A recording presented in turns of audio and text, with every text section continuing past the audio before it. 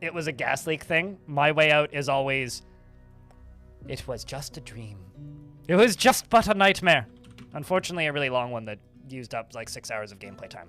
So because yesterday ended abruptly and like in a way that nobody would really want, we're gonna get started quickly today and see if we can catch back up. If you had a dwarf named yesterday, I'm sorry, I don't remember. I will scroll down to see if there's any dwarves that were specifically named. I've got to name a rock Scissor. I've got to name a rock On the Rock. I got to name... Yeah, I have several rocks I got to name, and a dragon I got to name. So we'll just do that out the gate. Of course, naming stuff is available if you'd like to redeem something.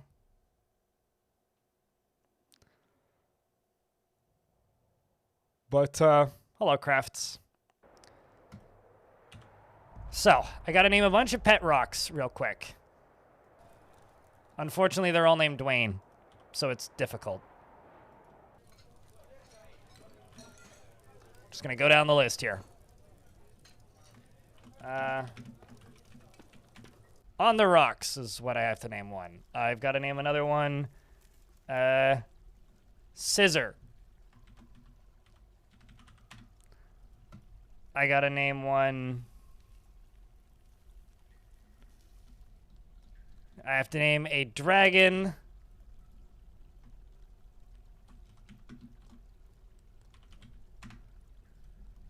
I gotta name a cave blob, but we don't have the cave blobs anymore. So I will just name the platinum statue blob. I've got to name bearded brewer or farmer. This is actually pretty easy to find. Yeah, it was you. Frosty. A dragon tiny smoke.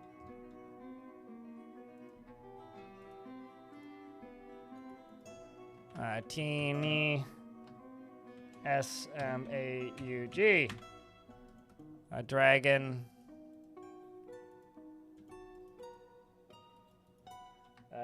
Calcifer. And I think that's all of them. All right.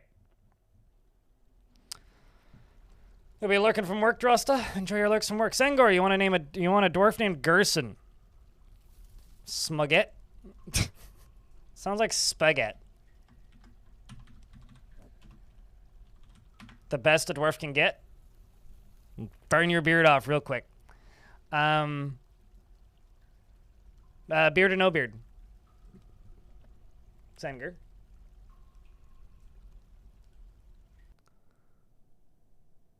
Literally just lost 2 hours of progress because I fucked up. I should have noticed it, but in hindsight, I should have just let the fort die, but...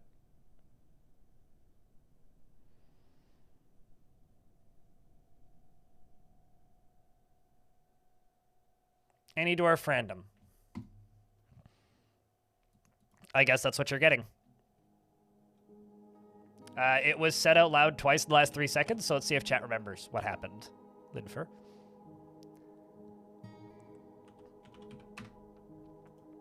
Gerson.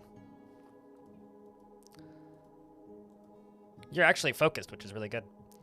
He is completely unmoved by the beauty of artwork. By the beauty of nature. And he's conflicted by this as he values artwork and its creation. He very rarely is moved by curiosity, and he has little interest in joking around. He is pleased by his own appearance and talents, and he likes to keep things practical without delving too deeply into the abstract. He has a calm demeanor, and he finds helping others to be emotionally rewarding, though he wishes this were not the case, as he considers altruism foolish. He generally acts with a narrow focus on the current activity, can easily fall in love or develop positive feelings, and he can handle stress. He needs alcohol to get through the working day and does not really mind being outdoors, at least for a time. Yesterday was a dream, all right. It was most certainly a dream. Hold on, I'm just changing a setting real quick here. Because I'm getting bothered by something that's rotating at the top of the stream.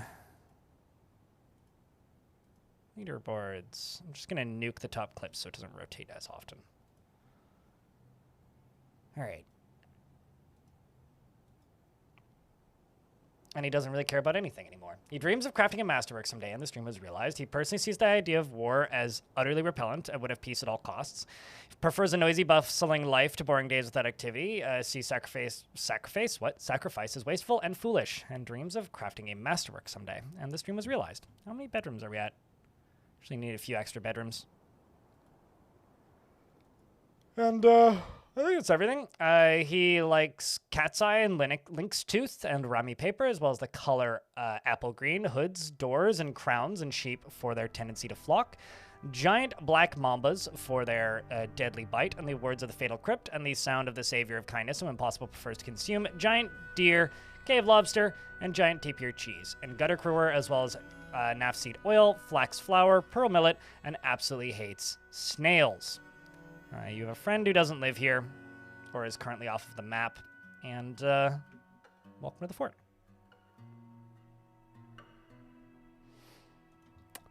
Falling in 2 hours of progress were lost. I mean, you literally learned everything. There was a full-on civil war due to something dying, I'm not sure what, which is a bug. And so I went to jump back to a save, and auto-saving was off, and yeah, the rest is a dream. Anyway, so this is the outside of the fort here. It does go down into the fort. There's a bunch of things I need to rebuild, which we started building yesterday. We are currently invading the goblins pretty radically. The good news here is, because we lost a bunch of time, I did get Weed McYeet back, who is my commander of my best squad. So that part is good. If nothing else, that's the good news. Is that I did, in fact, get one of my dwarves back. Now, one of the things that we built yesterday that obviously got unbuilt because, you know, the world ended, was I built a secondary entrance. And I'm actually going to move where it was located. I built it up here. Yeah, on this level. But I'm going to go down 2 more. Now, what this secondary entrance is going to be for is this is going to be a way in for the... for sieges that are not my dwarves. And this way in is going to make it possible for me to use dragons as defense, potentially. Another thing I need to do is I need to automate this trash bin. Another additional thing that I need to do is... stop hiccuping. Another additional thing that I need to do is dig too deeply and greedily. So if I go down to here... you'll notice very quickly that all the way down into here, there is this, which we need to dig through and get out and get down and around so that we can dig down to here and get some of that sweet, sweet adamantine. Lunch break's over. Get back to work. Don't work too hard. So, I'm going to real quick read through all of the names of the dwarves in the fort, but as a real quick reminder, this is a crowdfunded stream, so if you're watching this stream right now and you like what I do and you want to help keep it crowdfunded, by that I mean not full of sponsored marketing constantly, the best way that you could do that is by subscribing to twitch.tv/BLINDIRL, gifting a subscription, or sharing bits. Alternatively, you could use super chats or become a YouTube channel member. On the Twitch side of things, I just want to state that if you happen to have a Prime subscription available, do think about me, because that's honestly a large portion of how I pay the bills around here. But with all that said, I'll walk Lost, who did die in the previous timeline. Elfie Bean, Freeways, Aiden Knott, QN Jasmine, we've got Smithy Fem, we got Greg, we've got Egg, not related to Greg, we've got Lederan, we've got our king, who is yet to be named, we've got Darius, we've got Abrax. We are aiming for Mountain Home. That is one of the goals of this fort. We've got Dome, we've got Joffrey, the looping builder, we've got Rat, we've got Paddington, Double Dragon, who was our champion in the previous timeline. We should probably still make them into our champion. We've got Frosty, the Dwarf Man. We've got Chef's Intern. We've got Gurnson. We've got Herman Lee, the Miller. Herman Miller is what his name was. He made an artifact last time, and I really, really hope that he makes another artifact. We have Sadualek, we have Creed, we have Steel Stitch, we've got Drekken, we've got Clad, Bimbal, we've got Beermanier, 409, Tiny Haj, Biff, Toasted Shambo, Wispy, Glass, the Toasted Shambo of Wispy Glass. Sounds like a name. We've got Moreb, we've got Odinson, we've got Mud, Rookie, of course, Weed McEat, naturally, Slug, of course, Wolf, Bronze, and then the kids. Vic, the really pissed off goblin who's chained up, naturally. And I think that's everybody. But yeah, thanks for tuning in today. Thanks for showing up early, chat. If I could get a round of beers, that'd be cool. We're having a nasty crime wave with artifact theft happening constantly. Yeah, that's something that the only way to avoid it is by literally not allowing visitors. It's one of those things that I've wanted them to work on since it was added, which was in 2021. The rapid, no apparent reason crime that just happens. Like, that's been one of my biggest hopes that they fix for a long time, or at the very least, like, balance so that it's reasonable, because like that's the big issue with it. Another thing is, I think I'm gonna add some of these nobles to my fort because they're causing problems. Like, specifically, what I want to add is the, like, as you can see, this is what's happening. So I keep getting random people appearing dead because my birds keep eating them. So I'm just going to take this person and make own. Just join the fort. Just join the fortress. Just become one of us, and we'll work from there. Because then at the very least, my giant birds won't murder you. There's still polar bear men in the military. Greg is one of them.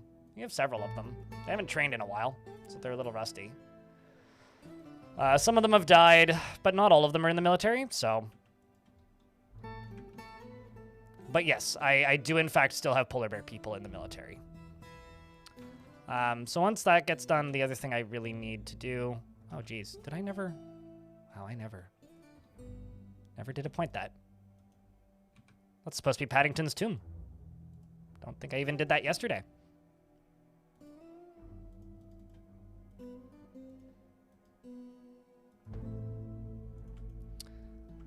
And then I will place the additional tombs out here.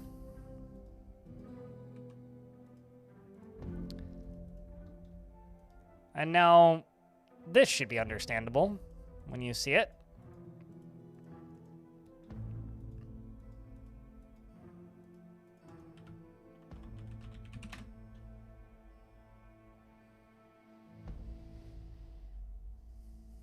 I mean, yeah, because it was claimed 12 minutes ago.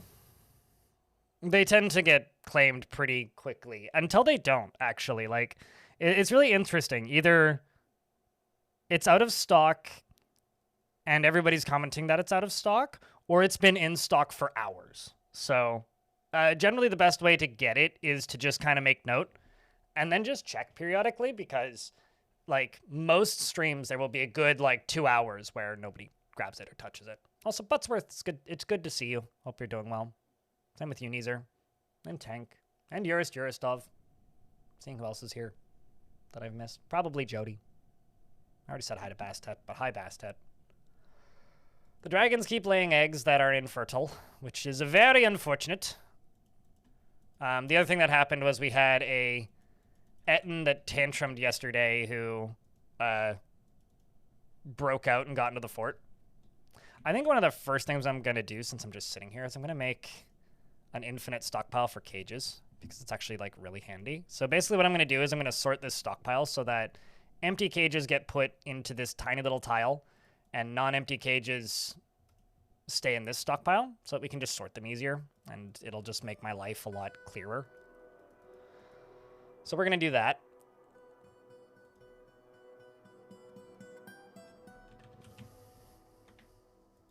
I'm just going to go there, and yes, I need to make some cages. Or not cages, minecarts. Let's make some gold minecarts. Or you would have grabbed it faster? I mean, I think you can grab it twice per stream. We're in an ad break, so I'm going to leave the game paused.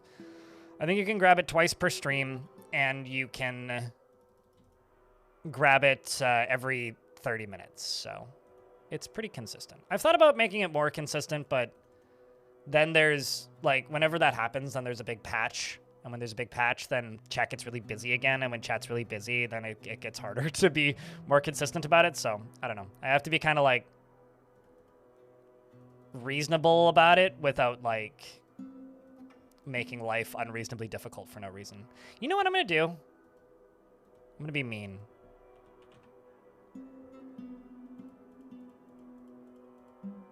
I'll put the baby rocks into here.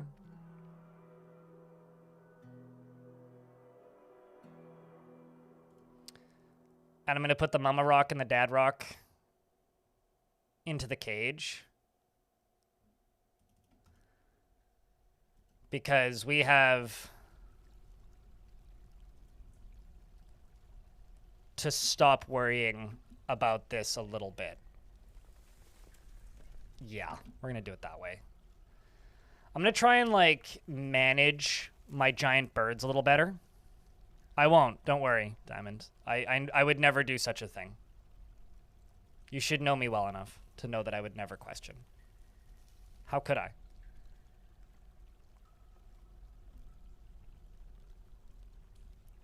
What are you even saying? I said big birds. Not every type of bird is a tit? Do you know how the language you speak work? I mean, like, a tit is a type of bird, yes. Correct, but... Chat, could you please translate what the hell what in the immaturity Diamond is trying to communicate? We're gonna pick up from the animal cage. Makes sense, Diamond. Makes sense. I'm clearly not at a high enough mental capacity level to translate. Anyway, we have Ted, who's a Hydra, and Korud, who's a Hydra, but they're not a breeding pair. So we'll get a breeding pair of Hydras once we, you know,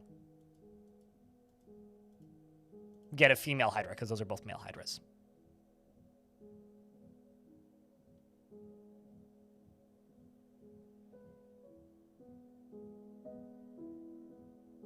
No, I'm saying make own instead of make one, because it's make own, O-W-N, zombie.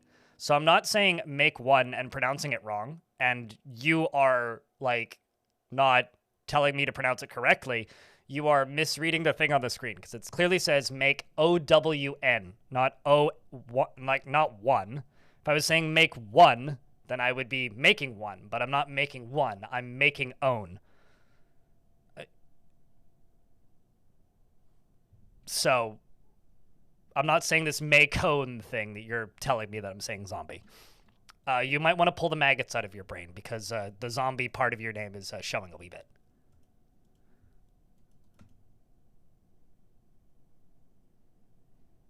Yes, we do in fact have baby dragons. Yamata. We got baby dragons, growed up rocks, and baby rocks. We've got cages with various other critters in them. It's a good time. It's all good, but just note that sometimes your ears aren't, like, your ears and eyes might be deceiving you one way or another. Hopefully it no longer drives you crazy when I say make own, because it is called make own, because that's what the word is.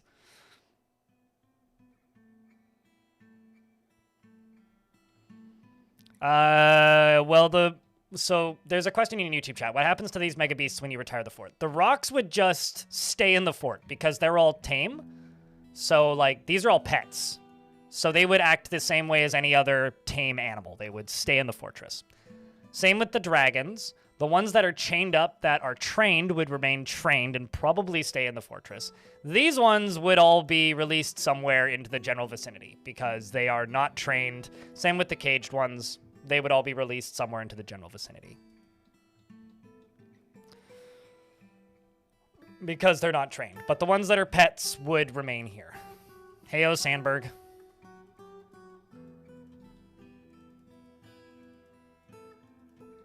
But yeah, the goodest news, I guess, is I didn't lose my main squad in this timeline yet. So you guys get to continue to hear and see the great trials and labors of Weed McYeet. Everybody's yeetiest dwarf.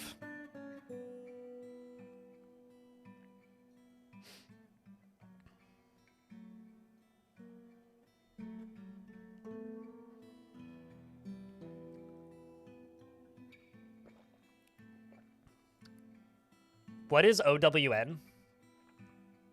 Like, I know it's the word own, probably, but like, is that like a TV network or something? Also, a Vile Force of Mug. You can get it on my shop.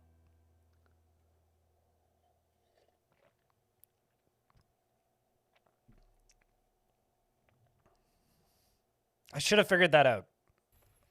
Huh. You know, I've never watched Oprah. My only knowledge of Oprah Winfrey are memes. Like the, you get a thing, and you get a thing, and you get a thing, and everybody gets a thing. I know that. And that's about it. But yeah, quite literally never watched Oprah. I have, like, no cultural connection to Oprah whatsoever. Like, at all. None. Nada. Nil. Zilch. I'm actually just going to... It's like, this is the one that matters.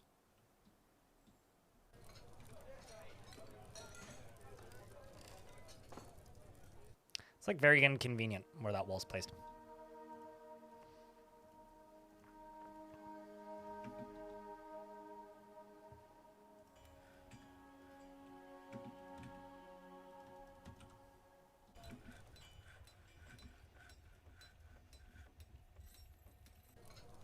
But this would actually, like, speed up pathing quite a bit.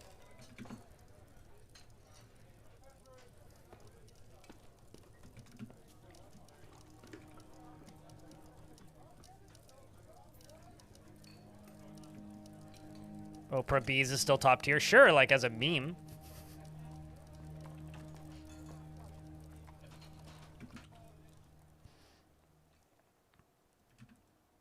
There's a lot of S-tier Oprah memes. You know, so speaking of memes, one of the most evergreen things for memes for the past, I don't know, since the existence of the internet, are the Star Wars prequels. And I didn't like the Disney Star Wars movies very much. Like, I didn't think those movies were very good. I just didn't enjoy them as movies. It's kind of that simple. You are throwing a tantrum. Who is Eustace? Mechanic. I'm going to send you to this place that's far away. Please go away.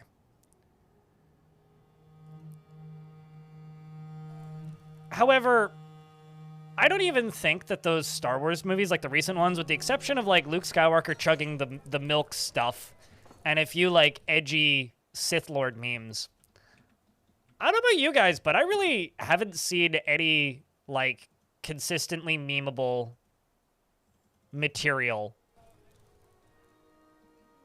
coming out of those movies, even.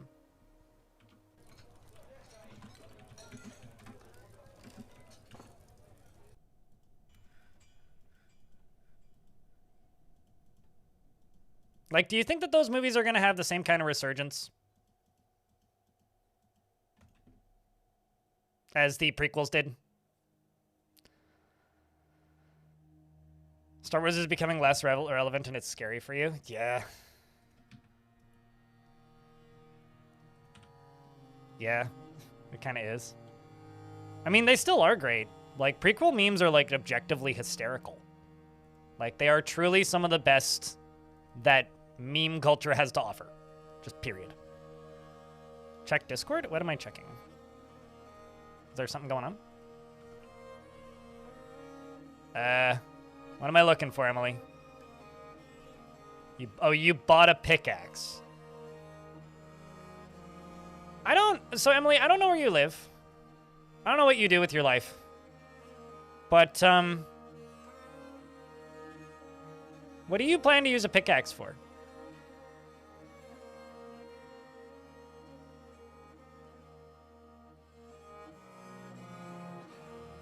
Also, please don't make me check Discord unless there's something like important happening, but I'd already tabbed out. So, I've seen said pickaxe. Nostalgia redeems anything? Yeah, I guess what I'm asking is anybody gonna have nostalgia for this generation of Star Wars?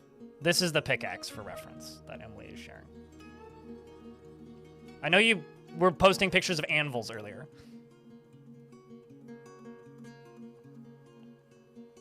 You planned to pick out rock, but what did the rock do to you? Speaking of picking at rocks, Jinyu. I think that's how you say that? I could be completely mistaken. Thank you very much for the raid. Welcome, raiders. What brings you around these parts? But yeah, solid little pickaxe. I mean, I have an ice pick, but I use that for, like, winter backpacking. Like, I sometimes have to use it for, like, climbing, but, like,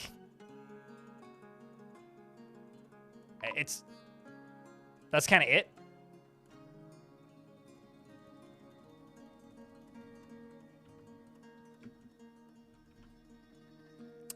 Let's do green glass cork.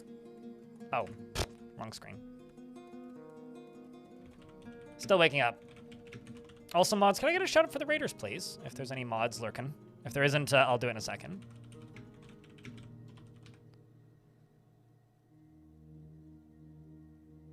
Before you run off, what were you streaming today? And give everybody in chat one reason to go follow you. There we go. Go click on that button. Go give them a follow. Thanks for supporting the channel and swinging by. Appreciate it. I'm gonna do one shop each. And collect sand and just do 20. Astronauts. Oh, cool. I need to play that whenever it hits 1.0. I'm following it and waiting.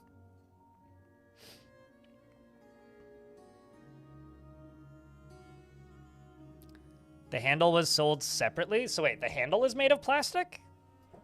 Emily? Because I was seeing, like, somebody saying something about plastic, but...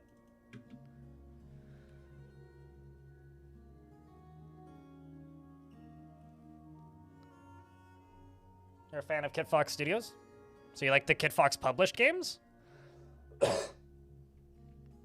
They do kind of have, like, a shtick that they're going for these days, hey? It's working for them, I think.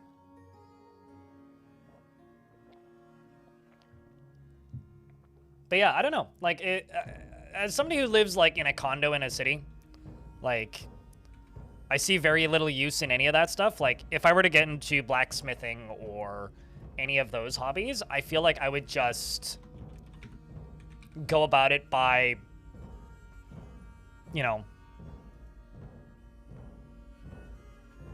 let's make these out of shell. I would probably go about it by simply renting or going to a place that has all of the equipment already and not buying it, because, like, why would I buy it when I could just not do that? I see where I've screwed up here. I set this to just empty animal cages, didn't I? Yes. Need both. Need both! And then you can also have empty animal cages.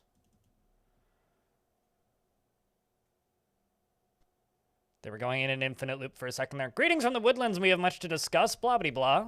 10 trees. That's fine. And they update my maps.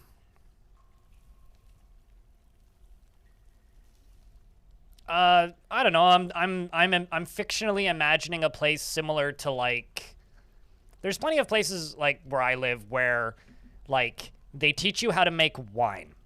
And, you know, they have all of the stuff to make wine. They have all of the ingredients. And if you want, you can bring some of your own ingredients. So, like, as an example, I did one once where you make wine, but if you have fresh fruit, they'll give you a really big discount if you bring your own grapes, you know? But they have all of the equipment to make the wine. They'll bottle it for you, or they'll teach you how to bottle it. They have all of the casks. They have all of the, like, the strainers. They have all of the everything. So you don't have to do it in your house. So if you, for some reason, have just, like, access to a pile of grapes for very cheap, you can just go make a huge batch of wine. And I know for a fact that there's similar places for, like, pottery, blacksmithing, all kinds of things. So it's just kind of wild seeing somebody, you know, buying a pickaxe and talking about buying an anvil. And also, I need a big round of beers because 802 Nick in the YouTube chat just threw out 20 memberships. That's very kind of you, mate. Seriously.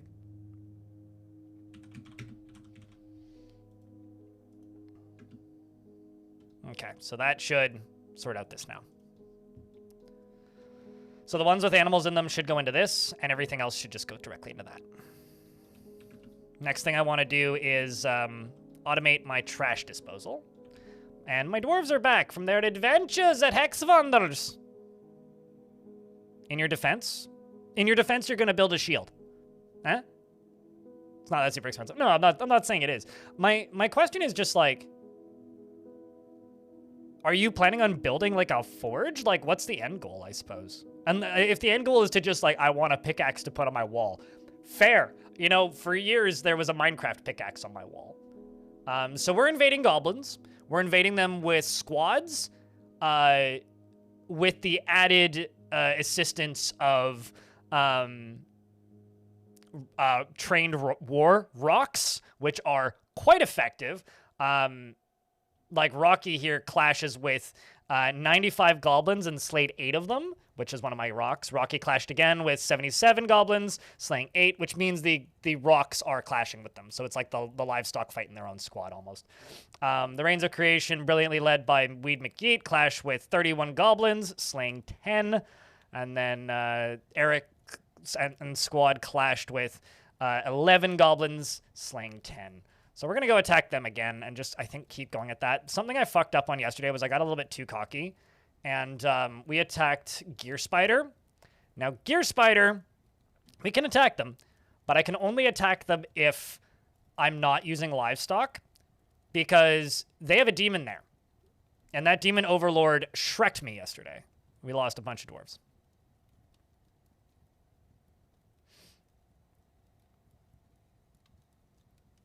But what rock are you breaking?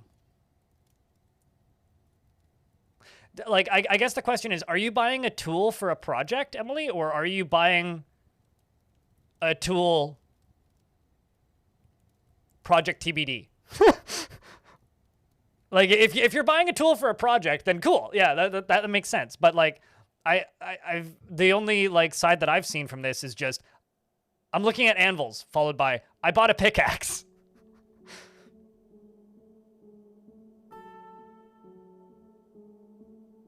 If the rock is nice, then, I don't know. I wouldn't be mean to it and break it. It's being nice to you. I'm making a joke, okay? Need some advice? Forgotten Beast is attacking your fort. So this is in YouTube chat. 802 Nick asks, Forgotten Beast is attacking your fort and keeps shooting out webs like every tick. Dwarves have no chance to attack. Not sure if bugged. Intended? You need to use ranged weapons.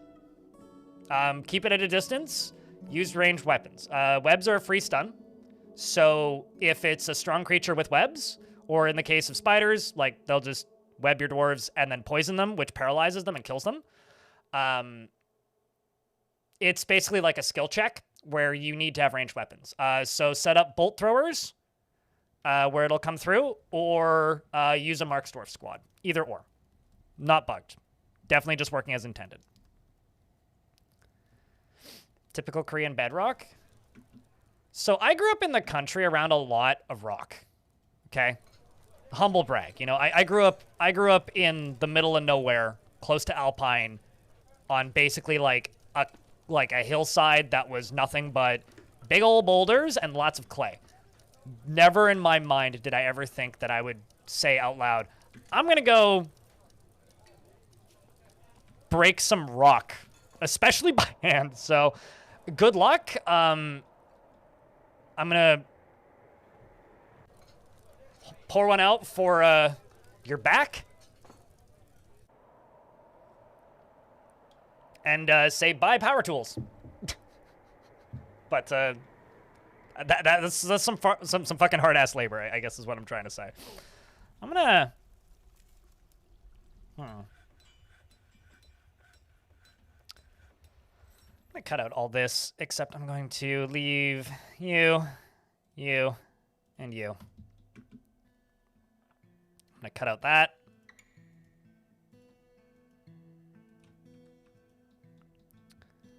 I'm gonna pop up one layer. Just scroll around and see, is there anywhere I can cram more houses in? There is, over here. Let's cram some more houses in.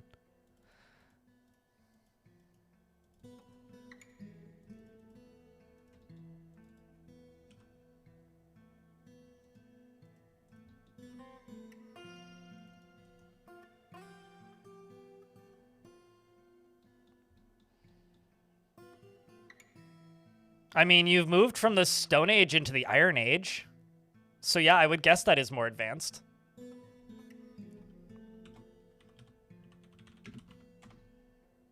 Where I used to live is essentially like the way the Dutch live.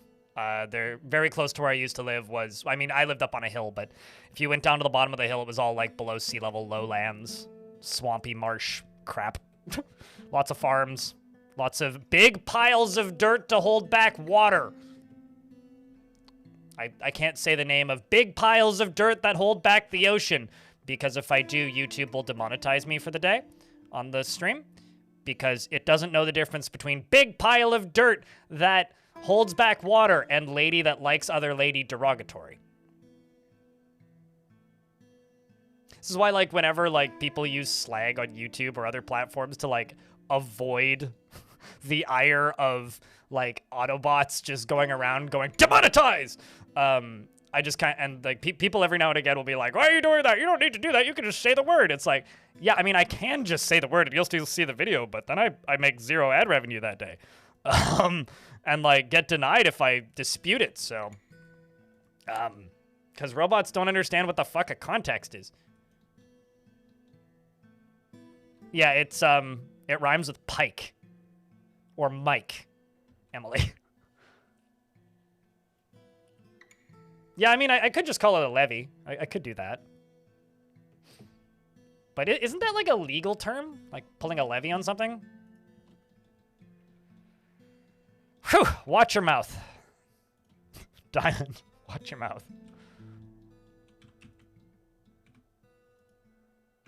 The robots will hear you. They're coming for me.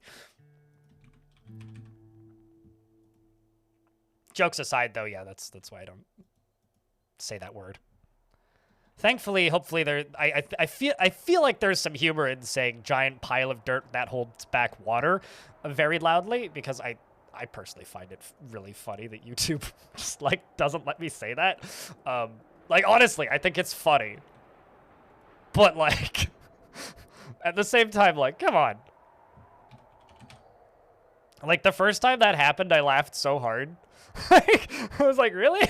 Like, that's the thing that you're gonna, that's the, like, because I had like this big like red notification thing when I logged into YouTube an hour after the stream was over, and it's like, recent broadcast will not be receiving ad revenue due to blah, blah, blah, blah, blah, blah. I'm like, what did I do? It's like, you sent me 3 emails. Calm down. Hold on.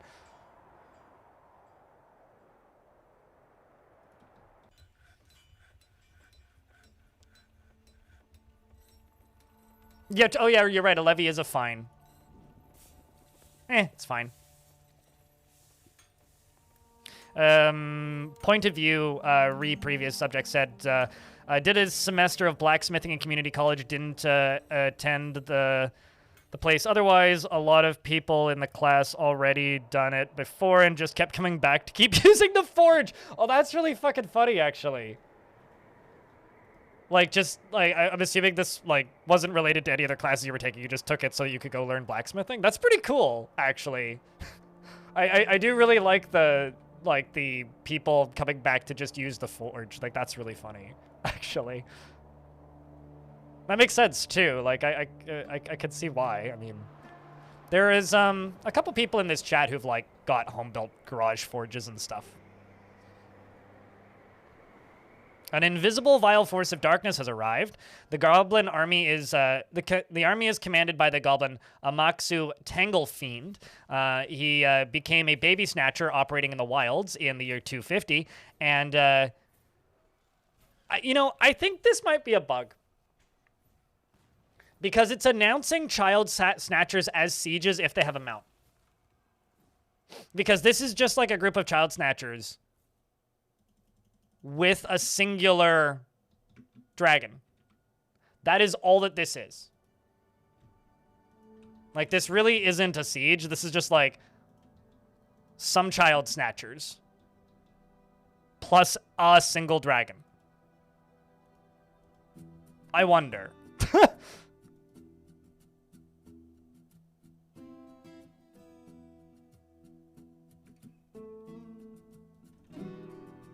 Also, that should get tossed out.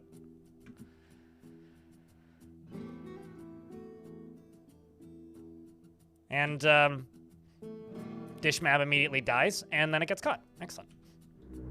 And then an ambush arrives. Curse them! And then a bunch of snatchers arrive. Protect the children. Think of the children's! And Udib, the recruit, immediately dies. And one of my accomplished swords bearers comes running in, immediately slashing their way through the goblin in the upper body with the steel short sword, and the upper body is cloven asunder, lodging it firmly in the wound. I wonder how. The sword, not the upper body. The polar bear swordsman stabs the goblin swordsman in the upper leg with a short sword, which probably looks like a small dagger on him. With a short sword, fracturing the bone through the dog leather tunic. We lost a few recently recruited wrestlers, but it happens to the best of us. And then some Cyclops shows up. I guess we'll let this clear out too. Where's the Cyclops? There you are. Unfortunately, just has tears and snow on him. And Mr. Cyclops, you chose a bad time to come back.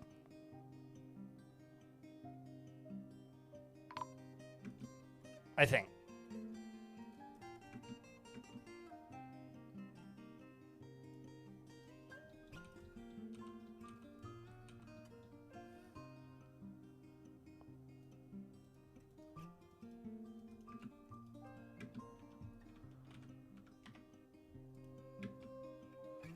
Huh.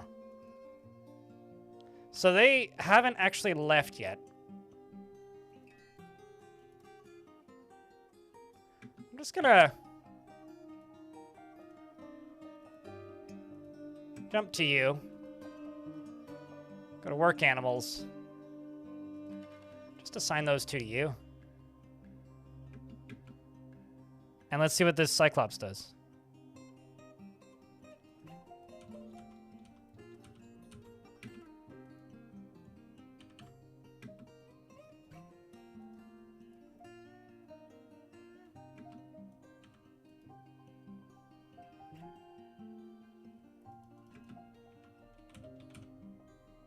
Do you even think you're on the map at the moment?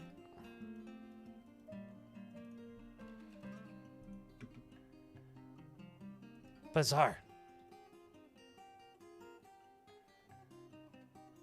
Oh, there you go. Now you're moving.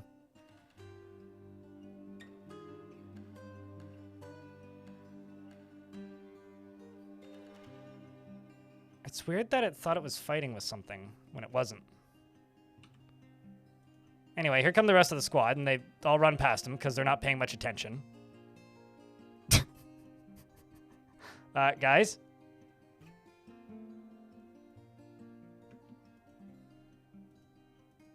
Okay, now they're killing it. There we go. Weird. It's like he was friendly or something. Bizarre. I know he's not, but like... That was truly bizarre. Very strange. We're about to get hit by an ad break, so I will just let the ad break run.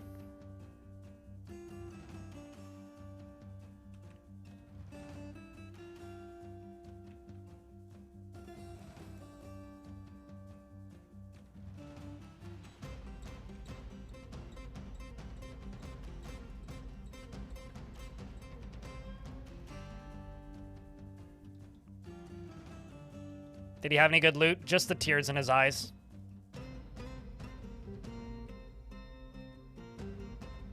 That's actually grimmer than I meant it to be, but no. He did not have any loot.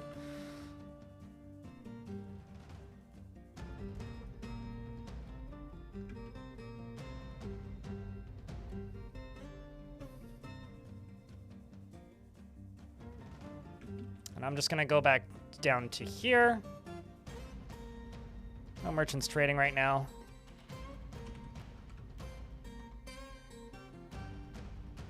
Huh. And some stuck merchants. I wonder what caused that. We're also in an ad break real quick. I'm just going to deconstruct this, I think. Then reconstruct it. All right, let's wait. Cue Benny Hill music? Kind of, Reinhardt, yeah. It's very confusing.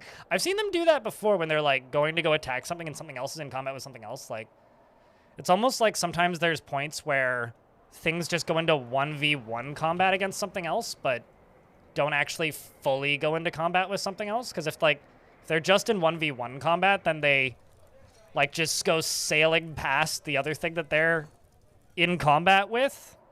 Like I've definitely seen stuff like that happen before. It's always bizarre when it happens. Like it's so strange.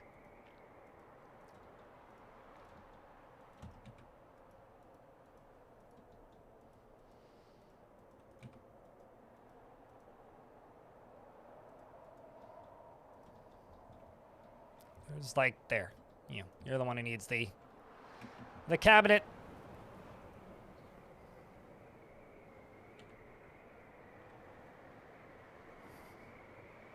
Also, how you doing today, Reinhardt? Hope you're doing well. And mental driver as well. We were definitely babbling about something before I got into this. Gavros says, I heard that invader cave dragons will be hostile to their own young. That makes sense. I've never seen that before. I mean, invaders that have babies on your map, the babies are always listed as friendly, like neutral, basically. So the same as like a visitor. I've never seen that happen with dragons, but that doesn't surprise me that they would kill them. The last time I saw that happen was actually with necromancer experiments. Which was wild because they started having triplets and quadruplets kind of out of nowhere.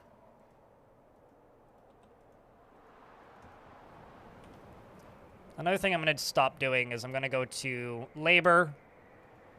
I'm going to go to chores and maybe like, hey kids, maybe stop hauling bloodied bodies. It's probably unhealthy for them.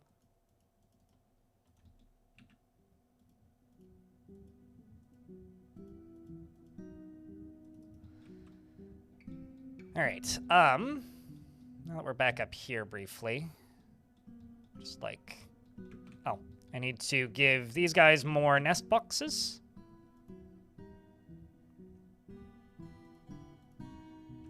Not cages, nest boxes.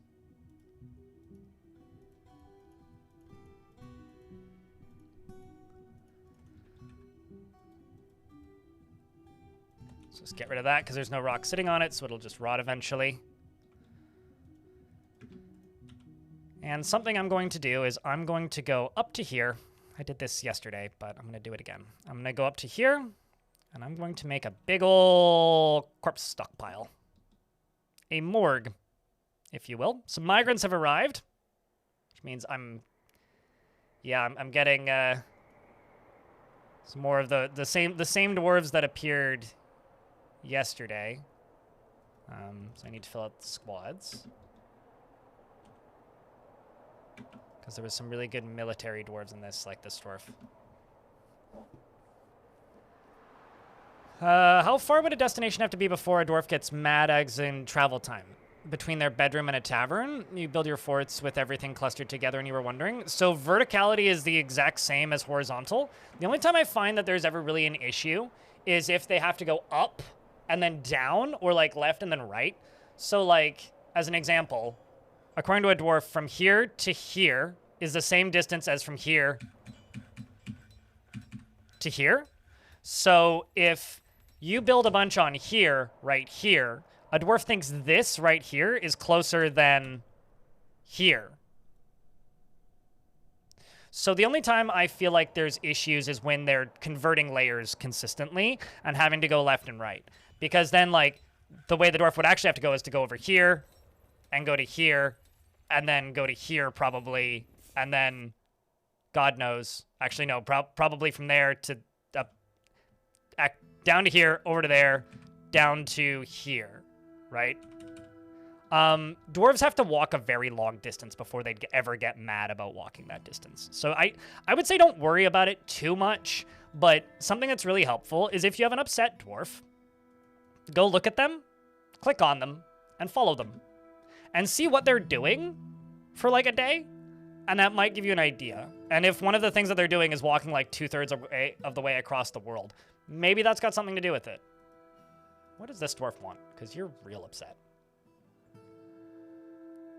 You want to think abstractly. What squad are you in? Points of mining.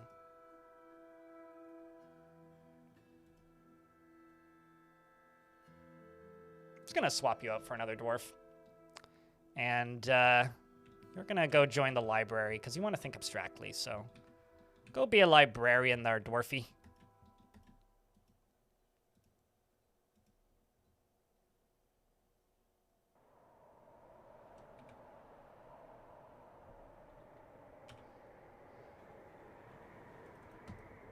How do you spell your name? A-B-L. Yeah, it is. That was right. A-B-L-E-L.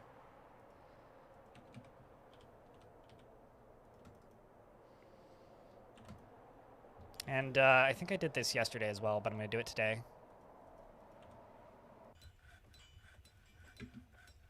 I have a bunch of paper, I think. So we're going to go make a bunch of quires and do some copying.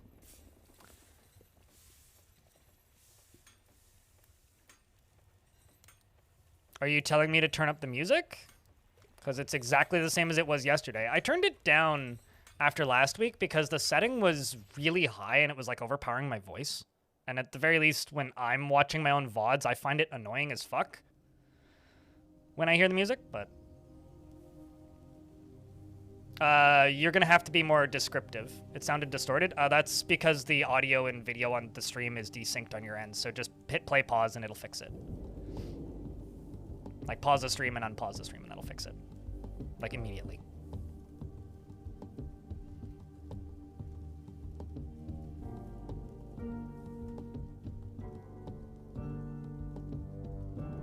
And also, Diamond, if you could tell me if you don't hear the music, that would be useful. Instead of saying what music, that's not helpful. But you know this, which is why you put a cap on it. So don't be like Diamond. Be helpful.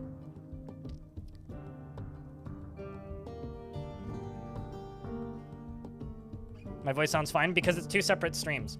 So I'm outputting 4 different audio streams. One is my desktop audio, one is the game audio, and then one is my voice audio. So I could be watching a YouTube video of about I don't know. I could be watching the most recent Nile Red video, and you guys wouldn't hear it because I have it muted right now on this scene. I could be listening to Spotify, and you guys wouldn't know because I have it muted on this scene. But I could have it unmuted, have the music that you're hearing in the game muted for me, and have the desktop audio that I can hear muted for you. So fun audio routing is interesting. So because I have 3 separate audio streams, Twitch gets all 3 separately and melds them together to send to you. So technically it's processing 3 of them together. So if your connection to Twitch gets distorted and they don't get fully synced up, which can happen sometimes if you have a blip in your internet connection and they desync ever so slightly, it sounds fucking weird. It's just like the technology that Twitch has always used. YouTube has its own eccentricities and it does similar stuff, like sometimes the stream will slow down a little bit, but Twitch just sometimes blurs up the audio a bit. Sometimes it makes it worse. Like if you have a bad internet connection, sometimes low latency makes it worse, Dad. Not without using DFHack, Gutenberg Craft, and YouTube chat. Also, good morning, Abrax. Your dwarf is still around, I should know. What was I doing? For people who are wondering, Redeem a Dwarf is up. It's been up for 30 minutes. I was going to make a stockpile for bars and blocks out of stone and clay.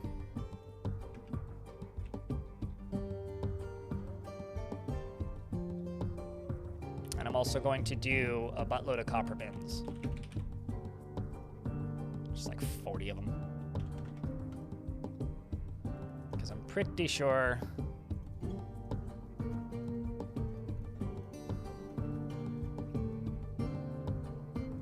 Yeah, I do.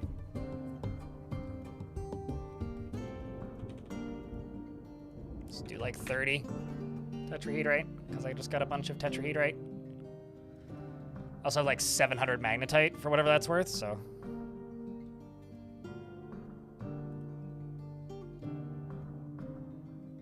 Eric wants to name a lady dwarf Kira. Happiest dwarf in the furt.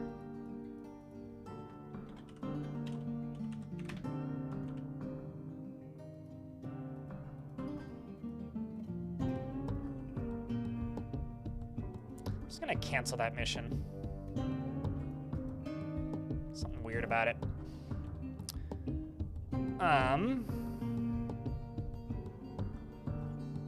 You mean this diamond?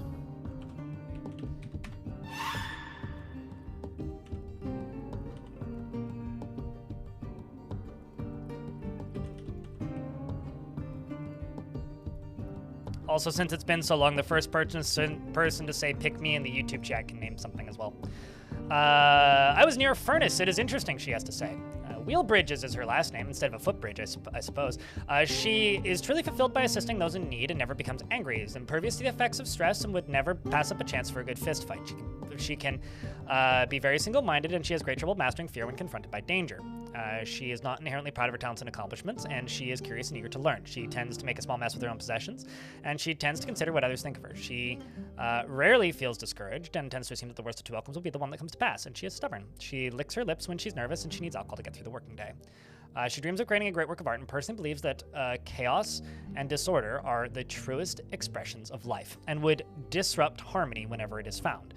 She values nature and finds blind honesty foolish, and finds romance distasteful. She likes granite and trifle pewter, as well as praise opal and crystal glass, mussel shell, giant cave spider silk, and giant ibex parchment. Bucklers, quivers, boxes, amulets, and spiked balls and cats for their aloofness, and giant green tree frogs for their distinct mating call. Prickleberries and for their precise thorns, and the words of the teacher meandering, and the sight of the reticent sheens, and when possible, she prefers to consume salmon and pineapple, and absolutely hates spiders. I'm just gonna dump literally everything in there. It's gonna take a little bit, but we'll get rid of it. We'll be okay. And this down here is currently open, which is good.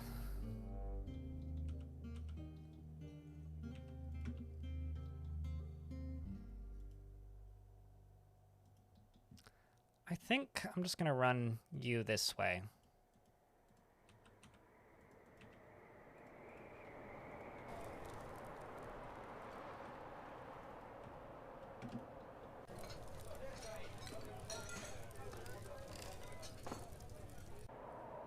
Should you get Surviving Mars, Songs of Six, or Prison Architect? Well, you shouldn't get Surviving Mars. I would say, okay, is the question of which one can you afford? I would say buy Prison Architect, play the demo of Songs of Six, and download Hewn for Dwarf Fortress and play the free-to-play version of Dwarf Fortress. Because Dwarf Fortress is available on the website, bay12games.com/dwarves. You can play it entirely for free. It is the exact same game, mechanically.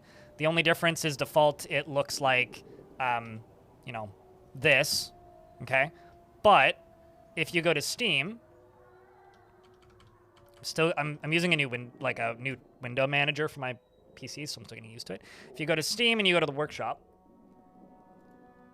there is a mod called Hewn, and by default, this is on the Steam Workshop, but if you scroll down in here, there is this, which you can download, which I think is up to date. Okay, no, it's one version behind. So you'd have to update the version of Dwarf Fort, but that's easy enough to do. Or you can just grab the standalone pack here, and you can download this graphical tile set for the free version. You just have to follow their instructions to install it. So if you're okay with Dwarf Fortress looking like this, you could play it with graphics for free. So if the question is like money, just don't buy Surviving Mars, because that game's kind of bad. It's okay. It's not great. The free demo is for Songs of Six is the full game. It's just roughly a year behind. And buy Prison Architect. That would be the economic way to do that. And then as far as Dwarf Fortress goes, I would say buy it because the developers are cool, but buy it like, you know, when you can afford it. And don't like, you know, worry about it too much because like the game is free to play for a reason, right? You're still playing Dwarf Fort. The reason the Lazy Noob Pack like doesn't exist anymore is because like there isn't enough tile sets for it to be maintained. It could still be maintained if more people made tile sets, but tile sets require a lot more work now. What I actually think is if you are a pixel artist and you want to get into helping the Dwarf Fortress modding community, I do recommend that you go download Hewn and use it as a template and pre-package it with Steam. Or not with Steam, but like with the modern versions of the tile set and put it on the Steam Workshop. Because like, I do actually think that that is a really kind of important thing for the Dwarf Fortress community to have tile sets that are up to date. And it's been a long time since there's been a lot of like easily accessible, publicly maintained tile sets like that. No, it comes with mouse support. Whoever told you that it doesn't is smoking their own farts. Anything before version 47.05 doesn't have mouse support, but anything released since December 2022 for free on the website is the exact same game. It literally is this. Like, you can click buttons. It's exactly the same. It is the exact same game. It's been that way since 2022. So as the people that are talking about like old versions are the people who are talking about like who, man, I really wish that this was communicated better just on behalf of this game in general, because like it shouldn't be such a difficult thing to explain. But yeah, the reality is like every single free version of Dwarf Fortress released since 2022 has included the exact same feature set as the premium version and full mouse control.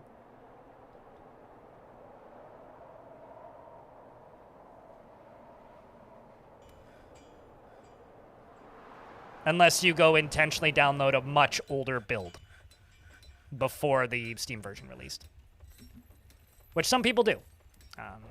But that's like essentially going back to old legacy versions. Like, you don't have to do that.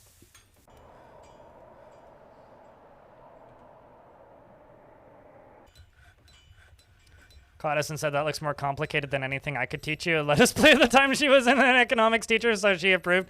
Well, that's good. Yeah, I've heard lots of stories like that. I don't know. I never played it on a school computer. I did play Halo Custom Edition on school computers. Because I used to go to my friend's high school to use the computer lab and print stuff. Even though I didn't go to that school.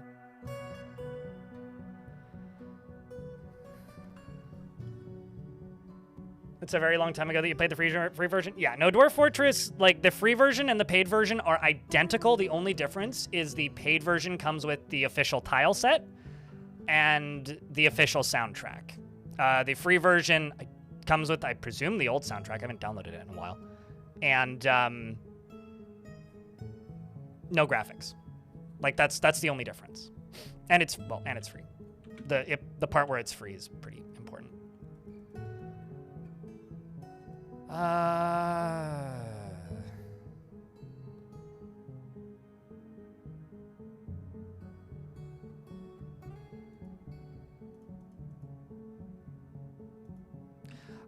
I see the issue.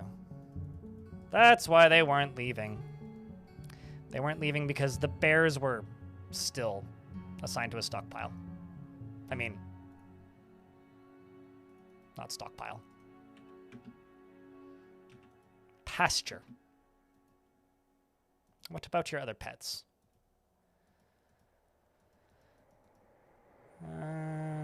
Labor, work animals.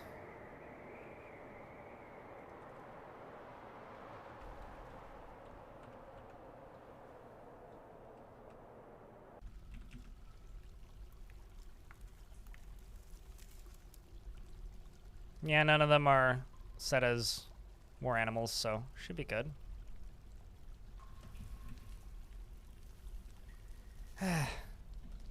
Still unfertile. Poor dragon eggs.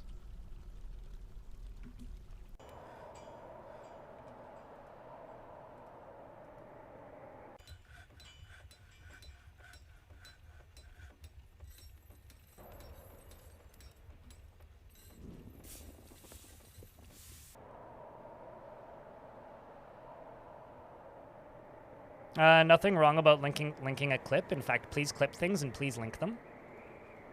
Even if you're just, like, clipping a pun, like, clip things. Clipping is so important that, like, there are people out there who, like, are on Discords who will just pay you to go get clips of things. It's, like, kind of nuts. So anything that you clip is very much appreciated. 409. Although if you want to feel less mixed about it, just edit the text.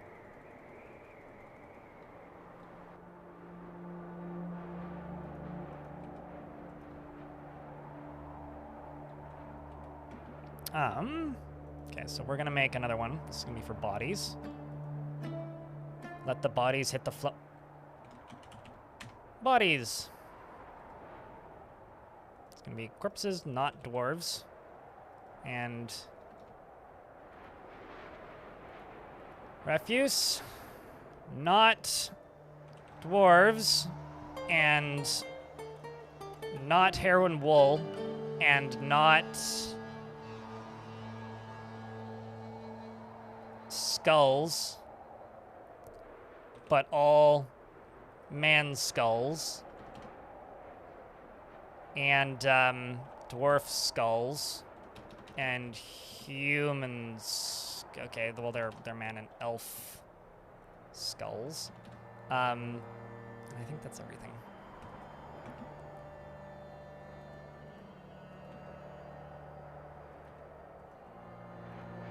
And then you, just corpses and refuse, not tanned hides. Not, well, actually tanned hides can go. It's fresh hides that no.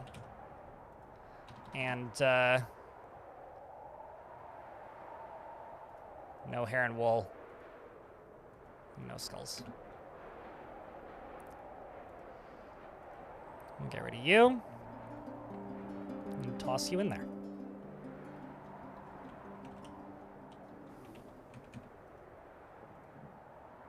Boop, get rid of those. Bring the bodies.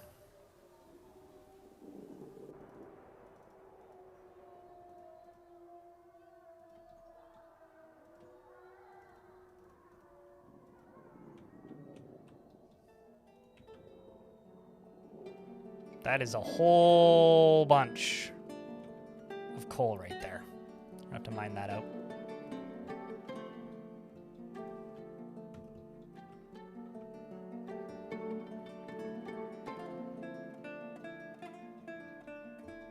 actually. I'll just go everything pre here.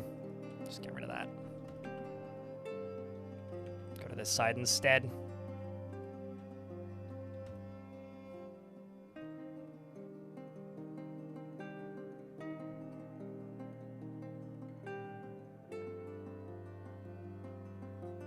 You haven't had a full server spam bot? Oh, did somebody just spam the Discord?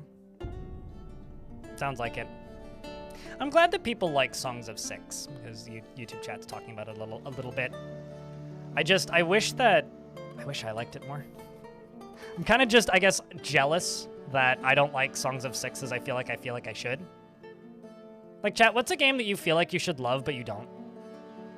Like, it does everything that you should in theory, just absolutely adore and want to do nothing but play it, but like every time you play it, you just go, nope, actually, maybe not. Well, thanks, Stone. Appreciate you. Whew, hold on a second. Gotta go stab myself with a needle. Rimworld until recently. Finally maybe clicking. Gotcha.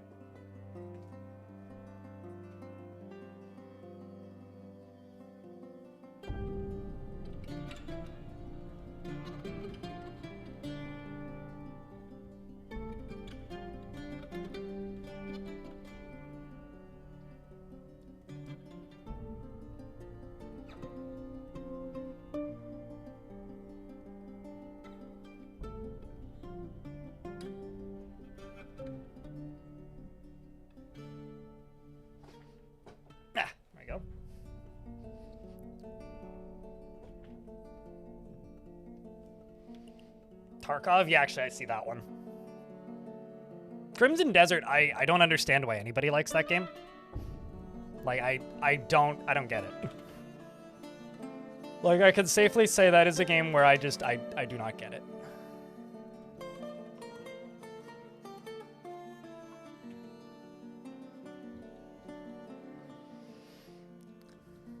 Songs of Six, sadly, for you as well.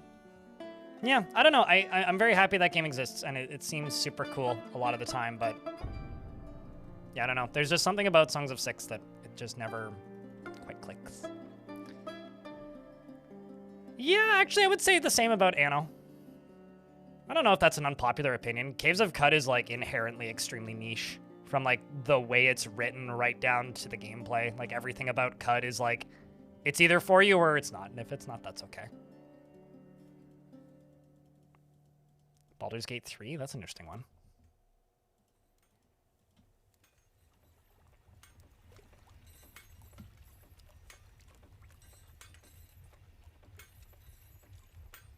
My favorite decorative material combo? Combo. You're kind of getting me at combo. I don't know. Darker floor, lighter walls. I really like Jet. I really like Siltstone. I like the kind of, I like olivine, like greens. I don't know. I don't know if I really have a favorite. I mean, for this fort, I'm really kind of liking this level. I think this level looks really nice, colors-wise. Same with this. Like, I'm very happy I got so much Saltstone. But yeah, I don't know. It's kind of hard to one-to-one say it all the time. Not entirely sure.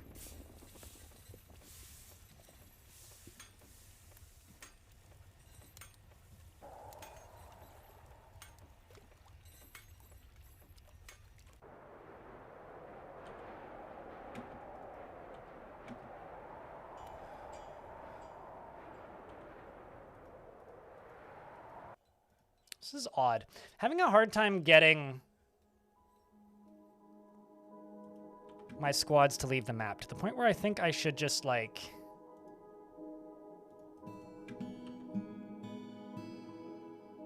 unassign and reassign animals, maybe. You got super bored of Baldur's Gate? I find a lot of those, like, one of my biggest problems with CRPGs is that they outstay their welcome. So I could see that. I really love Caves of Cud, but in regards to Caves of Cud, but I love Caves of Cud kind of in spite of itself. Like, I love the writing, I love the world, I love the mechanics, I love the art, but it is a weird game for me because usually when I play a game like that, I finish it and then immediately want to keep playing it. In the... Yeah, okay, this is... I need to get rid of this. In the case of Caves of Cud, when I finish playing a run, I don't want to continue playing it. But most roguelikes that I would state that I love, when I finish a run, I want to continue playing it. And it's very weird to me that Caves of Cud isn't like that for me. Like, most of those games, like, I'll finish playing a run and I'll be like, cool, let's do another one. Let's go again. But Caves of Cud isn't the case for me, which is odd. I really like Malachite. Actually, Malachite's a good shout. I really like Hematite as well. Like, if I have, like, an abundance of Hematite, Hematite's a really good color. Just the nice red is 2 thumbs up. Yeah, like, I will play a run, and hopefully it's a successful run. Or, like, I will do one long run in Caves of Cud. Like, I really wish that Caves of Cud wasn't a 40-hour RPG. I really wish it was, like, a 7-hour RPG.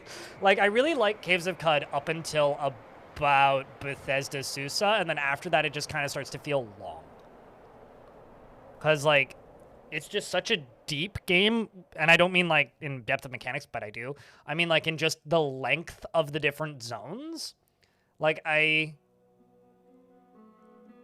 love the quests, I love the writing, I love the world, I love the mechanics.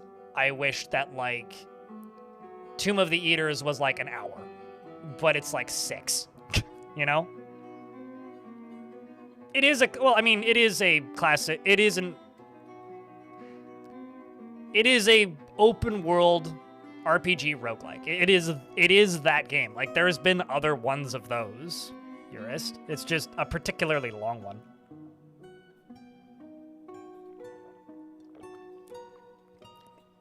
I don't know. I think for me, I really like Caves of Cud up until Tomb of the Eaters, and then after Tomb of the Eaters, I kind of feel like it ends, but I've also never actually hit the true, full, complete, done, you made it to the end part, because, yeah, I don't know.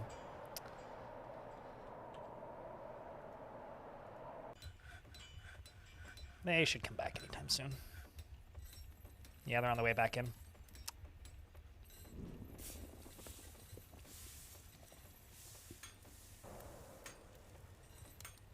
I really like shale as a color. Same with siltstone. Like, these two are probably my favorite common ones, especially in this fort specifically.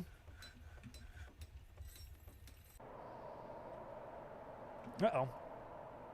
Asm.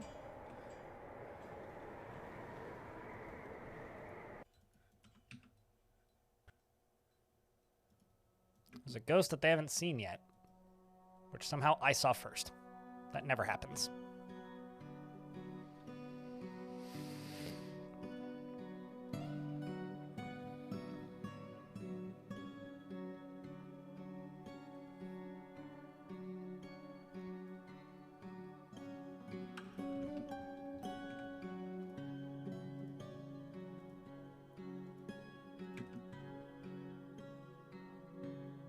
Yeah, I like parts of Songs of Six, Kravis the Great. I do like parts of Songs of Six. Just not all of it, unfortunately.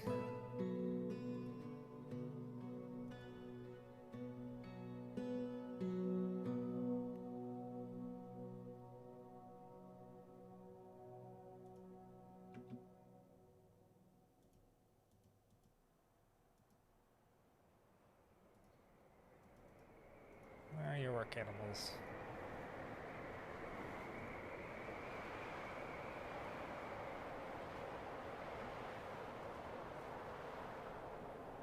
What are the parts you don't enjoy? The overworld diplomacy, the combat, mostly that. Mostly the overworld diplomacy and the combat.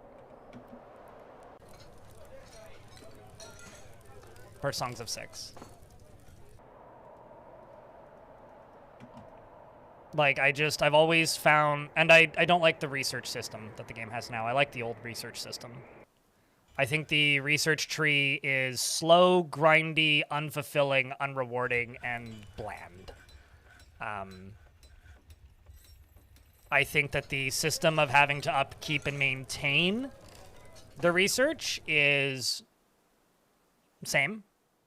And I think that the process of managing like research input output sucks.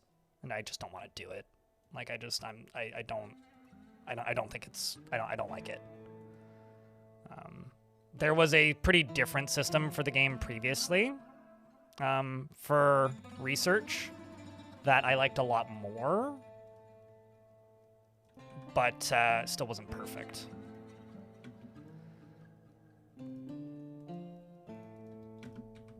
But like, I don't know. I've played Songs of Six more or less since it released, and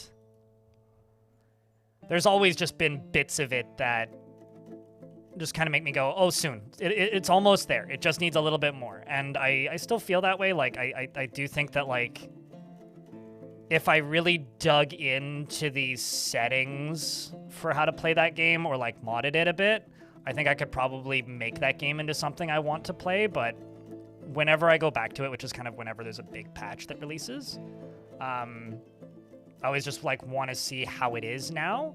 And it just hasn't been there ever, which does just, I don't know, kind of feels bad because like it's a game that I promote a lot, it's a game that I've promoted a lot, and it's a game that in theory I should enjoy, and in points in its development history I have very much enjoyed, but at the moment like in recent history, like I haven't really liked anything that's been added to that game in a while. It's kind of what happened with me in RimWorld, where when RimWorld first released into early access, I fucking loved it and played a ton of it. And then slowly that game developed in a direction that where I just started to like it less. And I can feel that happening a little bit with Songs of Six, and it bums me out because you never want like something that you enjoy to be something that you stop enjoying, you know? Like that's never a good feeling.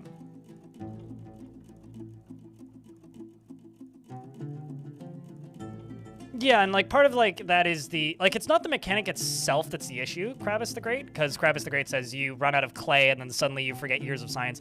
It's not the mechanic itself that bothers me, it's the artificialness of the mechanic itself. Like the way research in that game used to work was you would build a what do you call it? You would build a library and you would make paper. And then you just had to maintain paper. Once you maintained paper, you were good to go. And I really liked that. I always found that was a cool mechanic that you had to write it down. You did have to maintain it, so there was a minimum level amount of paper that you had to have, but there was nothing else to it. It was just paper. And I liked that. And now it just feels overly complicated and artificial. We do, in fact, have baby dragons, Ice Blue. Baby dragons and many a baby rock.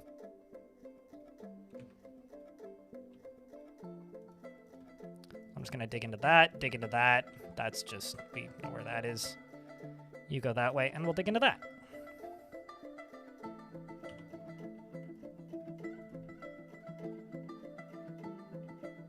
I want to like the politics part, but I don't know.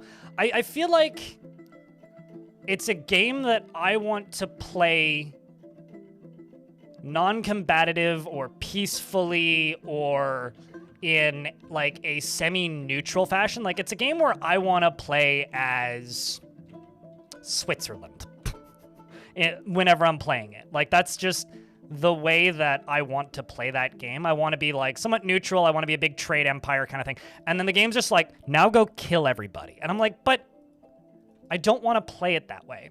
And whenever I'm playing a game and I feel like it's pushing me towards a playstyle that I'm not interested in or I don't find enjoyable, very quickly I want to stop playing. And that is how I feel about Songs of Six a lot of the time, is that it's pushing me in a direction that I don't find compelling.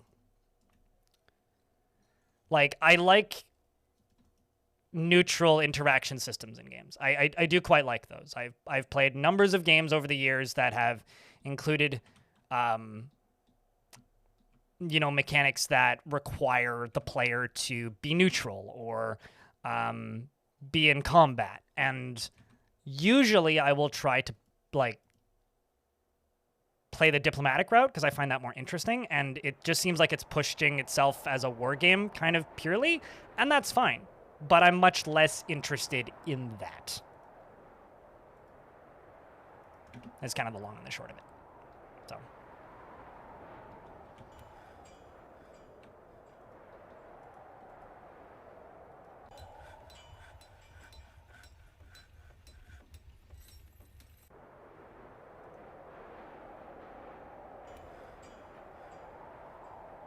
That's literally the way it was. And you could slide up and down how quickly the paper/books degrade. That's the old system that you're describing, Krabus. The original system that Songs of Six had for books. The other mechanic that I don't like that Songs of Six has is the mechanic where you have to allow certain types of materials for your factions to have.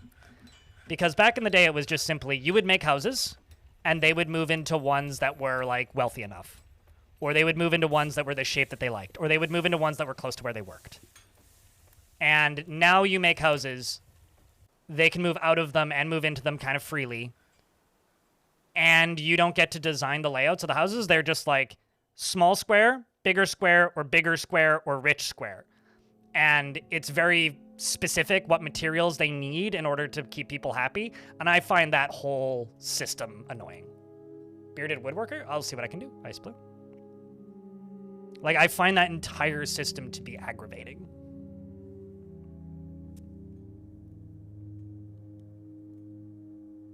The best idea nursery. I don't know what that is, ladies. As a reminder to everybody, this is a crowdfunded channel. I do make a living because people subscribe to the stream, cheer bits, gift memberships, do all that stuff. It has been over 2 hours since the last notification of money in the stream. If you would like to support this channel and help keep me funded and keep me away from corporate sponsorship money, such as certain VPNs and all of that other crap, you could do so by subscribing to twitch.tv/BLINDIRL or using a Prime subscription if and when available. That's it. That's the pitch. There's raising baby dragons everywhere, which you're in full support of. I'm not raising baby dragons everywhere, just specifically in their pen, but... Apologies. And currently they're competing with the Kakapo for this.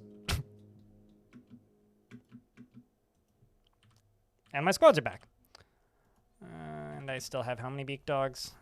Additional beak dog.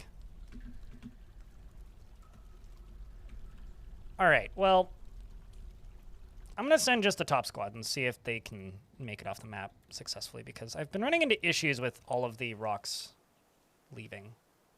Or maybe what I should do is...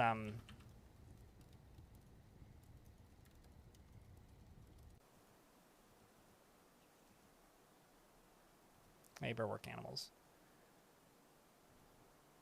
You're good. Actually, let's just check something real quick.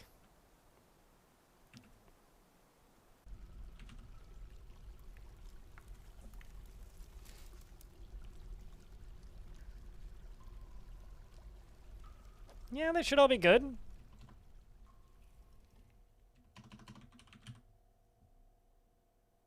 Should be good.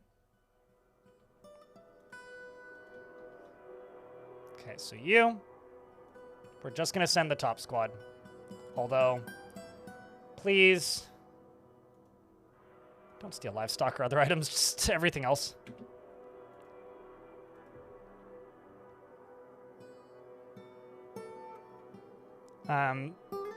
So you want a bearded woodworker. I got Meng? Yeah, just Meng. Let me know if you want a number or anything at the end of your name, Ice Blue.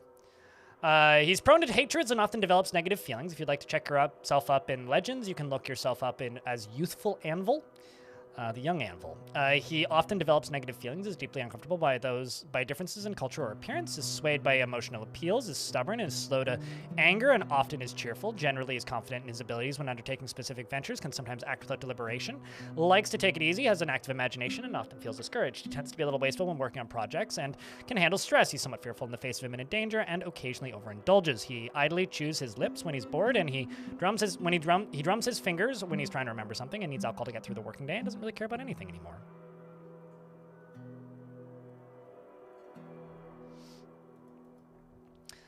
He personally believes that the acquisition of power over others is the ideal goal in life and worthy of the highest respect. Believes deeply that chaos and disorder are the truest expressions of life and would disrupt harmony whenever it is found. He considers craft stewardship to be relatively worthless and dreams of raising a family.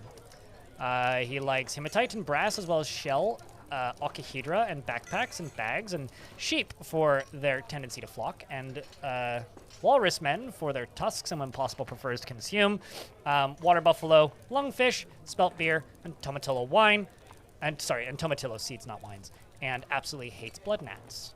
He's got a collection of friends and worships mumas and isn't a member of any religion because this entire faction is non-religious.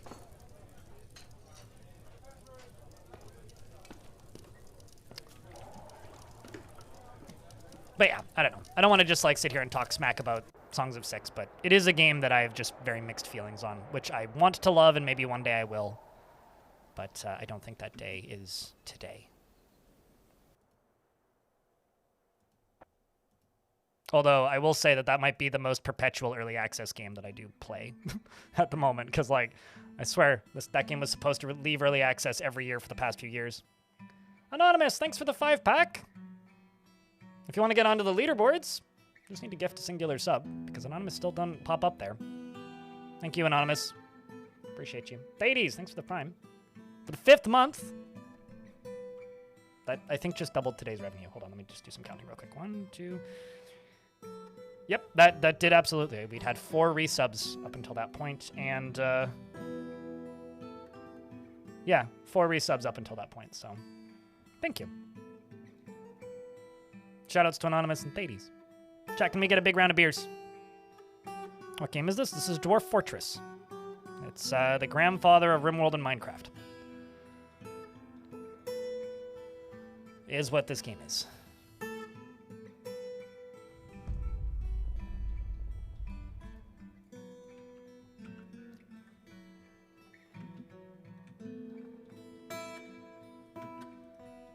That's getting dug out. Okay, now that we've done all that, I can stop digging through damp stones and warm stuff.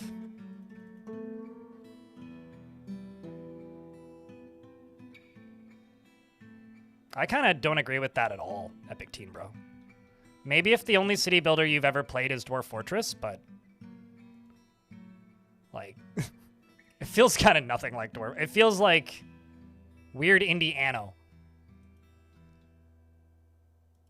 Like, it feels nothing like Dwarf Fort to me. Like, could not be more dissimilar. Like, the only similarity that Songs of Six has to Dwarf Fort is that they both have people that you can have some command over. Like, there's, like, no similarities between the two.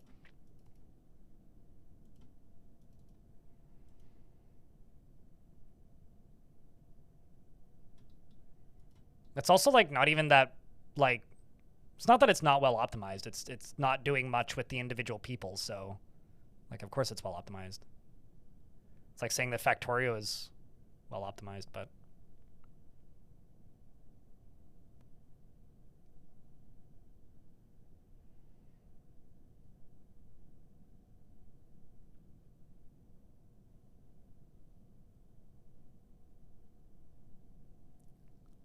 I do, in fact, have polar bear people, dragons, and giant birds. Tetra, which are rocks. Great birds of prey. Anyway, I don't know. I don't want to just sit here and talk about how I don't think Songs of Six is as good as it should be, but I don't feel like it's the most positive discussion to have. Humans are here to trade, which is nifty, but I just want to finish this before I forget. Get things all lined up. Because I need to dig through that. Over here. And then dig through this.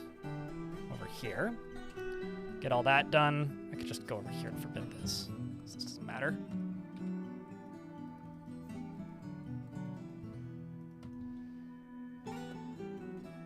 I don't know. I want to talk about things that people like instead of just things I don't like.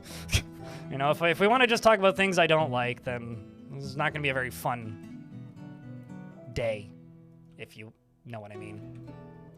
Like, that just kind of sucks. I'm already, like, a generally grumpy enough person. I don't need to be grumpier. You know? There is a two-legged rhino lizard down here in the lava. That's wild. What's my favorite run I've played in this game? I don't know. I don't know, man. I don't know. Like,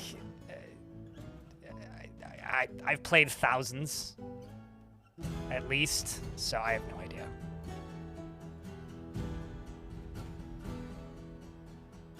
I feel like that's an unanswerable question in any game like this where you play thousands of runs. Anyway, I'm just trying to keep the conversation rolling, so if there's anything chat wants to talk about that... I mean, if genuinely the only subject you guys are interested in is why Blind thinks that Songs of Six could be better, we could do that, but, I don't know, I'd rather talk about anything else. I never guarantee what forts will and what forts won't, Krabicus, because it comes entirely down to my own creative impulse. If I feel interested in making a fortress into a video, then I do it. Otherwise, I don't. And I never guarantee it, because if I released every single video that I started, there would be like 4 times the amount of big fortress videos. But I don't release every video that I start, because if I stop feeling it, I don't release it.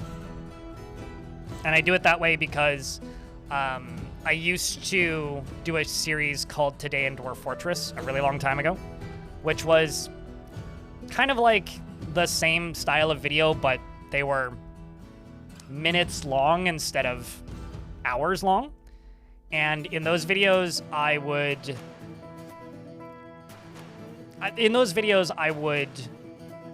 you know, cover like a much shorter period of time and tell little stories in Dwarf Fort. And I held myself to a schedule with those. I released one a week, and then after a little bit, it was one every other week because they started taking longer. And then I did that for, I don't know, maybe a year, feels like. But they slowly got further and further apart. I did about 30 of them. And after a while, it just felt like I was making the same video over and over and over again. And I don't want to do that. So because like essentially I stopped making them because I ran out of ideas because I was making them too quickly. So I don't make them as often as I think some people want me to, because I watch some YouTubers who make pretty similar-ish videos to those styles of videos, where it's just like, I'm going to play this game. It's kind of a challenge. It's kind of not a challenge. Like, you can watch it and learn a little bit about the game, but also see the game in some weird circumstances and contexts. And I'm going to put out 2 of these a month because that's my full-time job. And I watch those videos, and eventually they just like fall into a formula. And I'm trying to avoid that. And if I'm making one or working on one and it starts to feel like like I'm just doing a video I've done before, I stop and I throw it out usually, because then I lose passion for it. If I lose passion for it, then I'll stop making them. So I don't guarantee it. You breached hell for the first time, and only now I appreciate how you approach it so precisely. You lost like half of your dwarves. Yeah, you kind of have to approach it precisely or you'll screw your fort over before you get there. I mentioned this sort of before, but what are some things you're looking forward to after Myths and Magic that have been planned? I want Tarn to finish Villains so fucking badly. Lord Sissy. So you can customize the workshops and how... Yeah, I mean, like, I like the construction systems in the game, but, like... yeah, I don't know. I feel like right now, to me, the more I play Songs of Six, which admittedly in the last year has been about 100 hours, that game is trying to do a lot of things. It wears a lot of hats, and it's the master of none of them. Like, I don't think that there's any one mechanic that feels complete right now in that game. At least to me. Maybe to you it does, but to me, except for like maybe building the workshops and like designing the city. Nothing about that game really feels finished. Nothing about that game feels polished.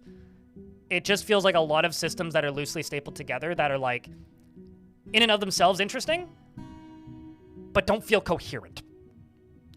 You had a dream where you knocked on your door and you had to stream at your computer because yours... I had to stream at your computer because mine fell into a lake. Huh.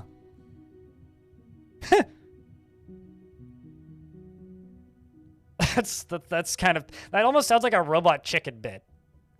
You know, just like streamer breaks into your house and just like starts playing video games at your computer and demands you make repeated amounts of coffee. That's funny. You have to admit that you do respect that a lot. Your videos always feel unique. You prefer that to the content mill stuff. I'm not trying to like accuse creators of being content mills, but like,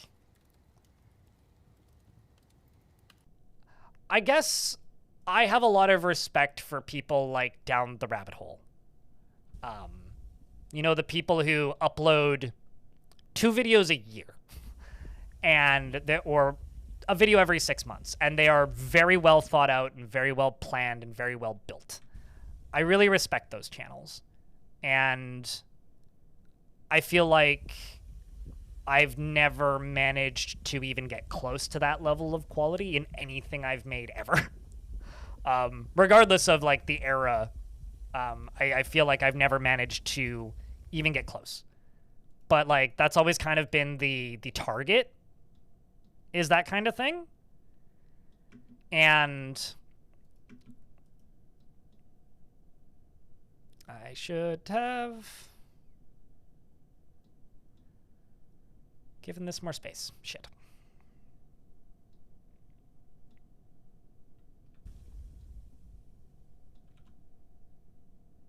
Well, crap.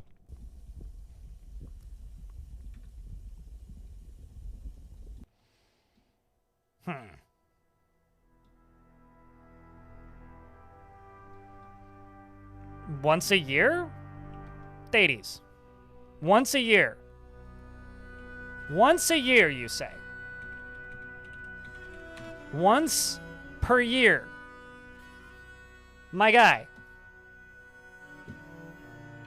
It's been 2 years.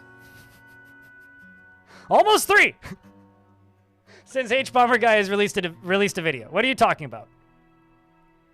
It's almost been 3 years. Also, I found out recently why H-Bomber Guy hasn't released a video in so long. It's because he's stuck in the US. Currently, he had to get a work visa for a project that he was working on because it required traveling to the US. And he had to put that project on pause that he was working on so that he could... how do I put this? He had to put that project on pause because he couldn't go back to the UK, because if he leaves the US, he loses his visa. So he's been stuck in the US for like a good chunk of time without being able to leave. Because he was on a podcast recently at VidCon, where he's like, yeah, no, like I'm stuck in a foreign country. Basically.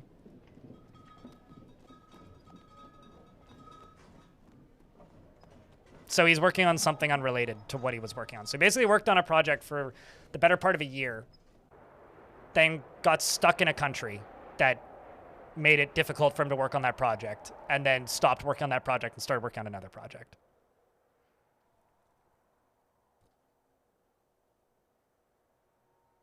Because in order to finish the other project, he has to go back to the UK. Why? I don't know.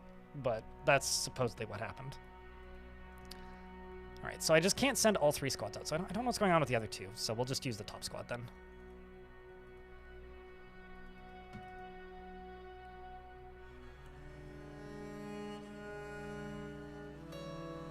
And realized how unoptimized your fort was, so you restarted and you were annoyed, and when you kept digging into aquifers and flooding your tunnels and stopped, so you stopped playing. Aquifers are the most skill checky things in Dwarf Fortress. Like, aquifers are borderline mandatory.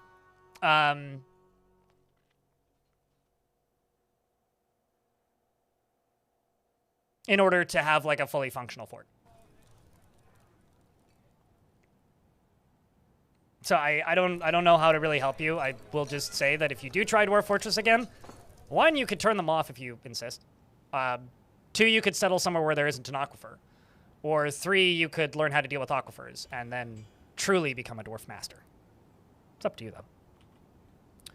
I ain't here to tell you how to live your life.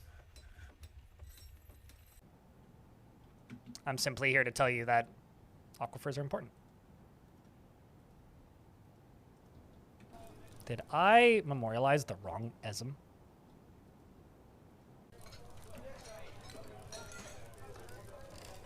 My god, I did. There was an additional ESM. Deep Space, hello. It's good to see you.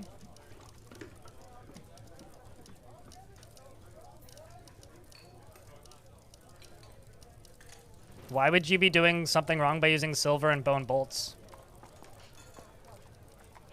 Because they're taking hundreds of bolts and not dying? Well, because silver isn't sharp. Silver is, like, heavy, so it's blunt damage. So you're going to do bruising and make them drop their weapons. Bone isn't sharp at all. It's like being shot with a pencil eraser. Or rubber bullets, even. So are you doing something wrong? No, not necessarily, because you're injuring them, and you'll make them drop their weapons sometimes. But, like, if you want to kill the goblins, you have to use, like, bronze or steel or iron bolts. I don't know. Figured out that smoothing walls stop the water, but there was already so much a mess of water, you got the inspiration to keep... and you never got the inspiration to keep playing? So you built one fort? So if you retire that fort, and you start a new fort in a new world, the dwarves from that... and you start a dwarf in the same fort, a new fort in the same world with the same faction, the dwarves from your first fort will migrate to your second fort. So you can continue playing in a different location. Here's the thing. You have to get below the aquifer. Like, your entire approach here is missing a point. And the point is, if you build in an aquifer, yeah, your fortress is going to fill up with water. So you have to get under the aquifer. You have to keep going further down. You didn't go far enough down. Like, you could either build above it and build on the surface, sure, or you could dig further down. I don't know. It's sort of like, this is one of those discussions where, like, I don't know this is why this is the first example that comes to mind here, but you're essentially saying, I played RuneScape once, and I got to the point where they told me to kill a rat, but I didn't want to kill the rat. And so the rat killed me, and then I had no inspiration to keep playing. I don't know how else to tell you that you got to finish the tutorial. But if you don't want to, you don't want to. And I don't know how to help you. Aside from just kind of say that you got to finish the tutorial. Like, that's step 1. Or alternatively, disable aquifers. In which case, you'll have a much less simple or a less straightforward time managing your fortress. But, like, there isn't anything necessarily wrong with that. You found Kimberlite? I love me some Kimberlite.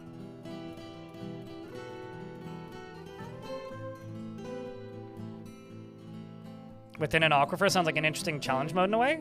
You need fuck tons of drainage. I mean, I've done it. You can do it, Thades. But, like, that's also like telling somebody who's never even heard of a Minecraft before to play Skyblock. It's one of those things where you kind of need some, like, baseline knowledge to, like, not only enjoy it, but, like, play it competently.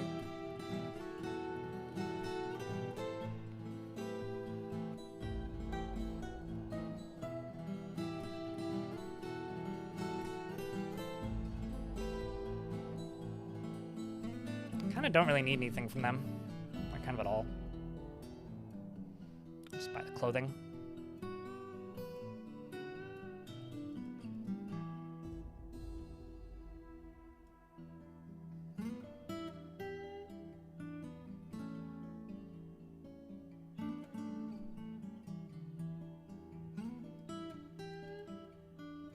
Let's grab fish for some variety.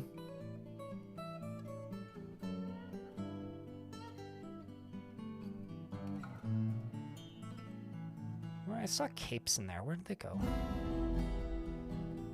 There they are. Capes. Edna wouldn't be very thrilled.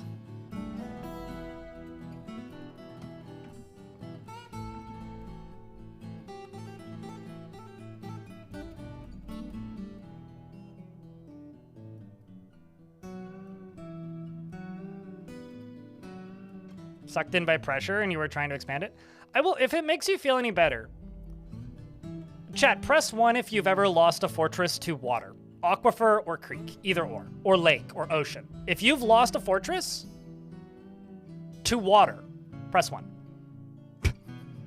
Like, we've all been there. I mean, I've flooded, like when they added light aquifers and the varied aquifers instead of just heavy aquifers, I'm pretty sure I lost my first fort to an aquifer after that update release. Like, we've all been there. We've all done that.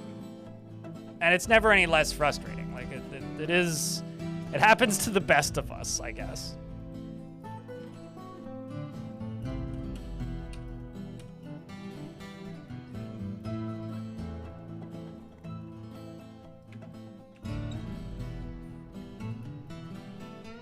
You even have screenshots of it? I have multiple videos of them.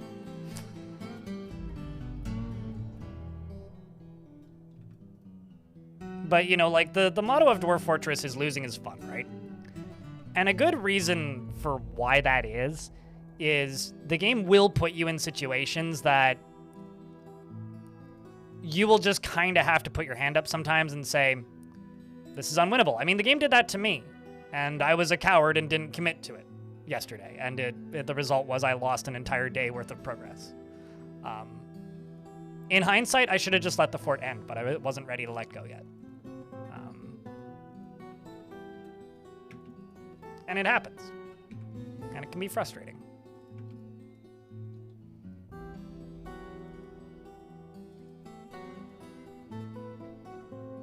But, I don't know.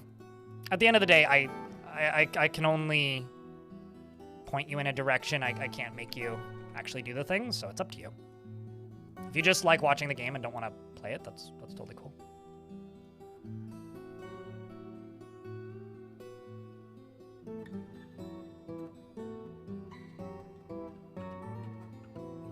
See how that lava pool I made is working. Cool, it is dissipating very slowly.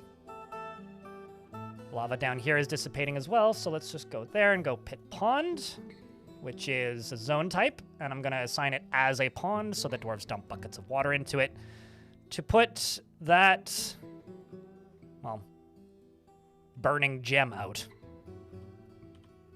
So then we'll get one dwarf with a fill pond zone in a moment. Tibbe, thanks for gifting a sub to Krabbus the Great. Appreciate you, man. Thanks for helping keep the channel funded. I mean, another thing, actually, for whatever this is worth. I first played Dwarf Fortress in, like, 2009. I played for about 90 seconds, what felt like, what the fuck am I looking at? And then deleted it. And didn't think about it again for a pretty goddamn long time. And I don't think that means that... I've got a ghost. Nogum.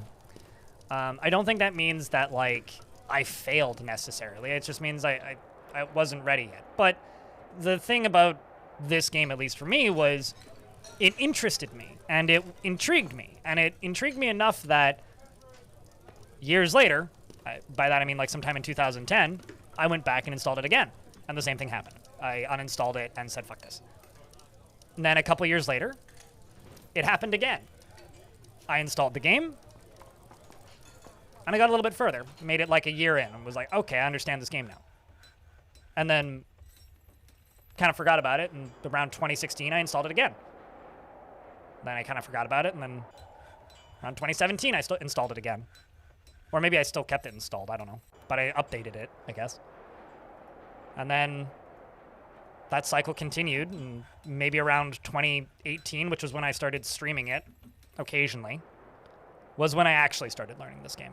Like, the early streams for me were called Learning Dwarf Fortress, because it was a game that I was good enough at that I could survive for a year or two before either getting bored or something weird happening that I didn't understand and then quitting.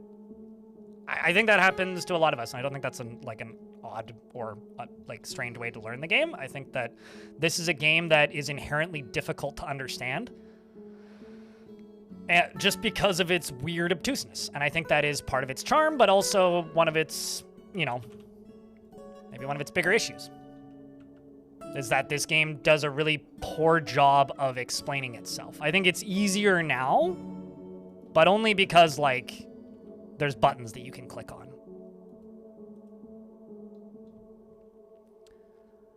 Also, Krug Smash, I think, did a very important service to you know, not really the early days, but like to Dwarf Fortress by teaching people why this game is cool. Like, he did something that none of the previous tutorial makers had done.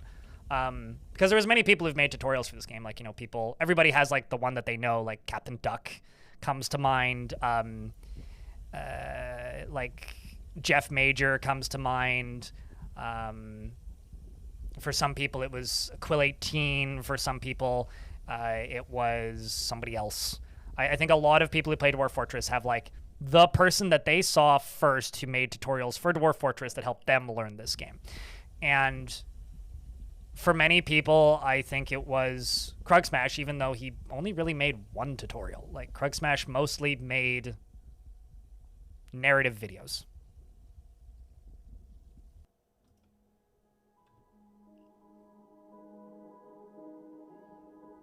Right, yeah, Vanguard of Valor.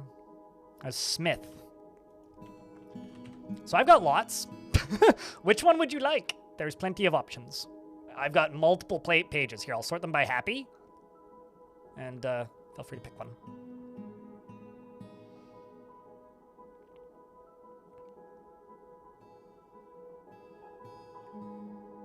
In a wild biome and a single roaming giant took care of it. Damn right it did!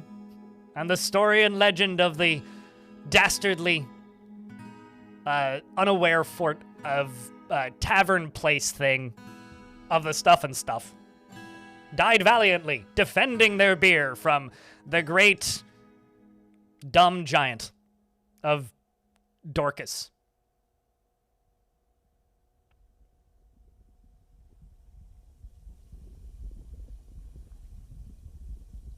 Also suited, hello. How are you? Did you get your Steam controller yet? This is gonna be a bit for me for forever until you get a Steam controller. It's gonna be, how's the checkup box doing? Did you get your Steam controller yet? Nope. Rip. The feller with the white beard on the top. Have you made a new Steam account to gift? The feller with the white beard is already named.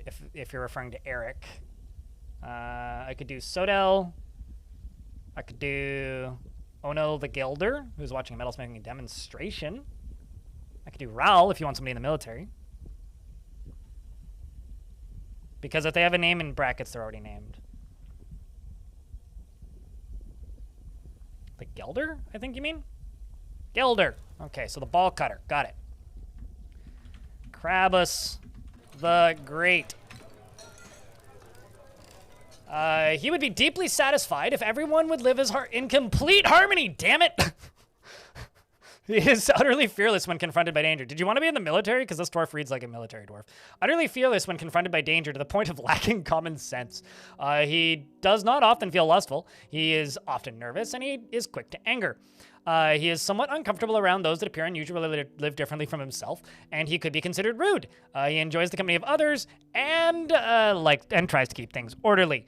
He needs alcohol to get through the working day and doesn't really care about anything anymore. He dreams of creating a great work of art and personally values cunning and finds leisure time to be wasteful and sees introspection as important and dreams of creating a great work of art. Excuse me. He likes Microcline, Electrum, and Pink Tourmaline and Pomelo Wood, as well as the color cinnamon. There it is. Where did I put my Dexcom? Lost it. Are you truly a dwarf if you're asking that question? I have a question. I'm going to answer your question with a question. You're a human. Do you need water? Because if you do, hail hydrate. But at the same time, like, you need water. Dwarves need water. But alcohol. So the simple answer is no. If they are a dwarf, that is hard baked into their code. They require alcohol regardless of their culture, regardless of where they come from. That is water for them. So human bodies are 70% water.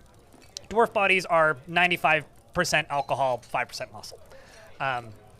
Well, 4% muscle, 1% beer. He likes microcline, pink tourmaline, pomelo wood, the color cinnamon, shirts, boogeymen for their terror-inspiring antics, and the words of the teacher of meandering, and when possible, he prefers to consume sweet potato wine and absolutely hates blood nads. It's like all goblins are sometimes cruel. Regardless of their culture, regardless of where they came from, that is hard-baked in. They're sometimes cruel. Is there such a thing as an alcoholic dwarf? I mean, sure, technically all dwarves are alcoholic, but, like, it's not an addiction or a negative. It's just, like, a fact of their existence. You have a pet hen who has 12 children. You are a chick daddy. Welcome to the fort. And my squadists have returnist. I've seen it kind of a lot in this world, actually, in regards to the boogeymen.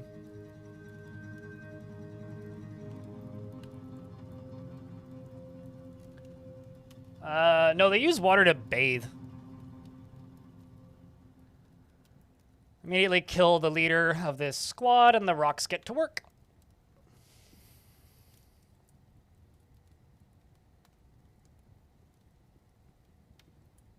Dwarves can overdrink, yeah. I mean, that can happen in Fortress mode. It's just not an assigned job in Fortress mode. Basically, a drunk is just a title that's assigned to somebody who's just been in the tavern too long. So you probably have drunks in your fort too. It's just not assigned as like a job. The game's a bit more specific in fort mode than it is in adventure mode. Like, if you visit your own fort, guarantee you a couple of your named dwarves will be assigned as drunks. They clash with 30 goblins, slaying 10.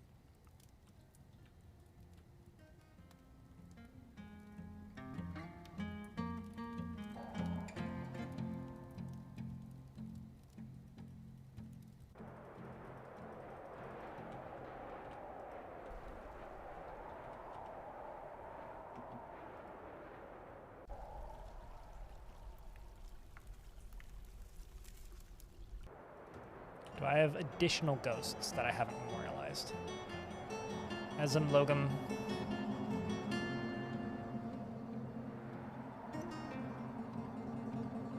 No.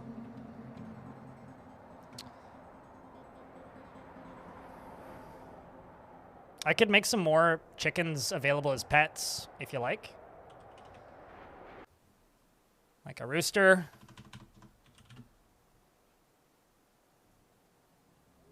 Why not? We'll do another hen. I really like the ones that like demons. Those are my, like, favorite weird dwarves. All right, let's go hit this again. Good luck, dwarves. Get back out there. I wonder how many kills Donut has. 4 notable kills. Started with a Bronze Colossus. Weed McGeet. What even is your uniform? Oh, that makes sense. Weed McGeet isn't wielding a weapon because another dwarf is wielding his weapon. That's actually really funny. Hey, Jer Henning, how's things? It's good to see you, mate.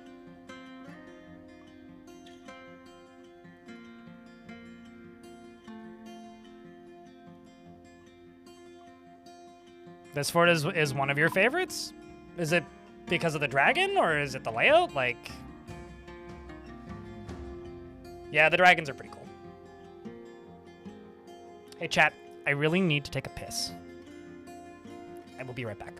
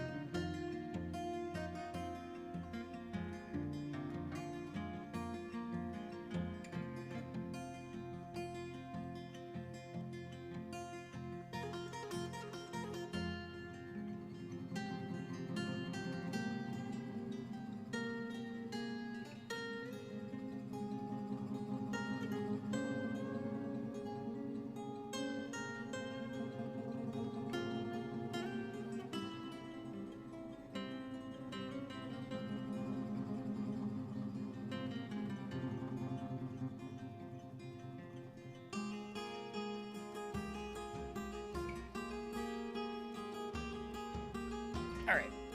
I return. Yeah, I had to rename it Big Bad Badger Moles because, long story short, I lost 2 years of progress.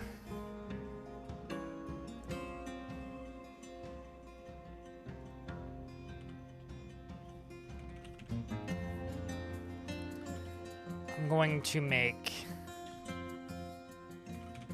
a whole bunch of gold coins.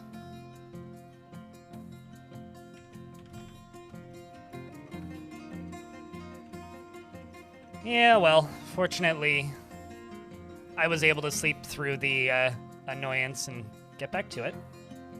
Also able to make some better decisions, because I know some things now, so I won't lose a whole squad of dwarves, so in some ways, we're probably better off.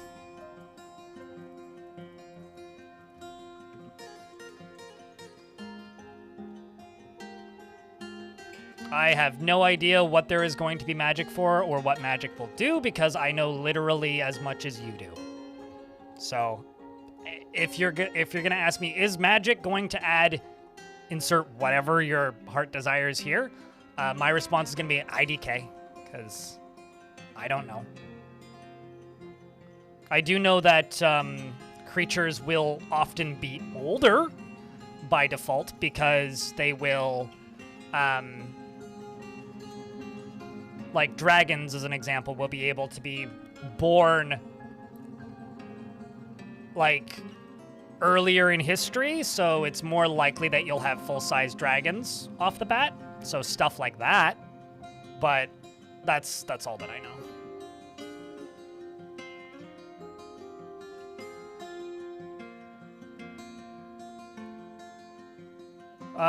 So mutable jobs are jobs that create a product that is permanent from a workshop. So this dwarf, their highest skilled mutable job is armor smith. But if furnace operator was their highest skilled job, they would default to armor smith because furnace operator can't create an artifact item. It creates consumable items, in this case bars. So it melts items into consumable items. If it doesn't create something and just change the state of something, it's not a mutable job. So, Gelder is not a mutable job because it's not creating something. It's simply changing the state of an animal. So no, you cannot have, like, artifact nuts if that's what your demented mind is presuming or hoping. But, for the same reason you can't have artifact dye.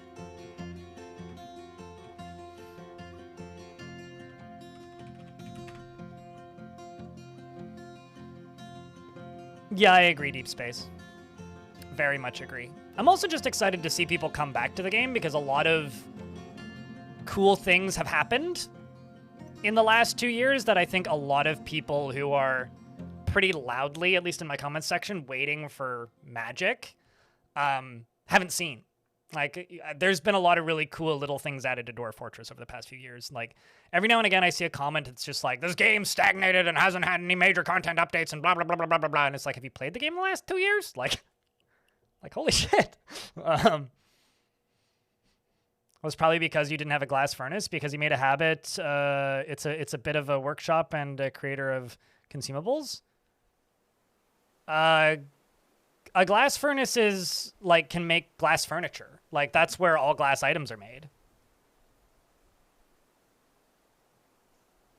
You just want to see somebody breed sea serpents in the current game? Well, you could have watched me try to breed whales in the current game, because I was building an ocean fort that was designed to try and do stuff like that. But nobody watched that fort. People got very bored of it very quickly, so I stopped working on it and retired it and did something else because it was very clear that chat was bored. Simply put, ocean fortresses where you're doing a lot of draining of the ocean to try and catch things makes the game pretty laggy. So there was long periods of time where very little was happening in the actual game. And so, you know, I did that like less than 2 months ago.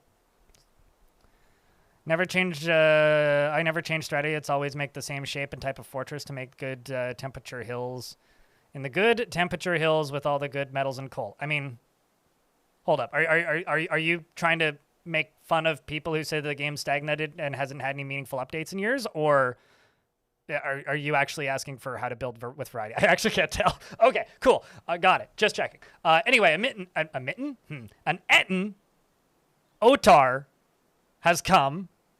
A giant sentient mitten, yes. A giant humanoid monster with 2 heads. We're going to have to face it. On our terms.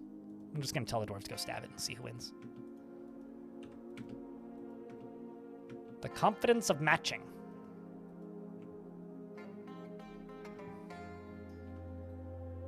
Fragrance flower.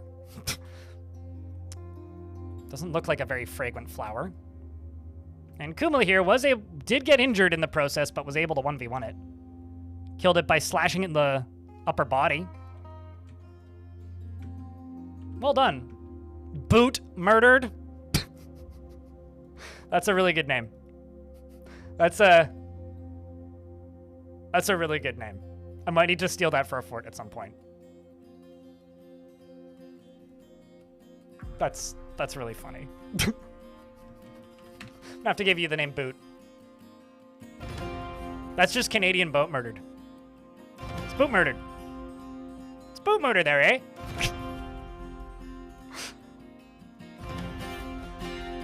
That's great.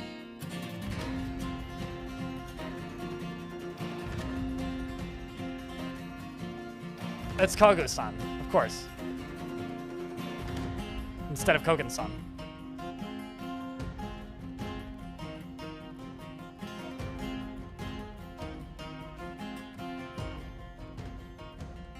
Do they 2 heads get along there? This, as in adventure mode, you talk to them and it like says that they're talking separately, and they talk with themselves, but like they don't really.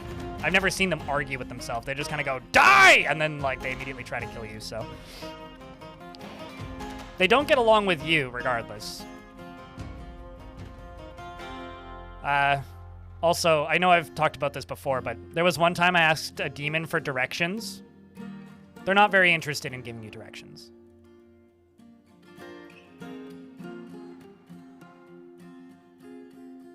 No, it doesn't. Fanyogs. It becomes a 1-tile high wall regardless. That's this. Epic team, bro. Well, not getting dwarves from reproduction. No, because I value my time, and remember how earlier I said that chat stopped watching because I got bored? That would require you waiting 18 years to get another set of functional dwarves, and if you started with 7 and had to get, you know, wait 18 years to get a set of functional dwarves, that would take thousands of hours, and you'd be staring at, for all intent and purpose, the same fort, and that would be extremely fucking boring to watch. Maybe it would be compelling to play, but I play this game as a spectator sport for people's entertainment, and there would be absolutely nothing compelling and or interesting about that. No. Darius. I would rather stream Cookie Clicker because it would be more compelling and interesting. These are just regular walls. I could make reinforced walls, but I don't need to.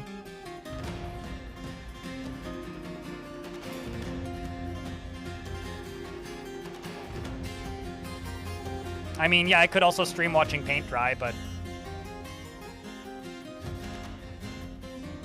yeah, I don't know. There's some things that, like, people talk about and ask me if I ever do in this game where I'm just like, no, because you wouldn't watch it. Like, quite literally, like, if I just, like, blanket be like, nah, on a thing, it's probably because it would be very boring to watch. How effective are reinforced walls? I don't know. I don't think I've done enough testing. I think my issue with them is you kind of need to only build reinforced walls or build no reinforced walls. Nothing wrong with streaking in my chat. Just make sure you bring a towel.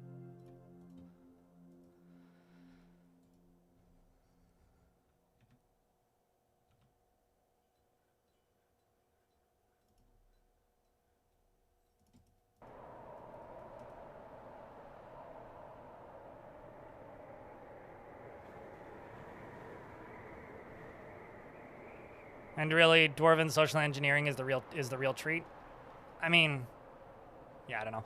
The thing is, I've done that, right? Like, I did that with Long Death, basically, and at the time, I would stream and I would get,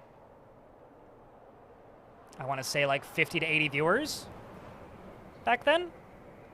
People watching. But towards the end of Long Death, people always ask me why I stopped that fort. Because the average concurrent viewership on that fort was like half of any other fort by the end of it. Like, on a good day with a Long Death stream towards the end of it, I had maybe 50 people watching. And I realized that, like, if I were to do a fort like that again, I would have a lot more people watching because my stream's a lot bigger now. But that's not healthy or good for a stream in the long run. And if it's boring for the chat, it's probably boring for me. I did it back then because I was streaming 7 days a week. I wasn't making YouTube videos, and I was just filling time more than anything because there was a pandemic. I was streaming 14 hours a day, so I could do like 8 hours of that, and not many people would tune in, and then swap to a different fort, and then more people would tune in because it was more interesting. It's not loyalties cascade. It's more like no migrants arrived this season. So you know, I guess a loyalty cascade would be like what happened to Pirate Software, right? So yeah, it's boring for me to stream, and it's pretty clearly boring for people to watch. And like, did I enjoy playing Long Death? Certainly there was parts of it I enjoyed, and I got a handful of stories out of it, but like, I think people don't realize the amount of time it takes to do stuff like that. It's the same reason why, like, you don't really see very many creative mega build servers in Minecraft anymore. Because there's a certain point where it just kind of becomes guy squinting at pixel art and placing different blocks, and that's the entire gameplay. The finished result is often cool as hell, but the time it takes to get there isn't worth the result, you know? Like, I used to watch a person who, these days is just a variety streamer, but in like 2015, he got big because he made like giant 1-to-1 pixel replicas of like the Brood War box art in Minecraft. It was cool as hell to watch the result of it. And if you enjoyed sitting there and listening to him talk, it was a compelling thing to watch. But the actual minute-to-minute gameplay was very boring. And you could tell, like, the way his viewership worked was he would start playing a new fort, or not a new fort, a new map to build a new piece of pixel art. And he would have like 1,000 viewers for a week. And 4 months later, he would have like 80 working on the pixel art. And now he just does variety mostly and has like 500 people watching all the time. Like, his peaks are lower, but his valleys are lower, and it's the valleys that are dangerous in an industry like this. So I don't see super long-term forts as worth it. I think for me, kind of the sweet spot is about a month for a particular fortress. Like, the second I get to about 14 streams of a particular fort is when people stop tuning in as much.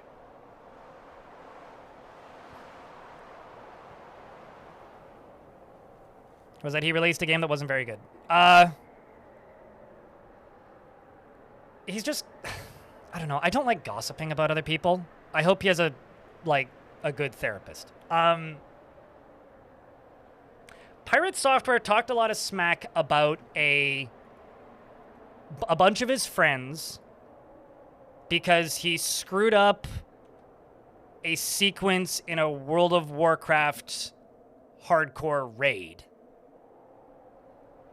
And then refused to apologize and was really childish about it. So people started talking smack.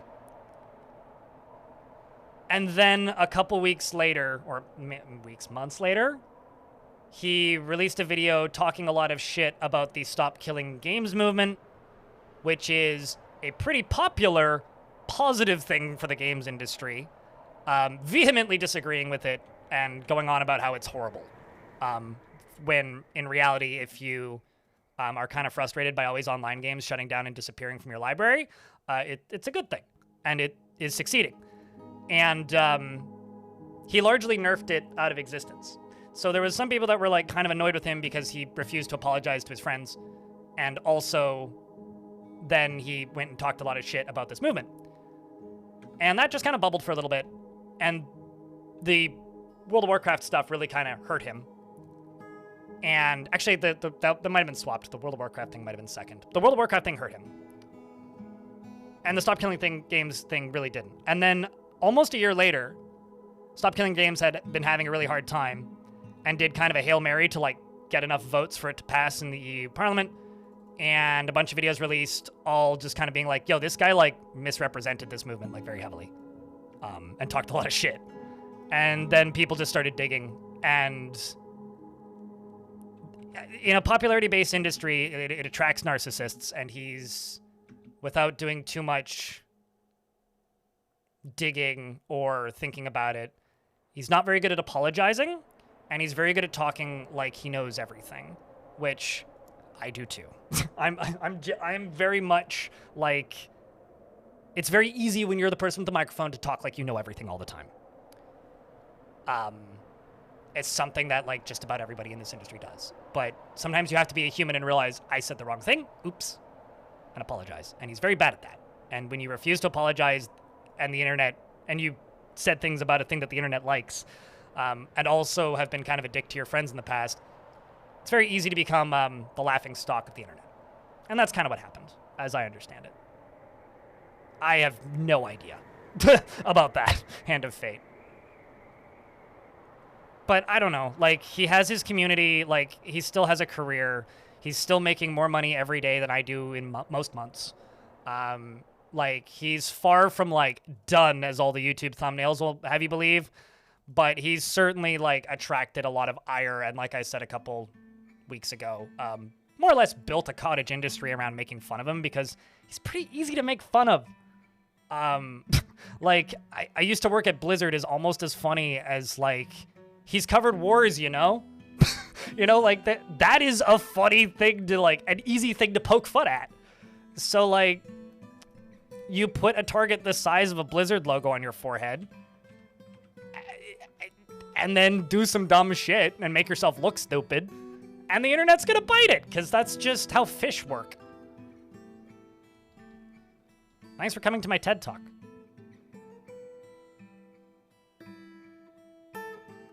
Certainly, like, I don't... I will say this, Kravis the Great.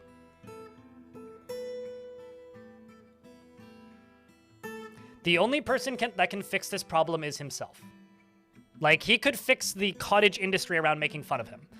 The internet has periods of time where people make themselves the center of attention and get made fun of a lot. That happens quite frequently.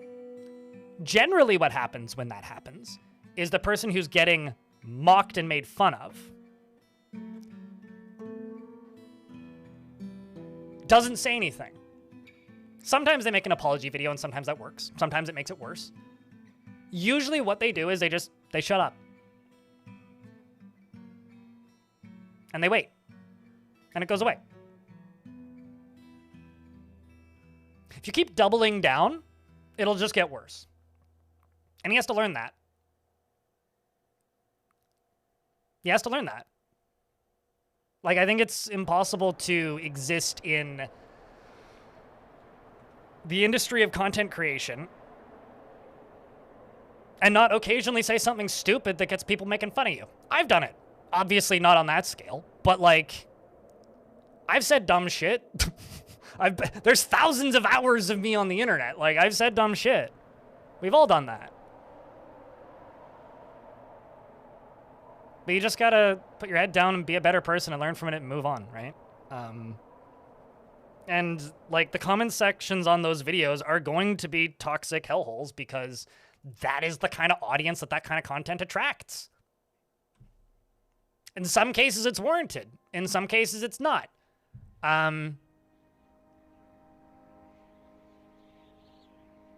But if you present yourself as one thing and then reveal yourself to be something completely different, people will feel lied to. And that is more or less what has happened there. I mean, here's the thing. I feel that way constantly. Tend to do. Like, there's VODs on my YouTube channel from over a decade ago that I look at now and I go, fuck, I wouldn't talk like that now. Because, like, you know, you grow as a person. And every now and again, I'll get a comment on an old video and someone will be like, you know, 2 weeks ago you were talking about how you love this thing, and in this video you're talking about how you hate this thing. It's like, yeah, because opinions change, and this video was from 5 years ago, man. Like, you know, like, that's just how that works. Well, the thing is, there's 2 parts to the silence, right, Epic Team Bro? It's don't do it again, and don't encourage it.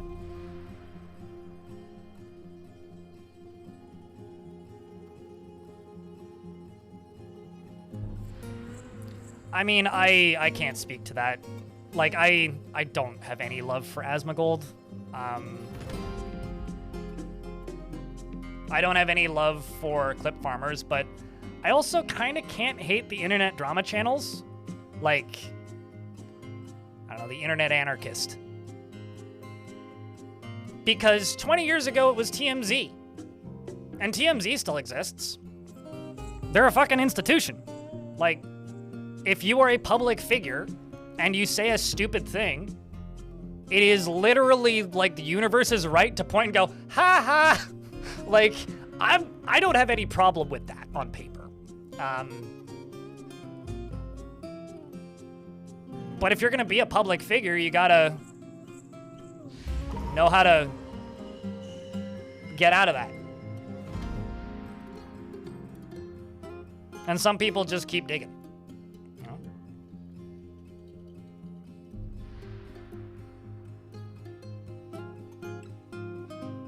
I mean, I wouldn't be able to do that for a living, ladies. I think every now and again it's important. Extreme examples would be like Cryotic, if anybody remembers that dude. Like, there's absolutely been times in the past where a channel disappears suddenly, and people should probably know why.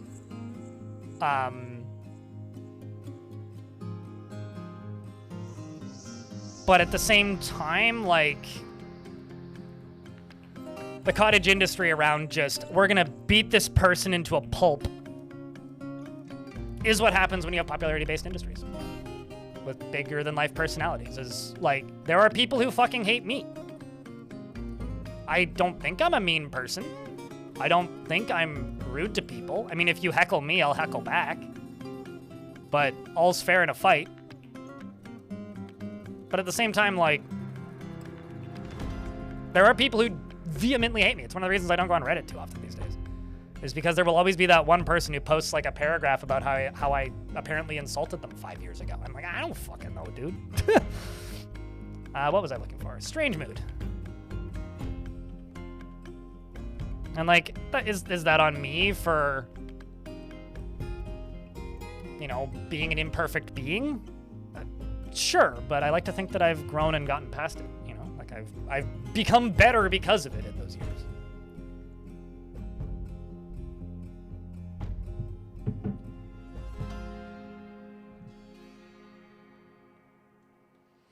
Your entire military just jumped into your magma mode? I very rarely make magma modes for that reason, Gavros.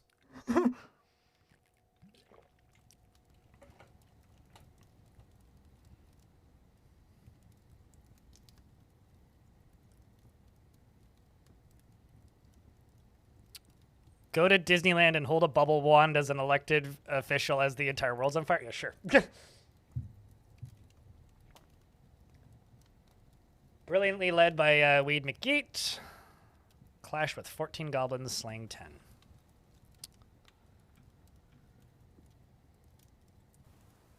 I'm gonna send just the second squad. Keep the first squad.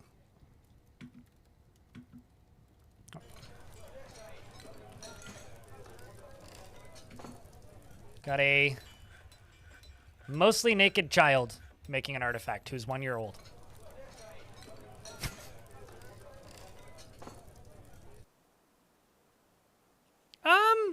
I would actually argue that, like, I had this funny discussion with somebody in my chat ages ago, Epic Team Bro, where this person was just like,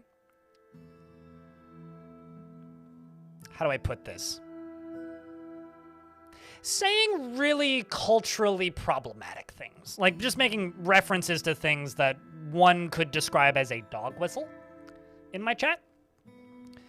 And I told them basically to like, hey, leave it there. Like, stop. And this person's response was, I can say what I want. I have my right to free speech. And my response was, well, not here because this is a private platform that I'm allowed to moderate as I see fit. So I would actually argue that if you are streaming and you're on Twitch or on YouTube and someone says something that you don't like, you can get rid of that for any reason. Doesn't matter what it is. So if you want to build a stream that is based around being a positive space, you can absolutely moderate your channel into that. And you don't need to deal with any abrasive personalities. That being said, if you're going to do that and encourage that and promote that, and then turn around and do the opposite, the audience smells a hypocrite. So essentially what I'm trying to say is practice what you preach. The Dwarven caravan has arrived.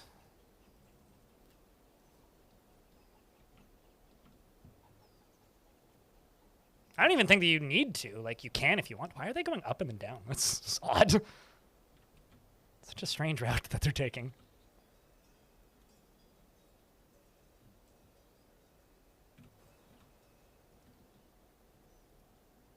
And that isn't to say that I agree with it or disagree with it, really. It's just, that's the way it is.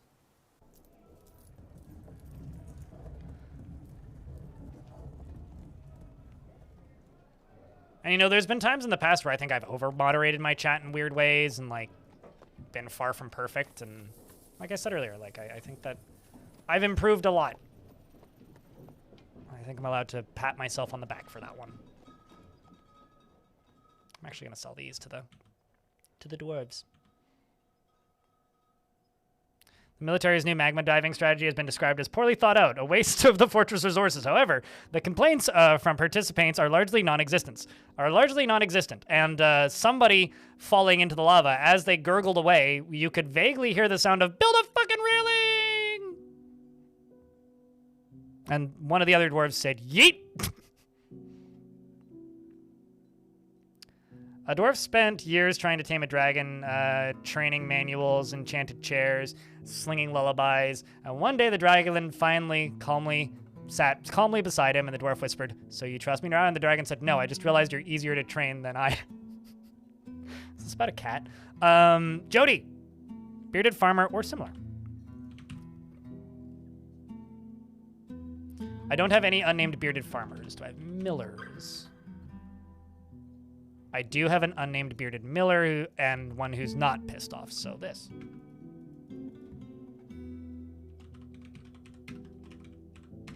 Probably Jody. You're married to Kira. And he never acts without prolonged deliberation, even to his own detriment and the harm of those around him. He finds helping others emotionally rewarding. He tries to assert himself in conversation, and he never feels discouraged. And he tends to not be swayed by emotional appeals. He isn't particularly curious about the world. He generally acts with a narrow focus on the current activity, often feels envious of others, and can handle stress. When he's thinking hard, he has a habit of licking his lips and needs alcohol to get through the working day. He personally dreams of raising a family. And this dream was realized, and he personally values peace over war, thinks competition is reasonably important, doesn't care about others that take the time to master skills, and doesn't see the attainment of knowledge as important. He likes dacite as well as rose gold and carnelian, as well as chestnut wood, gray squirrel tooth, and bolt thrower parts, and the words of the fatal crypt. And when possible, he prefers to consume giant osprey guava wine and absolutely hates snails. And you recently saw a dwarf tell a story of the formation of the Company of Gorges at Monstermesh in 241. This fort is now 10 years old. At the Eternal Burn! It is interesting.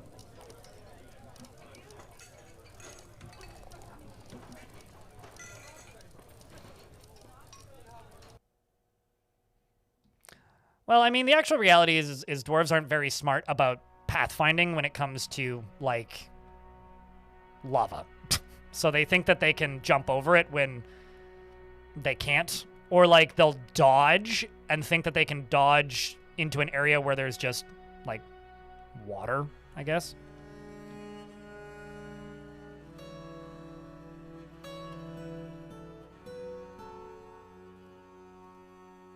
Let's just put these all at a lower priority. Because that should be one of the first ones they go for. Because I want to seal some of this off.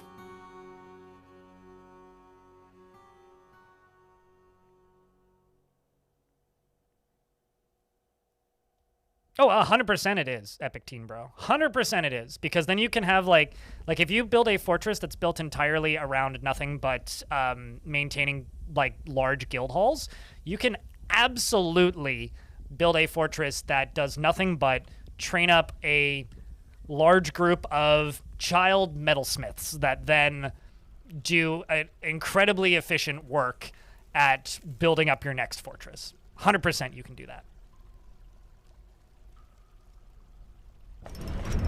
Is really only possible if you can prevent them from being near combat. That or you have to be cautious about how you build them. Dwarven Child has created a Nabrish, which is a figurine of elves, and offers it to Thunderfire. What is this figurine of?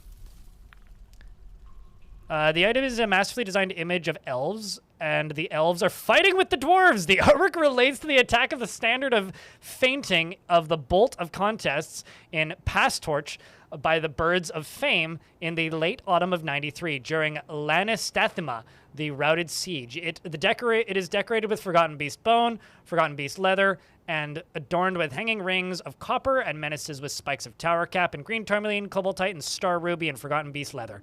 On the item is an image of a Forgotten Beasts in Forgotten Beasts in Fungiwood. On the item is an image of dwarves in Tower Cap. The dwarves are traveling. The artwork relates to the foundation of Monstermesh by Thunderfire, the crystal storm of the Bolt of Contests in the early spring of 239.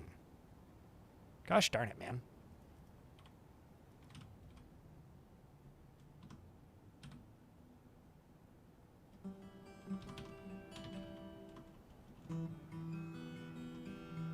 What is your actual role, Dwarf?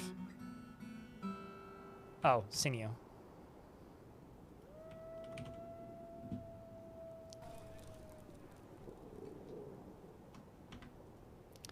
You need a office, etc. So let's plop that down right here. Actually, let's just do this priority number 4. So they finish digging underground first.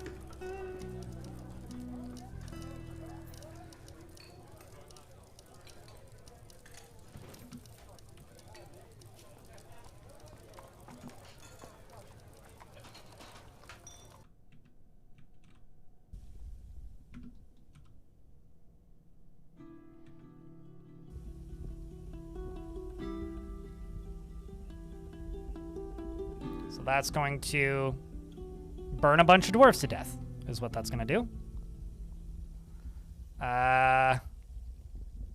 There's 3 right there. Run, dwarves! Okay, well, there they all go.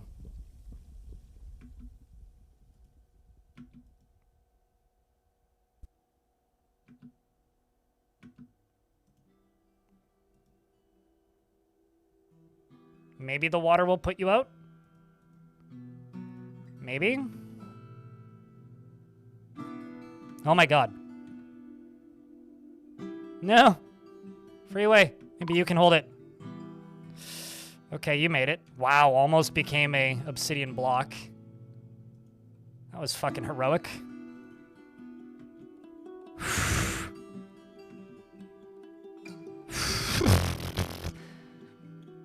Is that the gem column? Yep. And we just lost how many dwarves? At least 1. We'll get the other 3 in a minute.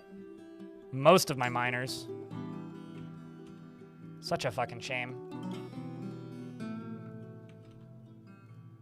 Ironically, that dwarf died in the last timeline almost exactly the same way.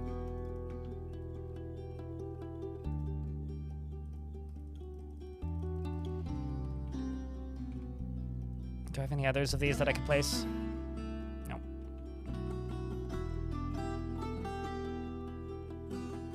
You can make statues out of whatever material you can make statues out of, and you can tell your dwarves how to make them. If you go to the work orders screen and you go rock statue, I could go here and I could click this, and I could be like specify stone. I guess I'll use diorite, and I could specify image. Whoops. yeah, specify image related to historical site or related to specify new image, historical figure.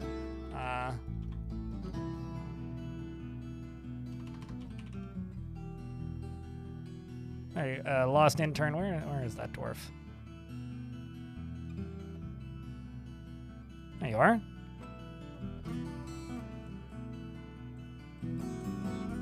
Diamond face. And I could make 2 statues of them. Or 22, apparently, because that's apparently what I hit. 2. If they get encased in obsidian. I mean, you could engrave an image of the dwarf on it, but if you take that obsidian, you'll get the corpse out of it. You're not going to, like if you dig through that obsidian, it's not going to give you, like, a new obsidian dwarf. That's not how that works.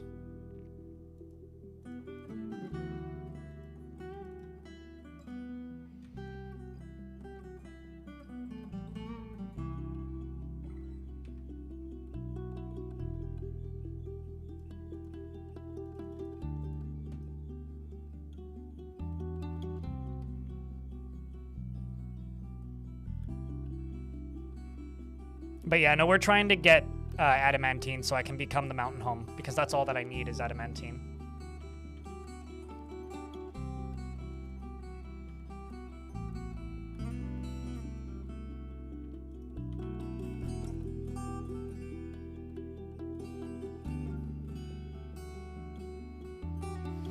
If I just go here and type in war.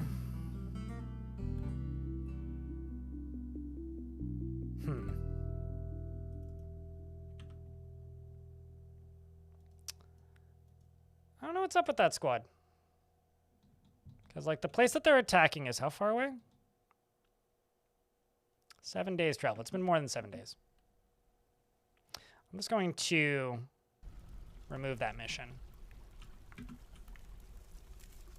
For some reason, this squad is having a hard time leaving the map, and it's bizarre to me.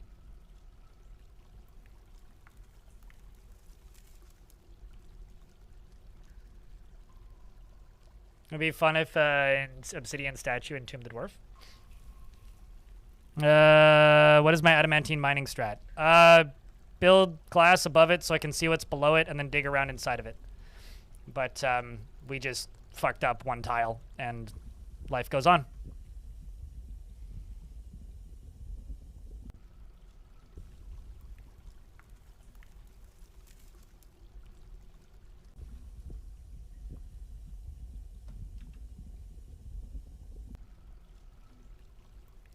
The actually really effective way, which is much slower than this way, but also much more reckless in a lot of ways, is you cave stuff in on top. Those are the first deaths I've had, though. So you basically mine out a large layer above, support it with a support structure, and then attach it to a lever, and then drop it on the layer below. That's the effective, efficient way to do it. That's safer than what I'm currently doing.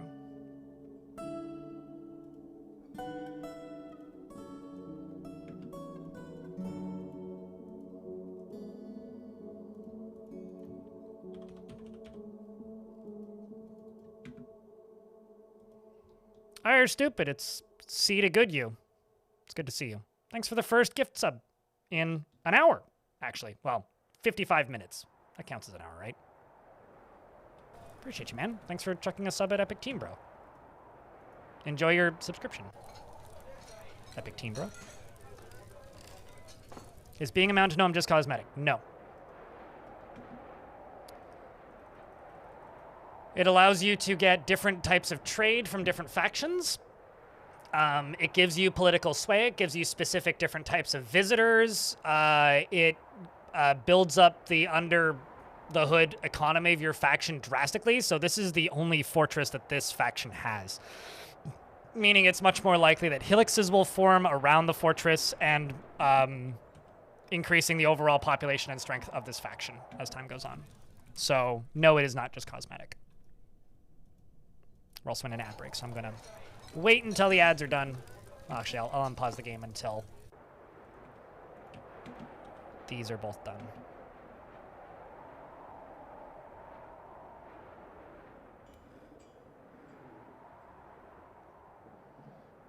There's like 24 mods that let you do that. That's probably an exaggeration. There's a lot of mods, Hen King, that let you do that. But that is on the roadmap, so it's something they'll add eventually. Will they add it in the first pass? I don't know. I have a feeling, like, something I can say about Magic. I kind of expect and foresee Magic working this way.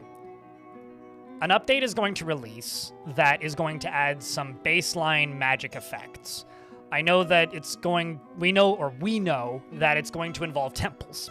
That's all that we really know. Ira Stupid, thanks for gifting us up to Lucio Gaming. Appreciate you. Also, we can get a shout out for them if mods want to.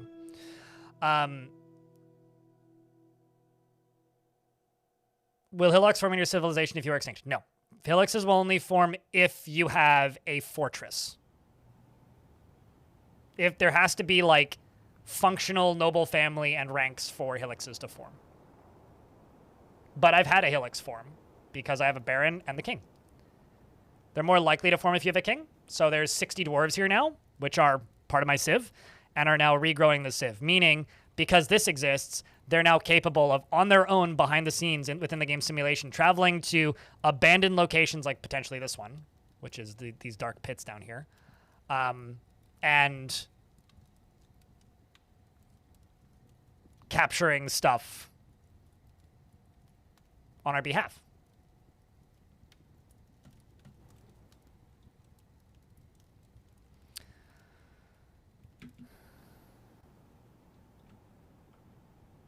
But anyway, as I was saying, the way I expect Magic to release is this. This is the first of a new type of system in Dwarf Fortress.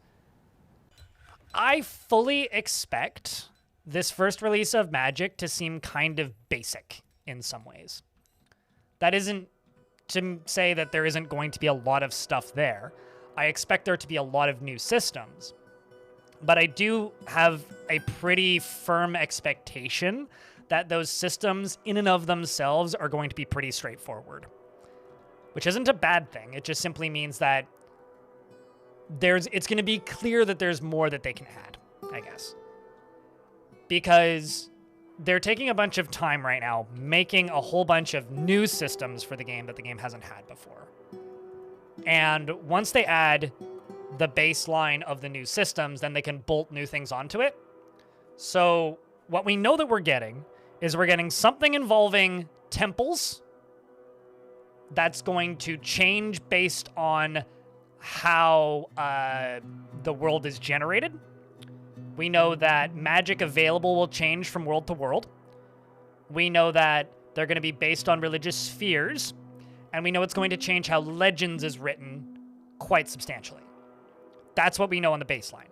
We also know that it's going to include traveling wizards, which can learn spells in your fortress, and through some form of in-game crafting, will change like the magic that you have available to the player somehow from fort to fort. The other thing that we know is that goblin factions who are run by sorcerers or who are run by demons are going to train sorcerers, which are going to be like the opposition magic. That is all that we know that is confirmed. Outside of that, there's a fuckload of stuff that's on the roadmap, but like the long-term development roadmap. And we don't know what that's going to look like.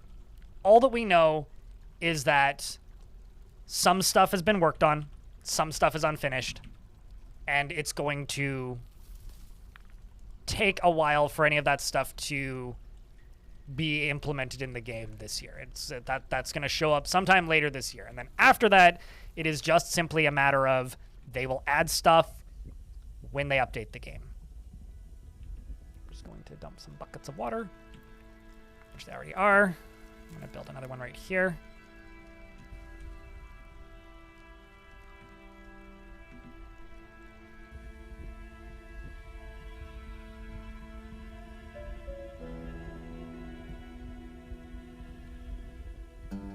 And then you.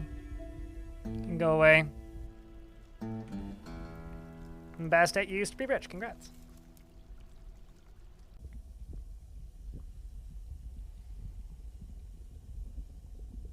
Yeah, I mean, there has to be open fields or, like, basically, not necessarily specifically temperate grasslands, but, like, an area that is suitable for farming. If it's just, like, an arid desert, then, yeah, you're not going to get any, like, you're not going to get any helixes forming then. Because in Fortress mode, you can embark anywhere. In World Gen, dwarves can only settle in certain types of regions. Nope, no, the water was here. We found it in here. This is kind of mechanical spoilers, but all of this water is just here, naturally. So I'm just trying to clean the water out, essentially.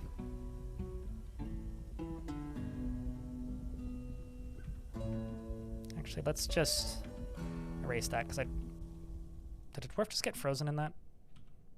I hope not. I didn't see it. I'm just being impatient. I don't actually need to be digging through this right now.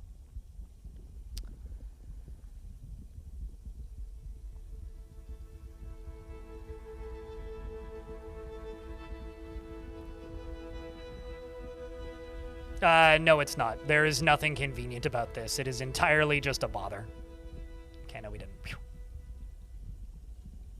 It was just a gem that I saw get pulled in.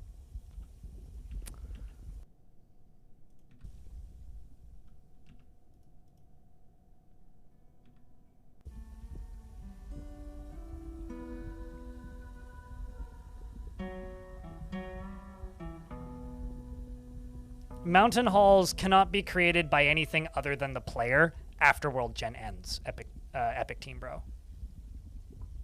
So you can create mountain halls, but the game doesn't and can't.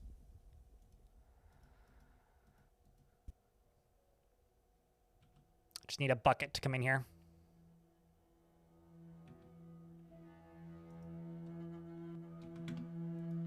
Also need to make stairs down into there,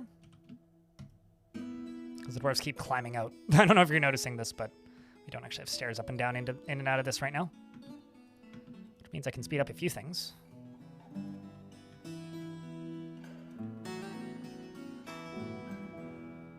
Actually, why don't we do it over here instead? Because this will actually be easier.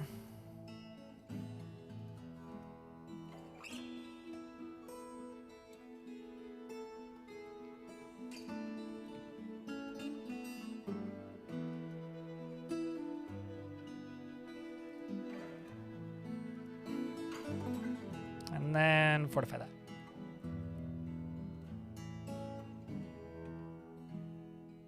If there's like a monster in here, it's going to scare the piss out of all these dwarves.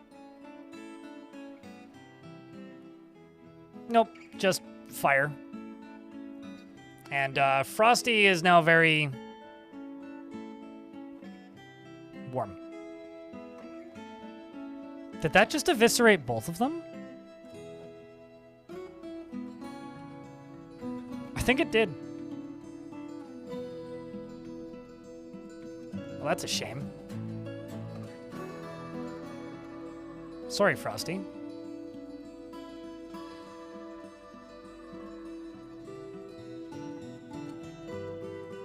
How many miners do I have left? Still kind of a few. Should assign more.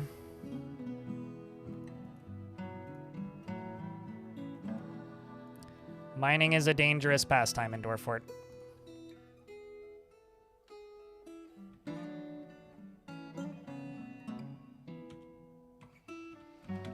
Let's just go up to here and just fill in all of these blocks.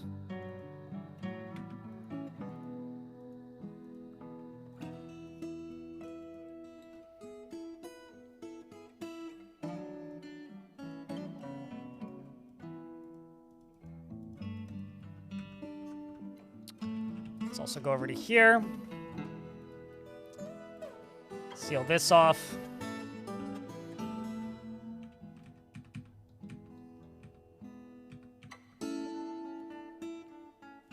Dig through this. And dig through all this. That. this, that, and that. Let's automate that. I'm gonna go up to here and make a pen pasture. And this pen pasture is going to get a handful of dragon hatchlings.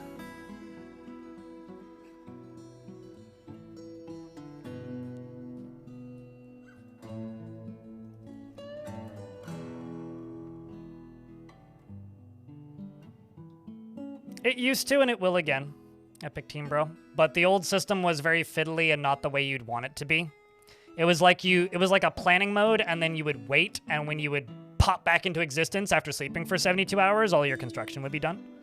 So it's kind of not the way I think people imagine it. But I agree. I wish they would just let us dig. Just let us, like, build one block at a time and dig. That's it.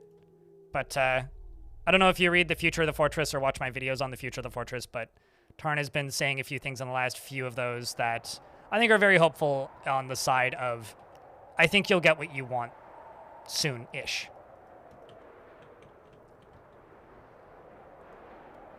Some migrants have arrived. Some of them skilled in combat once more.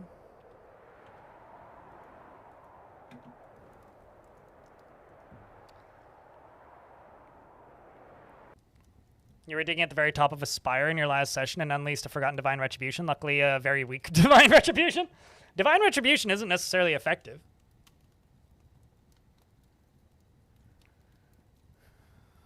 Can Necromancer Towers spawn while playing in Fortress mode? No. So, like, major locations cannot. Major locations are fortresses, mountain homes, cities, and, large towns and cities. The home tree, which are the, like, greener elven settlements that have the large populations, goblin fortresses, and necromancer towers. Only minor places can appear. So temples, towns, or small hamlets, I guess not towns, goblin pits, and hillixes. However, the ones that are not part of the player faction can only appear when you're, like, starting a new fortress. So, like, when the calendar moves forward like that, and it jumps forwards, that's when stuff can be constructed, but it doesn't mean it will. Angels. Ancient creatures created by gods. Spoilers, basically, Crevice. You'll probably see one soon, if I keep taking the direction I'm digging. They clashed... Strap Snake. Rocky Strap Snake is clashed with how many? 16 goblins slaying 9? Nice. Making progress.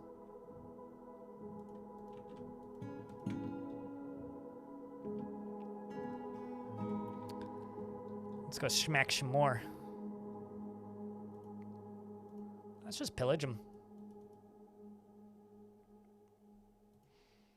Let's try sending out this bottom one, this squad. Alongside of them.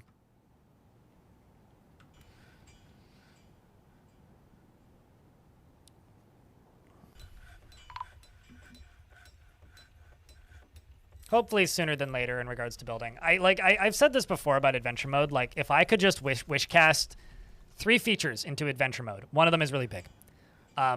Let us build block by block and use normal workshops. Because for years they wanted adventure mode to be much more abstract and more like CDDA or what's the name of that game? Unreal World, like very granular and specific.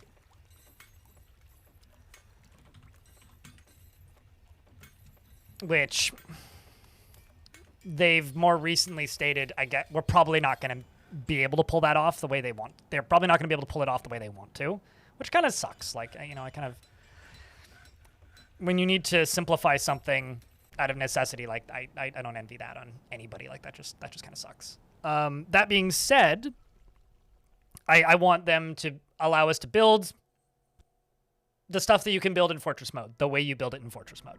The second thing I wish to have in adventure mode is the ability to dig in adventure mode with a pickaxe, because you can chop down trees, but you can't dig. Just fucking let me dig. Let me dig. Just give me the tools that you have in Fortress mode, but in adventure mode, even if it takes longer. Like, just let me dig. And then the third thing that I want is I want everybody in cities to have some sort of movement pattern.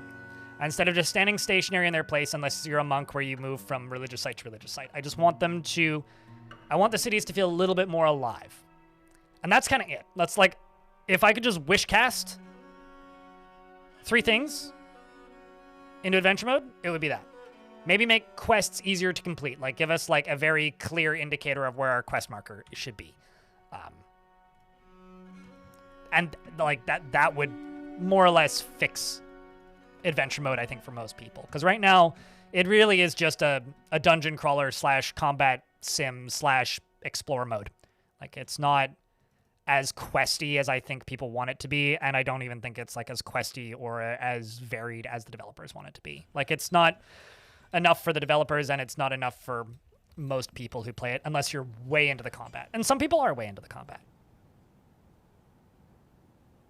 Sure, but playing as a wizard adventurer is probably like playing like a necromancer adventurer. You know, you use your powers for a bit, you do your thing for a bit, and then you go, well, that was cool.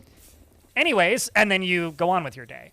You know, I think playing a wizard adventurer could be neat if you could use it in similar ways that I already use adventure mode, which is like you could make a wizard of your own choice with specific powers and then bring that wizard to your fortress. You know, like, but again, it's still just population delivery mechanism and not necessarily interesting game on its own, which is what I do think that adventure mode needs, is to be an interesting game on its own. Also, I keep drinking phantom coffee because my coffee mug is empty, so I'm gonna go rinse out my coffee mug, and I will be right back. I'm just gonna let them work on this.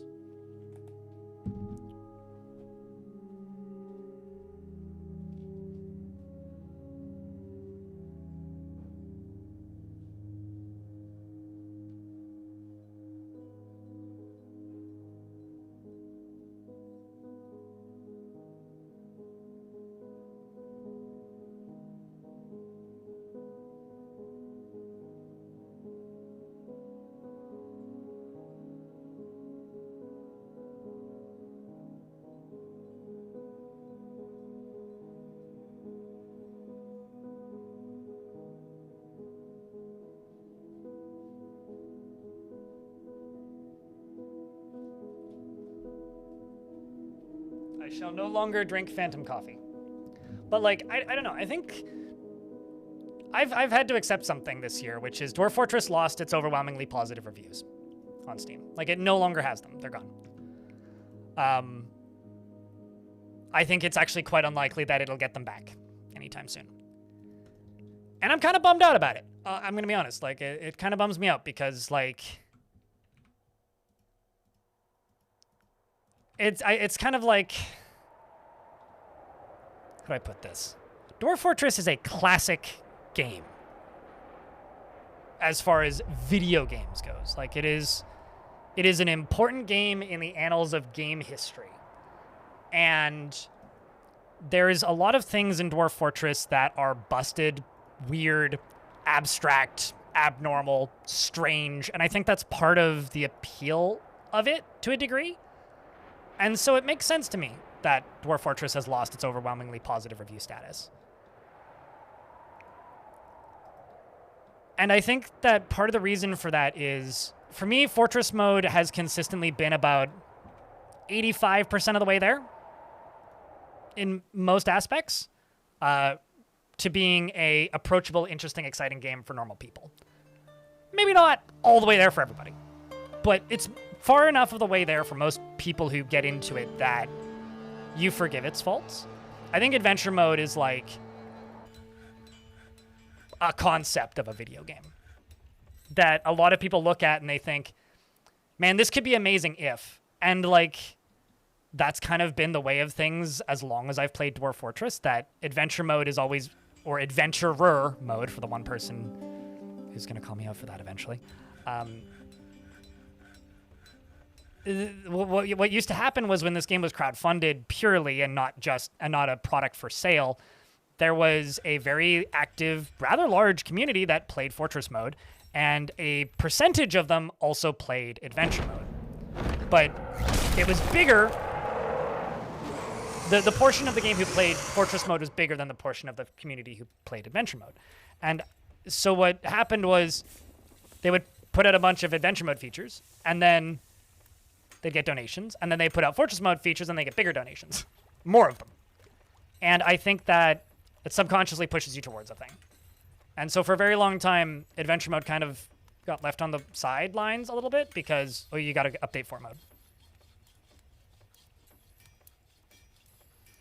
Is running on Amiga? Well, of course it's going to run on Amiga because the sickos who use Amigas update NetHack. Naturally. Also, NetHack could run on like a fucking TI-85 calculator. Probably does.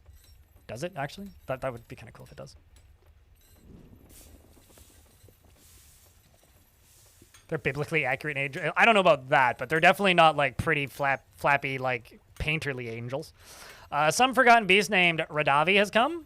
A huge scaly koala. It screams loudly, probably. And it is in the layer where it can get to us. So I'm going to send my squad here. We're going to go see where this monster is.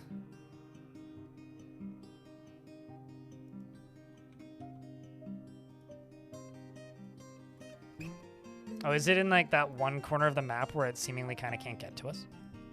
I think it is. Yeah. So this one corner of the map is like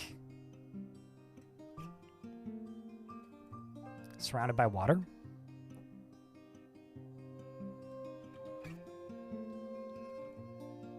Perfect for today's shortages. Thanks for bringing down the positivity of the whole conversation, Suited Giraffe. Go play NetHack then. On your Steam controller. Wait!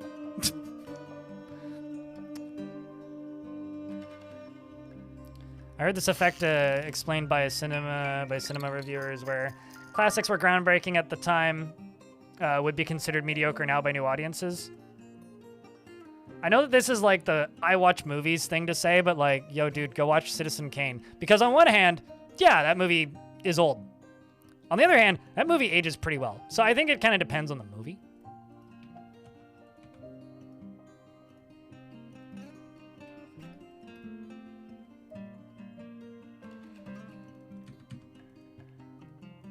God damn it. I cannot remember the last time we got a fertile dragon egg. Dad is like slacking over here. Doesn't have RAM? It's also why they already sold out of them, is because they can't afford to produce more. That's my theory. I know supposedly they have more coming, but I kind of refuse to believe it. Anyway, I don't want to talk about RAM. If you want to talk about something positive or cool or exciting about NetHack, you can do that. But I don't want to think about RAM. I always forget that Stalker's a movie, but yeah, it's a neat movie.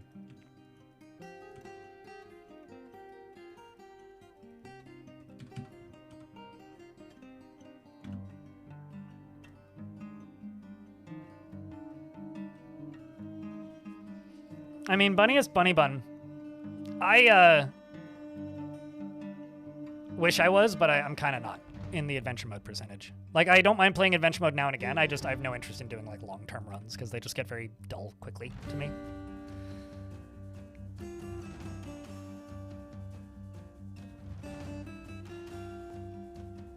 On your phone in high school, what a time killer?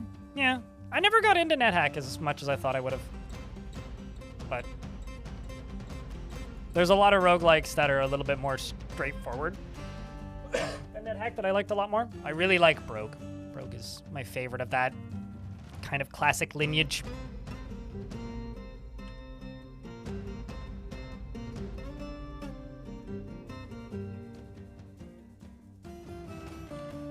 So at some point, a beast is just going to show up in my fortress because it is capable of getting to us, but we can't get to it. And now it's rotting. Well, that's not good. Random sock on the floor? There's probably more than one. Dwarves do have cabinets in their bedrooms, so even the messiest dwarf will eventually clean up their sock, or it'll get unclaimed and thrown out. So that's fine. I mean, like, have you ever walked around in a city and seen a McDonald's cup? Same thing, you know? Someone will pick it up, or they'll pick it up, or the city will pick it up. This fort has plenty of mechanisms in place to deal with the trash. It's just not always immediate.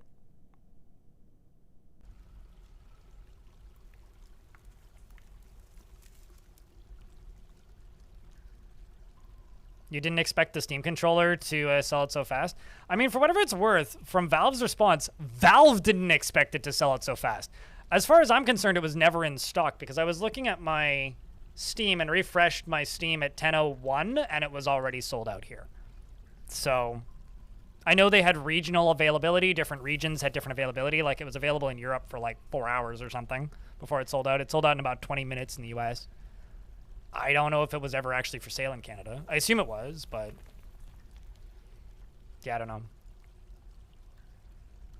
I'm not even remotely surprised that it sold out so fast. Okay, here we go. The beast comes down, and the dwarves charge. First dwarves to get into contact are novice swords dwarves and dwarves that are getting stunned immediately. Bolts are flying into the creature's body. Blood is splattering everywhere. Fortunately, I don't think it's my dwarf's blood. Nope, it is not. Boot here, who's boot murdered, is doing a pretty effective job stabbing it repeatedly, and the beast is dead.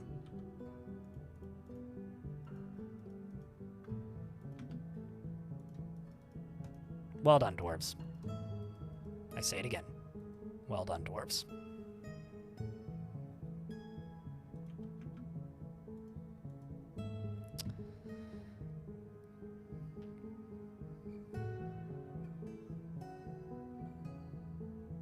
You hope they make a revision without screw holes in the back? Why would you want it to be harder to repair?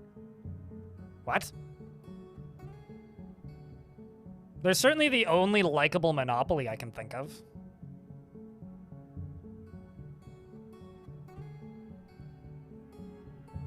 In regards to Steam.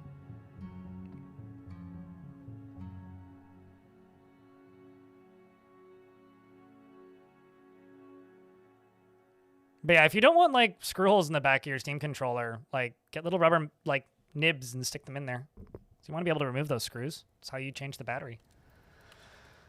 Forces of the Thunderfire ran around and okay, they clashed with a single goblin and slayed them. I feel like we're getting to a point where I could just take them over.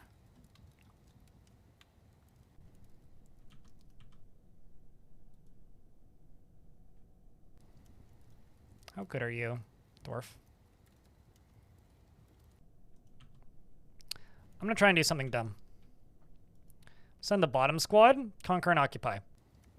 This might kill them, but good luck, dwarves. You're brave. I have faith.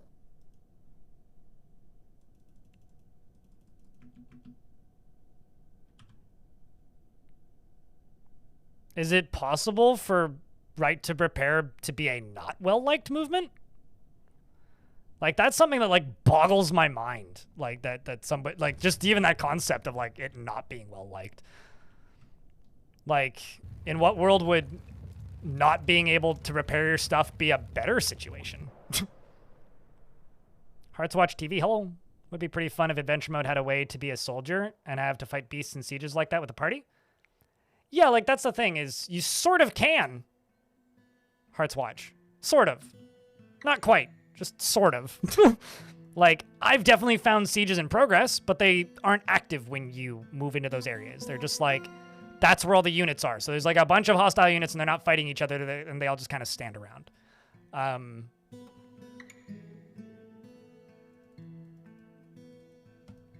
Yeah, I don't know.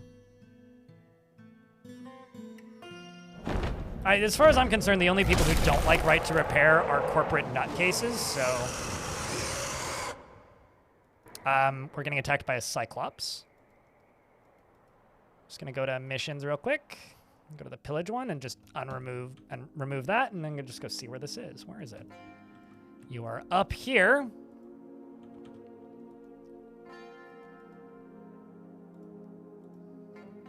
Go stab it. Because they're all just coming back right now. About to get by some ads. I will pause the game until the ads are done once the ads start.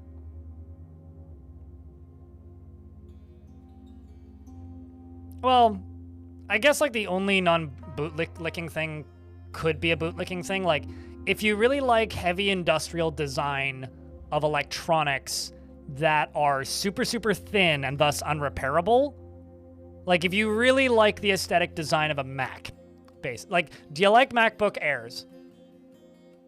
You probably wouldn't like a reality where Right to Repair won with Supremacy, because then it would be thicker so that it could have a replaceable battery. It would probably be slightly thicker so that they could have, like, accessible screws. I don't give a fuck. Give me a thick, fat phone with a replaceable goddamn battery and a headphone jack, you dipshits.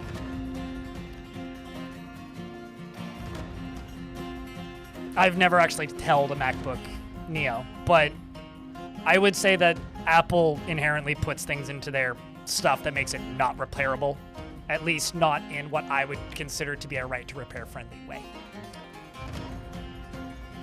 I have cut my hand on an Apple laptop though, like straight up. I've gotten like paper cuts off of a MacBook Air that I used for a while for a thing ages ago.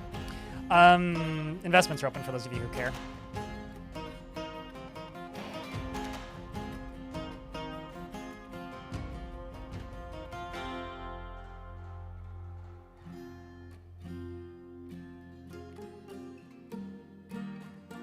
You can't pop the battery out without unscrewing a bunch of stuff, of course, but it's not glued or hardwired in. Yeah, the RAM still is, though.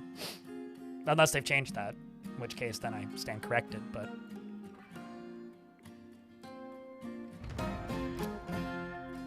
You love your Fairphone and you're very angry that Sweden made weird choices with the 4G and rendered it unusable for the time being. Luckily, I'll move to a country where it'll work again. What? Seth, what did Sweden do with, like phone connections? Rip.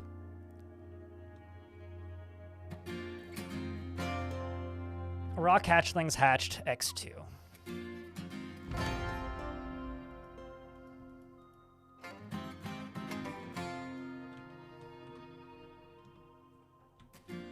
The nice thing about caging up Mom and Dad Rock is all of the baby rocks now are automatically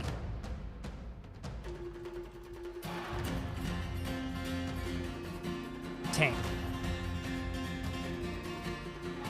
Just gonna slaughter 2 rocks real quick so we can get some meat. Should also start selling rocks.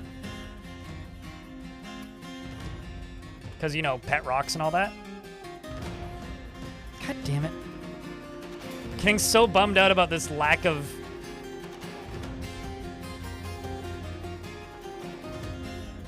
baby dragons. What do I need to do?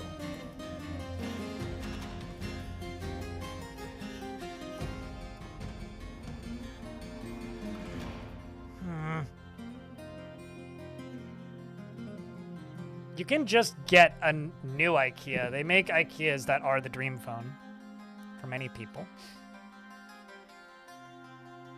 Do I have any pets or stories of past critters? Like in real life? I don't have any pets.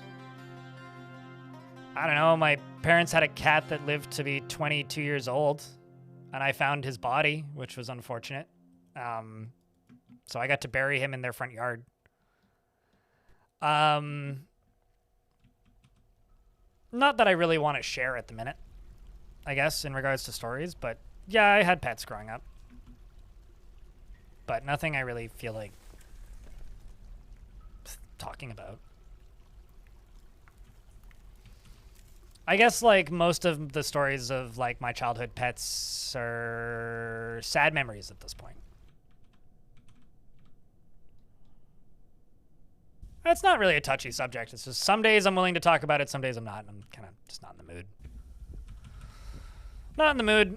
That's all it really is.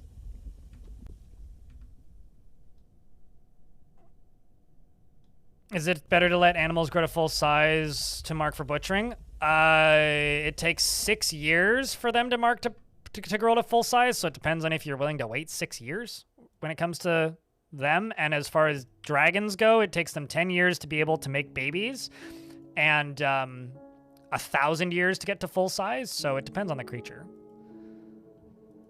But yes and no, I don't know. It depends on how fast they're multiplying. I'll butcher the rocks when I have too many of them, and I'll go for bigger ones if I'm not going to use them as military rocks.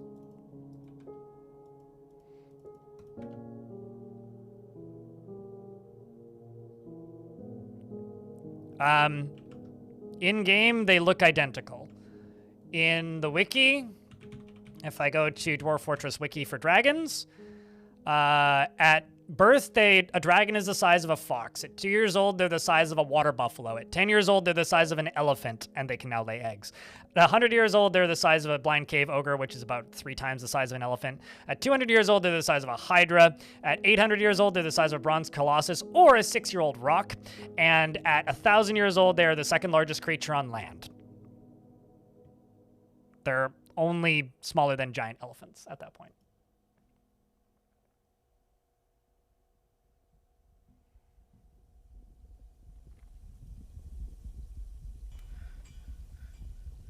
But in fort mode, they look the same size. Like, the sprite is the same size. Also, Stone, because you saw the spammer and I didn't. Did the spammer post in the subsection? Crypt beer. I'm just seeing that there's recent things posted in there, but I'm not sure if those were from the spammer or not. Excuse me.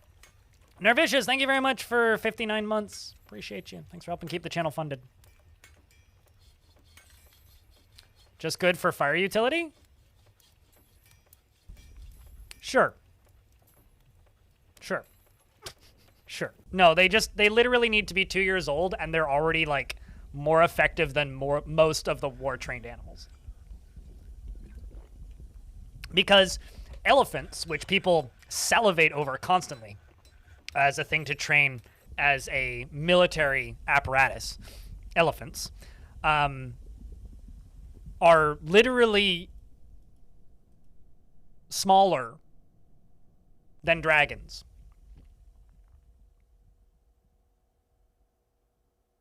After 10 years. So you just need them to get 10 years old. And elephants take the same amount of time to age to 10 years as a dragon. So you saying that they're only useful as that, it's like, well, they don't graze, so they're easier to raise than elephants. They take the same time to get to being war trainable as elephants. They are elephants with a flamethrower. And so if your definition there is like only useful as the fire utility, it's like, I don't know about that. They also actually have combat skill, unlike elephants. So they're actually quite easy to train as far as, like, big trainable war animals go. Oh, in comparison to rocks, 100%. Like, you will... Oh, that's... Why is there water appearing here? Buckets. I'm stupid.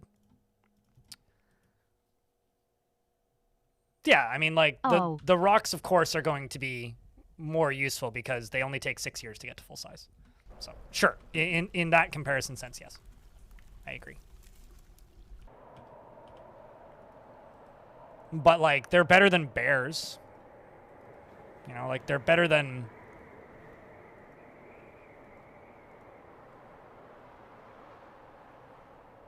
a lot of creatures. Just kind of by default.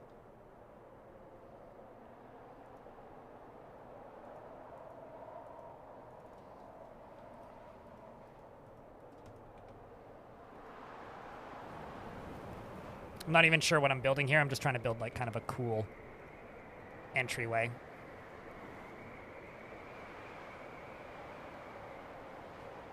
With how underwhelming grizzly bears are? You need quantity over quality when it comes to any war animal. But you also have to remember that, like, a single dwarf can kill, like, a dozen bears easily. Like, as long as they're slightly trained, so... That continues for your own squads. Holy fucking medals. Kage Jatai, thank you very much for the 17 months. Checking, I got a big round of beers for Kage, keeping that sub alive for 17 months. Thank you so much for helping keep the channel funded. Appreciate you greatly. You and Narvicious.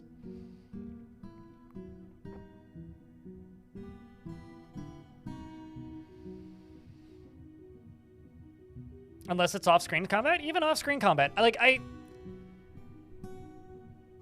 People vastly overestimate the effectiveness of war animals in Dwarf Fort.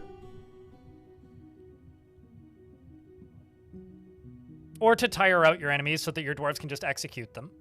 Like, if you're talking about on Fort, like on the map, Yeah, they're mostly there as like a distraction or thing to tire out the enemy. If you're talking about like, I'm actually just gonna go here. Let's go here and go to, like, if you're talking about like, I'm just going to get rid of everything. If you're talking about on the fort itself at any given moment, they're mostly there to act as distractions and to tire out the baddies. If we're talking about like when attacking external locations, it's about outnumbering them is what they're for. It's to make it possible to outnumber the enemy and swarm them, because that's what gives you the advantage when attacking off map.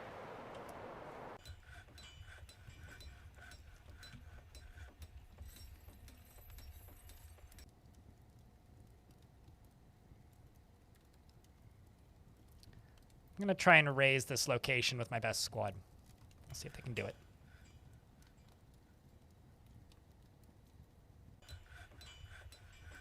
Why would war dragons be any of an exception? The bigger the creature, the more effective it is. So something the size of an elephant is going to be more significantly better and more effective off map than something the size of a dog, you know? So war dragons, I'm not raising them because they are a winning ticket to defeating every enemy.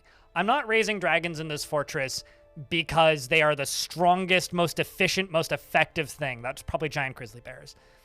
I'm not raising them because they're easy. I'm not raising them because I'm heavily benefited. I'm raising them because I can, right? There was a comment that actually I should probably read that was left on my recent video talking about mermaids. Let me just go grab it real quick. I'm just going to read this comment verbatim. Just let me go find it.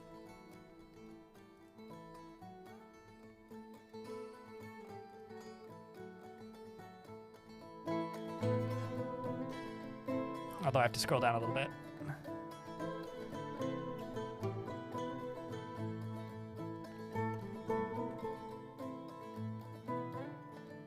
Also, I've had a couple people comment on those videos saying like, I was in this video and I posted this years ago.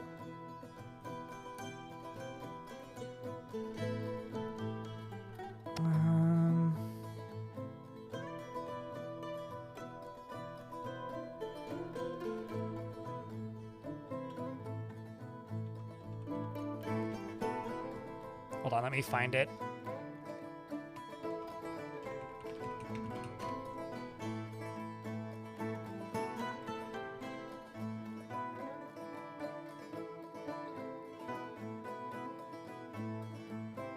Stupid cheered. X123.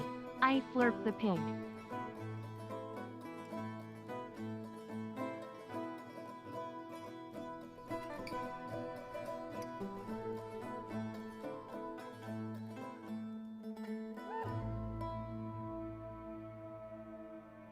Now I'm trying to find the video. Or the comment on the video. No, I can't find it.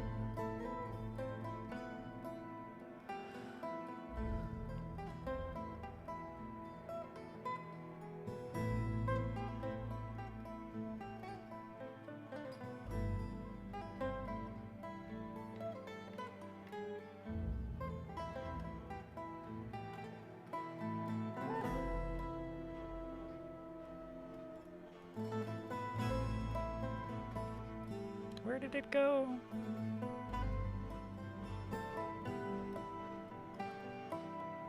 Oh, someone said that I look like old Jacksepticeye, which is wild to me.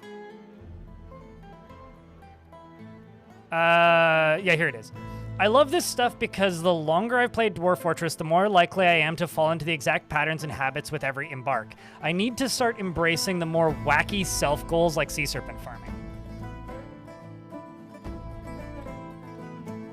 So what I'm doing is I'm not doing this because it's like efficient or optimal or even good necessarily.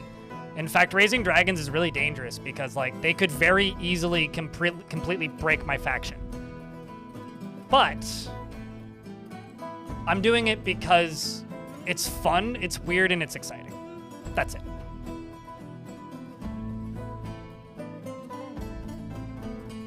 Certainly. All I need is I need a tame dragon to sneeze in a crowd of people, kill a bunch of dwarves, and then be killed by one of my dwarves, and then all of my dwarves kill each other if that dragon is a pet of somebody or bonded with somebody. Because, like, it's very rare that that would happen with, like, a bear. Because if a bear, like, sneezes, it just sneezes. If a dragon sneezes, you have a blowtorch the strength of the sun in the middle of your living room. It's like playing spin the bottle with a carpet bomb. Also, thank you very much for the $1.23. Fire stupid.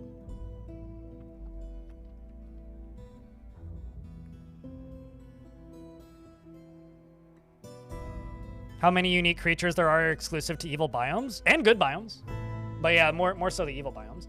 So this was me trying to demand or conquer and occupy this location. So I sent a squad of 4 barely trained dwarves because, like, my squads weren't really fighting with many anymore.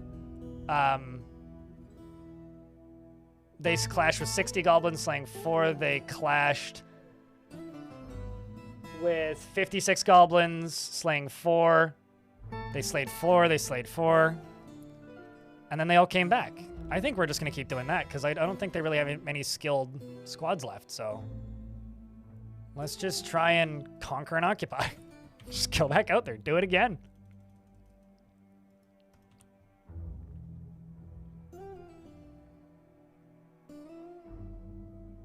It's the most... So you know how, like, when things catch fire in Dwarf Fortress, they burn? When something gets hit with dragon fire, it disappears almost instantly. Let's, allow me to, let's play a game here, chat. Let's play Big Monster versus Baby Dragon. I've got 3 baby dragons over here, okay? I'm gonna go here, and I'm going to place an Etten up in here. And I'm going to put a lever back here. It's going to take a little while for them to place that there, but once it gets over there, I will show you why I'm raising dragons.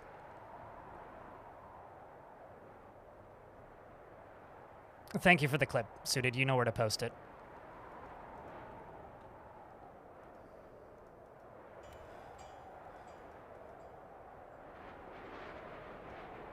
But yeah, genuinely, I'm doing this because I can. It's mostly because I can. And to say that I did. You love my quick guides. They've been helping a ton. Got into Dwarf Fortress again. Finally reached population of 50. Hell yeah! Bunch of necromancers and citizens. Uh-oh. But undead invaded, so now I reclaimed the old fortress. Hell yeah. Are dragons fireproof? Anything that has an ability is supposed to be immune to that ability. So dragons are immune to their own dragon fire. Or are supposed to be. Forgotten beasts that shoot out deadly dust are supposed to be immune to their deadly dust, etc. Does that mean they always are? No, but they're supposed to be.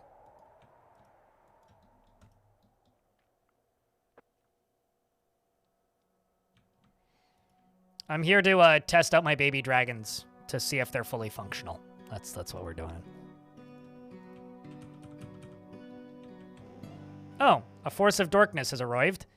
The army is commanded by the goblin Atu, who became a baby snatcher. I think this is a bug. I'm pretty convinced that this is a bug. Because these are supposed to just be child snatchers.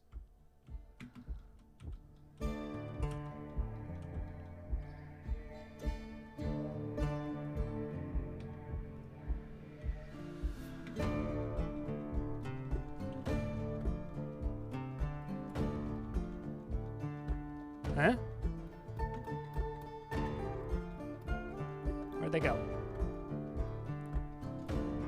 Well, I caught 2 of them.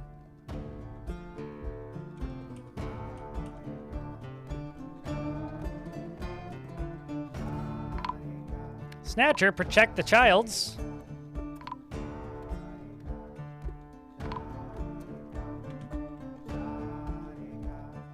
And here goes Rel. Amongst the other dwarves. First of the cave dragons comes through, which dies very quickly. Got one of the goblin siegers in a cage. who we could, of course, just feed to the dragons.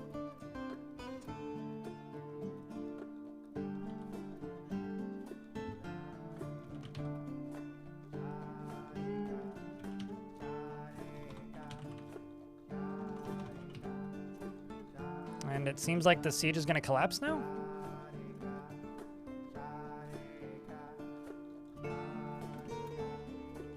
Seems like it.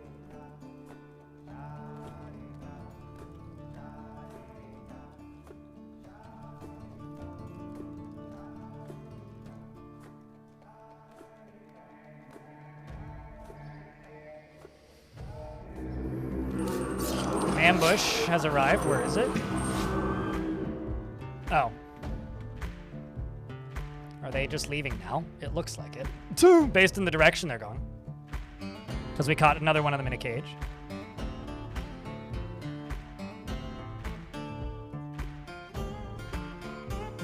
Nope, they're coming back. But what I can do is we can go more literal with my test.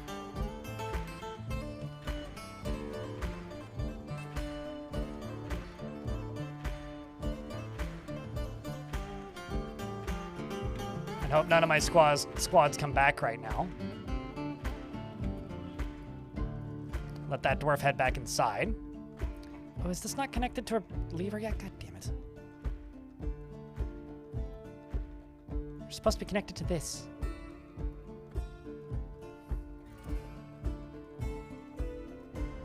Maybe I'll have time. Basically, I'm thinking, what if I open this?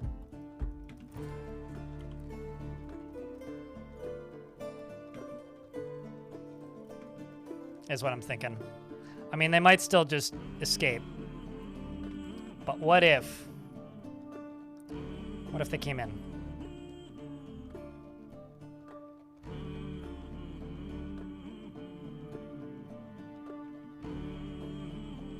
It's open.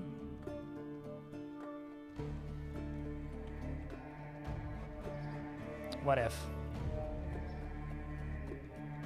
Anonymous, thanks for checking out a gift. Appreciate you.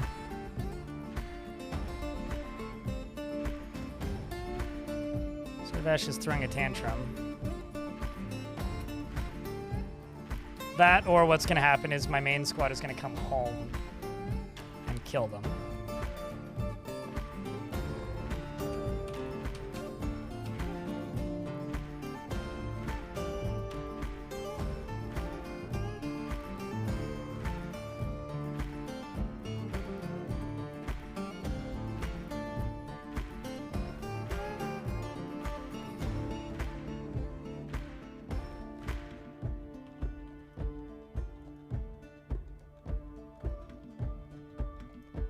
Ha!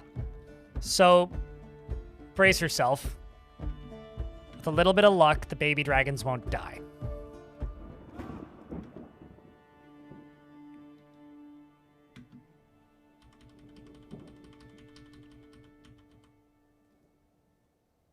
So this baby dragon radish, who's 2 years old, is currently clawing a goblin in the upper leg. An artery has been opened and a motor nerve has been severed. These are untrained random baby dragons. It successfully dodges the an attack, and the severed part sails off in an arc. The goblin then stabs the baby hatchling with a silver spear, tearing the muscle and tearing the spine. No, baby! Radish, please.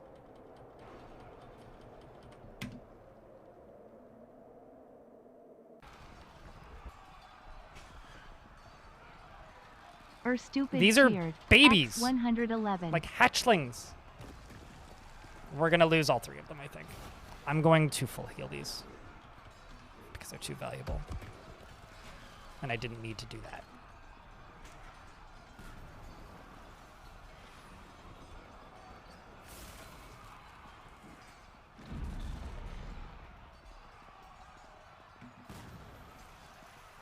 But, like...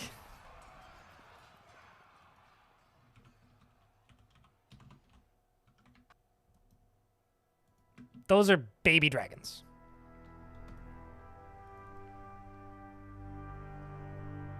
Babies. I don't know why they didn't breathe fire. Normally they do, but... they didn't.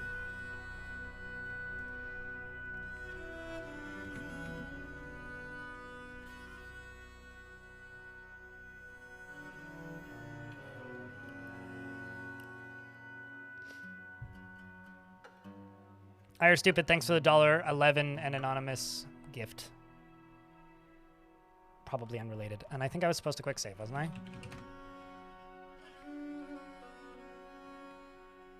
Is a dragon effective for, like, leather armor?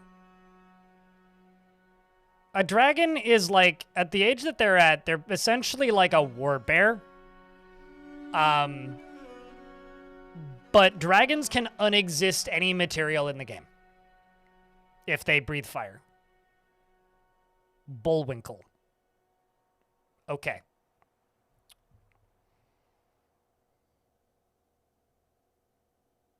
Yeah, they do kind of have the xenomorph look, don't they?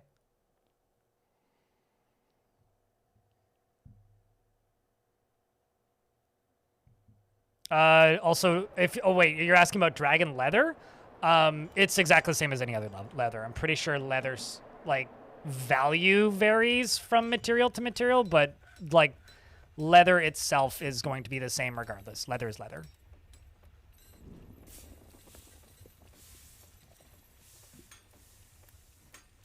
So that's not going to make a difference.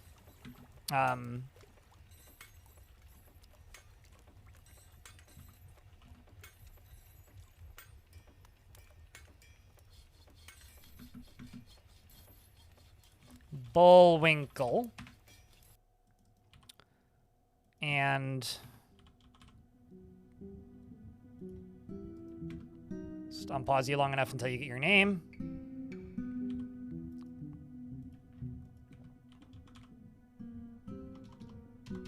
I will make Bullwinkle a pet. Did I not? Did I not? Oh, there you are.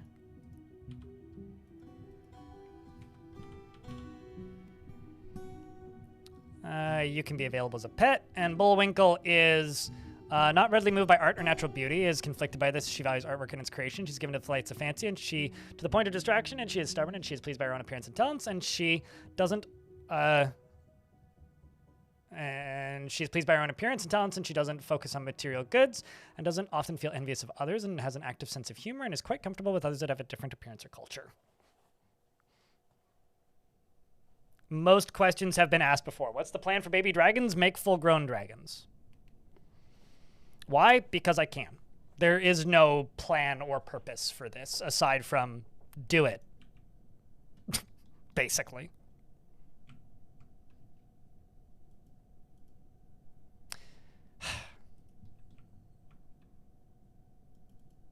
And then raise the babies to be, you know, full-grown. That is the whole plan. But the oldest baby dragons are only 2 years old, which isn't very old.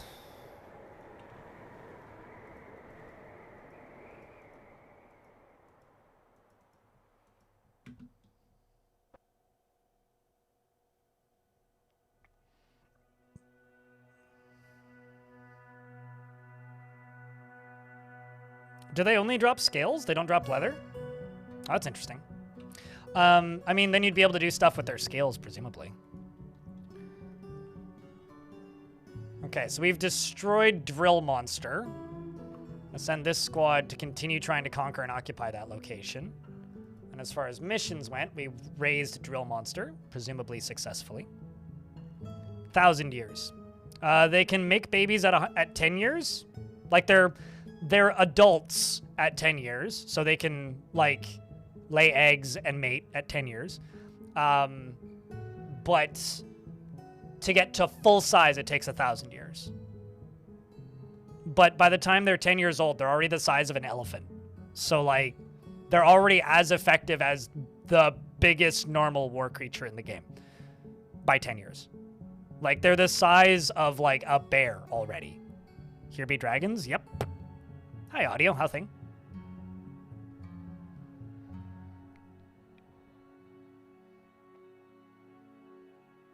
You can't craft anything from skills?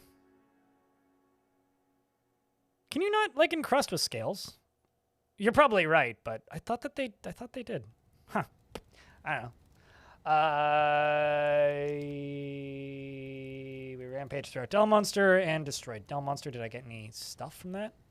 Random throne, some gloves, backpack, and a robe. Okay, so not much.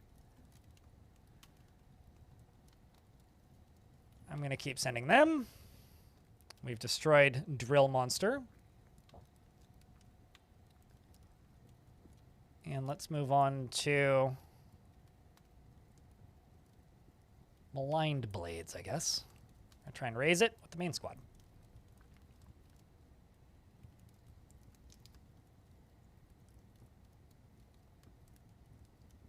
In older and older versions, you could block their fire with any shield. Still the case. But that requests a successful block roll. And dragons can just breathe fire, rapid fire. So maybe useful if you're legendary and in adventure mode. But against like normal enemies, not really a threat.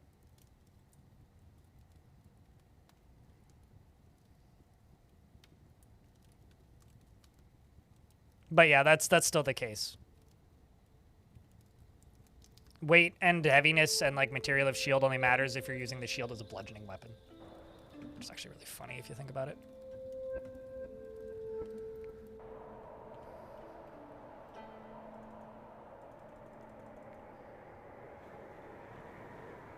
No, because if you demand tribute from goblins, they will just invade you.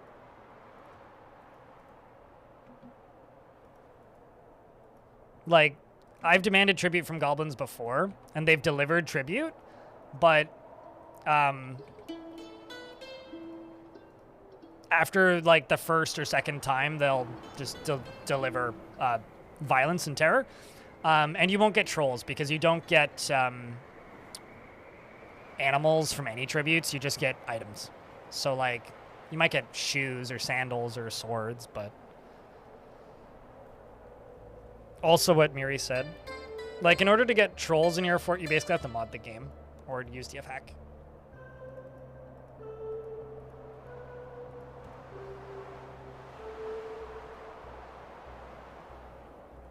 Okay, I'm just gonna lock this door. And we're gonna see how this goes. So this is going to be Etten versus baby dragons.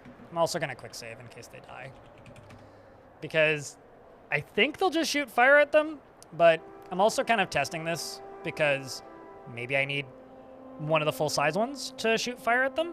And if that's the case, then okay, I will bring up the full-size ones. Because I do actually need to do the science on this. As to whether or not baby dragons can shoot fire.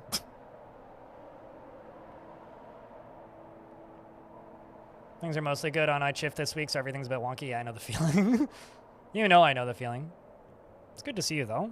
Thanks for keeping that sub around as long as you have, dude. Like, you know, the channel's changed a lot over the years, to say the least.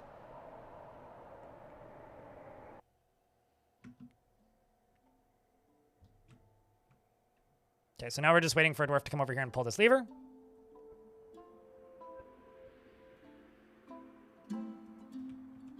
Which shouldn't take too long. It's probably going to be you. Nope, you're linking a lever to an unrelated trigger. So we need you to come here and then do that. Now it can be pulled. So now we just need a dwarf to come and pull the lever.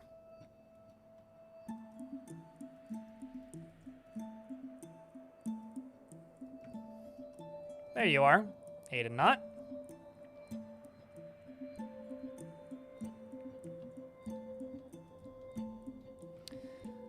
One time you had 2 demon monsters from 2 goblin civilizations get married to each other. Oh, that's awesome. In your fortress? There we go, see? Dragonfire! That's what we wanted.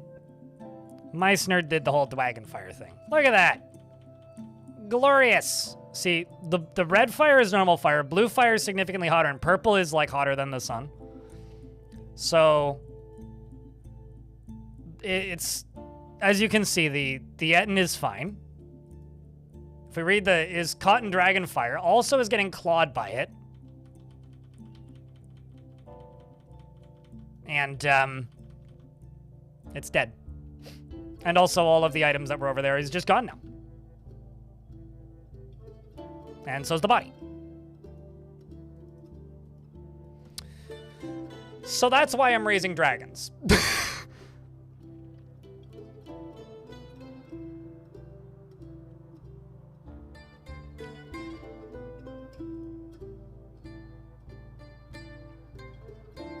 Thankfully, they didn't blast the doors out with them, which wouldn't have been all that hard to do.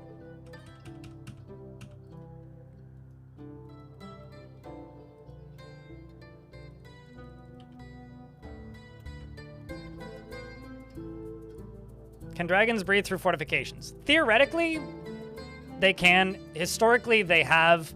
I've heard a lot of reports that they don't anymore, and if that's changed, it's probably got something to do with the updates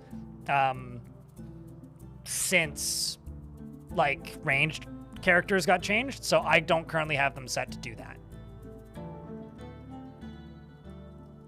Or I'm not setting them up to do that because I don't know if they will. I'll have to test that, though.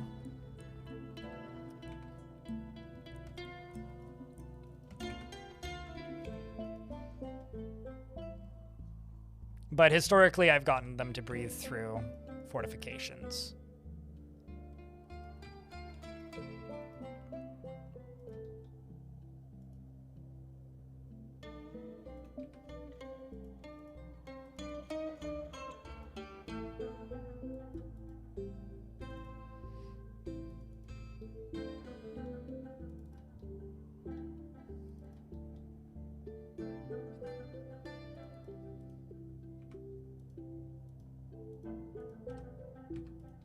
So I need to do some testing to figure out if that still works, I guess is what I'm trying to say.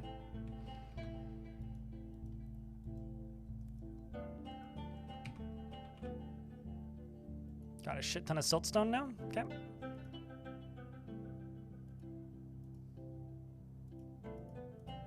Just want this layer to look nice because it is kind of the front door layer.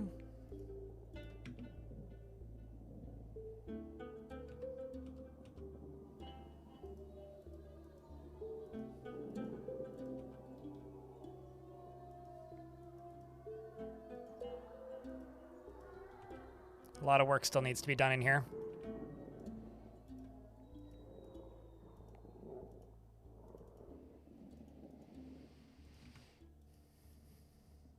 Do I have shale blocks? 50, not really.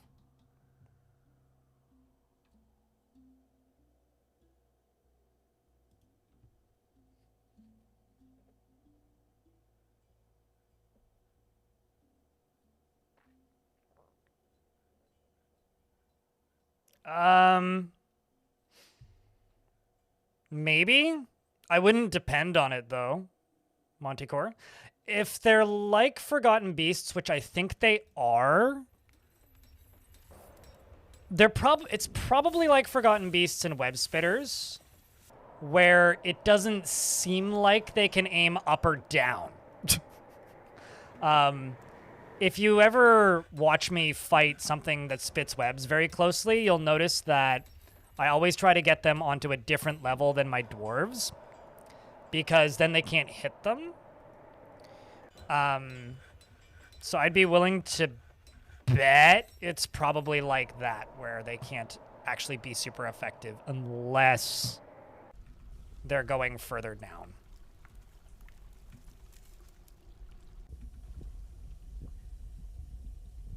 So let's just try and dig down one layer.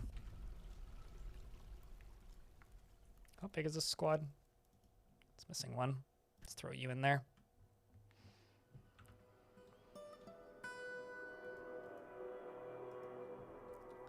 Let's also check bars. Let's do steel bolts and iron bolts. Steel bolt. Iron bolt. Bolt? Bolt.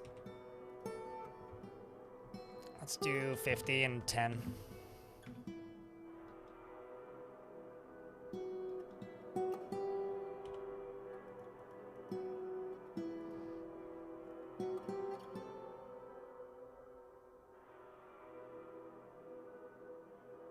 You're just excited by dragon applications? No, absolutely. No, I agree. But I'm pretty sure it's like the old Forgotten Beast code where it's just like horizontal.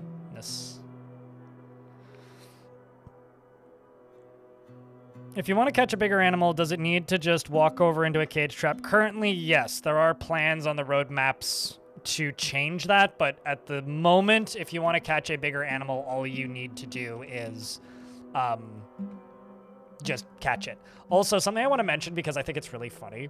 Someone left a comment on my mist generator tutorial recently that was like, wait, this seems really complicated.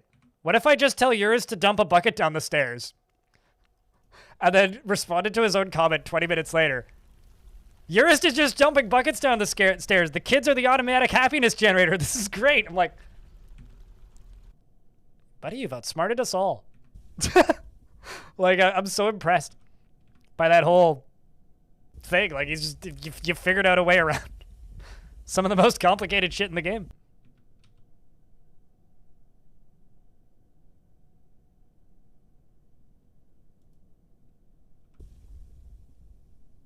Okay, so that's safe to dig through. That has water behind it.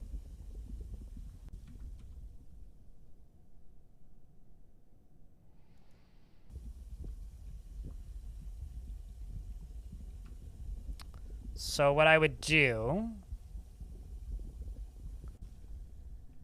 is pump water up to here.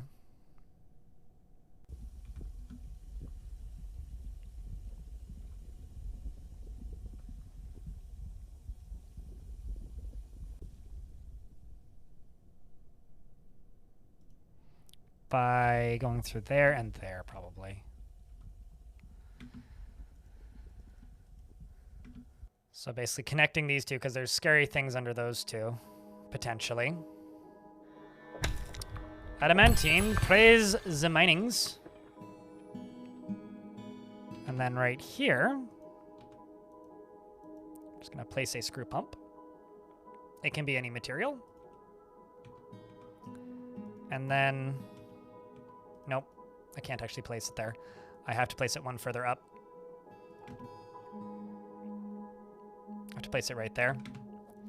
And then do that.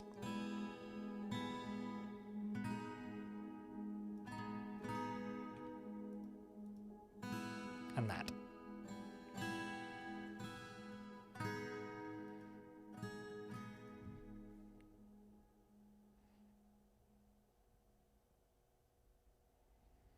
What are the difference between human, goblin, and elf sieges?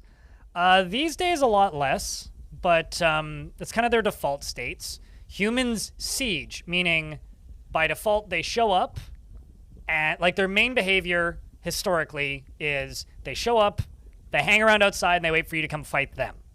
That now it's more varied, but historically that's what they did. They tend to bring a lot of mounts, and they're very tall.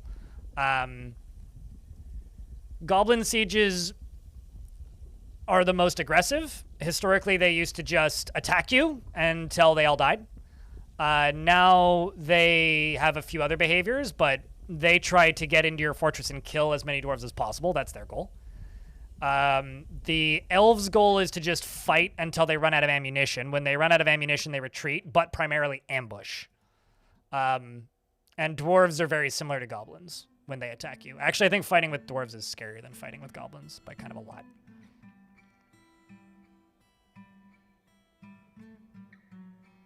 As Idle Villager in YouTube chat says, I tend to use aquifers in higher layers to make misty staircases these days in a collection and drainage area below with the misty staircase. Absolutely. A giant named Stazos Noxosp has come, a creature resembling a human almost unparalleled in size. And I will just tell all of my squads to go kill it because they're all on the map. Speaking of on the map, see how this went. We tried to seize Hex Wonders. We're down to a much lower number of goblins there. Even lower number of goblins. We also got a spoils report because we went and raised another location. Dwarves tend to parlay too. So do humans. So do goblins sometimes, but they only parlay if they're sending big generals. Weed McYeet led the attack.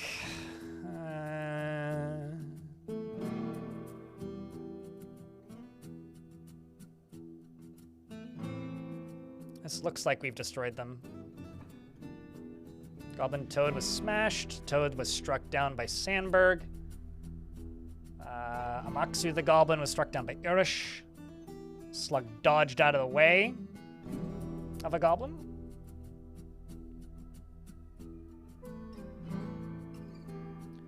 And they seized livestock and rampaged throughout. I don't think they destroyed it, though. Yeah, it doesn't look like it. Yeah, they haven't destroyed it yet. So far, those dark pits are the only one that we've destroyed.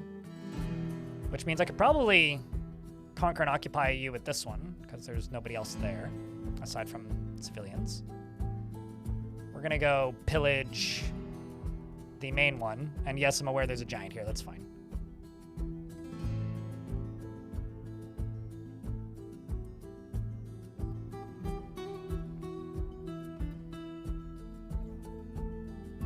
It's just like rock.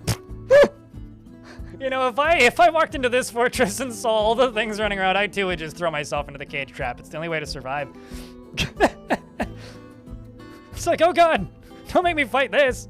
There's no way I can survive this. Dragon food it is.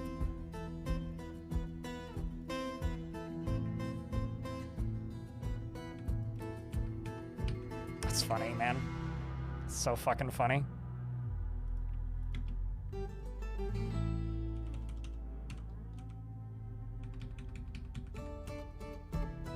Actually, it's probably being carried somewhere.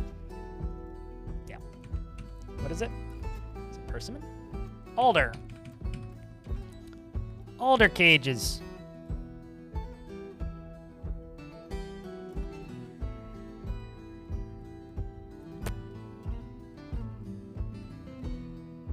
Maybe it's grown alder cages?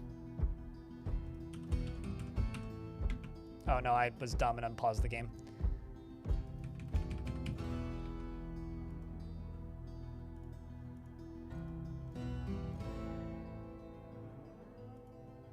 There you are. Let's kill a giant with some wagons. Keep in the cat tavern? Dude, I've got like 12 of them. Maybe not 12. I have like 5 others. My Dwagons is bored. They need to play.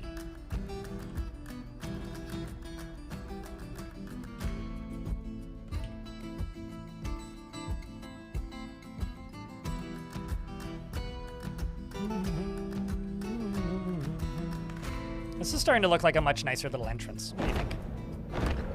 Also, some forgotten beast named Iruk Inurns. Iruk Inurns! Oops, shit. I clicked the wrong button. It is an enormous shrew with lidless eyes. Whenever I get these, I have a heart attack.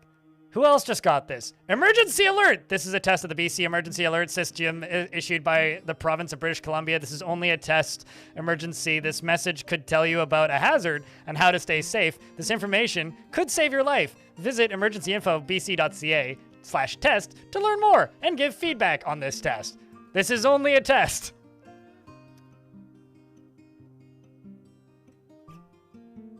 Anyway.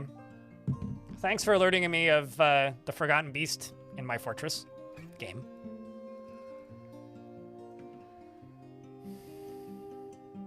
It's a shrew with mandibles. It's a mandashrew.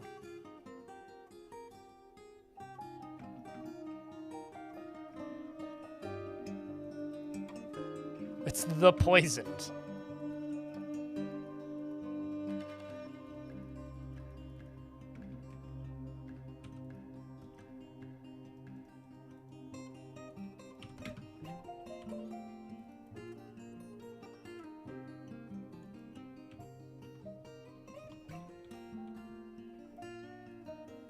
Keep typing in shrew.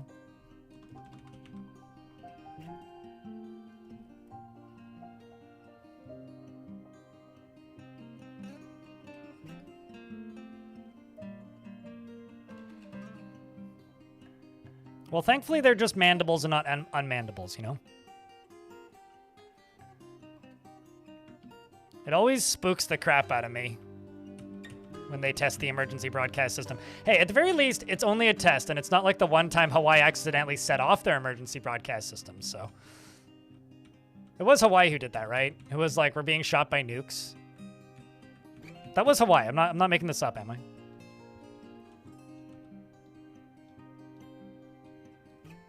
It was Hawaii? Cool.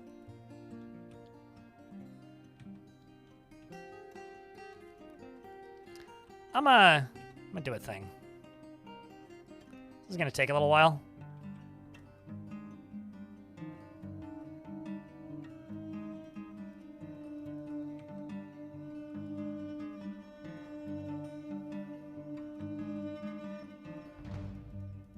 I'm just gonna build a walkway across this. It's gonna take a while, but.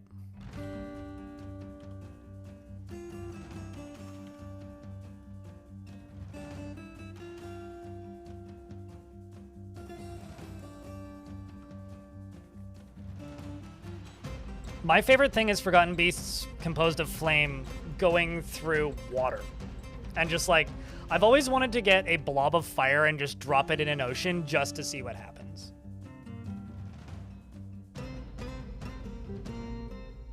What did you just get injured by? What?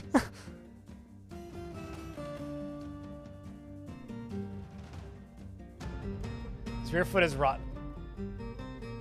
Did you get covered with like deadly dust from something that just makes you rot? But it says it's the poison, so I guess it checks out. There's got to be like deadly dust somewhere. The pits of malign blades far to the east has been conquered and incorporated into your holdings. We got one, chat. And Sodell has claimed the position of administrator of Girder of Arenas. Fuck yeah. Yeah, I know you're right. But that one had like deadly spittle, so I figured it got infected with its own stuff. There must be like deadly dust or something out here on this island. Like, let's take a peek around. Cause like,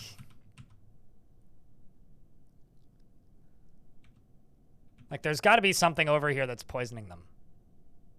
There has to be, or like down in the water, maybe.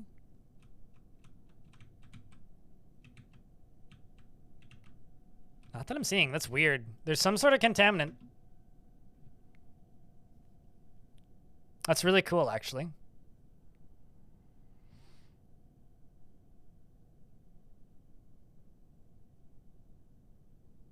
Make you think of Jim Carrey. Why specifically Jim Carrey?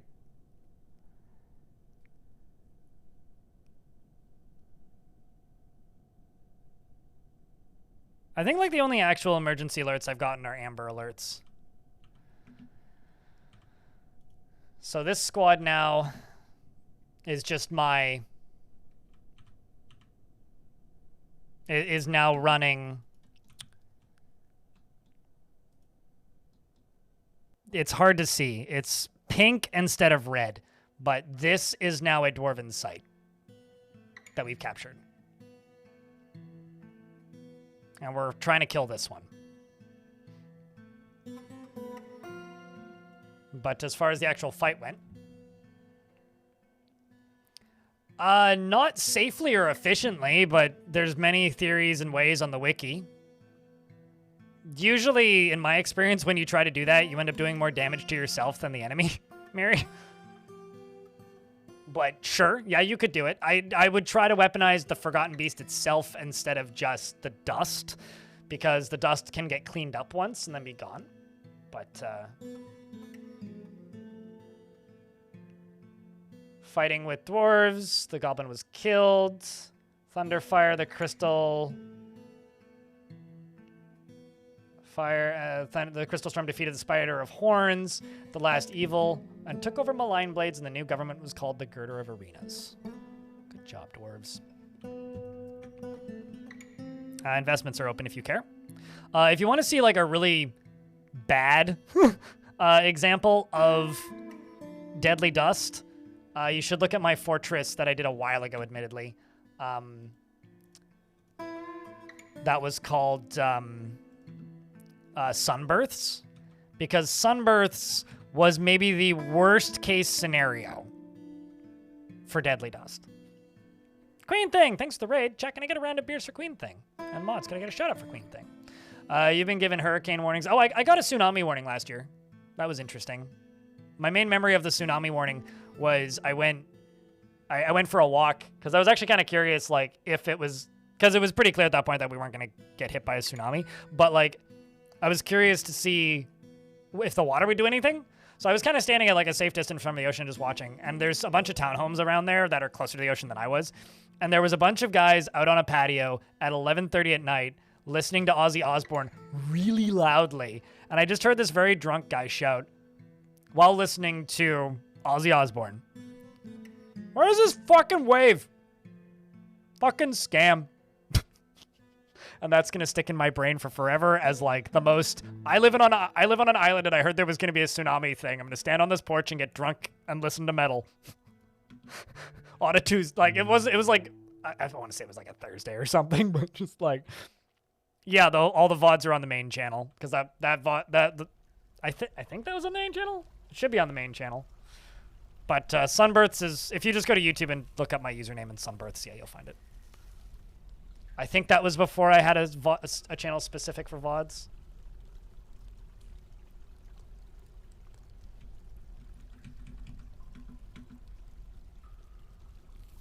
Hey, Beastie McDumdum. Come at him.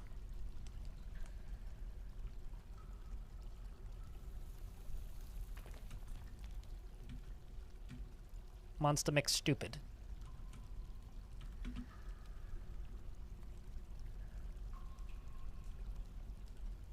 Beastie Mc, get over here.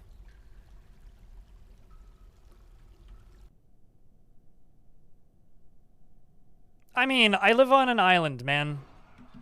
An island full of characters. Oh, this is way too close to the ocean or to the water for comfort. But we survived. And nobody drowned except for Aruk's left foot. Well done, dwarves.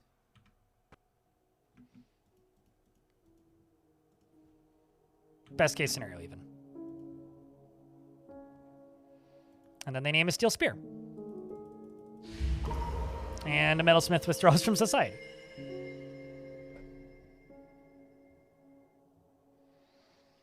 I mean, obviously it depends on the island, but like at least where I live, it's not quite a small town. It was a small town 2 decades ago, but we're close to a lot of really small towns. And that's kind of how you get characters, is just be close to small towns. I also need to mention that I live like a 20-minute bike ride from the only Green Party riding in Canada. So most of it is islands off the coast of where I live, in the Gulf Islands. But there is one town on the mainland that is part of that riding. So like if that says anything, there's a lot of characters in this city. Like there is a dude who walks around town with a baseball bat and a hockey mask, and he screams at cars. Why? I don't know. Does he do anything? No. I see him almost every day.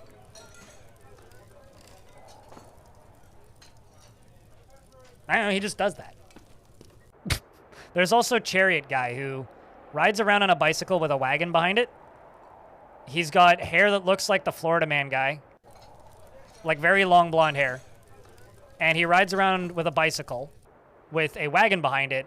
And in the wagon is a gigantic, like, full-size Canadian flag. And he just always has this giant Canadian flag. I don't know why.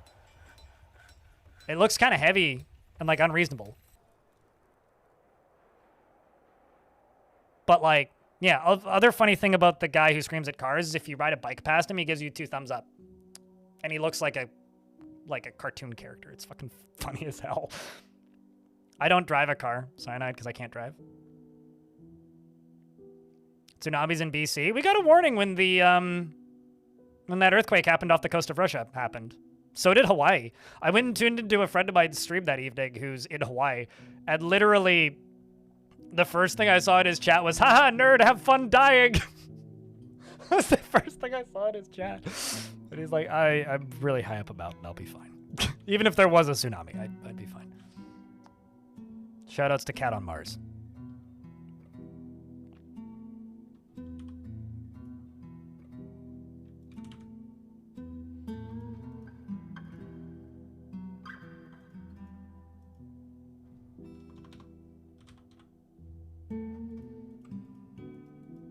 I actually don't know why they're not brewing drinks. Are we out of something? Empty food storage item. Right.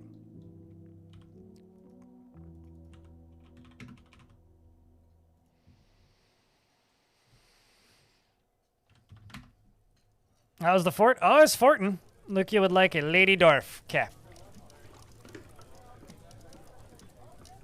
You are Alath Golden Cloisters the Trapper, who's a proficient Marks Dwarf and has killed a Forgotten Beast and a Helmet Snake.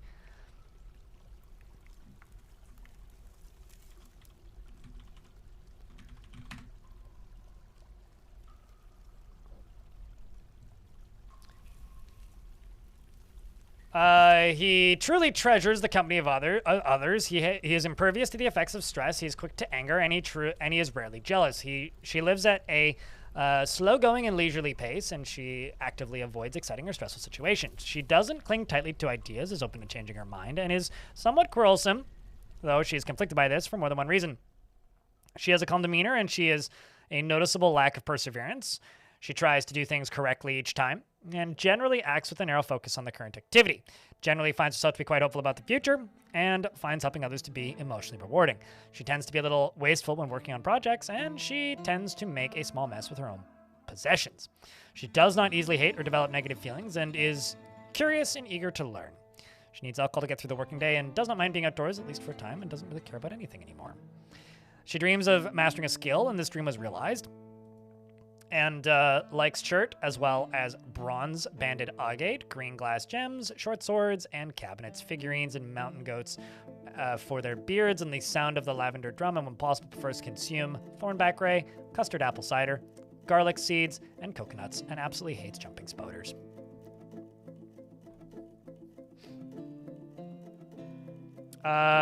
Is it trauma or luck? Yes. It's lucky when it happens, because sometimes they just get destroyed, and trauma helps. But usually, like, direct trauma, so, like, if a dwarf sees a dwarf get ripped to a billion pieces by a giant walrus in front of them, that's probably going to be negative trauma. If a dwarf was friends with somebody who died, they didn't see it, but the body was memorialized, that's also trauma, but that's more likely to not drive them insane, and more likely to make them into a hardened individual, or getting used to tragedy kind of thing. She has a clear voice, and her lips are thick. Her somewhat short head is extraordinarily broad, and her very long hair is arranged in double braids. Some factions are more prone to, like, tougher dwarves than others, so sometimes you might just end up in a faction where everybody's just kind of a wuss. I had one of those a couple forts ago, where, like, everybody just kind of went nuts, because, like, everybody in the entire fort was more or less just a wuss. We're gonna go pillage again.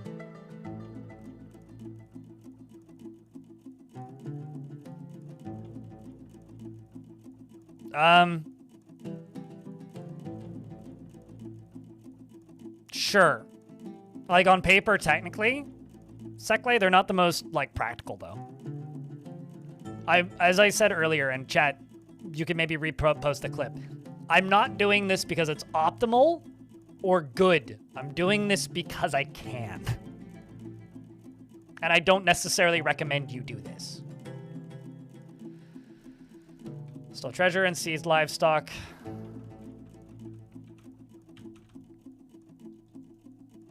Getting back to it. I'm just gonna go back to pillaging. Don't do that.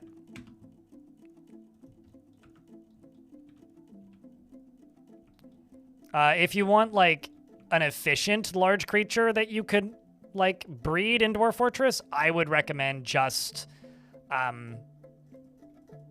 go for rocks if you're going to do anything. If you're going to go for any Mega Beast that you can train, go for rocks, because they're full size at 6 years. Making them get good and efficient and breed quickly, they get good faster, and they don't, like, they're not as fiddly. Dragons are a little bit more fiddly.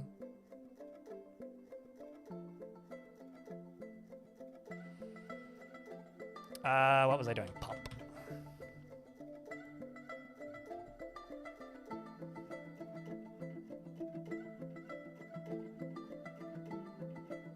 I have a fort where I am if I wanted to extract venom from a variety of creatures. Go to the wiki and read it. Good luck. I've never managed to actually make that work in any way. There are ways to add it to your weapons in the wiki. I don't think it's even remotely practical or useful or even beneficial. I think it's kind of a red herring that shouldn't be in fort mode.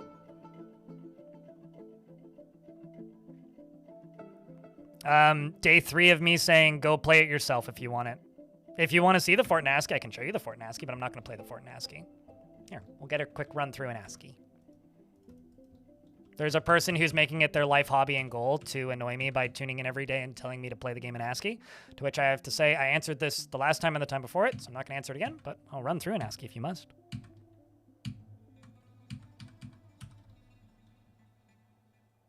Cavern layer, etc.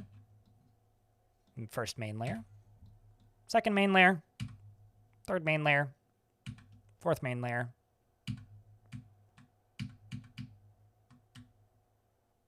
First cavern layer. The one that I have some populace in. And the bottom cavern layer. I love the purple in the bottom cavern layer. And the actual digging too deep portion.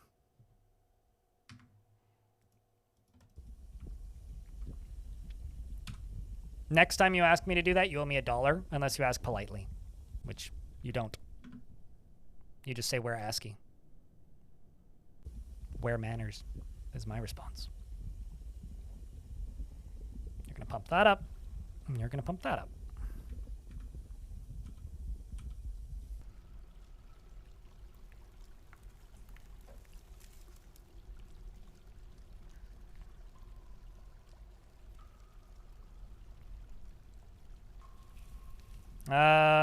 Who did gift you that sub? I saw it fly by. For a while there, Twitch was telling me who got gifted a sub by whomst, but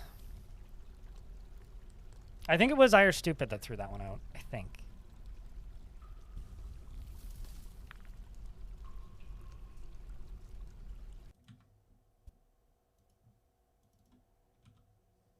So there's something evil back there, and something evil back there.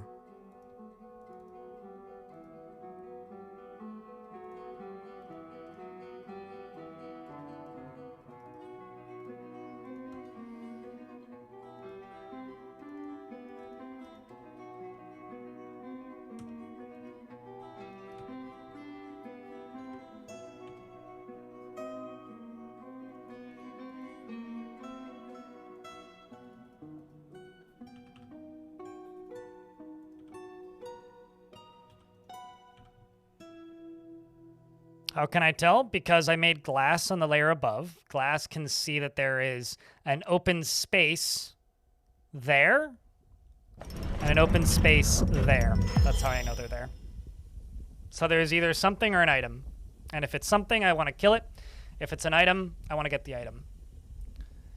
The metalsmith has created Idendubus, Nizgakadros, a copper chain, leggings, and offers it to Thunderfire, the crystal storm.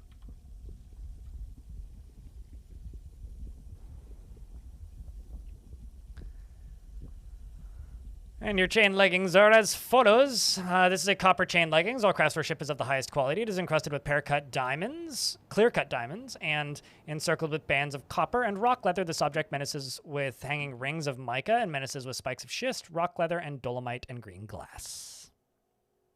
Oh, it's okay. I mean, I've had people ask me, like, how do I remove a door? Like, there's no such thing as a dumb question.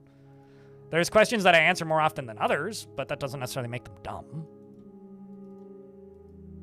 But if I answered it, like, a minute earlier, then I might answer it sarcastically. Is that an obsidian mine in the making? Hopefully not. I don't really want to fill it up with water. I also don't really value obsidian much in any way at all. Like, it's a nice organizational tool, but I have no real interest in using it for daily note-taking.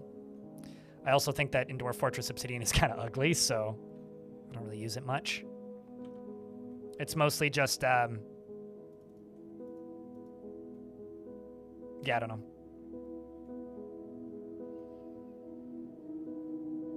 Yes, you do need to build siege equipment, Gavros. What happens if he gives $1 and asks unnicely? I will say thank you for the $1 and ignore the question. I have almost like zero interest in streaming the game in ASCII, so like if people want me to show off the fort in ASCII, that's cool. If your entire quest and goal in life is to just ask me to stream the game in ASCII, the response is just going to be no forever ad nauseum, and if you figure that out eventually, cool. And if you don't, then I respect the initiative, but I'm not going to do it because I don't want to, one, look at the ASCII all the time when I can't zoom in enough for it to be easily playable for me as somebody with shitty eyes, because it used to be, it's not anymore. And two, don't want to explain to my entire chat what I'm playing all the time. And three, they just want me to have to explain this every day, so I'm letting them win. I can ban you. Giraffe. See, I know that if I ban you and then unban you, you'll come back. This other person, I can't.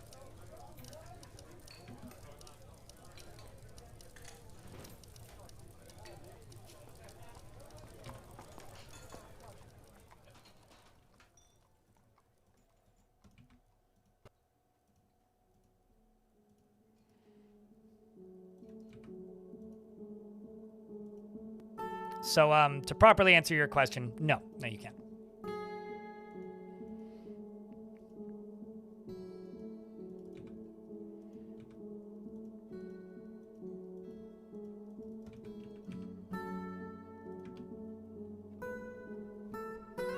You have quite a decent amount of adamantine now, but you're not sure what to do with it.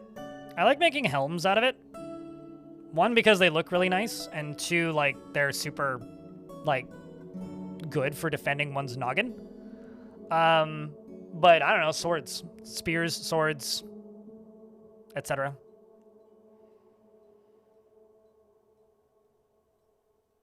And Tim Graham, hello.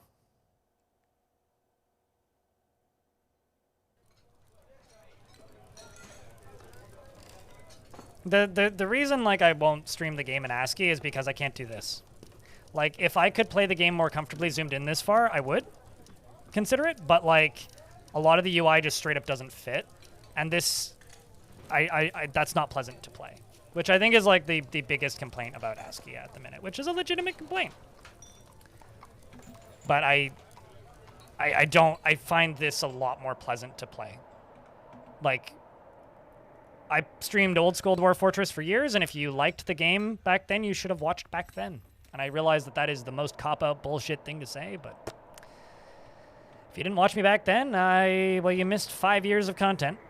And those are 5 years that I don't really miss. Where are my baby dragons? They're my baby dragons.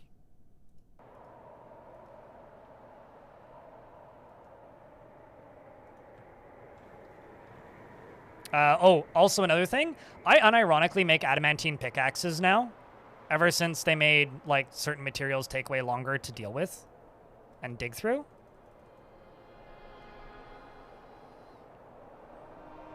You can edit the colors, which makes it easier on the eyes. I just haven't done that. It's also literally impossible to read if you're colorblind, Seckley.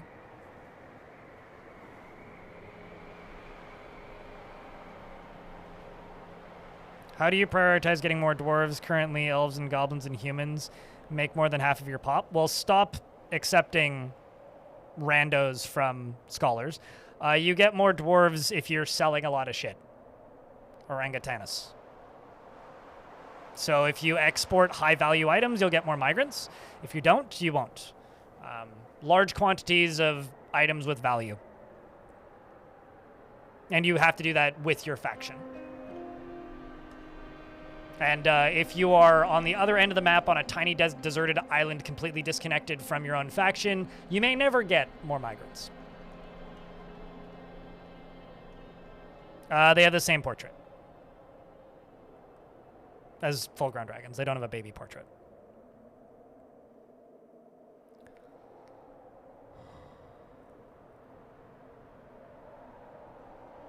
What's funny is that's like post-nerf. Like, food used to be worth like $20,000 a barrel.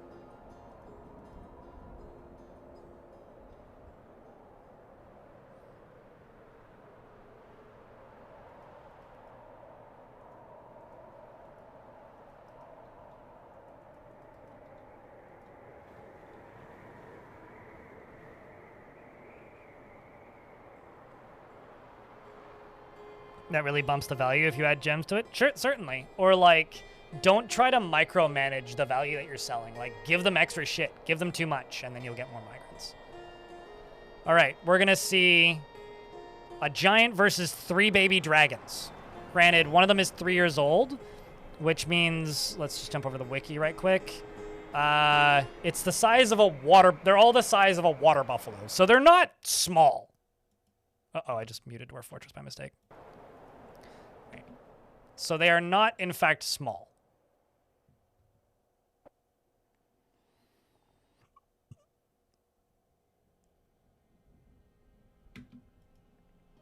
You know, if I was this giant, I too would be... face. Wallowing in misery.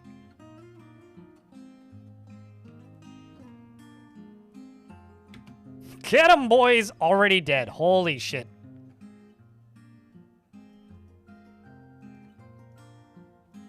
How did you...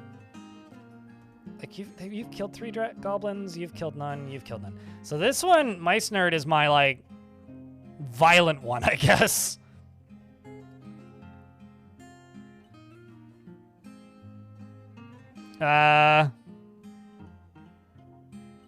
So literally all it did was breathe fire, caught the giant on fire, and then bit him in the head, which tore the left hand... Oh, no, bit him in the hand, which tore the muscle, and clawed at the lower body, which bruised the stomach, and it was dead. And none of them got credited with the kill, I don't think. Because it burned to death. Nope. That's been in since pre-Steam. Dragons have blue and purple fire. The purple is the hottest, most murdery fire.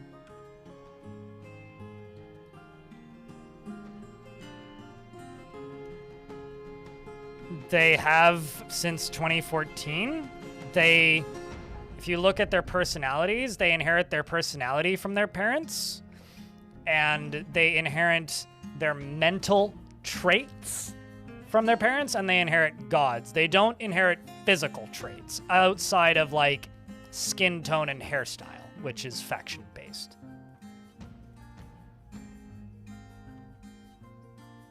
Actually, I think hairstyle specifically is faction-based, but...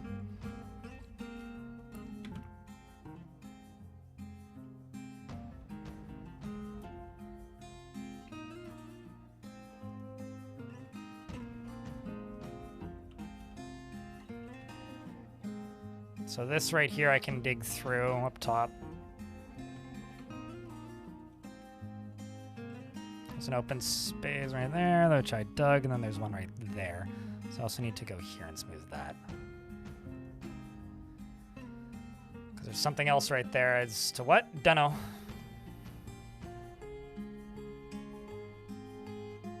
Because you've only ever seen normal fire.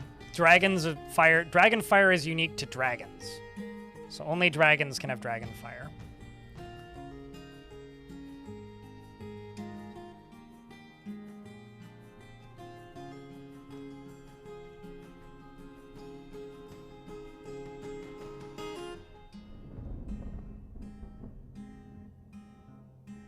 They'll just burn it, won't they? What, the, like, monsters? Yeah?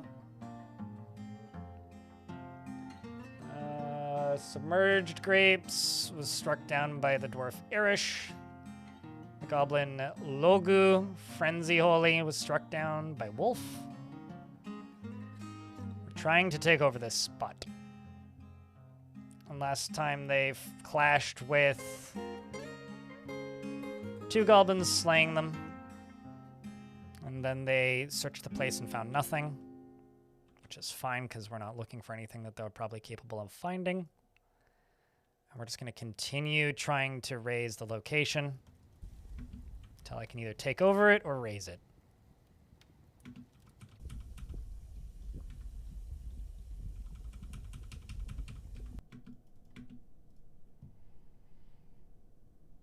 Archfaction is a pretty good name.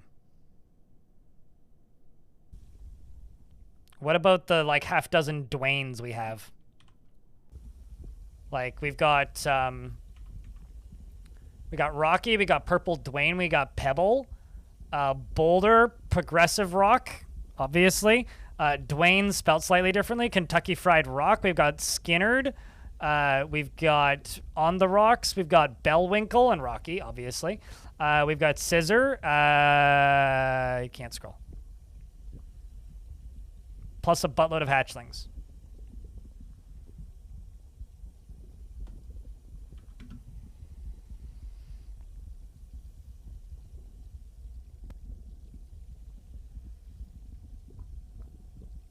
Deep within this place, we've uncovered what must be a treasure of the gods, which is a large shining metal hood, which is good.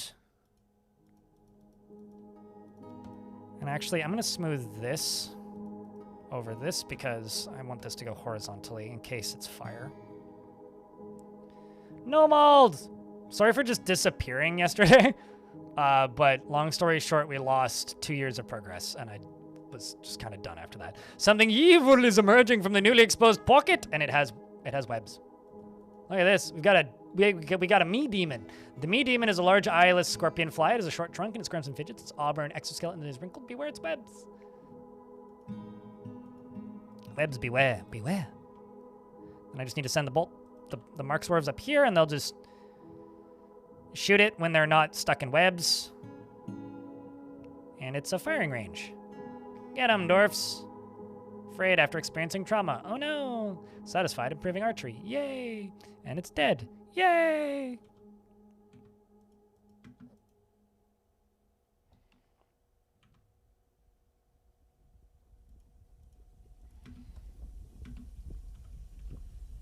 And you can go back up to here.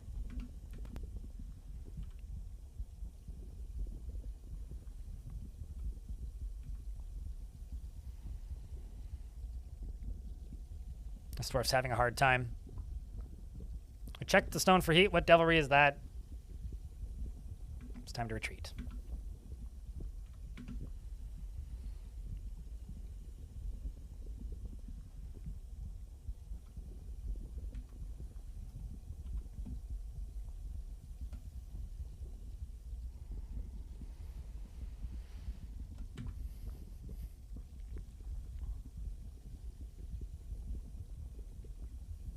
We left for a quick 3-minute Chivalry 2 round in the stream. Yeah, no, I was looking at the chat after I disappeared and then was like, saw that pop up. I was like, man, I feel bad.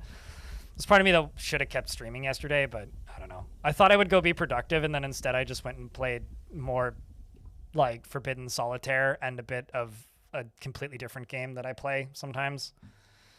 And then got grumpy and went to bed early. Nope, don't do that. That's what I need to channel through right there after we get all these gems out of here. Free silk. I mean, one single piece of silk ain't too super valuable.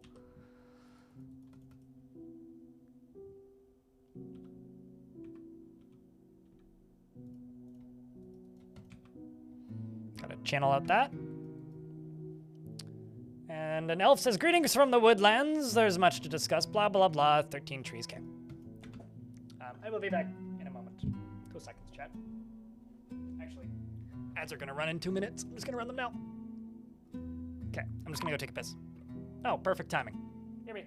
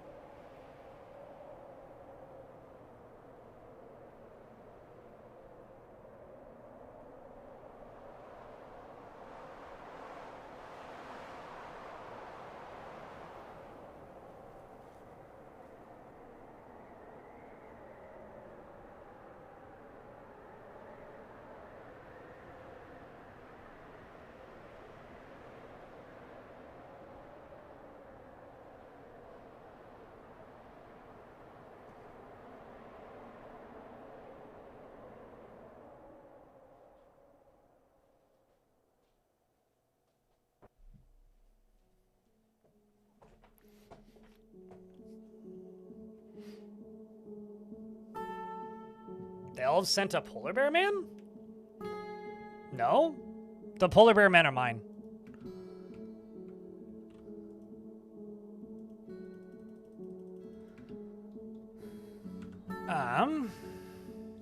But yeah, also seriously, thank you very much for the tier 1 for 3 months in advance. No mold. That's very, very kind of you. Appreciate you, man. Thank you so much for helping keep the channel funded. Several months at a time.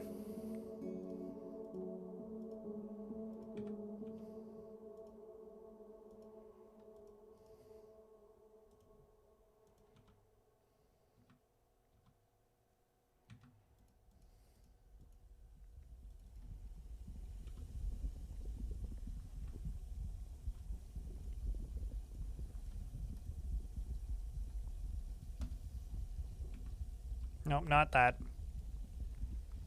Right there instead.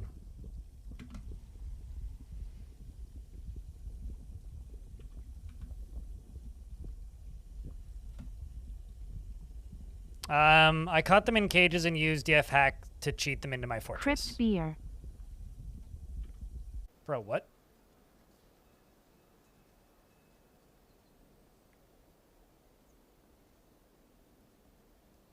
Why did you just come back as not part of a squad?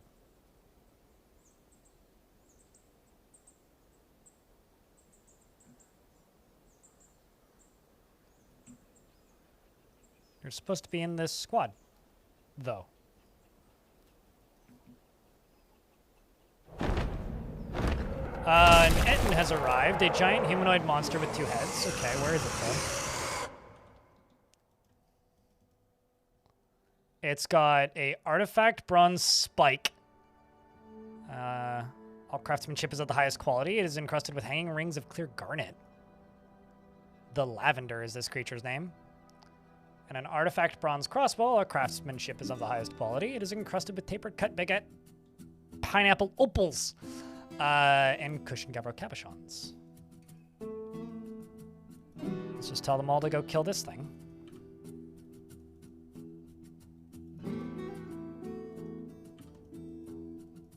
It's not related to any of the ones I've seen. Drosta, thank you for the 5 months with Prime. Appreciate you. You thought they came in caves? I mean, they also go out and attack things. This one's gone out to attack things. They live in caves, though.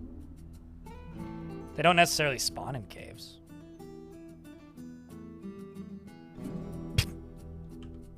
Or they get caught in cages, I think is what happens to that one.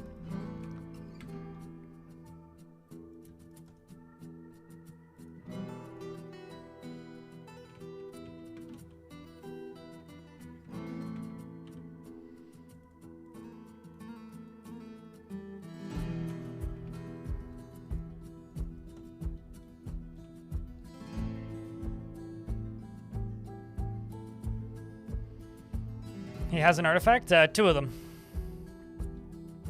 Thankfully, though, I can just set them on fire, and the artifacts won't burn. Dragons can't destroy artifacts, so...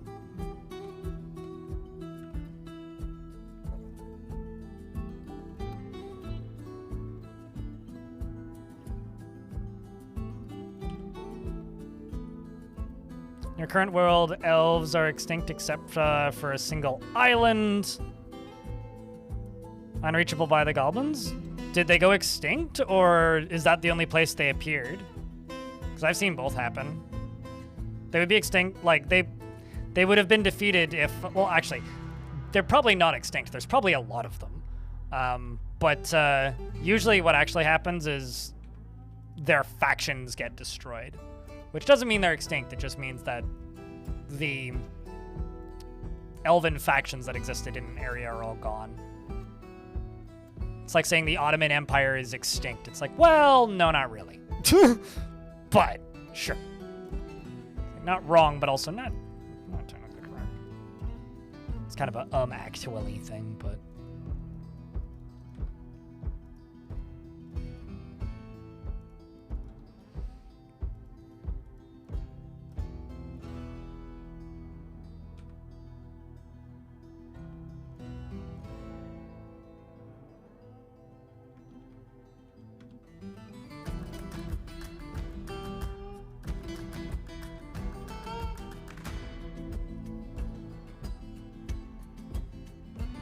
that dugout.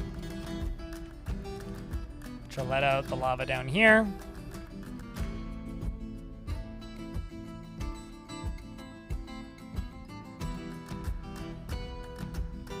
And then that's where the adamantine is. So we just need to wait for this obsidian to go away. I think I can dig through this.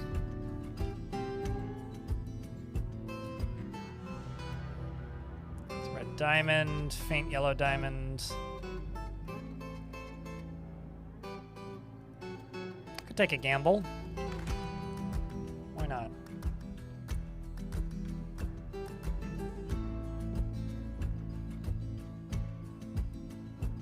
Why not? Okay. Very safe gamble, turns out.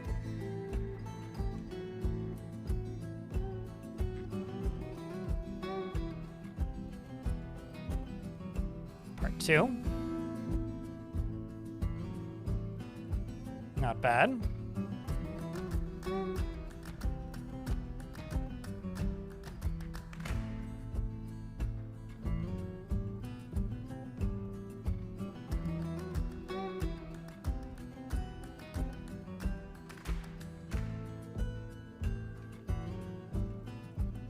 Just dig out that too.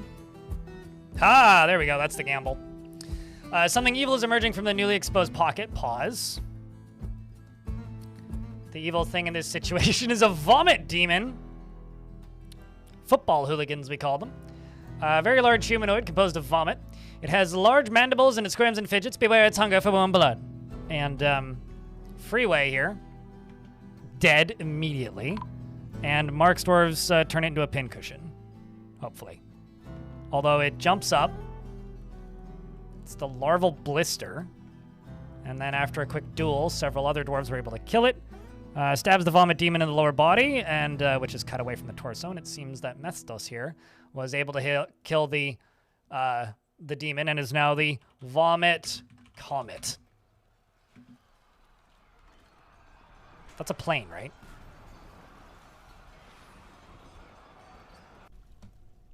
Pretty sure it's a plane.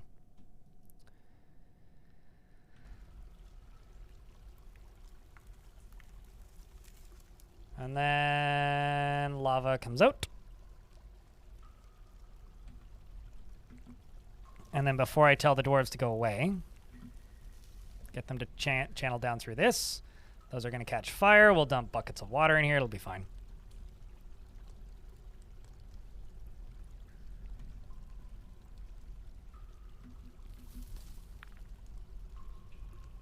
Thought bro was going to die to the miner immediately. That would have been cool, but something evil is also emerging from this newly exposed pocket on top of it. Elfie ran away quicker, and this is a periwinkle brute, which has a poison bite, a very large eyeless tortoise twisted into humanoid form. It undulates rhythmically. Its periwinkle scales are oval-shaped and overlapping. Beware its poison bite. And Elfie is a dum-dum and charges in and fights it, but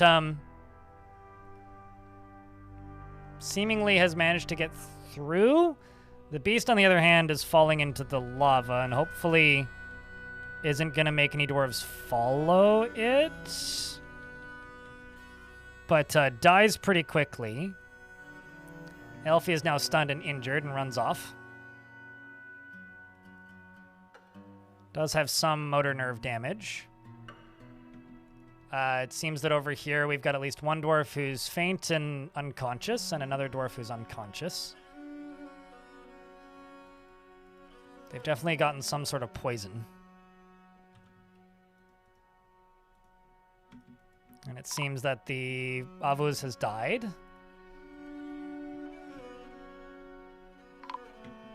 Elfie Bean was found dead. I'm actually going to check the cause of death. Bled to death. Okay, it's killed by a periwinkle brute. Rest in peace, Elfie. You were a good dwarf. Is there a way to make dwarves magma safe? Nope. No, there is not.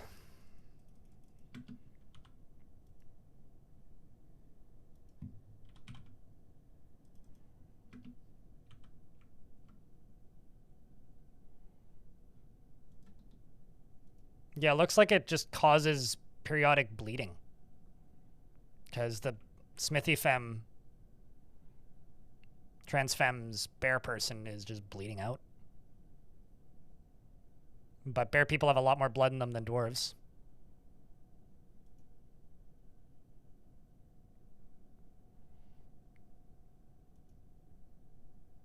It's kind of amazing that Auntie Stabby hasn't died yet. You could put them into a squad and then set them as off-duty. But, like, no orders. Ready, not off-duty. So if you set them as ready, they should still operate ballista. And you could put them in uniforms that way.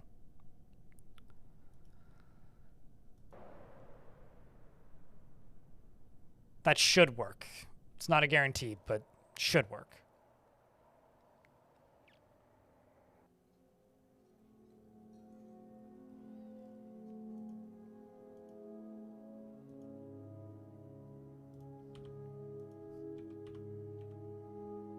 Okay, 409 is going to go diagnose a patient. Good old doc.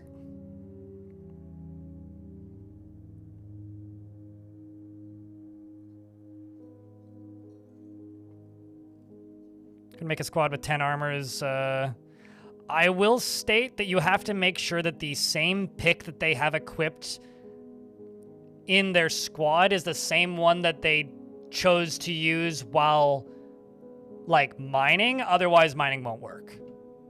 It's exceptionally tedious to do what Creed is suggesting, but you can do it if you want. I wouldn't personally recommend it. I don't think it's worth it.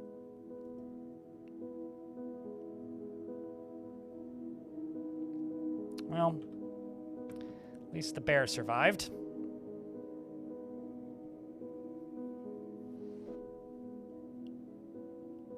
As a nickname for a plane created by Mass. Yeah, I knew it was a plane. Also, I know you meant to say 0G gravity, but I read that as OG gravity. I'm like, yeah, the OG gravity is the real one, man.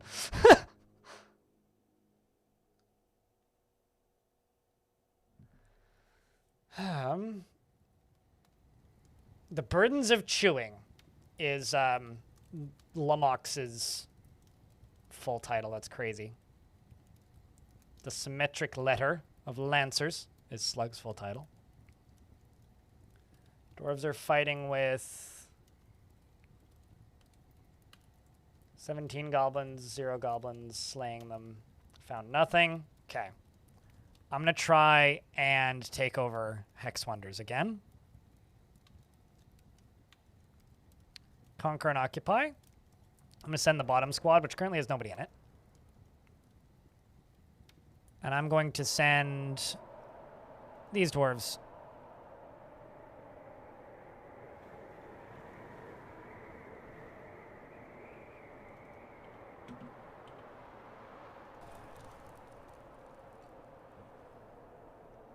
So they're going to go grab gear first. Go get them lash drums. Go try and conquer and occupy that place.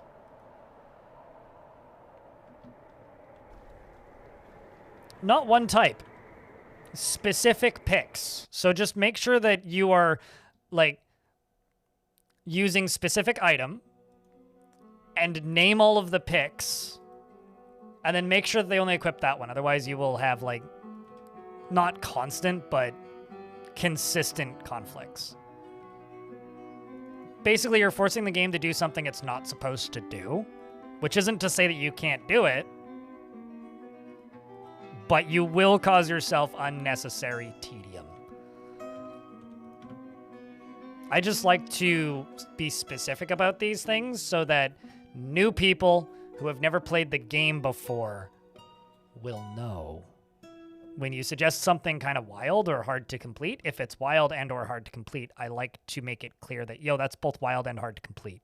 Doesn't mean that you can't, but it will be tedious. And that's all I'm trying to make clear, which I think is fair.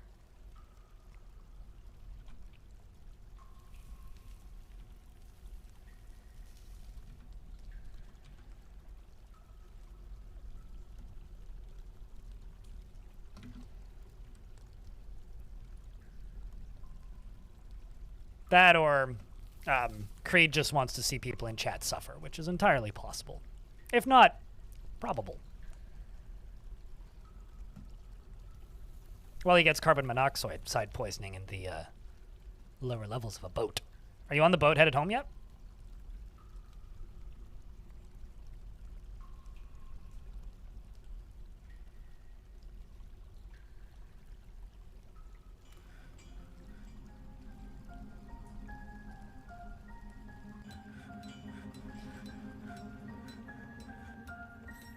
There's a person in YouTube chat who says, I regret buying this game. It's virtually unintelligible to me. I would recommend refunding it. But this is a game that takes most people who play it a long time to get into. It's not a quick learning curve like a lot of people say some games are.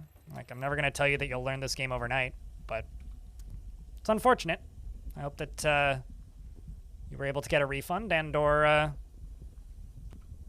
can be made whole again. I'm not sure why you decided to come by to tell us that, though. Sucks you feel that way. Is it common for migrants to sometimes not come? The world is very young, 5 years old. Don't play in 5-year-old worlds. That's my first advice. It can happen.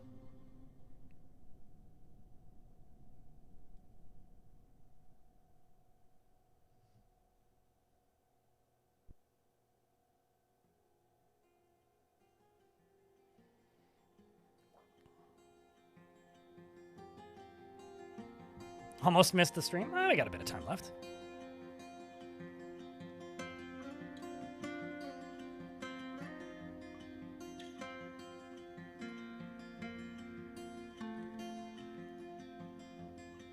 I need a bucket of water right there.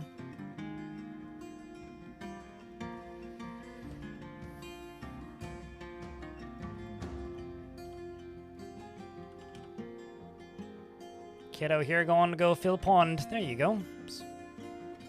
Fire's been put out. Perfect. Perfect.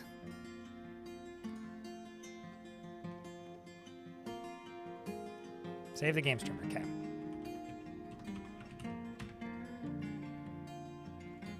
But I'm doing all right. Necrontier yourself.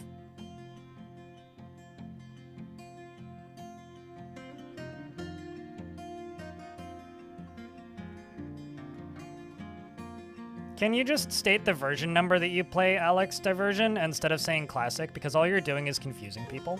Like, jokes aside about you asking for ASCII, you are just causing brand confusion amongst the game, which sucks. Because people seem to think that classic is version 47 and earlier. Just say you play version 4705 so people know what you're talking about and you don't confuse new people. Unless, like, your entire goal is to actively do damage to the game and make life harder for people, in which case, you're doing a good job.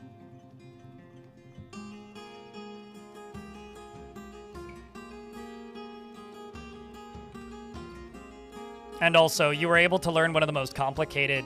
I do find this kind of funny, although I am being kind of mean when I say this. I think it's kind of hysterical that there's such a large portion of people who manage to learn one of the most complicated control schemes in video game history, and they can't figure out a UI with a mouse. It's like, I still play version 47.05 because I wasn't able to learn the much more straightforward and simplistic picture-based UI with a mouse. It's like, I learned Vim. But macOS is too difficult. What? Not entirely with the keyboard. Not everything is hotkeyed in the current version. And also, all the hotkeys are completely different. No, same, Mareb. That being said, like, I could still learn macOS.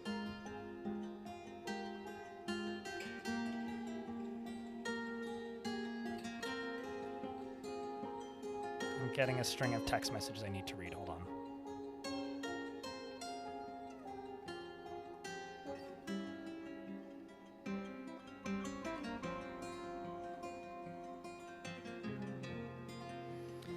Hold up.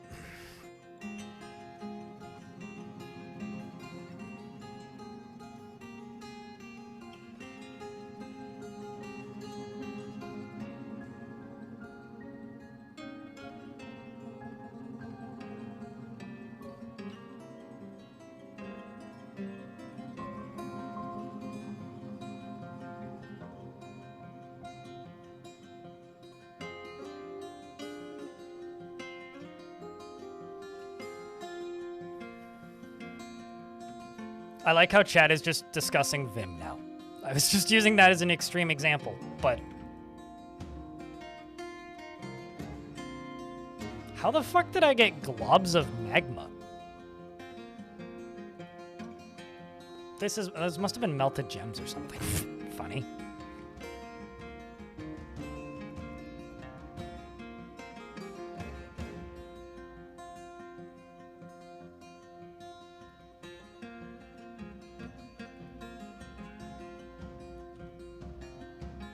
There's nothing back there. There might be something back there. Don't know. So I'm just going to go here and smooth and fortify that. That's the safest way to do it.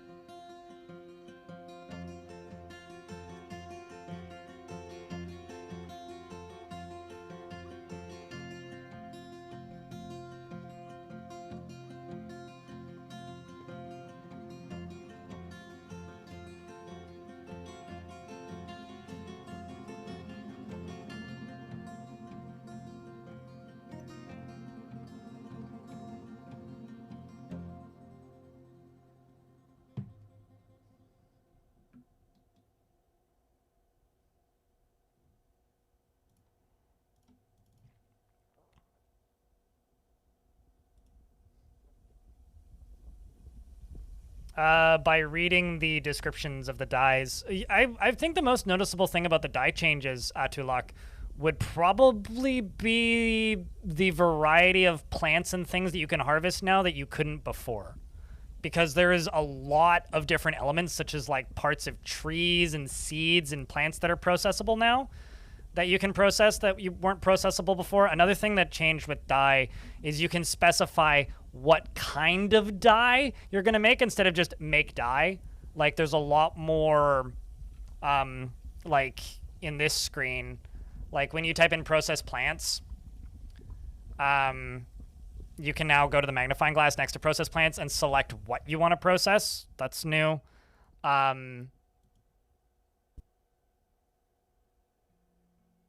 There's another one with the actual with the dye shop, and you type in dye, like there's all of these kinds of dyes which can be made out of other things.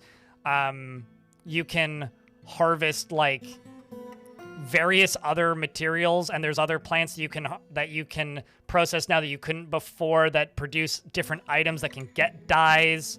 But mostly, like, if you just have, I don't know, fuckloads of spinach around, like if you just go to your, like if I just go to my plant section, why am I typing in the word plant? I'm dumb. I'm a plant, that's why. I could go to plants. So I just have fuckloads of blueberry plants. So like, they're all just sitting in my barrels, right? So if I go process plants, and which I actually should have done this a long fucking time ago, but go to blueberry bush, I've got 1,148, so I should have done this ages ago. And just do, I don't know, type in 100. And we'll just say whenever there's more than 100, do that, because there's way too many. And then those are going to be processed into blueberries, and then also into blueberry seeds, and I can make blueberry dye out of that. As well as something else that can be made into something else additionally. You can also now dye leather, which will increase the value of things like leather armor.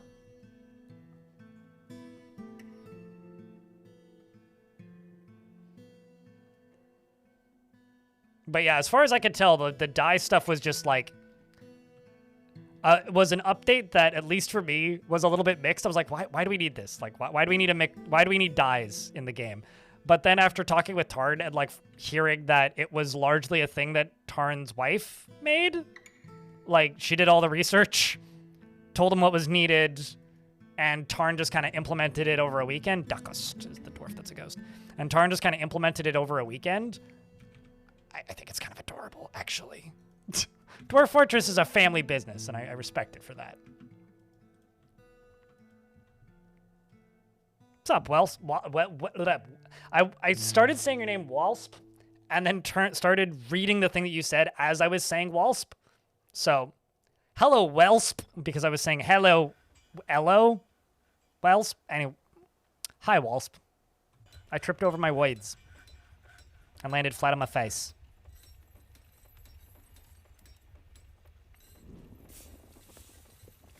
I like spears, but short swords are probably better. I don't do battle axes for adamantine generally because I don't want my woodcutter stealing them. I do like adamantine pickaxes, though. I'm weird. You're doing well? Hell yeah, man. I almost want to make adamantine clothing and dye it. So it doesn't even look like it's adamantine. It's like stealth adamantine. It's like taking a Volkswagen Beetle and putting a V10 in it.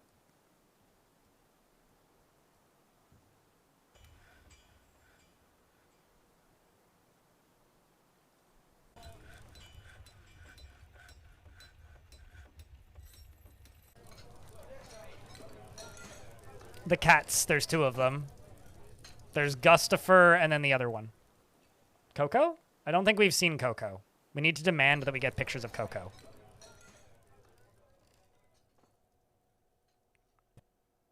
No. The cats are the criminal masterminds that are siphoning all of the money out of the Dwarf Fortress development programs so that they can have better treats.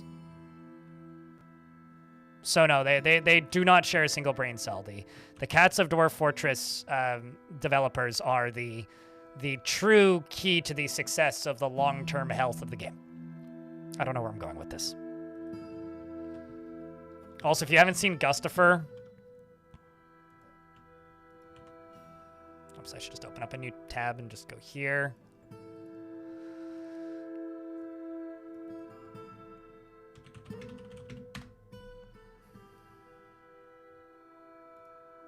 Gustafer is... this guy. That's Gustafer. Dodos, yes. Thanks, Tarn. Where's Gus? Show Kitty! There you that Gus.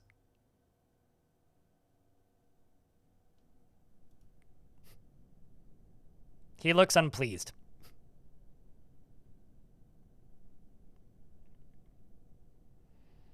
I really like malachite tables. Not too like. Actually, I was big for a second there. How do you feel about the more varieties of colors in ASCII since the Steam version? Not too like since you play in ASCII. Because I fucking love the way the third cavern layer looks in ASCII. I think it looks incredible. The adopted Tarn? Yep. And presumably meows in a British accent. Hold up. I'm just going to do this before I tab back in because YouTube just decided to hide both YouTube chat and the YouTube dashboard and is informing me that I need to verify who I am, which just means I need to type in my password. This is what happens when you use a security-focused web browser and Google goes, bah! It auto-deleted cookies! Anyway, I've signed in again.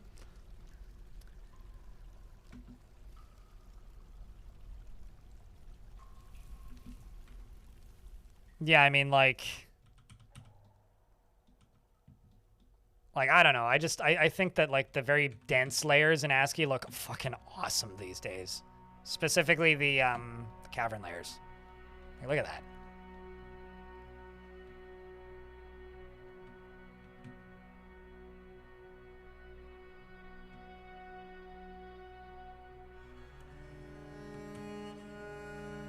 Like, I love the lower purple layers.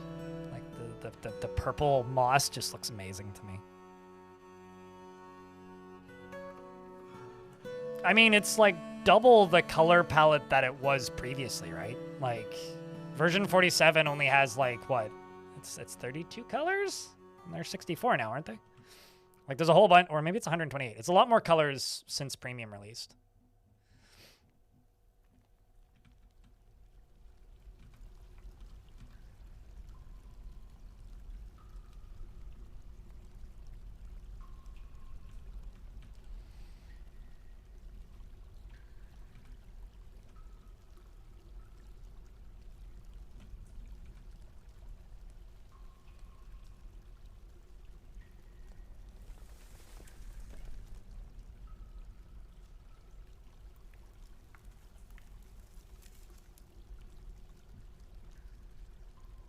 How do, like, bolt throwers look? I mean, I obviously can't show you because I have no bolt throwers or things to shoot bolt throwers at. They shoot little hyphens that, like, become slashes when they cross sideways through tiles. Like, if you go play, like...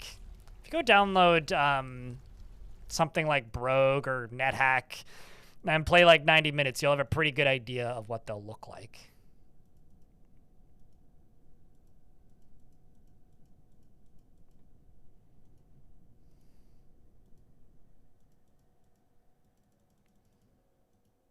There we go. Just got a couple weapon traps back there while we build out this. So I'm trying to just get over to this little corner that I can't currently see because it's a little bit annoying to fight forgotten beasts over there.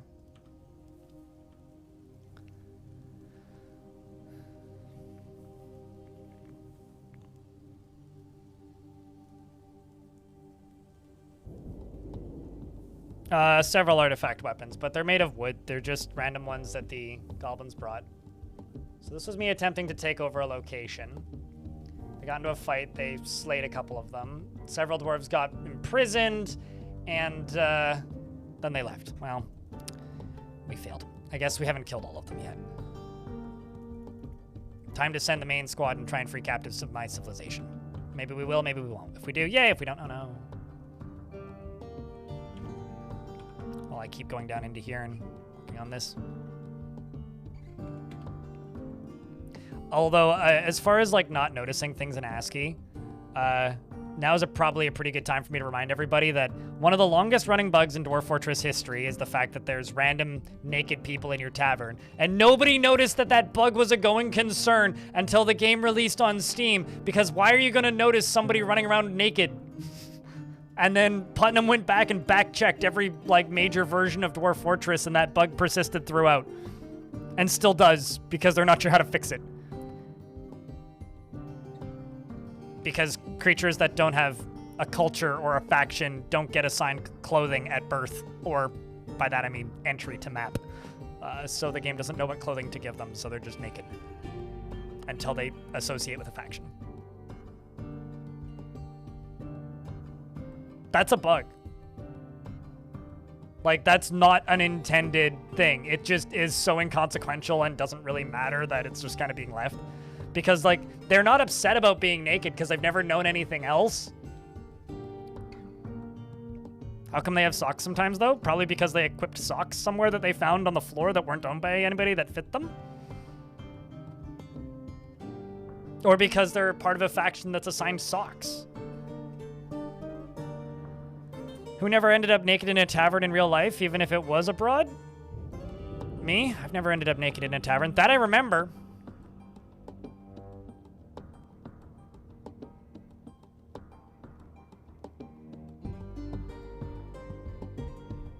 Yeah, fair enough, Atulak. I don't disagree with that. The only time I think I don't like the graphics is when a Forgotten Beast arrives, and it's like, it's an enormous Potato. Insert word here, I don't know, bird, and then it just looks like a blob because it doesn't have a sprite to assign to it. It's like, oh, that kind of sucks. That's the only time that it bugs me, is when it, like, fails to have a sprite for a thing. Aguamoose, thank you very much for the 18 months. Potato indeed. Welcome back, mate.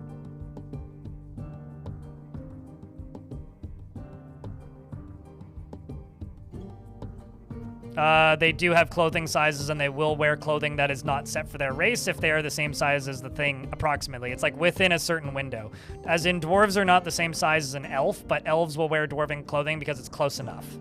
Next one. It's been that way forever. But in fort mode, you can specify specific sizes as by race. Although there was that change in the most recent update where now traders will bring some clothing for each character in your fortress based on the size of that character, meaning in the future, we'll probably live in a world where it's a bit more intelligent.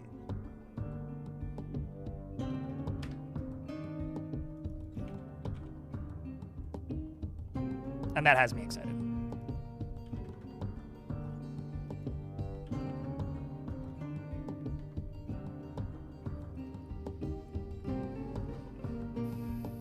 Wear shrews are hilarious, yes. I don't even know the context of that statement, but yes, those where shrews are hilarious. I will extend that statement. Shrews are hilarious.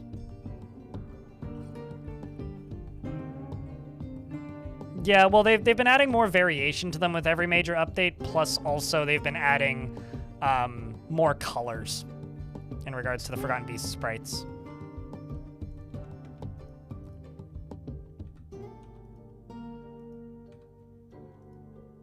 Let's just look at what's underneath that, like this.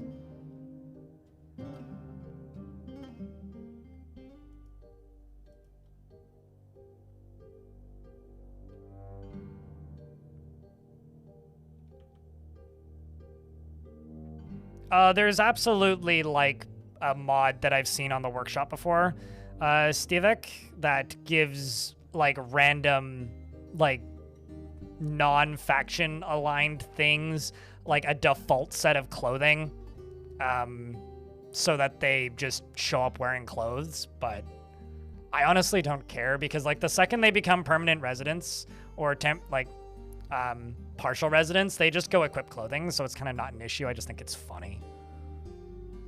Although the only other bug that's as funny as that one is the bug where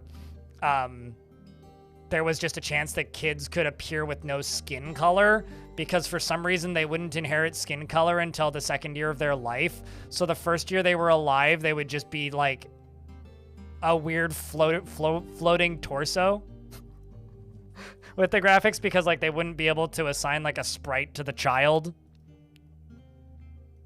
That one was pretty great. I do actually kind of miss the children being born without skin. It's like that one weird afternoon where, maybe it wasn't quite an afternoon, it's like that one weird period of like 3 days where babies were born with knives. I only remember that because I was going through old forum posts recently looking for other topics for videos, and man, the 2014 Dwarf Fortress was a buggy ordeal. I think it was like the most hot fixes there ever was for a version of Dwarf Fortress in the shortest period of time. It was like a solid 3.5 months of like Tarn patching the game twice a week. And like the first like series of bug reports, like, why do babies have knives? Tarn, why do babies have knives?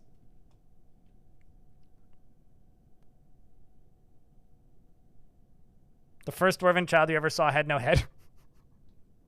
Yeah.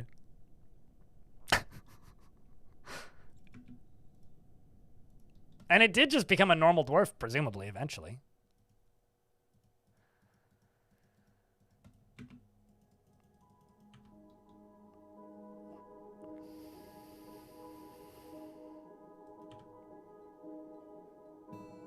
Hello, Bismuth.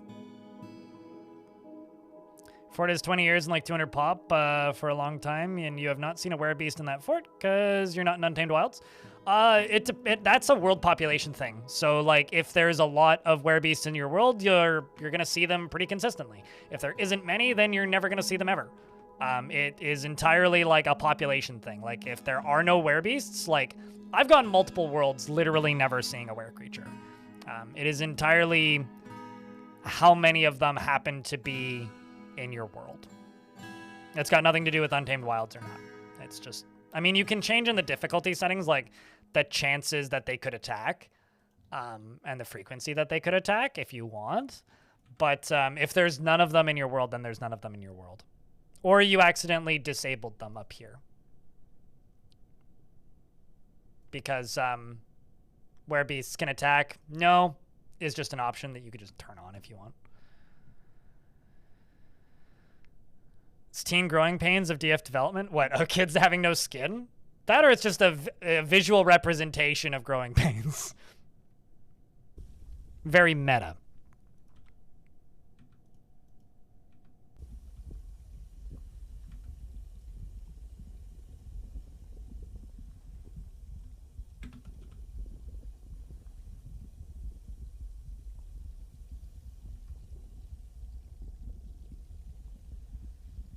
That should be safe.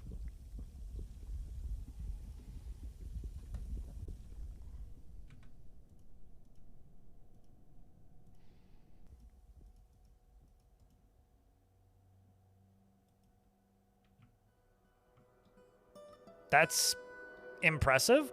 I remember when I was 14 into 15, I grew that much. It was like almost a foot in about 8 months. And I have to say that that is the second worst back pain I remember experiencing in my life. The worst, of course, was when I got a back injury and like almost collapsed a disc in my back. But that was like 8 months of physio once a week. Wasn't fun. Don't recommend, but.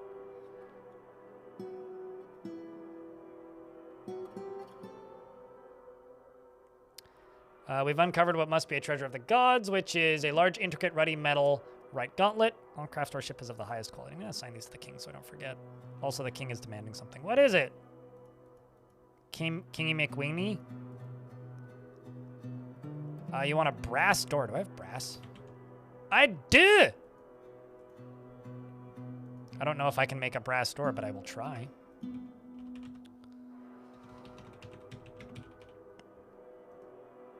I don't know how many bars those take. But if it's only one, then we're good. If it's two, we're also good. If it's three, well... we'll have to import some.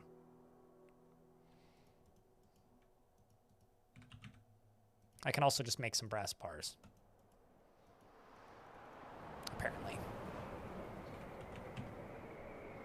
I have enough stuff to make one brass.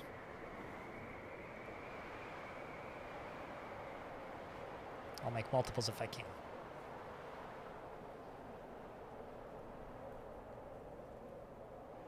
Looks like it only requires 3. Cool. Cool. We're in a good spot. Cool.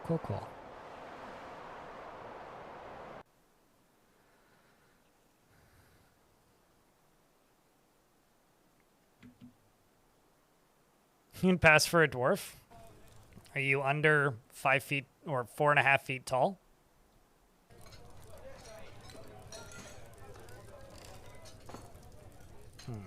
Did you want it in your dining room? Bedroom. Guess which bedroom is the king's, chat? Challenge impossible. And the king wants 2 traction benches. I've just been kind of ignoring them.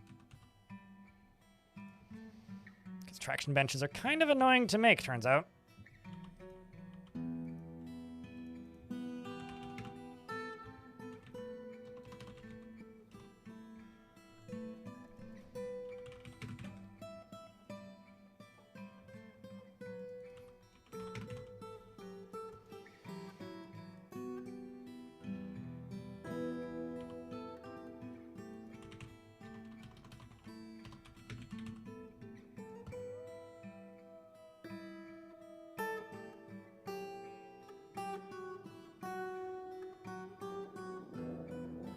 We have very different strats for adamantine.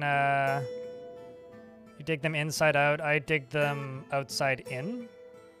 I'm not even on adamantine levels yet, though. Unless you're talking about putting water around the outside. I do that if there's a lot of water available, but I also haven't reached where the actual adamantine is yet.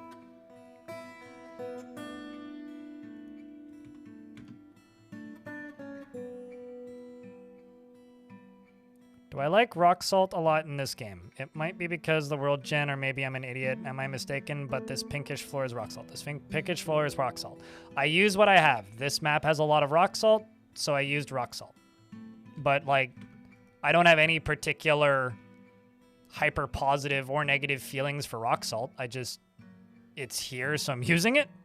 It's not really more of a thought process than that. It's just, if there's rock salt available, I use rock salt.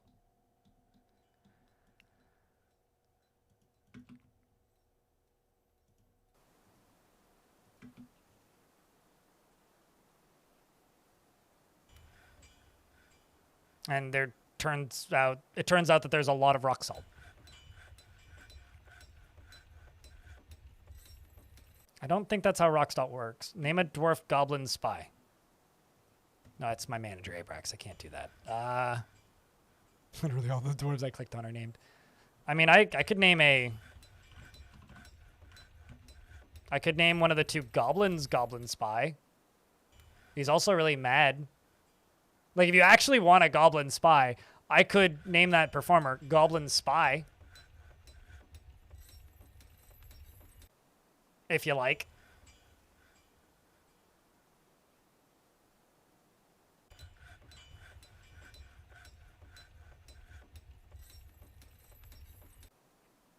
A large square around the spire and mapping it out and then placing glass on top? I mean, I do that sometimes too. I basically never do the same thing 2 times in a row. I always do slightly different variations and kind of wing it, so.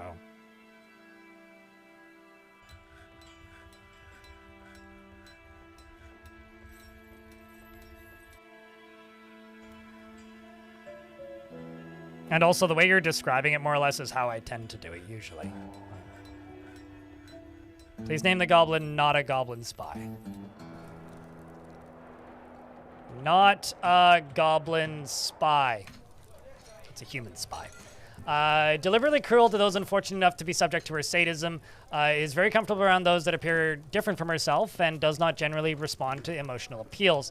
Is often sad and dejected and is really pissed off, would never pass up the chance for a good fistfight, doesn't focus on material goods, tends to be a little tight with resources when working on projects, occasionally overindulges and is pleased by her own appearance and talents, and tries to keep her things orderly, does not easily hate or develop negative feelings, and is often feels lustful, does not go out of her way to help others, is rarely happy or enthusiastic, and is curious and eager to learn, is likes a little excitement now and then, and is has an active imagination, doesn't really care about anything anymore. Dreams of ruling the world, and personally doesn't really care much about decorum, and does not really value cunning and guile. Like cinnabar and copper, as well as pink garnet, tables and figurines, and the sound of the wondrous song, and the sight of the lace of butterflies and impossible prefers to consume creeping eye, beetroot wine, and brass leaves, and cress leaves, not brass leaves, and absolutely hates slugs. Welcome to Fort Yes. I'm also gonna put another one of your goddamn traction benches in here.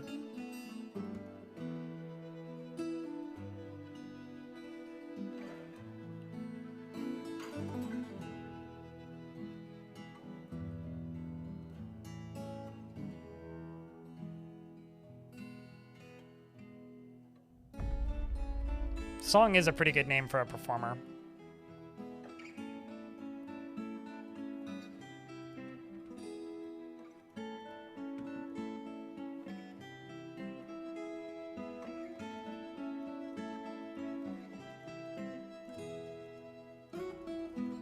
But yeah, I don't mind rock salt, but I'm using rock salt because it's just, there's a lot of it.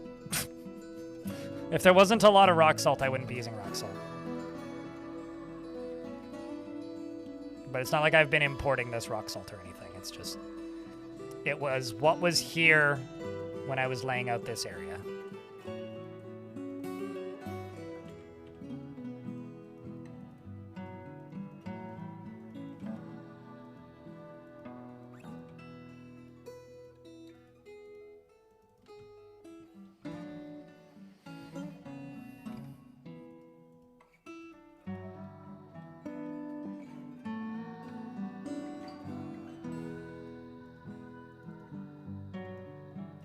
That's not where I wanted to click.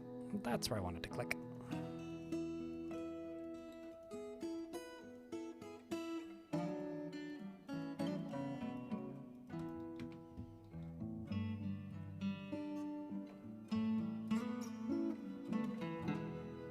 The wonder of song makes sense. It would either be a song or either a type of music or a dance, based on where it was in their likes and dislikes. I'm really curious about how much Legends Viewer will change, or if it'll change. I really hope it gets an update, actually, because it's been a while since it's been updated, but I do hope that it'll get an update as part of Magic and Myth generation. What's up, Mud?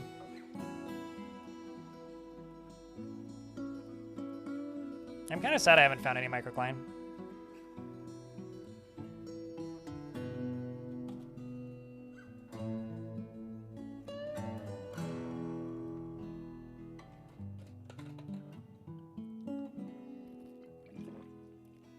Just as a one more time reminder, this is a crowdfunded channel. I do make a living because people gift subs, buy bits, and subscribe. If you would like to help out this channel and try and keep it as free of corporate sponsorship as goddamn possible, you can do so by subscribing to twitch.tv/BLINDIRL or becoming a YouTube member. And alternatively, if you have a Prime subscription available, you can use that to subscribe 1 month at a time as part of your Amazon subscription. So if you're already paying for that stuff, do think about me when it's available. And we're going to keep digging.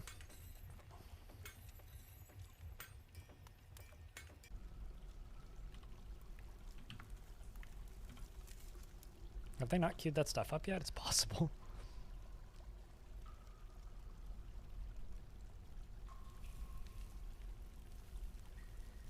Needs lie.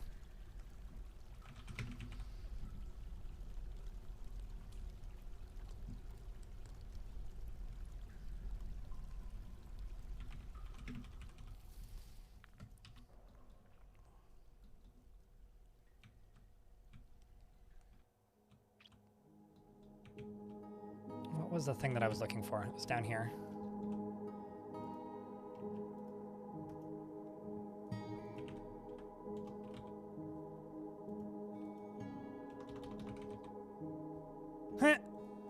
I think I may actually have too many dye bags, chat.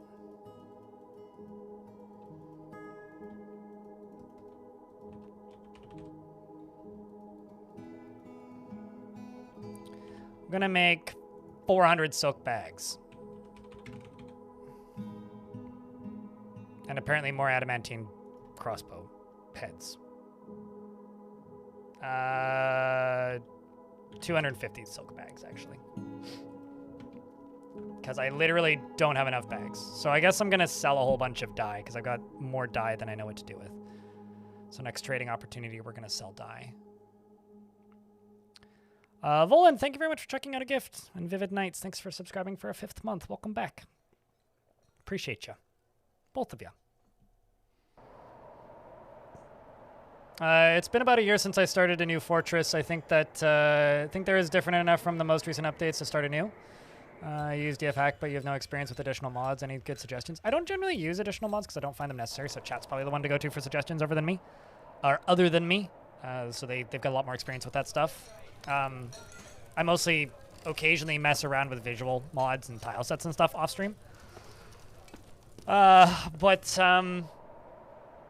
see, in the last year, the biggest stuff that's been added, the Siege update, which was huge.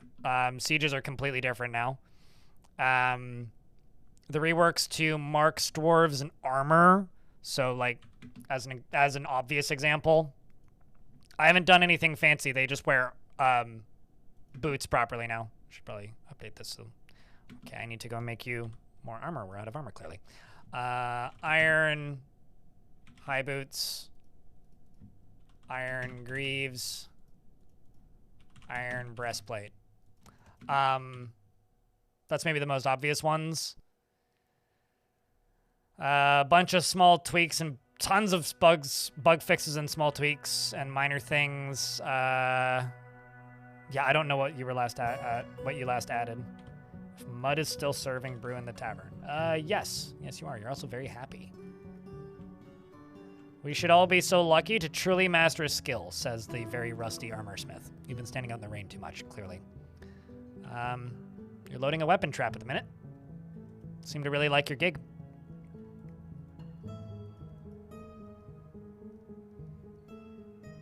That's supposed to be this year. Coming early summer, Voland, we have dinosaurs, apparently. But at some point this year, if I were to put money on it, I don't actually know anything about when anything's going to release. In fact, I was talking with Kid Fox about something unrelated recently. I don't even think Kid Fox knows. Oh no. Dwarf Lomox was struck down by a dwarf. So Suxul, that's one of my dwarves who was captured, which means... Oh, I understand what happened here. So Suxul, that's one of my dwarf who wasn't struck down. Lummox is fine. But Kubok was struck down. Fortune Mind. That was one of my dwarves. That was one of my dwarves who got captured in the last time I tried to take over this location and they failed. And they were taken on as prisoners. Meaning Kubok has betrayed us and joined the goblins. What a coward. I'm just gonna show this video because it's easier, and I still have it up from when I had it popped up earlier.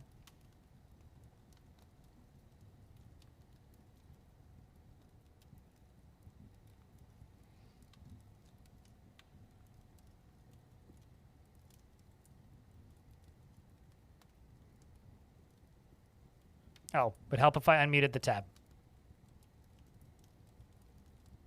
From Bay 12 Games, co-creator of Dwarf Fortress. Our latest patch is focused on quality of life. We have tooltips that show the product. Hold up.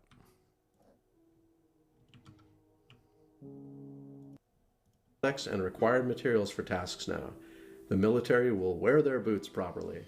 The game now shows Fine, the Bert, conditions we cut you've back accepted up and that it's been require going you better. to build a temple or guild hall, and we've changed how bins work in the trade screen so it's more intuitive. It's much harder to accidentally delete your squads. Clothing wears down more slowly, and traders will bring more clothing properly sized for your residence. And there's more. Meanwhile, we've also been working on the next major update. Artist Jacob has prepared some hundreds of procedural layers that we can meld together into all sorts of eclectic magical workshops to support the procedurally generated magic systems of our fantasy worlds that you'll be researching in your fortress. Whether the magical research involves alchemy, herbs, raw energy, runes, mechanisms, bones, sacrifice, or just plain old books and scrolls, we have it covered. We've also been working on the thousands of years of magical history leading up to play in the new era mode of world generation, so we can have deeper, older, more magical ruins for your dwarves to dig All of up that's and coming explore. soon. Speaking of wizards, we're pleased to announce that we're collaborating with Wizards of the Coast to release the Secret Lair Dwarf Fortress drop. Yeah, blah, blah, blah, blah, blah, blah. Dwarves and cats in a tavern for the community. So, some of you will remember the animal sponsorship drive that happened way back at the end of the 2000s. It's the main reason Dwarf Fortress has such a large set of real-world animals. Ever since then, there's been the idea floating around to expand our real-world creatures into the past to prehistoric or extinct animals. And we'll be doing just that early this summer. Neo Rice is Good has been working on prehistoric creatures from the Cambrian explosion all the way up to the more recently lost dodo and thylacine. What is in And their fireplace? dinosaurs. Lots of dinosaurs. See you then. So here's what we know. We've got dinosaurs with feathers. Stupid cheered. X101. 101 farting chickens. Sure, I are stupid. Yes. We do have velociraptors who are feathered, and also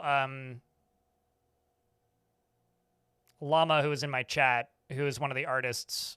I'm not sure actually which one, but I know one of their accounts, who pops into my chat sometimes, was like, yeah, they have feathers. So, yes, they have feathers. But knowing Dwarf Fortress will probably use, like, you know, creative license to make things interesting. So, one dwarf was struck down. But not one of mine. It was one of mine. No longer is one of mine.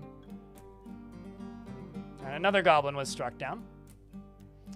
We're striking down less and less. That's the thing. Let's see if I can raise this place. We're going to try and raise it.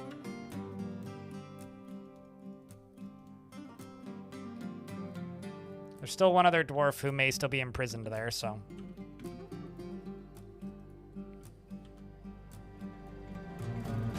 I'm just waiting for the diplomacy stuff, which hasn't been, like, shown at all yet, but has been talked about quite a bit. That's something I want to see.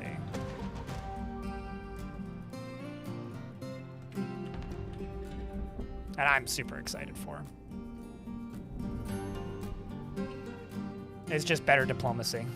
Hey, Bastet. How was your short little stream?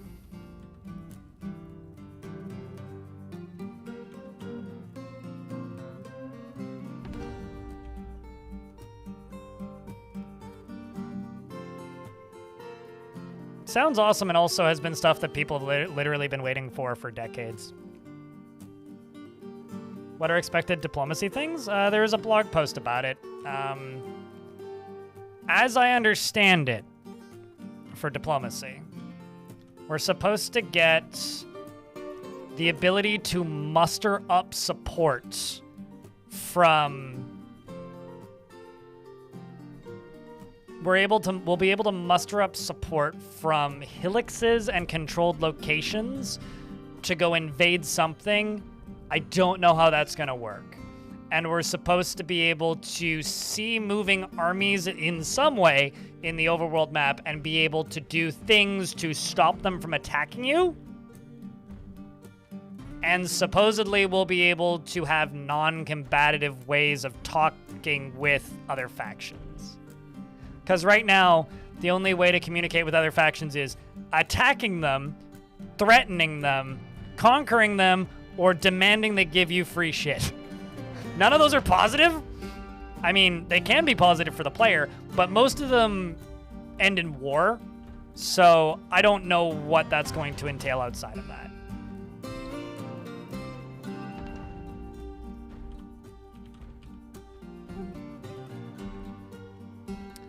I love how Sarvesh here is literally just like attacking the door. I'm just gonna lock the door.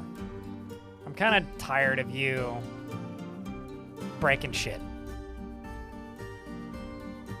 It's a bit of a pain.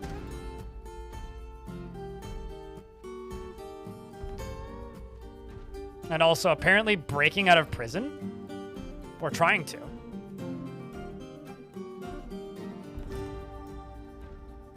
Send him to the hole. I was just gonna, like, starve him to death.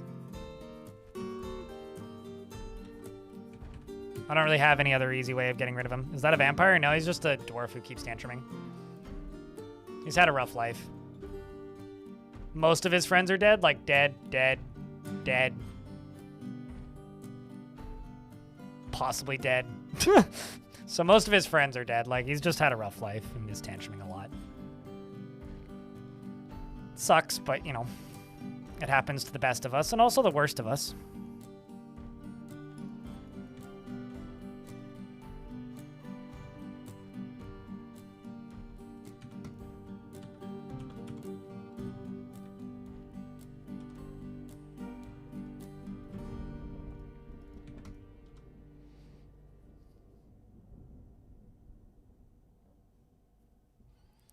Just put a pit pond from above, he'll stop. But I would have to destroy some art.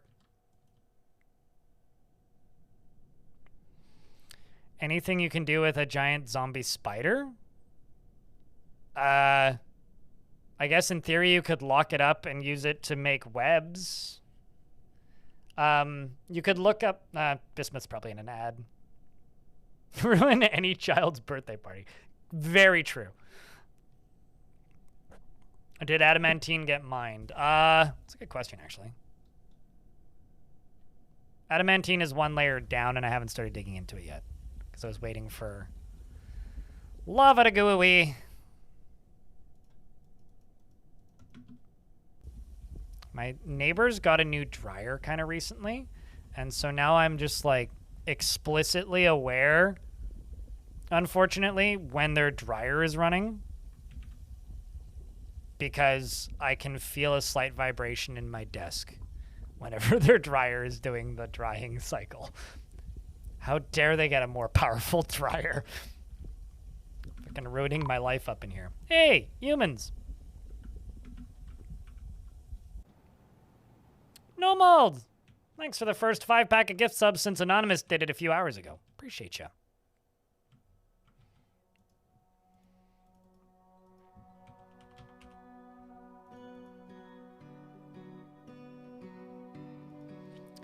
I think I'm just going to sell them a shit ton of barrels full of stuff. Let's do a big ol' reset. Because I can get more plants.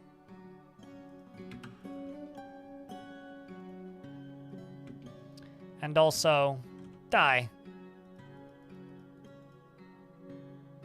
Kerplunk. And kerplunk.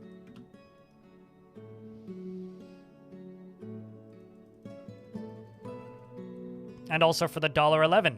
Are stupid, you're very kind.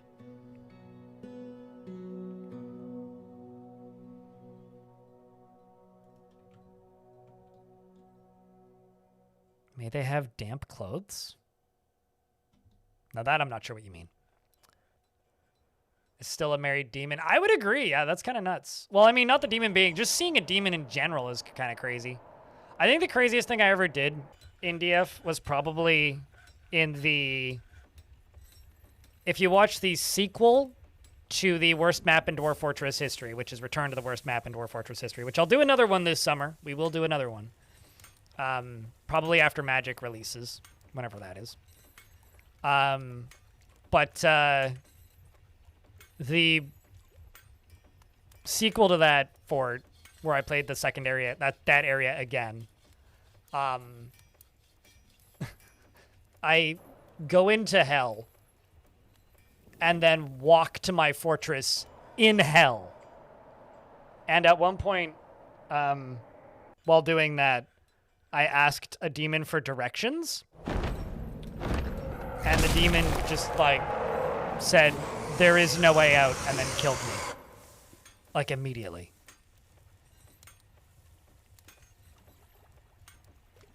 And you could find them at the top of fortresses after fighting some of their underlings. So, fun fact.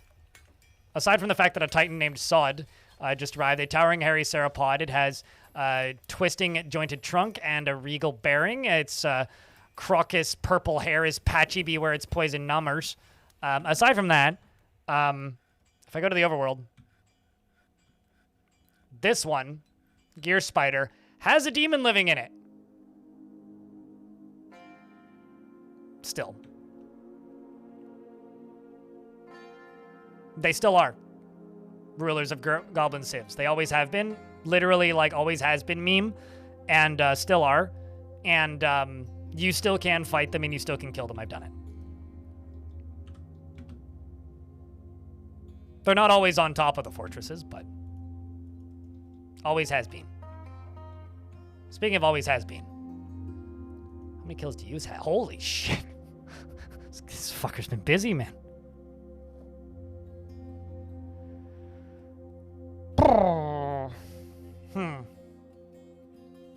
Do you think Dragonfire can kill a Titan?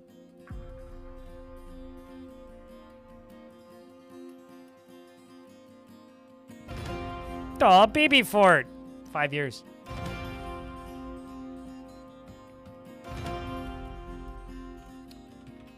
Let's find out.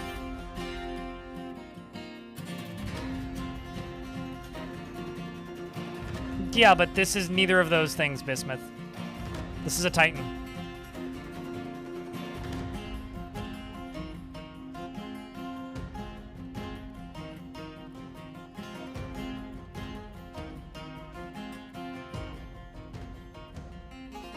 Well, the thing is, I've had some Titans just, like, swim through a lava moat and be totally cool with it.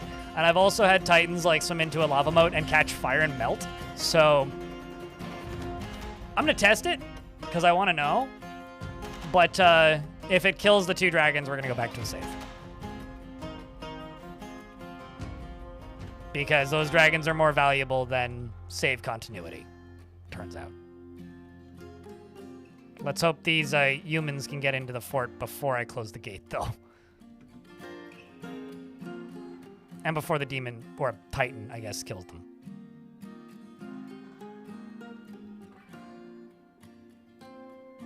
Where are you going, moron?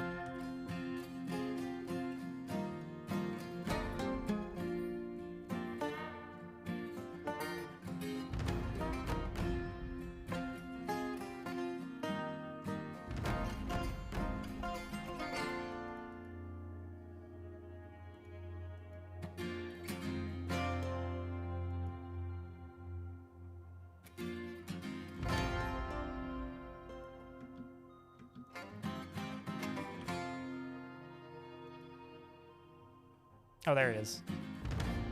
It's because they're going out here to gather plants, right? No gather. Oh. You dumb. But it dumber somehow. It's impressive, actually, how dumb that creature is. Oh. Well, they all went flying. Sorry to the humans for that one. Down here we got Autumn, who's now Dead We've got Sodel, who's Dead L. We got Momas, who's flat. This is fine. Also, maybe the most Dwarf Fortress thing I've done in this fort is just sending a bunch of shit flying. Hey, do you guys still want to trade with us? Probably not, hey? Probably not.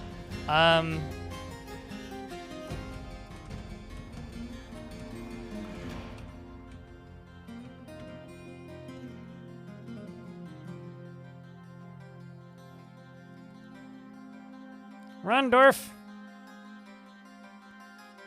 Well.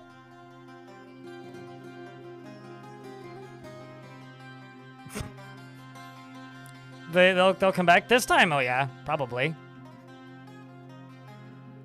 If you kill it, I'll never forgive you. I need my dragons to fight with the purple dragon eater. I need to know.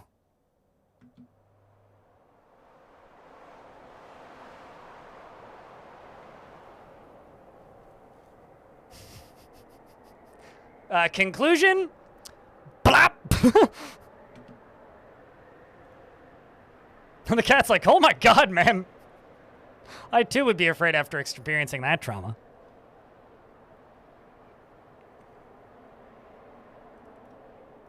I don't know about you, chat, but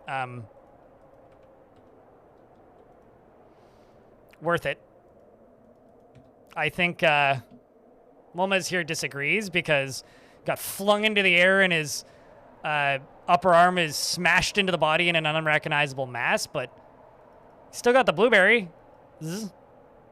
Yeah, he's still got the blueberries. Shame about the humans, though. Unrelated, some metalsmith has been taken by a fey mood.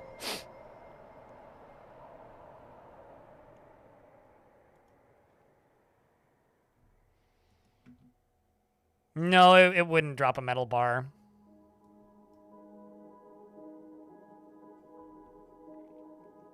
Like, that just ain't how that works.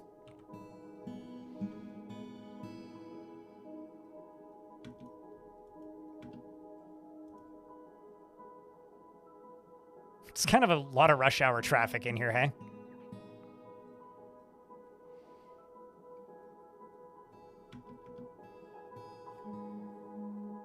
Curious as to what you're going for here, human. I mean, not human, dwarf.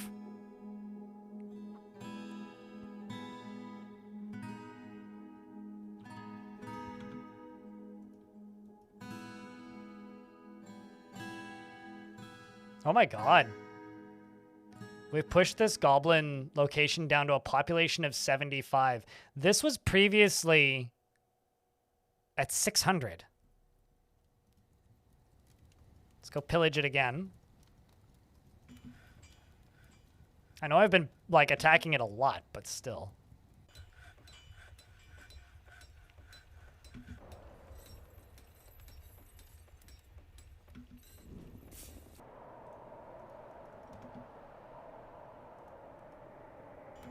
What did you just grab? Just a random citrine cabochon. Got it. There's just fish and, like, yams everywhere. And, like, just random shit all over the place. That's too funny, man.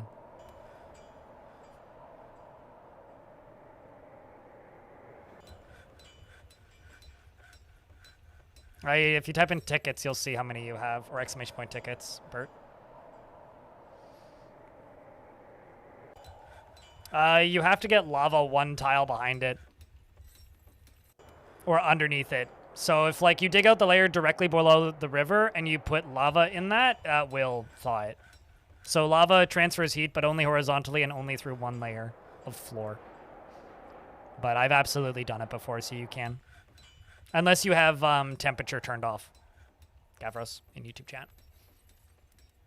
So unless you have temperature turned off, it will transfer heat, and it will do the thing you want it to do. I'm going to be right back. I just got to go do something.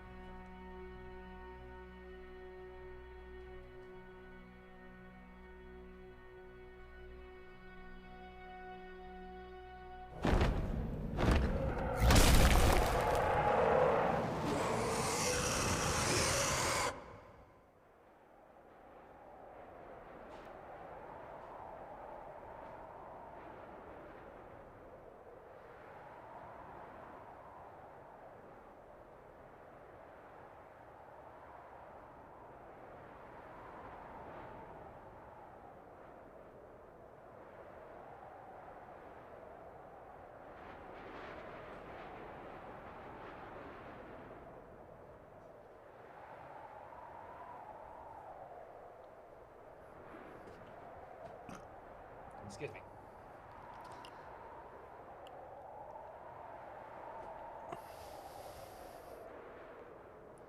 Unrelated, some forgotten beast made of rock salt, a gigantic humanoid. Oh. So it's that person from YouTube chat yesterday. It has 4 long curving horns and it undulates rhythmically. Beware its webs. Oh, that's fun.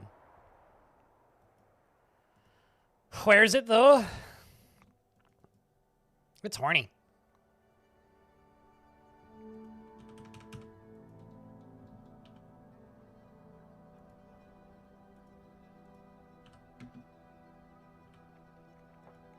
I'm gonna send the squatties relatively efficiently to where they need to be. Oh. Where'd it...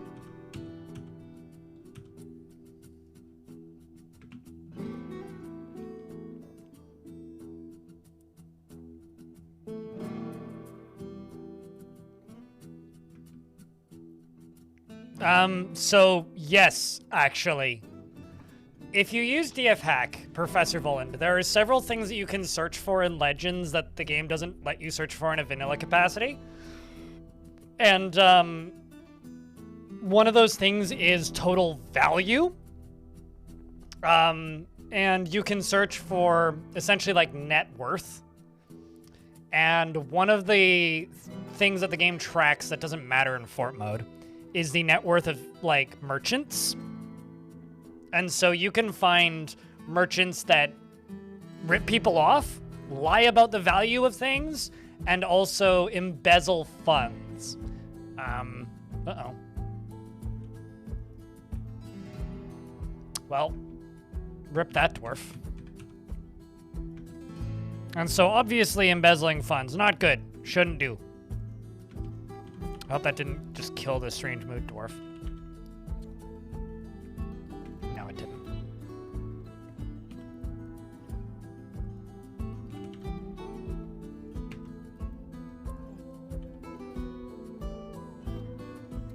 But like, I once found a goblin who was obsessed / constantly gambling away his entire net worth, doing really well, trading for usually textiles, and then would gamble away his net worth and just did it constantly.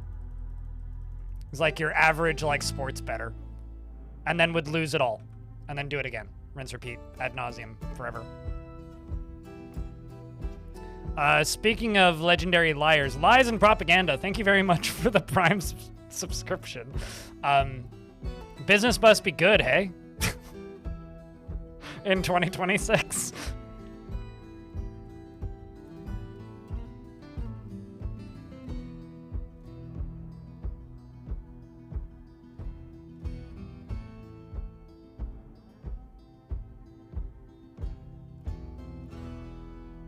Round of beers, we'll all need it with lies and propaganda here.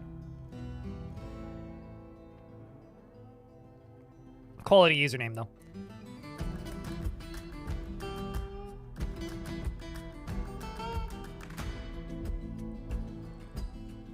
Bro just got 1 hit? You get free hits if you have webs.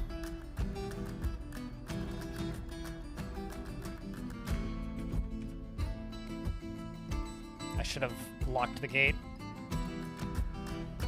There goes Zotan. Probably whoever just decided to run in. Or maybe not. Maybe I'll survive.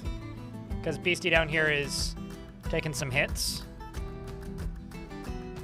And no longer seemingly able to do damage. And that's our one survivor of the damage of the thing. Webs are dangerous. You have to fight them at a distance. You can't fight them one-on-one, so if dwarves run in, they're just unfortunately dead.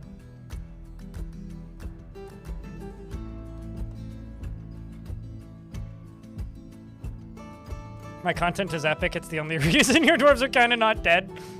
Kind of not dead? So, undead? Partially dead? Large numbers of them are dead? How do you be kind of not dead? You're either dead or you're not dead. But regardless, happy to help, dude.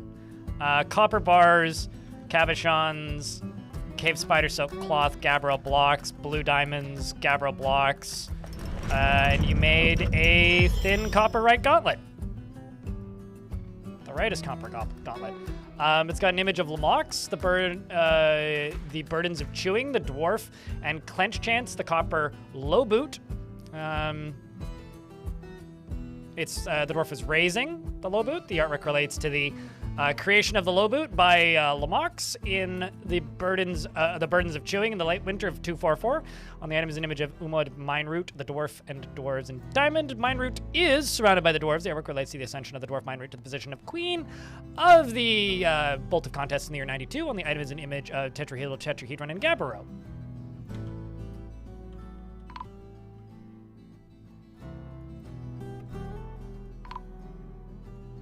I presume I still have enough tombs for all of these.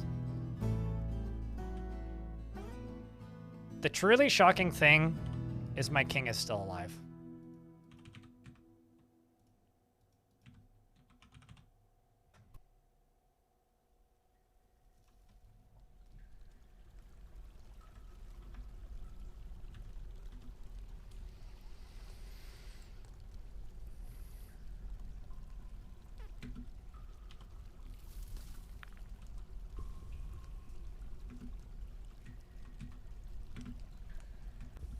So we're mining into adamantine right now.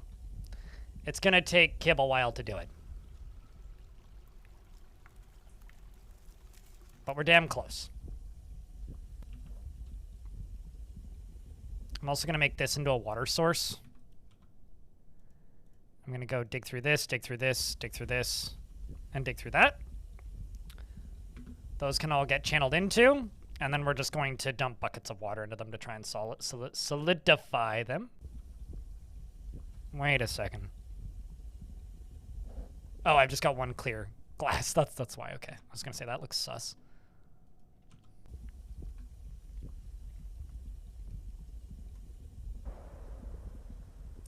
Some migrants have arrived despite the danger.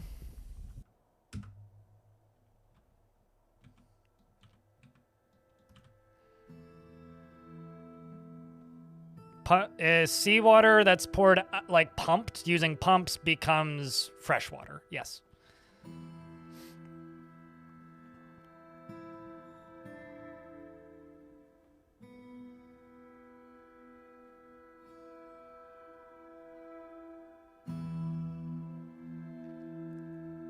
Someone cracked a rib trying not to laugh at Billy Crystal's improvised dialogue as Magic Max? Really?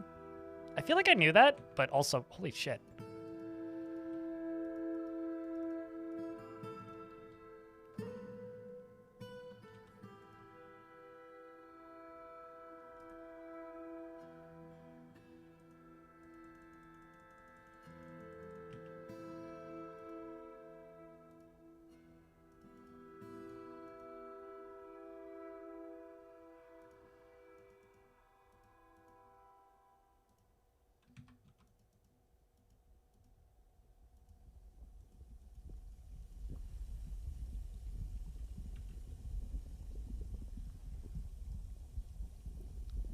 We'll go over to here and dig through that.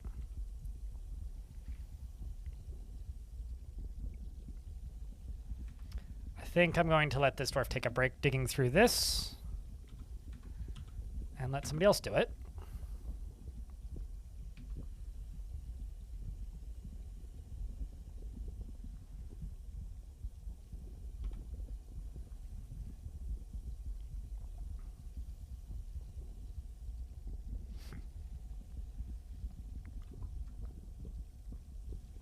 I really like Billy Crystal in movies. I think the last movie I saw with Billy Crystal, and it was probably that one Studio Ghibli movie that he was in. Howl's Moving Castle, I think, was the one he was in. There's a bad critter down there.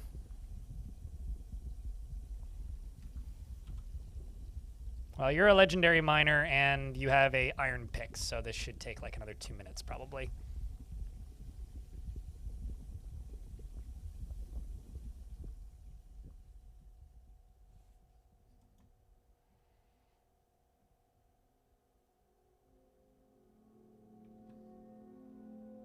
Or at least they're slowly getting through this, you know, lava.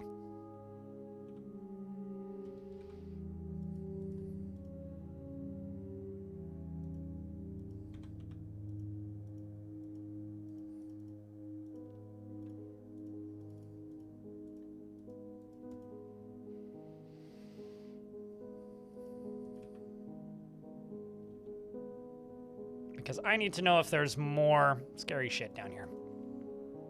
If there isn't, we gotta dig through it.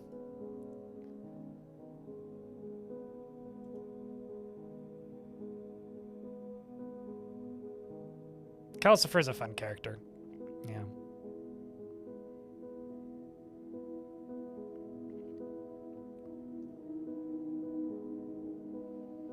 You're also playing DF right now and had a child in a fell mood and it killed your king for his artifact? Hell yeah!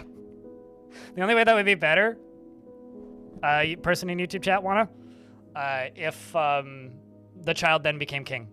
It's the only way that would be better. It's the only way to improve that.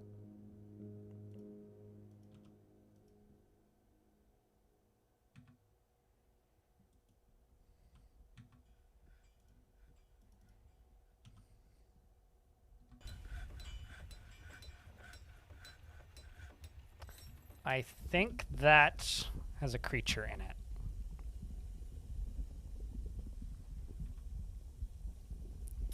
So if I smooth and fortify that, there is a non-zero chance we'll get something creepy out of that. And you up here can go away. And there we go. We know has a first adamantine. Look at that. But let's just jump up to here and go, are you set to take... I don't think I have anywhere set to take adamantine.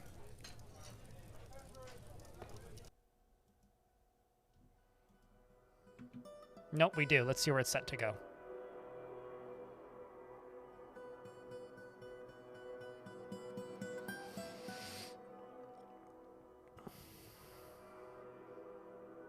Have a good nap, Atulak.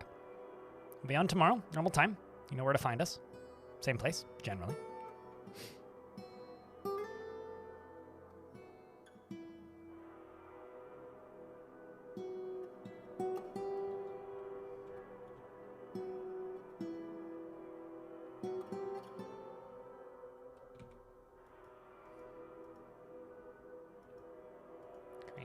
Green glass, green glass.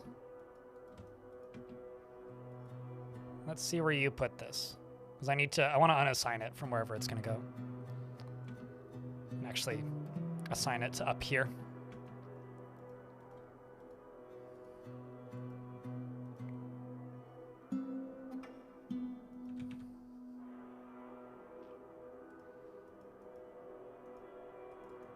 Yeah, I know where it's going. So basically what I want to do, so I want to go to right here. Just remove it from there. And just make sure that I'm going over to here. Nope, that's food. Right here. Yeah, there you go. No metal cloth, perfect.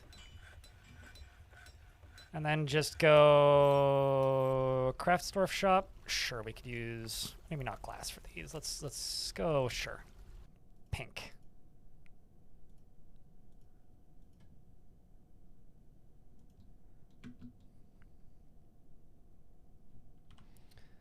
And then strands. We'll just queue up 2. You know what, fuck it, I'm just gonna set it to 0. Just fucking make strands whenever they're available. And make wafers whenever they're available. It'll cancel, but I don't care.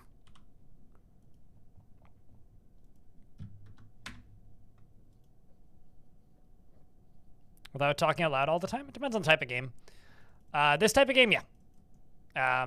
But I don't really play this type of game off stream. I mean... I think I know I've showed this game off before, but the game that I play off stream the most right now is this. I score punt in this game. So I listen to podcasts and try to beat my scores. I play it like a Tony Hawk game. It's like Indie SSX tricky, basically. There's like 8 of us on the leaderboards, and it's a...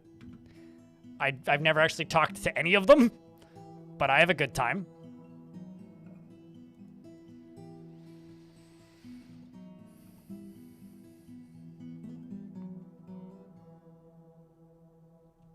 I feel like there's a dick joke up here somewhere.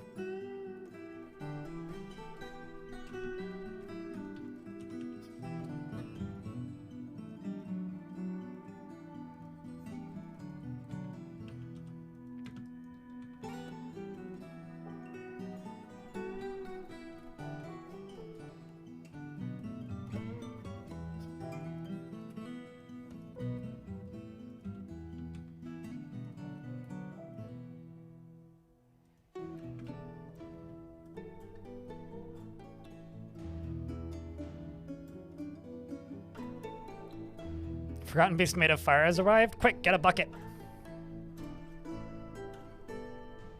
Deep within this place, we've discovered what must be a treasure of the gods, which is a jagged metal spear, and it is now the property of the king.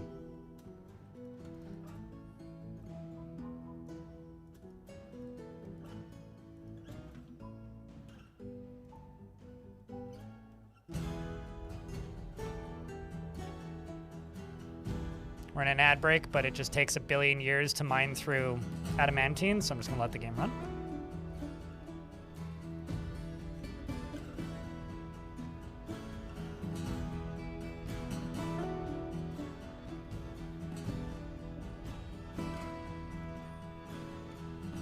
There we go. And we got rid of that lava. Can you just mine hot rocks? There is a option to do that. But I'm more concerned about what's behind it, not even just lava. More concerned about monsters.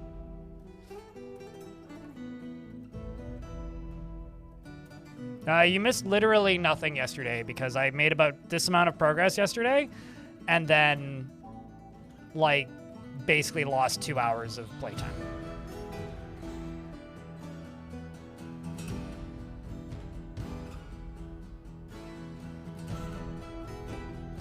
And before the goblin one-shots it, Bismuth. If you mine out a wall next to the one that the lava was tile, placing a staircase up above, is that safe way to do so? Probably not, because dwarves always hesitate before they go do their next thing. So if the dwarf hesitates, dwarf's dead. So probably not.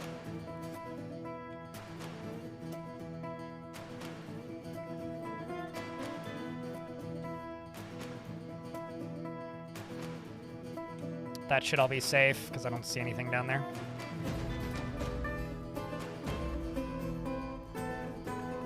Is adamantine worth it? It's, like, better than steel. So, definitely not. You don't need to go for it. But, as we were saying earlier in this stream, you do things in Dwarf Fortress because you can, not because it's, like, mechanically worth it in most cases. Shoot it with a single bolt and it'll pop like a balloon. Bismuth, like if you're actually asking how to kill it, like fire bolts at it. Bolts will kill it.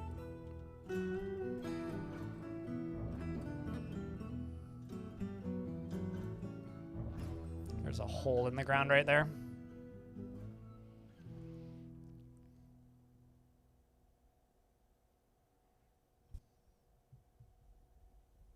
Yep. Well, I mean, it's lighter. It's the lightest metal. It's the sharpest metal. It is basically the same as god metals. It's the highest value metal. It can be used as cloth. I mean, like, it's a grindy process and it's slow to get, but you, like, need it to win, quote unquote. By that, I mean, get Mountain home. But also, it's, like, you know, really, really effective weaponry. So I don't know. It depends on if you think it's worth it. I think it's worth it sometimes. Maybe not every fort. But maybe 1 in 3 forts it's worth it. Oh, I was going to dig through that.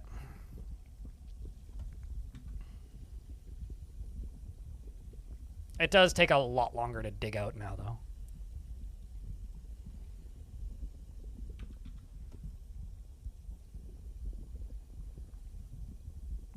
Enjoy your snooze, Boland.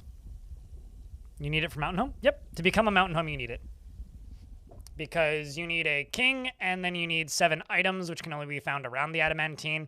And then you need a true throne, which is either made out of adamantine or, like, god metal. So, like, the randomly generated metal, what you get from angels.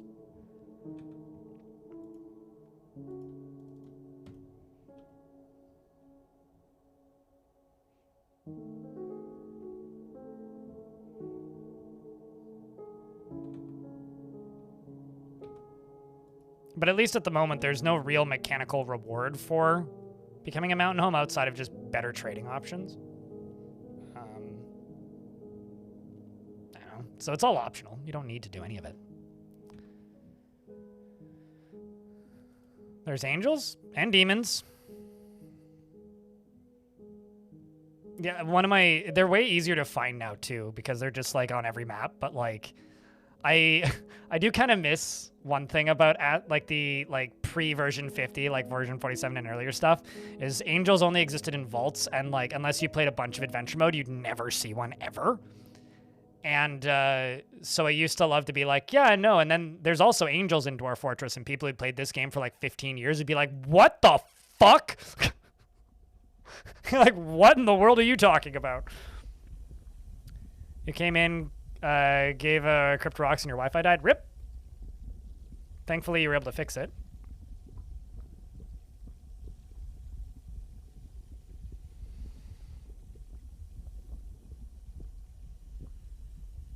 So, Wana in YouTube chat said, the child made a dwarf bone scepter.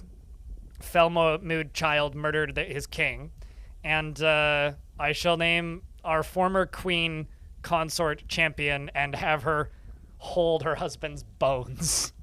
That is grim, and I kind of love it. It's also pretty fucking metal.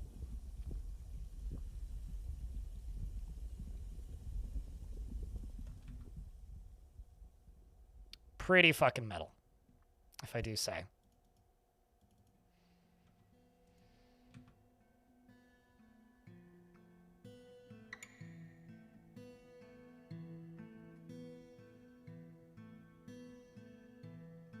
Well, some people just look at adventure mode and be like, it's turn-based, I'm not interested. Like, I've seen a lot of people have that take over the years, so.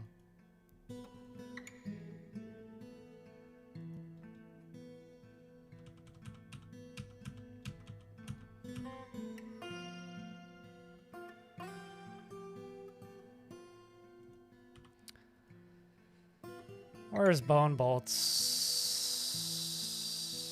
I'm just gonna say do it only at one shop.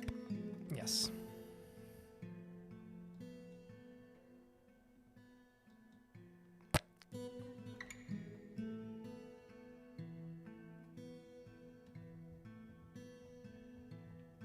Kind of bummed out that I lost a couple dwarves kind of back to back. Because now these dwarves have to learn how to mine. And even the legendary ones kind of suck.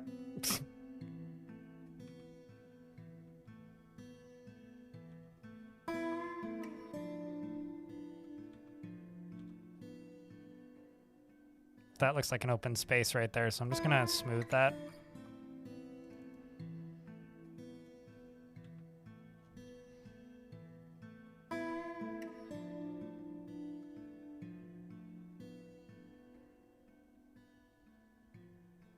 You know, Epic Teen Bro, your username is checking out, and I have no idea what the fuck you mean by that sentence. I'm just having an old man moment over here.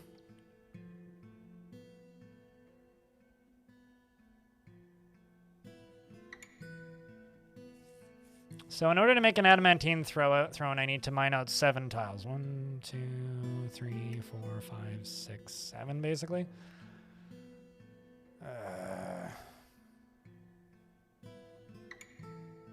Most of what is currently being mined, essentially. Also, why is the frame rate at 30? I guess the squads just came back.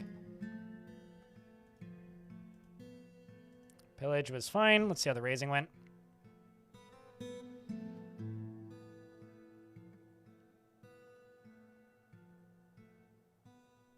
Is it 9 wafers? All right, well, for some reason my brain was telling me it was 7. Maybe I'm thinking of Yep, we killed the other traitor dwarf. Tisk. Dwayne the second, the Rock, struck down a goblin. Also is now the Absolute. Dwayne 2 is the Absolute, is the full title. Also, my Jabber is known as the Stale. I guess they should stop leaving him out on the counter. Send them back out again. Go get them.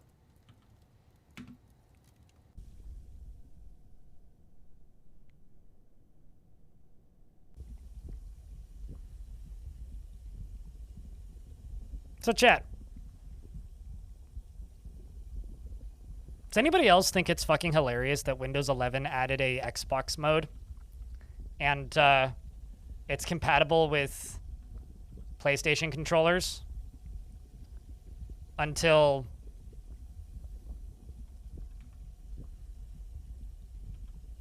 you open up a game and then you no longer have, like, Steam input compatibility?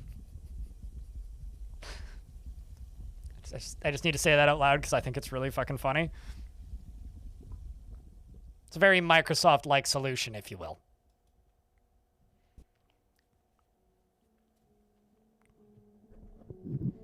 So you can just like pan around the Xbox mode menu for Windows 11. And then the literal second that you know, open up a game, it's like, this game's not compatible with the PlayStation controller. Unless that game happens to be compatible with the PlayStation controller. I think it's real fun. I find Windows 11 to be in any way amusing. You know, Frogfire, can I please laugh at that for a second? Because I think that's a really funny thing to say. I mean, the menu is compatible with PlayStation controllers, but...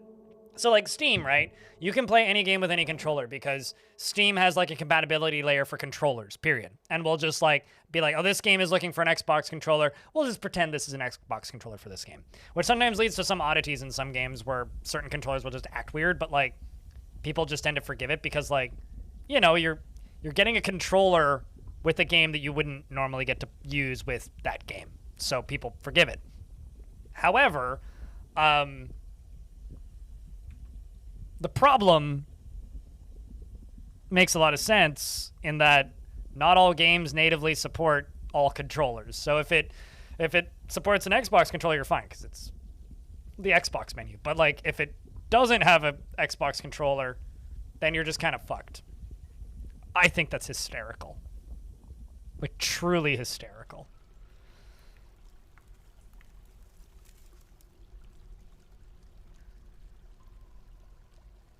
You know what they should do?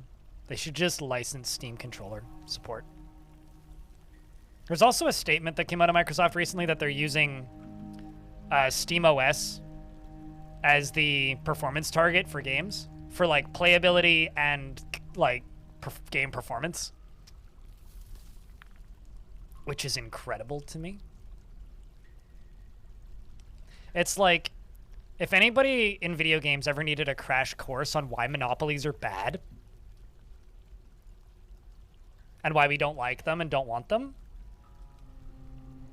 this, which is why I'm like scared of Valve. I like Valve. They make good stuff and they haven't betrayed us yet. But when a company gets greedy and they think they have a monopoly, gets bad for everybody. Only to find out it's only technically compatible with an Xbox controller. Steam did make PS5 controller work, but it's a little wonky with the touchpad. I believe it, Don Juice. The one that like hurt, the big controller compatibility thing that hurt me was I used to own a Wii U. I don't know if my ex still owns it or not, but my ex and I owned a Wii U. And they released these GameCube controllers for... Where are you putting this? I need to figure out where this is being put, because it's supposed to go there. So I need to figure out where you're putting this. Oh, I see. You're just going straight to extracting metal strands. That's fine.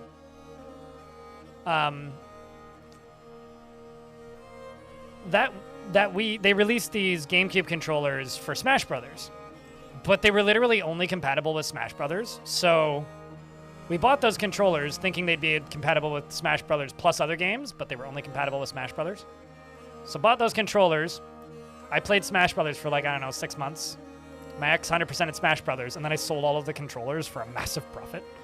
Like, I got all of my money back and then some. It was actually maybe one of my better video game-related purchases, because I sold out almost immediately, but it's still, like, to this day wild to me that, like, you couldn't play, like, Mario Kart with those controllers. About when Gabe dies. I really genuinely wonder what Gabe Newell's will looks like.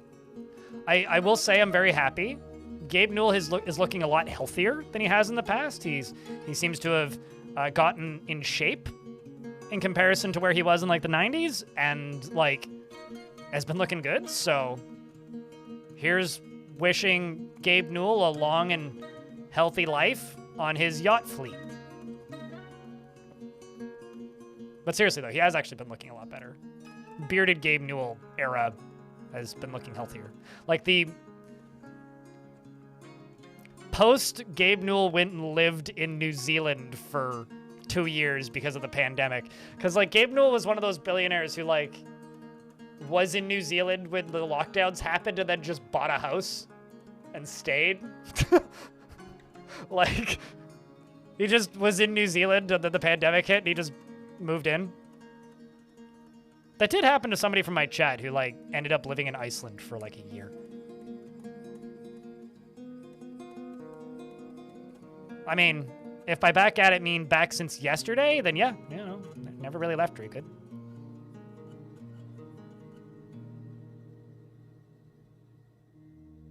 If you had 1 billion, you'd own a house in every English country. If I owned 1 billion, I wouldn't stream as often. And would probably just do a bunch of philanthropy and pay people to do it. It was dark times, Drew Good. Dark times. I mean, we're basically caught up to where we were.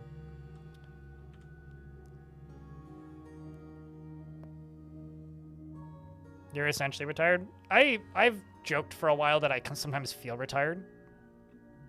Just because, like, I play video games for a living, but it's very much not the case.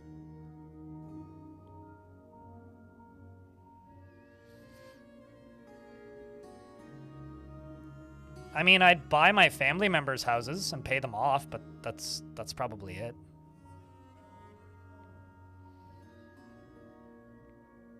I would have to be a significantly shittier person to be a billionaire or even a millionaire doing this for a living.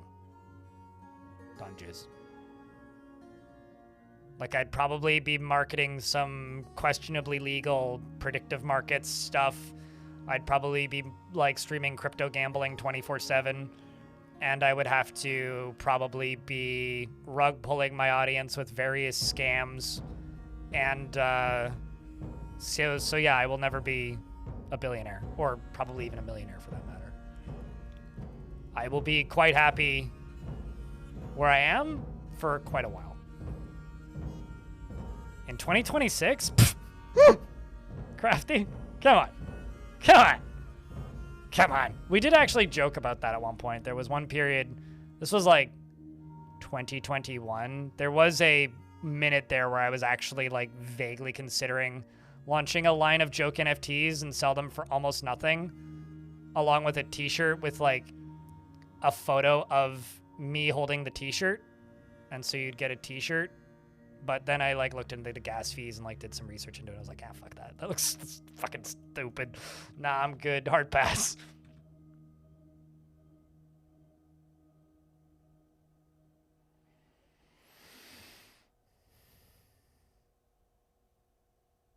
Although the funny thing is, like, there was a period there where like a lot of people were asking if my bots, currency, tickets, and like calcium crypt was a crypto thing. Like, I had some people, like, get apprehensive in my chat suddenly, and I was like, no. It's literally just, like, a way to track how many hours you have in my chat. There's no Ponzi scheme in it, I swear. Like, people became very suspicious over, like, point systems. Which, fair, I guess. Let's just get rid of these and let them take manually.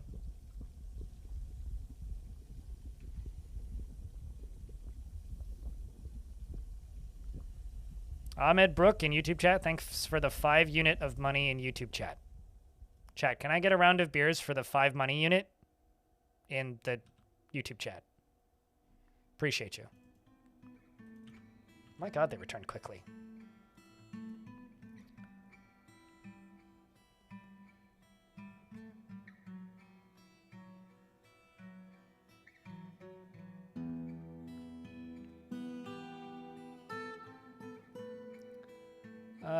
Weed McYeet, the turquoise frill of brushes outmatched the goblin.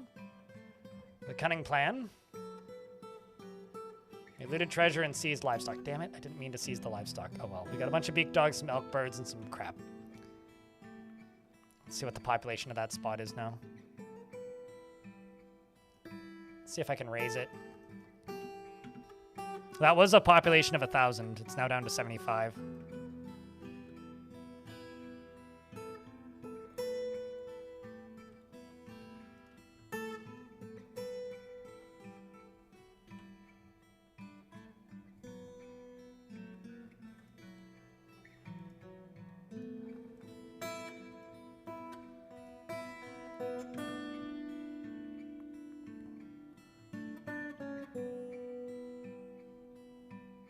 Or you could, like, start a non-profit organization that teaches children pottery. Just trying to think of some way that you could still get your pottery studio if you were extremely rich.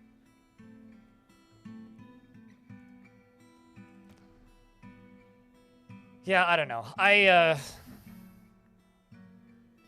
had aspirations growing up to get to where I kind of am now, and I've gotten to where I am, and I'm pretty comfortable with where I am.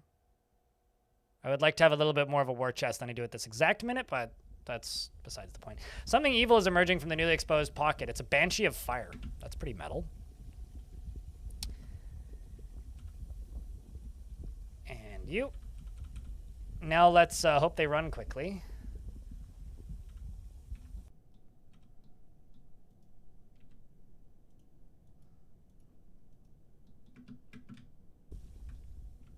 It's going to shoot out a bunch of fire, but thankfully there's water everywhere, so the steam puts out the fire.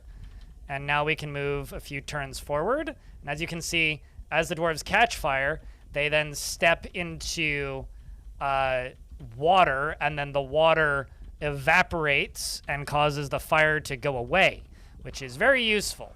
The problem is, will the dwarves manage to hit it? The frame rate's getting kind of low because this dwarf's trying to get through smoke.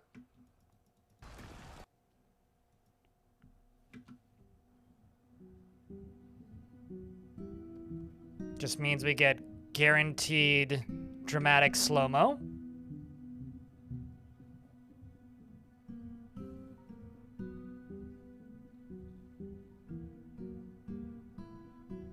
Come on, dwarf. You can hit it.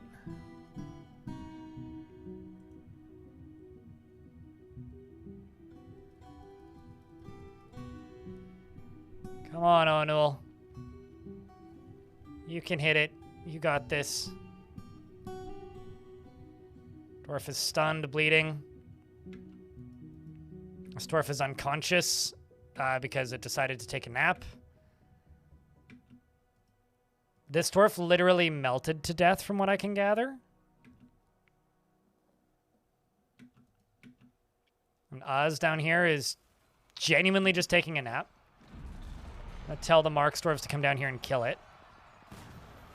If the water keeps putting this dwarf out...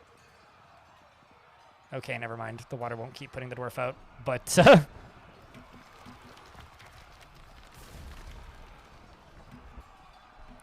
I've now got Lucio Gaming dodging around. Oh no! There's a burning fungi wood bucket.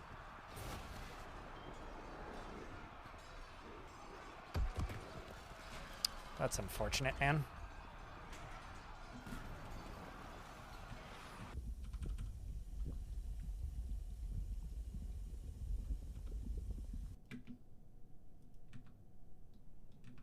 Oops, here it comes.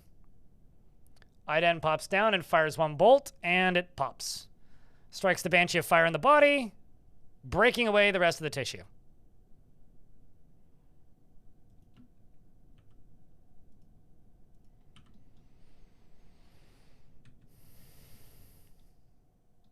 You love the Sea Serpent vid? I'm glad you liked it.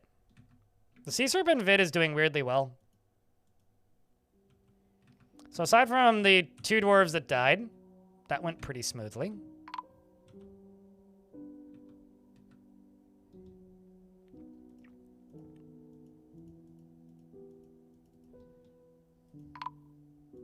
And a caravan from the dwarfses has arrived. We're going to sell a bunch of dye.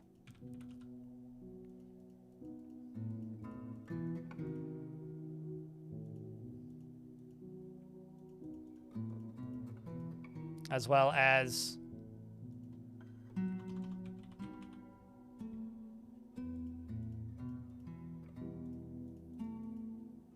all those.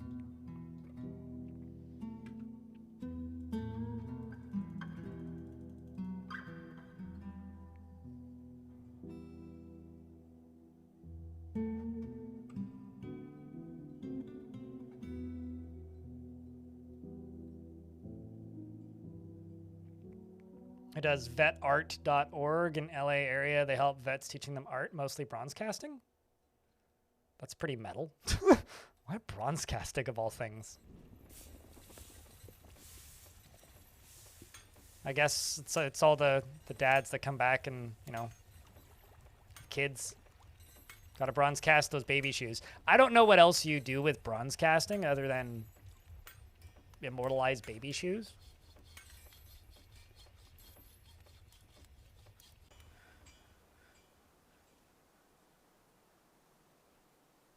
I don't know what self-portraiture in bronze is, but it reads like a self-portraits in bronze.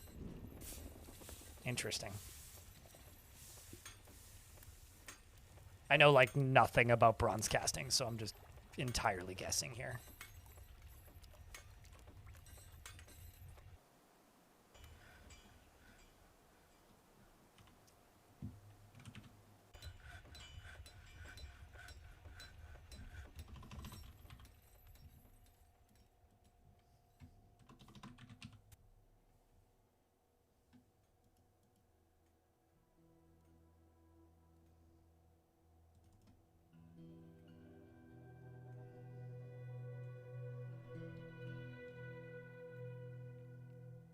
I'm also going to sell the mountain home a pet.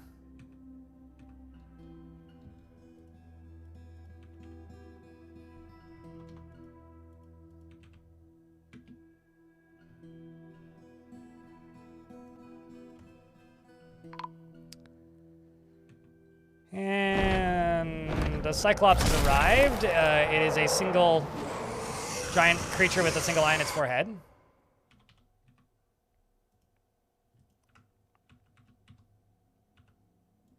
And it is right here.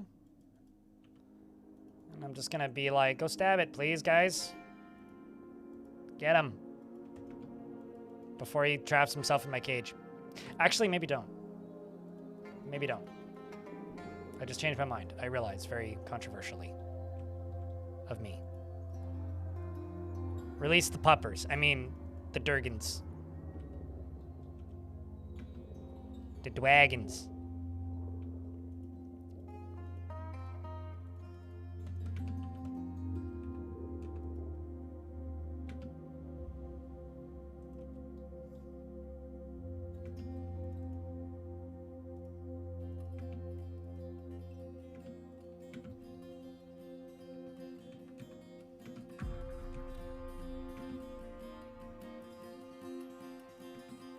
There we go.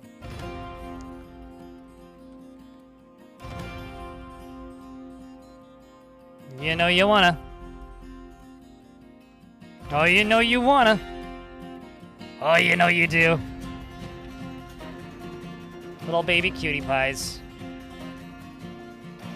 Just vibing, you know? Why is it always Meissner that blasts out the blast and one-shots them first?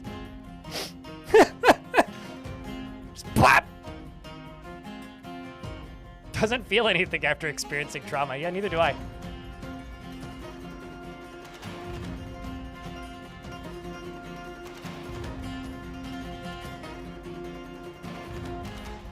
Yeah, because it's hotter than red.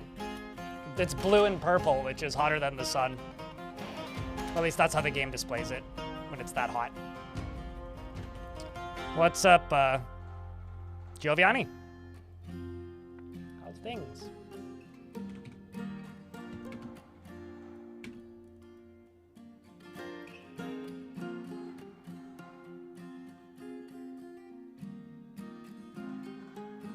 Still puppies.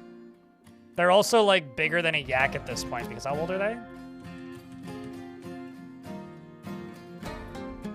3, 3, and 3. Yeah, they're basically the size of, like a large bear at this point. Look at how valuable this shit is. This is just milled dimple cup.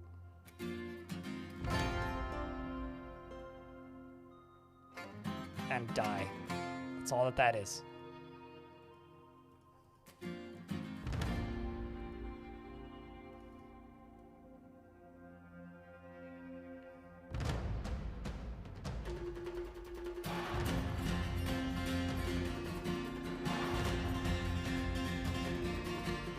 Right, steel pick, iron, steel, iron, iron. Buy the breastplates because I'm lazy. And what do they have in cages? Bunch of random crap. Yeah, nah. Buy the barrels though. Trade.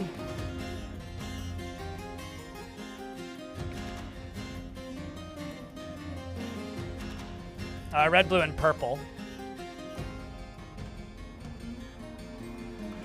Self-cleaning environment, friendly forward entrance. You see that you've taken up elven values. Eviscerate the enemy with no obvious sign of commotion.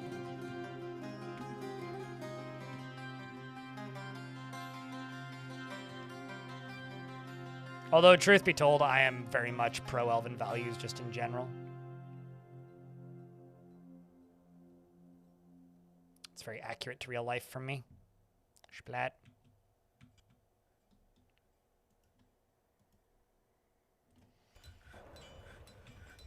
Two adamantine wafers.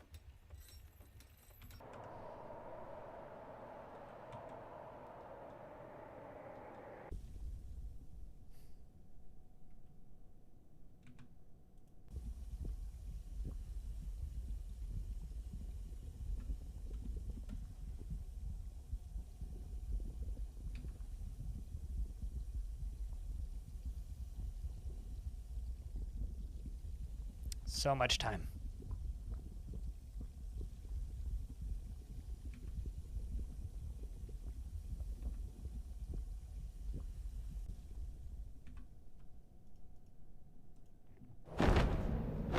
Some forgotten beast named Imi Novoquamat has come. A great dove composed of amber. It has a stubby horn, and it appears to be emaciated. Beware its webs. Oh, that sucks.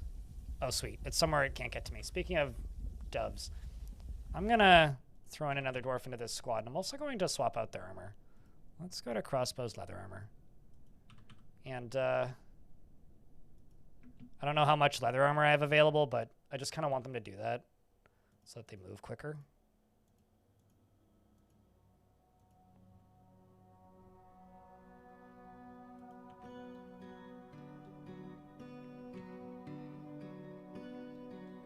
Absolutely not, because saunas provide absolutely no positive thing, and that's more likely to just cause dwarves to spontaneously catch into fire and gain a lot of trauma. So am I going to build a sauna? No. Do I look finished to you?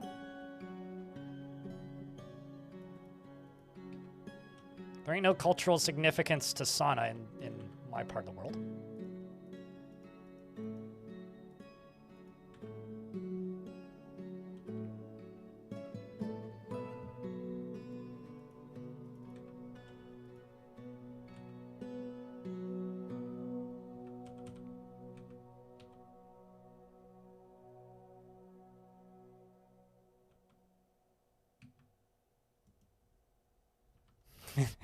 Finish? We just started. Exactly.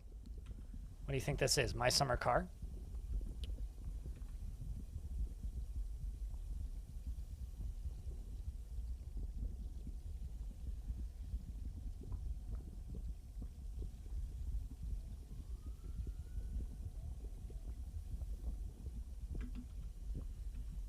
Now we just have to hope really hard that we don't find lava. Actually, let's just take all of these squads and send them up one layer.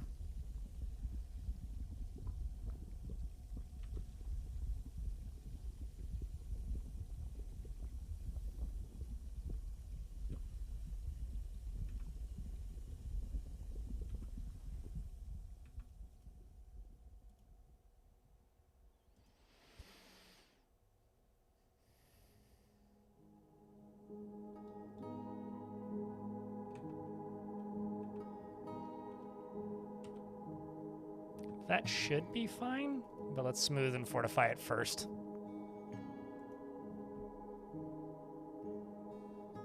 Also, I wonder how the squads did, because they just returned.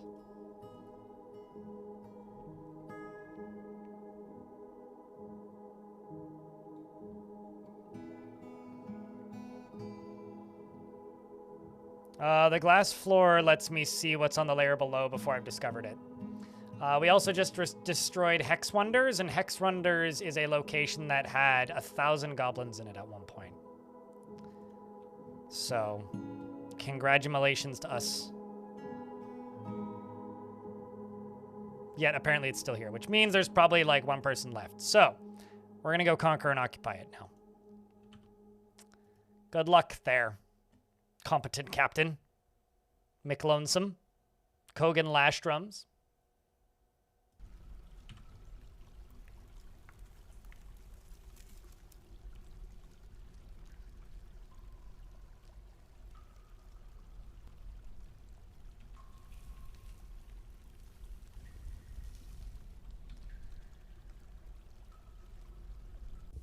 I mean, you can already avoid webs, Gavros in YouTube chat.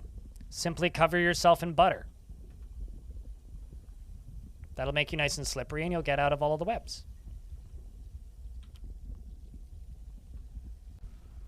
You just haven't, like, channeled your inner Denny's yet.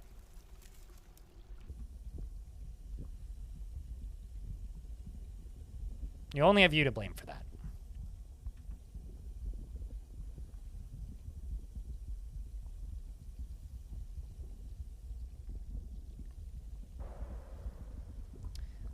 Some migrants have arrived despite the danger. What danger? Don't be silly. There's no danger here.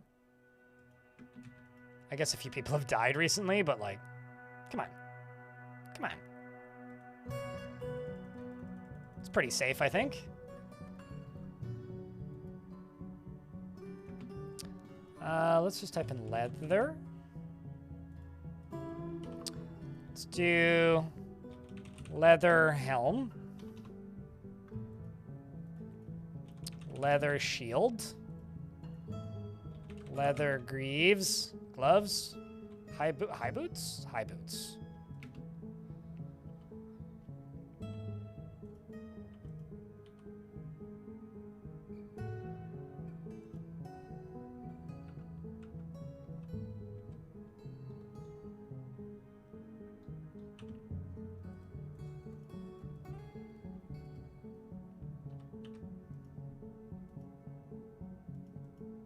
Well, we have some stuff that we need, so that's good.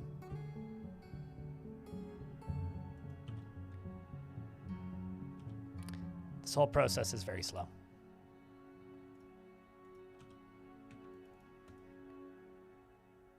That's all I got. Very slow.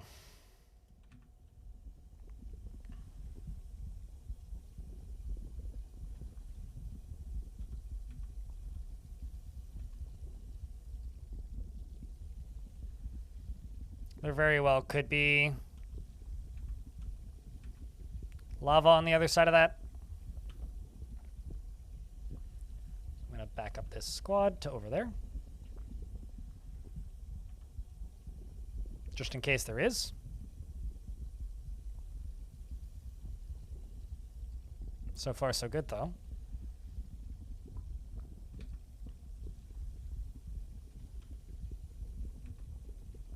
This up here, I'm just going to smooth and fortify because I'm scared.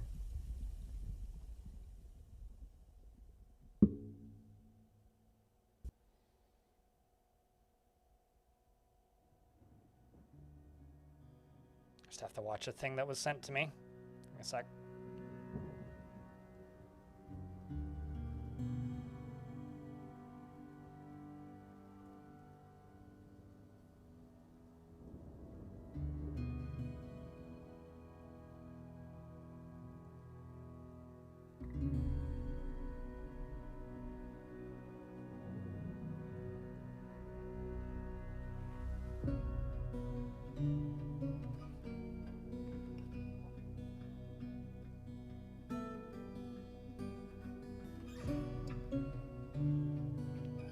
And we've uncovered something that must be a treasure of the gods. This is a dark metal pike. Oh, Craft's Dwarf ship is of the highest quality. Could probably assign that to you right here, most likely. Or one of the other bears. Which isn't available just yet, because I need to put it somewhere first for it to be available, but let's just give it to the king.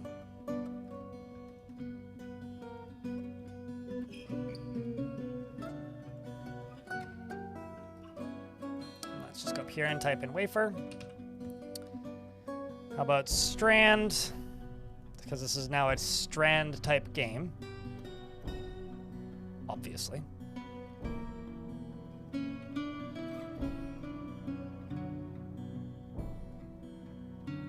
Kind of turns out that the bears really don't like being in the military. Strange how that is.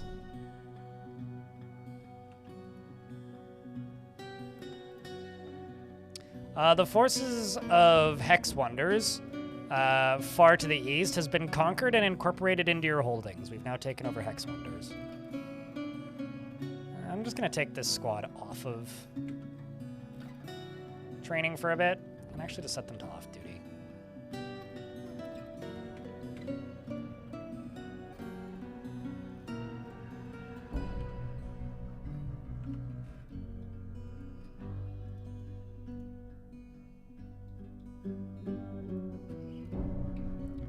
Of course, Hex Wonders is all the way over there and has a population of 75.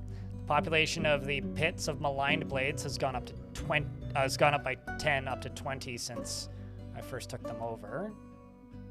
That's the big scary spot. Let's see if I can raise Humid Black,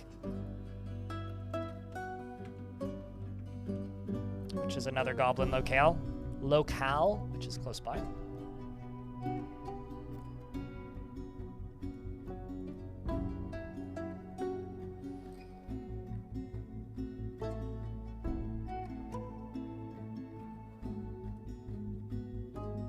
You know it's Stonecoat. A vile goblin has arrived. A army is commanded by Zolok, who became a baby snatcher operating in the wilds. This is such a weird occurrence that the baby snatchers are bringing a singular cave dragon every time, sometimes several. The problem is, cave dragons are immune to fire. So I can't actually do anything other than just fight it. At least the cave dragon part.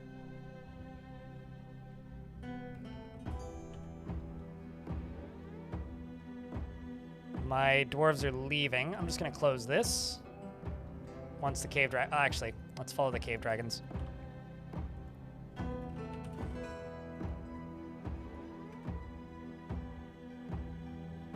So once this guy's dead or whatever, I can then close the upper gate or caught in a cage. Either or, whichever happens first.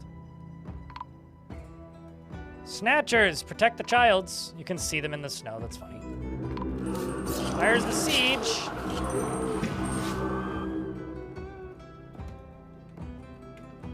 Oh. Well, I guess the only logical response is butts.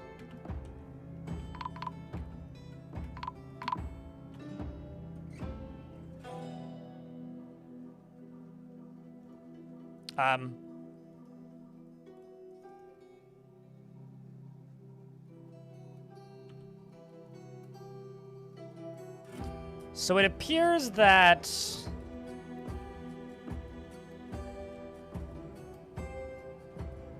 one of my bears, for some reason, is killing my merchants with a bronze maul, by the way.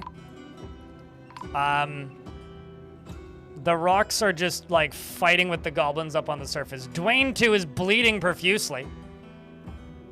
One of my other Dwaynes is also having a bad day. We've lost Aerith. Rocky's coming out to help and died almost immediately. Paper is currently okay, but having killed several of them is probably not going to live much longer. Did manage to yeet a goblin that way, though. I saw a goblin go flying. Hopefully he's going to cease bleeding soon after killing another couple goblins. Some of my sword masters have been found dead. How bad are things going down here? This is fine, aside from the fact that we just murdered our own, merchants. We've also apparently uncovered a treasure of the gods. Good! Excellent! That's probably better than whatever's going up here on the surface.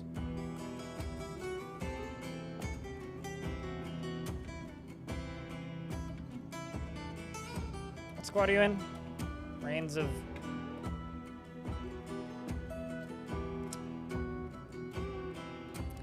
Well, sorry, Paper. An ambush! Curse them! Yay! Vomit Comet just went splat and is fine, I think. And we've got Edom down there who's injured. What the fuck was where?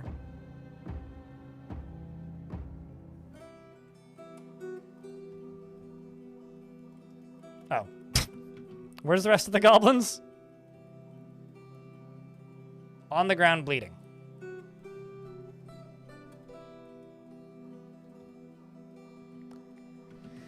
Big day in the fort. Yeah, no kidding. Let's just open up the back door. And also well, okay, so I would open the front door, but I'm slightly worried about the health of these dwarves. So let's instead just go knock down that and turn off the burrow.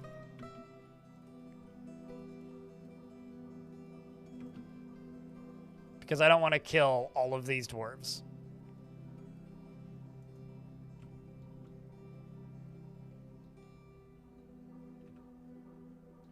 And trying to think of like how I could put a side entryway into this for the time being.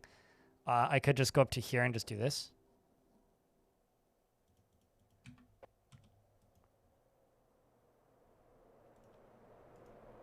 Because most of my miners are digging in God knows what, God knows where. So let's just go down to here. Set standard selections to blueprints.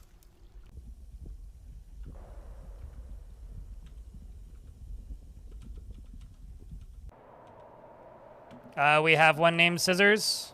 I don't know if they died. We have Scissors.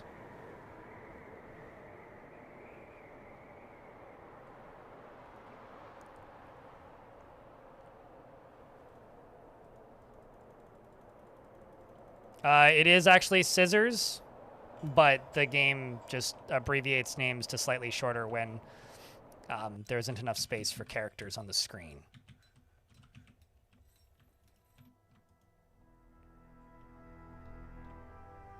So, Bismuth, what's your next selection?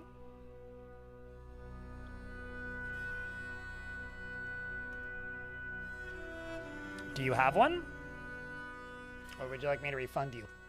Or would you like to name a rock something else? Like,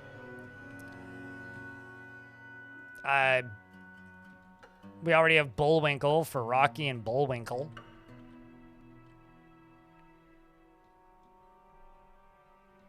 like Big Bird, or we have Prague.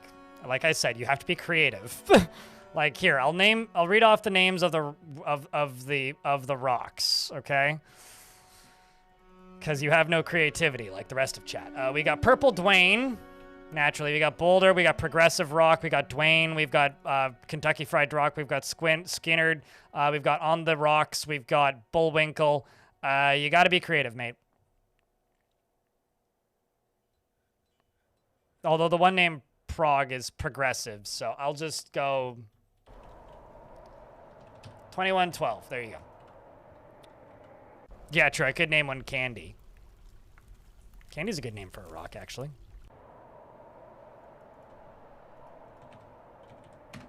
There you go.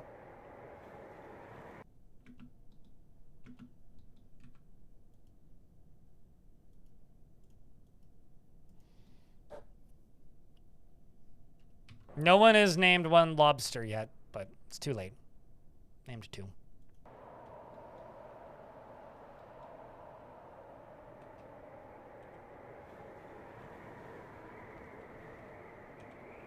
Okay, so now that those dwarves have been released, I can then lower this. I can then just fill this in as normal. Not gonna bother with the reinforced walls. And let's just forbid everything that's right there.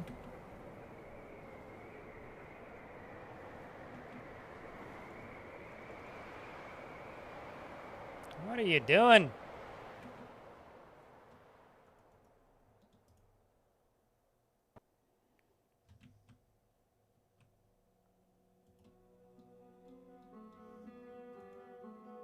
Rock opera, see?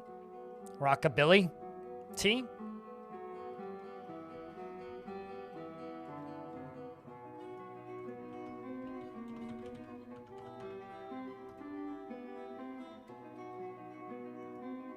Are they loading stuff up? Yeah, they are.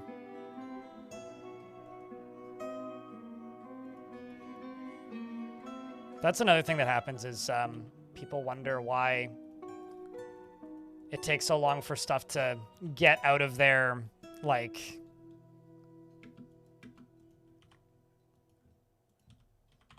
People wonder why it takes so long for stuff to unload, and then if you just, like, click on it and look at it, it's like, oh, it's just unloading one item at a time. What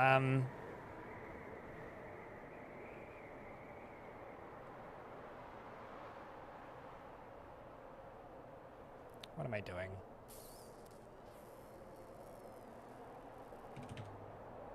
Beak dogs.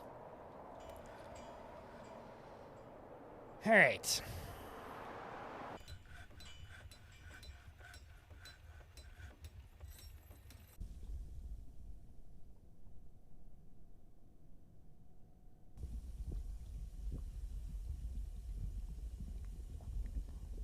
You have 2 months to trade with them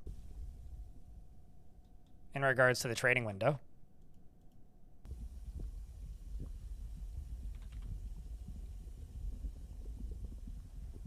So what be this treasure of the gods what I has discovered?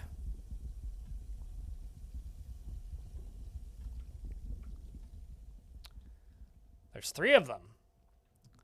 A twisting metal earring. Oops, I just dropped my phone.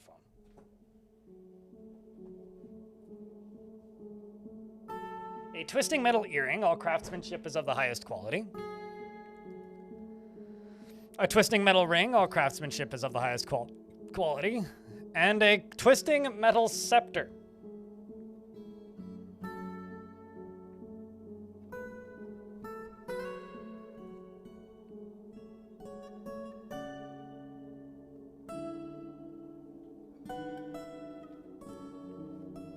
Yep, because they don't have, like, fancy asterisk editions.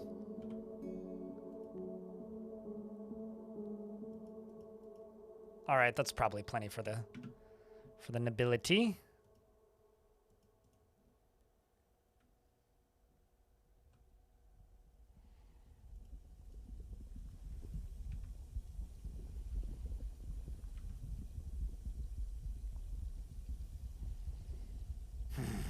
I've lost all of my legendary miners, chat.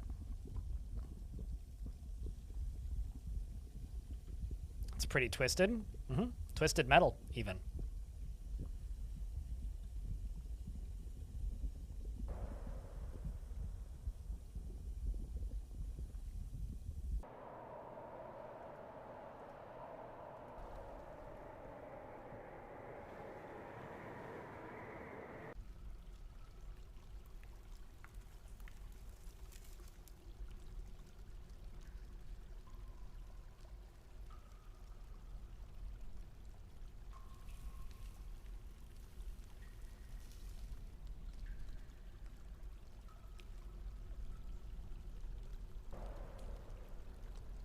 Piece of art was destroyed somehow. So many scattered items. Probably crushed by a drawbridge.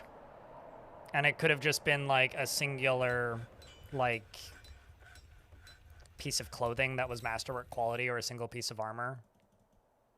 So yeah, it was two masterwork items that were destroyed, but it's fine. The actual issue here is just the general moods, which are dropping at a pretty rapid clip, but that's because I'm stupid and keep forgetting about ghosts, mostly.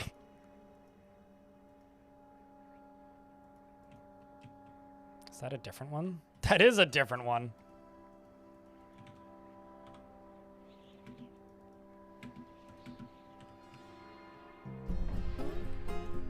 But, you know, it's fine. We're working our way through it.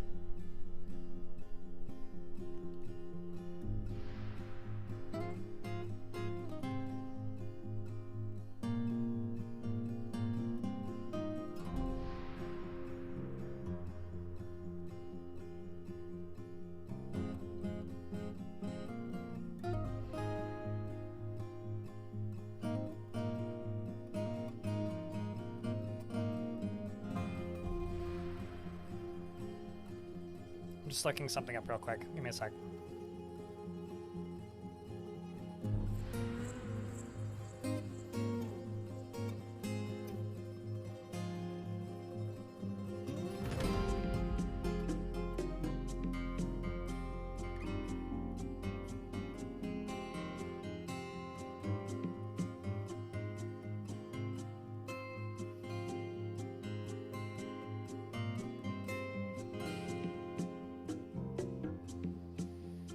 All right.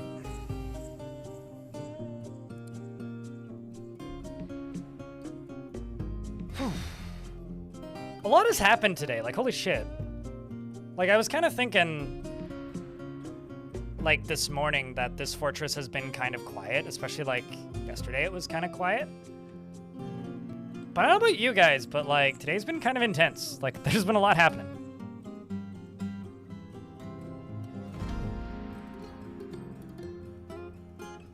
Like, it's been good. Not boring. Just what you want.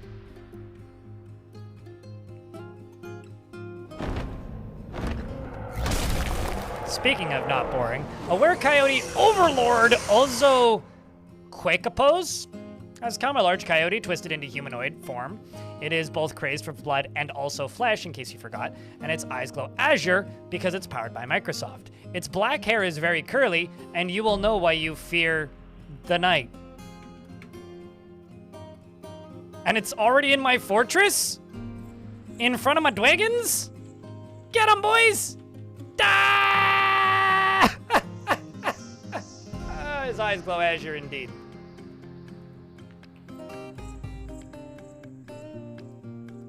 Cooked, actually, yes. Mice Nerd, the cooked. Fire in the hole!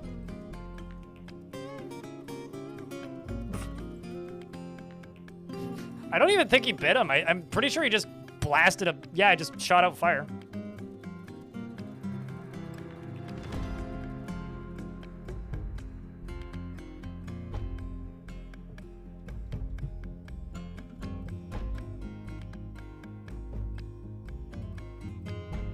Is a were-coyote goblin? I feel like coyotes are too good at teamwork. Well, maybe he's like, what's the word that they use to describe like the coyote or the wolf in the pack who's like the runt of the litter, who like doesn't work with the team due to like unfortunate history or like just being smaller and not able to like stand up for themselves as much. Oh. Sarvesh is a ghost too.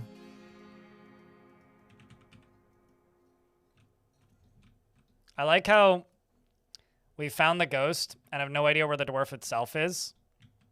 So it's like not listed as like found dead because like, you know, I maybe kind of starved him to death.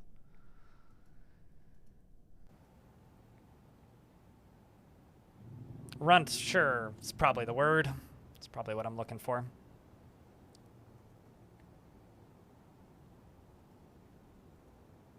Also, if somebody could please clip that, I would be very happy.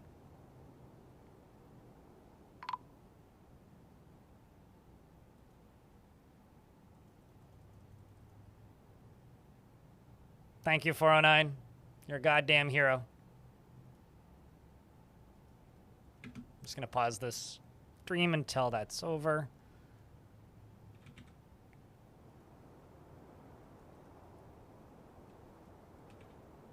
Oh.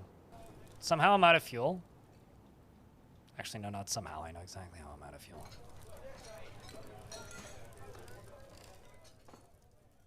Charcoal. See that? That's all lignite. Need to go down to here.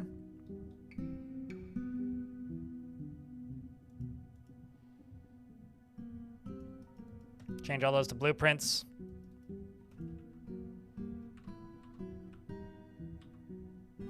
Let's unforbid that.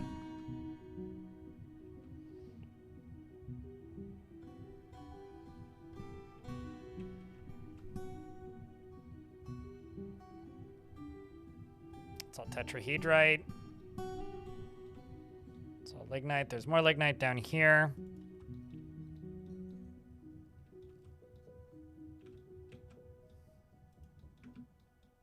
Well, let's just let them go for this.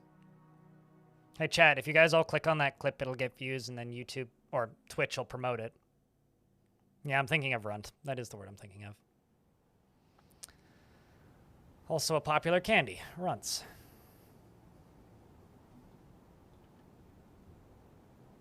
You know, I think it's kind of fitting that, like, occasionally when fights break out, when we're trading with my own faction, my Captain of the Guard will just execute a bunch of my own faction.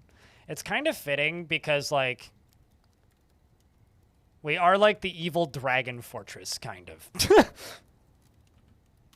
And yes, the dragons are adorable, but they're still fire-breathing monsters, you know? Let's see. There's lignite floor over here.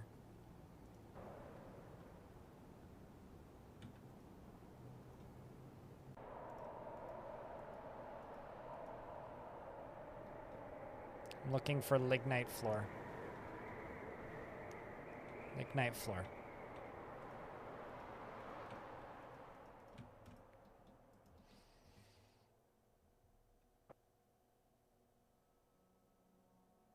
This is also a decent opportunity to train my dwarves in mining a little bit.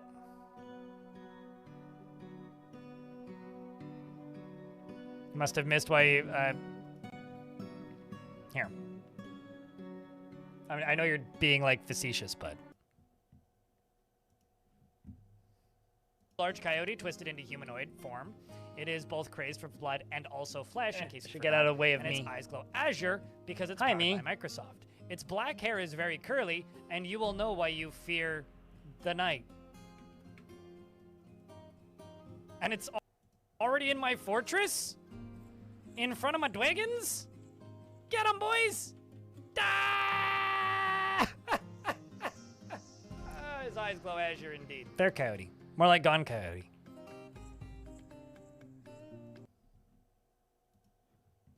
You happy? You satis-thunked? That's going to become a short later. No question.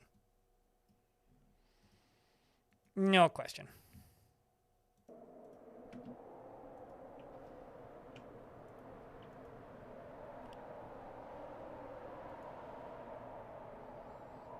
I mean, sometimes you just got to do the instant replay, you know?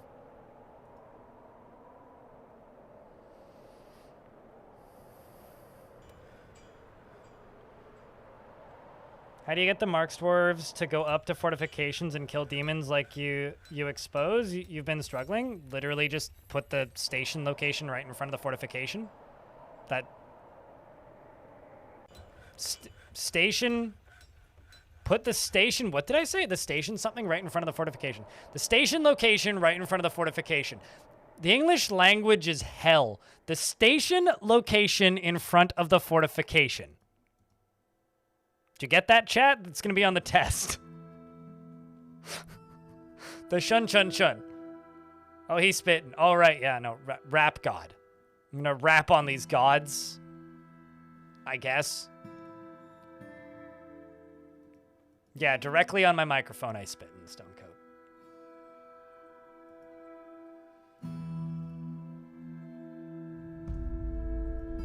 So what would you say if I told you that the Sea Serpent video has been shown to 306,000 people so far, and 5.5% of them have clicked on it? The Mermaids video has been shown to 333,000 people, so way less, and 5.2% of people have clicked on it so far. But check this out. Its click-through rating when it first released was 6.2%, and then it went down, and then kind of up, and then it went down a little bit. And then I released the Serpent video, and that's what it went to after the Serpent video. Serpent video released, and then suddenly people started clicking on this video. Why didn't you do that the first time? God damn. But, yeah. Am I going to release Dragons Upon the World? Maybe. I mean... They're kind of already in the world. I'm just padding out the populations a bit.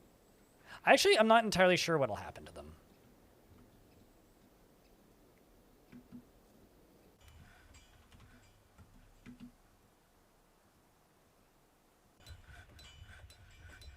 Where the hell are my logs? There they are.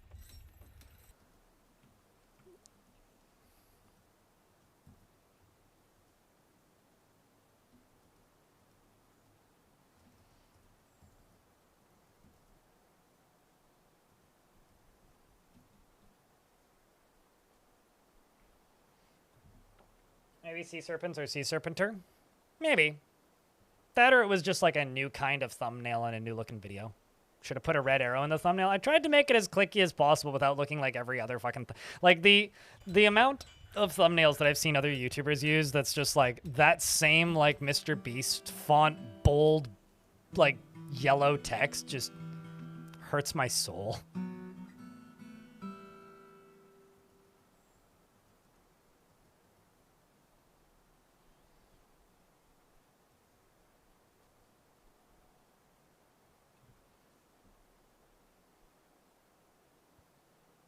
You got to see these little dragons. Let's see.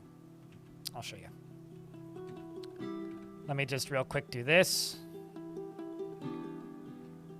Somebody repost that clip from a minute ago.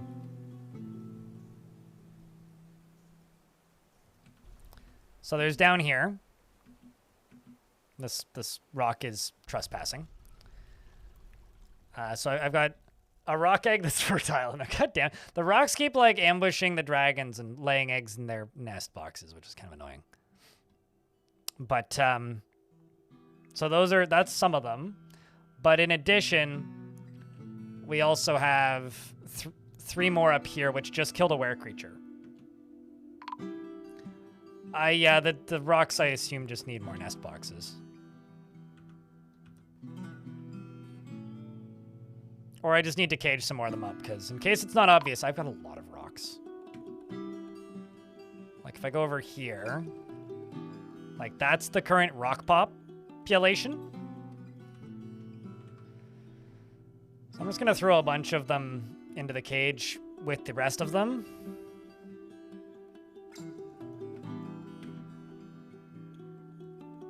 Because there's already kind of, a lot of rock eggs. Some of them are, you know, fertile, and some of them aren't. Many of them aren't.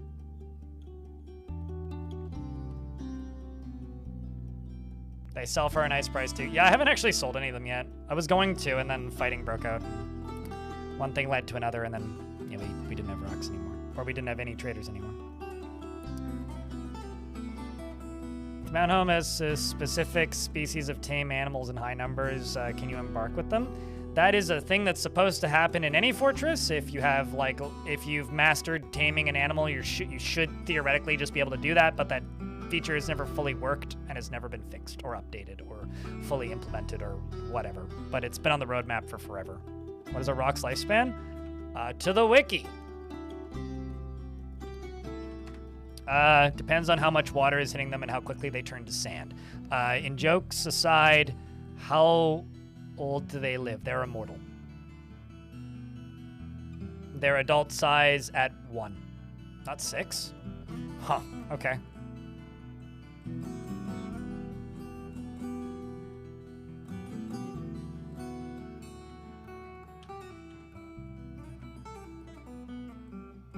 And if I, like, look at Rocky up here, who is no longer with us, unfortunately. How about Dwayne? Also no longer with us, unfortunately. How about... also no longer... Man, that bridge killed so many things. Paper's dead, I know that. Dishmab dead. Are any of them not dead? Man, chat, we lost all of our Dwaynes. Okay. I'm just gonna war train a bunch of Dwayne.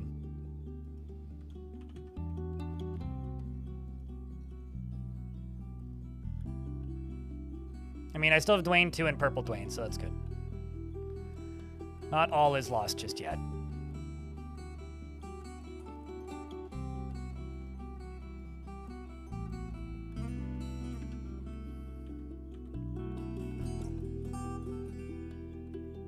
No, I gave up. Our RGS, Nate, on making anything else make babies. Because they just, like, slowly went insane and eventually tantrumed, and then now they're all just in cages, so I've given up. I've got a dwarf that's gone into a fey mood.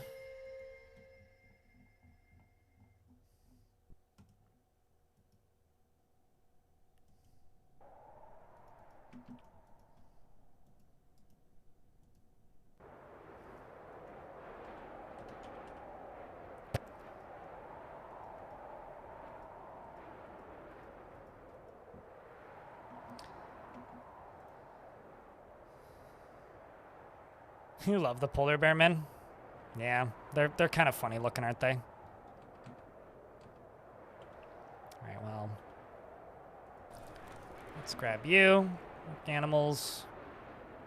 Boop, boop. Keep all of you 3. And take this one. Who's in here now?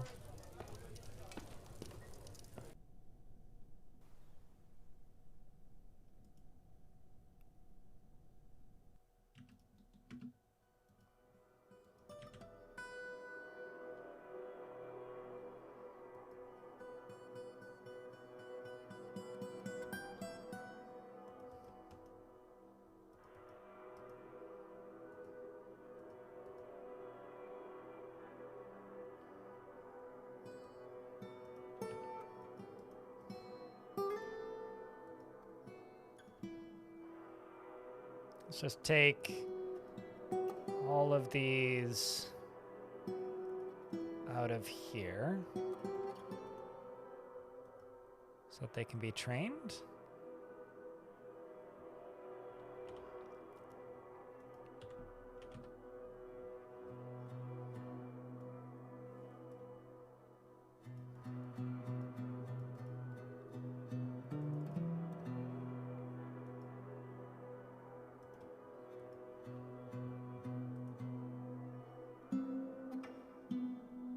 And then you, we'll just take more when available.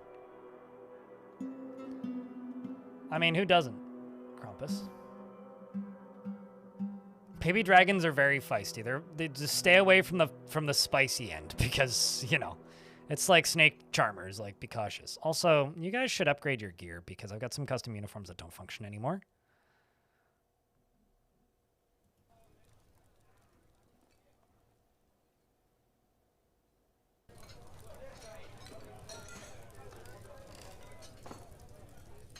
Nope.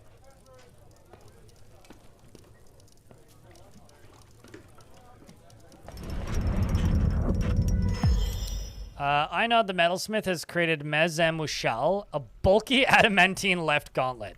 Great. I'm upset. We got 8 adamantine wafers and some fucking gauntlet.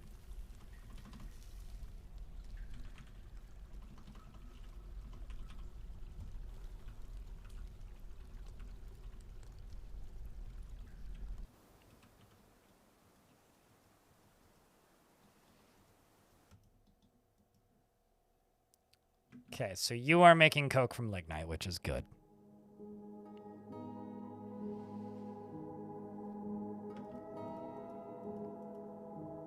Let's do that. And then let's go here and forbid that and unforbid that and make coke from lignite. Let's forbid that and go to that and make coke from lignite. Because I desperately need fuel.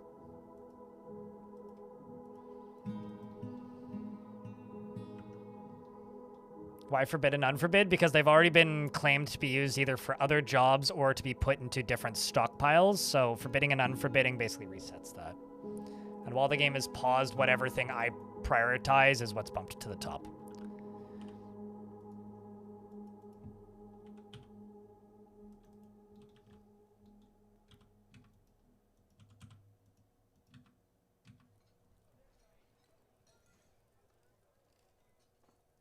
It's basically like a hyper convenience thing.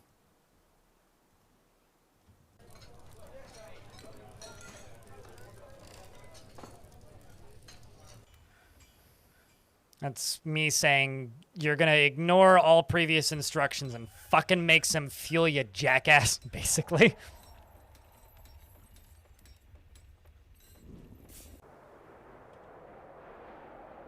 Because apparently... This is lignite floor. So if I dig down into here,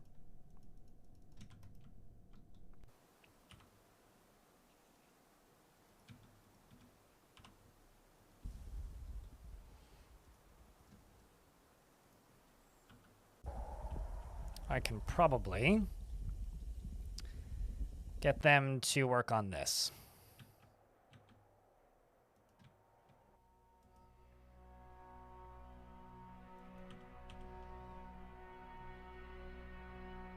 I wondered why no babies. Same dragon. Legitimately, that's happened to me twice. First time it was just one of them that was gay, and the second time it was both of them that was gay. This one time I was so pissed off I just butchered the dragon. Like... I was mad.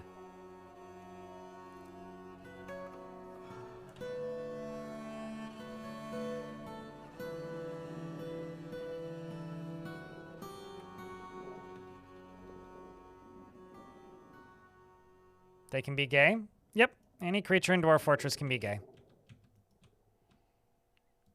There's like a legitimate like problem of people not getting baby dogs off the bat because they just like get a bad roll.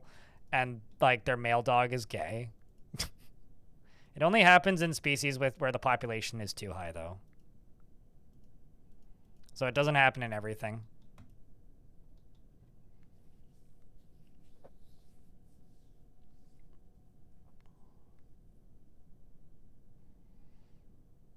I mean, I still let the dragon, like, do its thing until I turned him into a steak, but...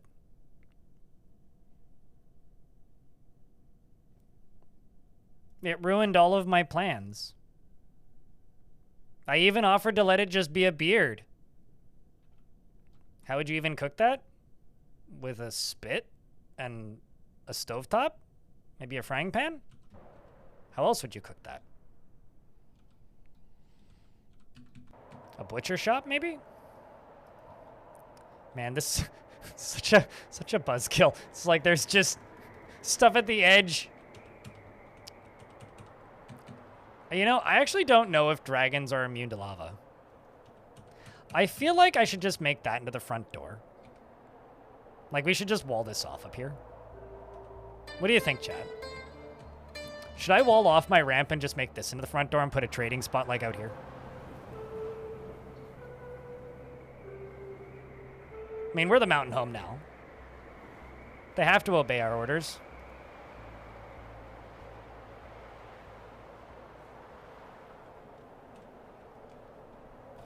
Well, we're not quite the mountain home. We're almost the mountain home. We are the capital. They have to obey our orders.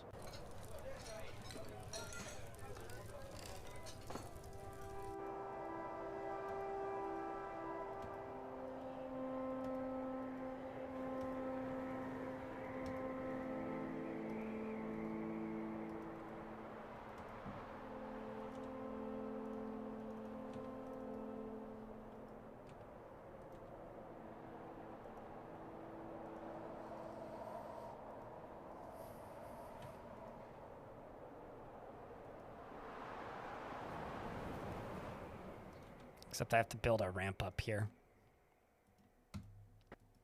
in order to get that down.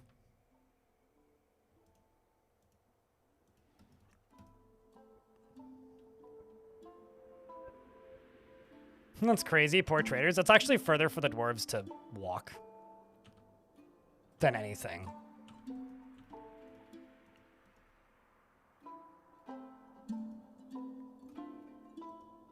All right, let's make sure that the war animals can leave the map. And go murk some more goblins.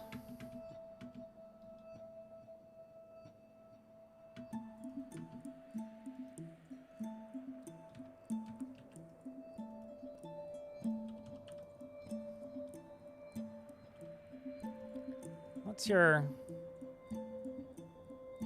What even is your chosen weapon?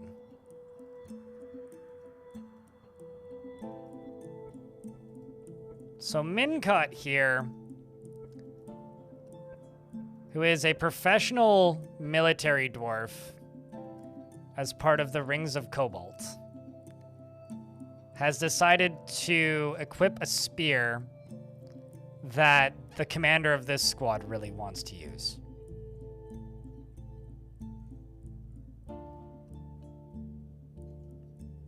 So I'm gonna make her equip something else. Like, literally any sort. Just so that this dwarf right here can go get his spear.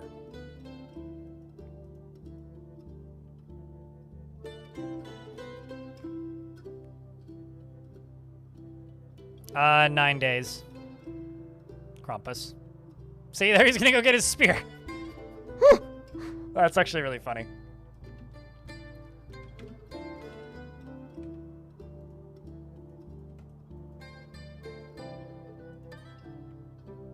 That is actually quite funny.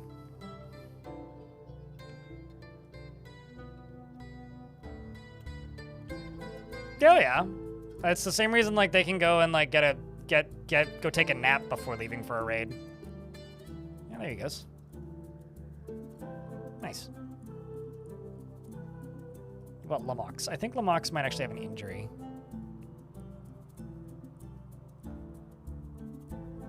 Yeah, your ability to grasp is somewhat impaired. But, same problem. Vomit Comet is using yours. Also in the Rings of Cobalt. Man, the Thieves of Cobalt, more like.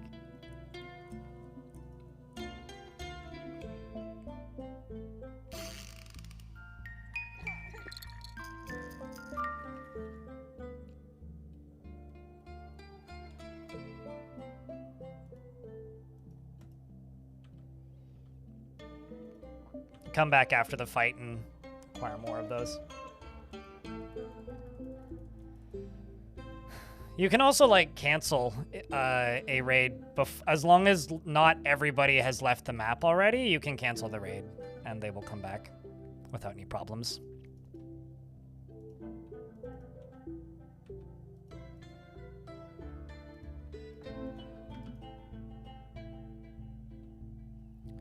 So now...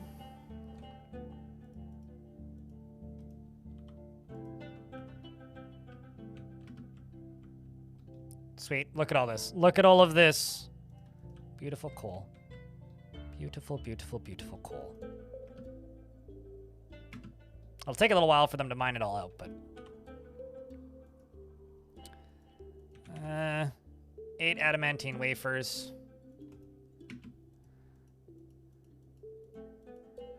Now I just need strands. Nobody's playing the strand game, unfortunately.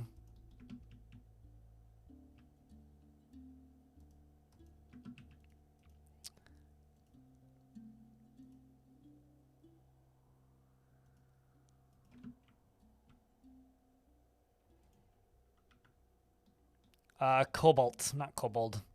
I think I often say kobold when I'm intending to say cobalt. It's in like the, you know, the type of rock.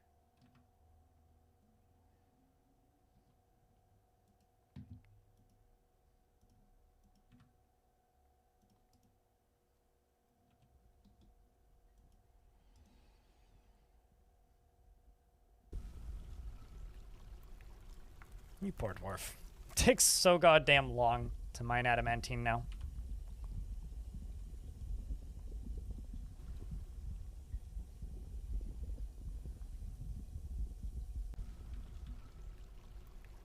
Sweet, nothing behind that. Just dig through all this.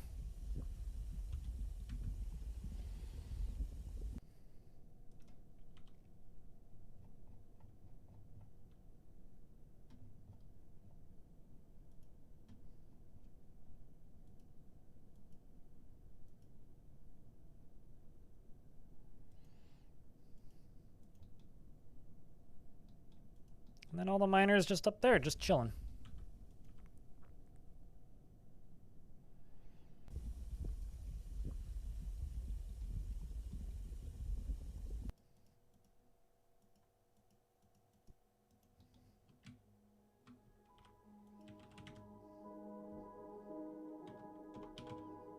Grumble. Using it for artifacts? I mean, I could.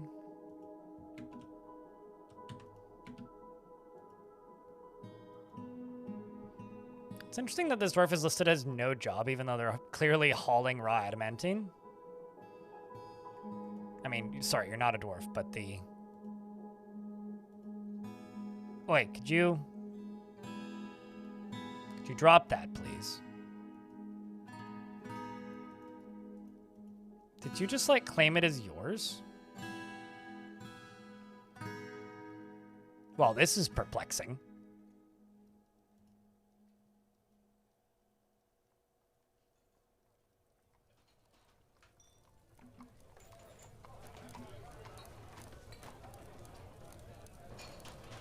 Then you're gonna go put it in a stockpile. Well, that's proper. But there's rocks everywhere. They could have just... Deep within this strange place, we've uncovered treasures. So that's cool. This is a multicolored metal ring. All craftsmanship is of the highest quality. Well, since you gave up the thing, we'll give it to you. Because I think that my duchies earned that one.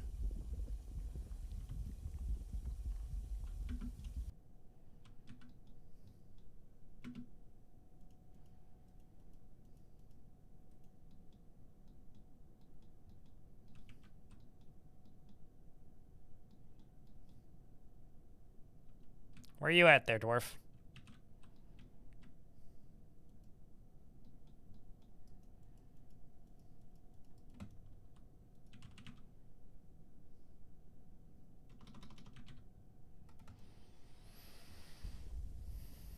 Far too slow.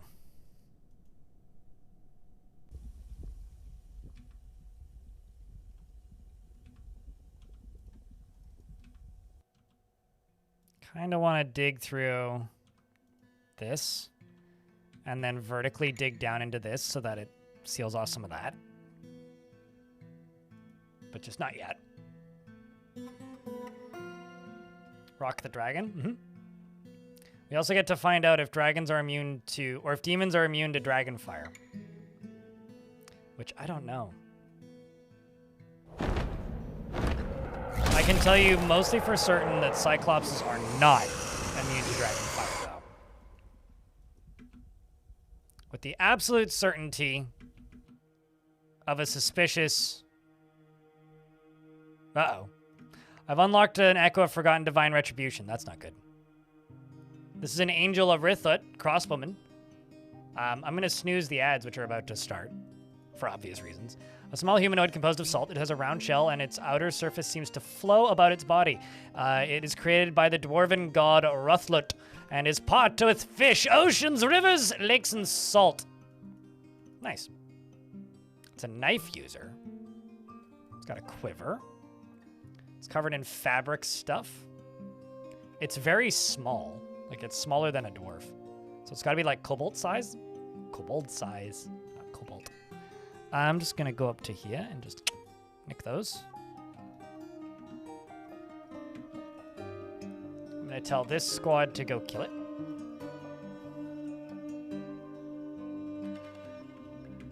And where's the...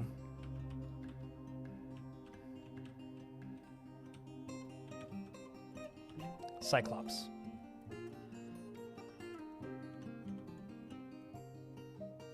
Dang it, it's going the wrong way. Go down, go down, go down, go down. There's too many things happening, chat. I'm looking at combat logs. Marksdorf is fighting with the Angel.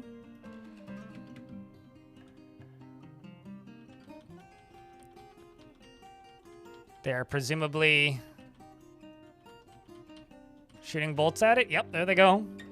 Somebody was asking what bolts look like in ASCII, right? Look right here.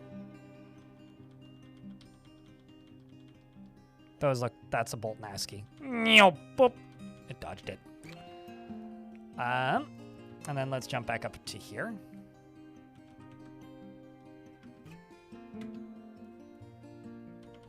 Got him.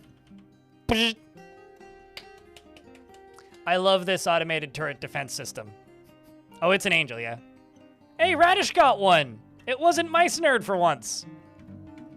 Blap. That's great. All right. Meanwhile, back down here, the Angel is a smear on the ground.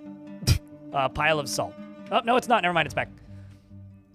It also doesn't appear to have killed anybody yet, but it is flying to pieces and is now a pile of salt.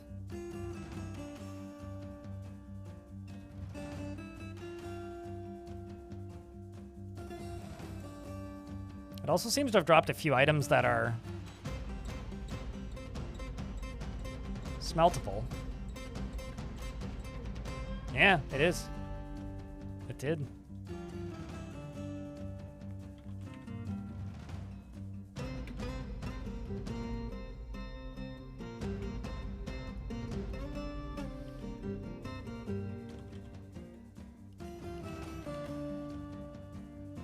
I'm actually curious what they're going to go for. It's probably something random far away. Oh yeah, there you go. Rusted metal stuff. Let's just go up here and just type in metal. Let's make sure they're all set to be melted. Yes, they are.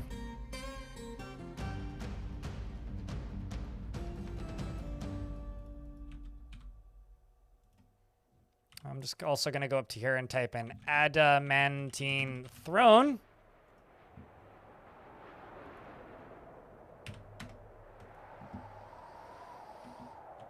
Fly my life into pieces. This is my metal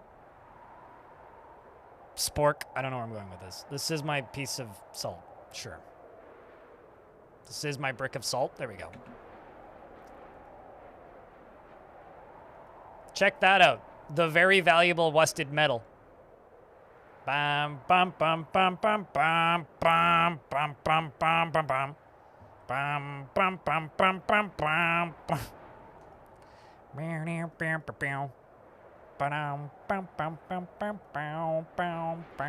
bam bam. Also just gonna go to here and just say do these at one.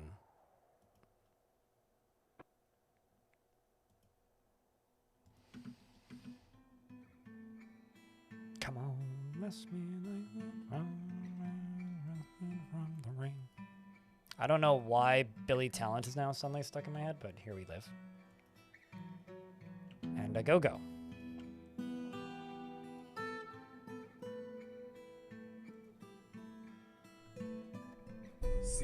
Ah! Just opened up the Twitch front page by mistake. I just wanted to mention that we are $10 away from the daily minimum, which we managed to make yesterday by only $2, so we cleared it, even though I disappeared early. So thanks to everybody who's tuned in and fired up Prime subs and whatnot.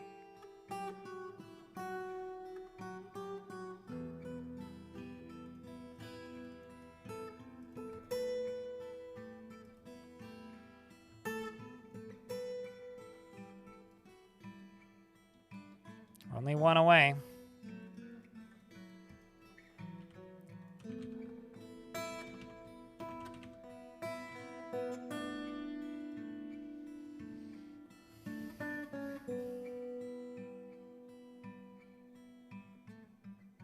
That would resurrect when it died? I mean, you can just DIY that.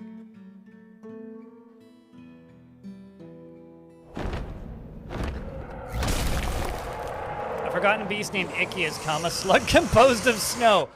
Oh no! It has wings and a bloated body, so it's a slimy snowball. A slug composed of snow. I've ever played Ellen or Ilona. I haven't played Ellen, but I hated Ilona, so I didn't play Ellen.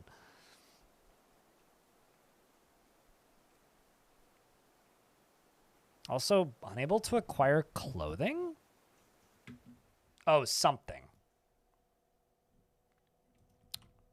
Okay.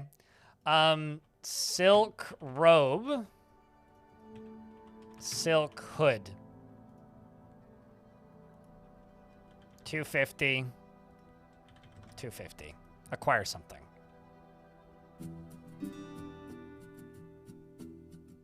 I just don't like the way that game does progression and grinding.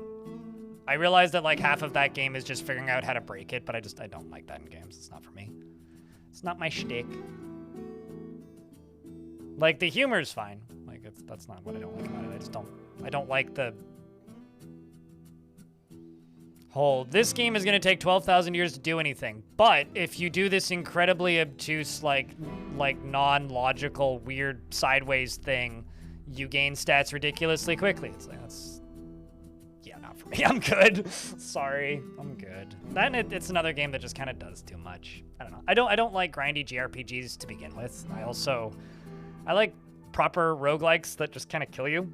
And I've never been a huge fan of the mystery dungeon kind of slow progression games, and that game is kind of a combination of those things. I'm just kind of, yeah, I don't know. Ellen needs 20 years of refining. So does Ilona Plus, but I'm very happy that Ellen exists and that that it was a successful Kickstarter and that it's sold well. Like, it's one of those games where it has its audience. That audience is decidedly not me, and that is okay. And I'm happy that it exists in its own weird way.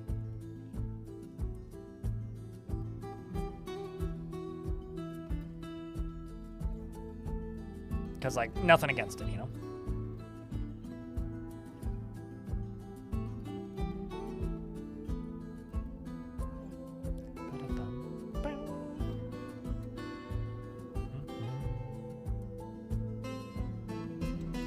You seem to recall embarking with 2 dogs and one of them was pre-gelded? That's weird. So I've got ruddy metal and I've got rusty metal.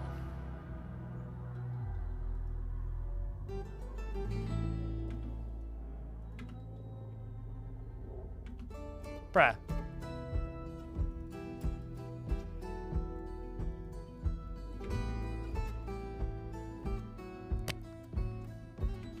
I don't know where this is going then. I suppose we'll find out. Metal with a nice patina, yeah, but it's like better than adamantine.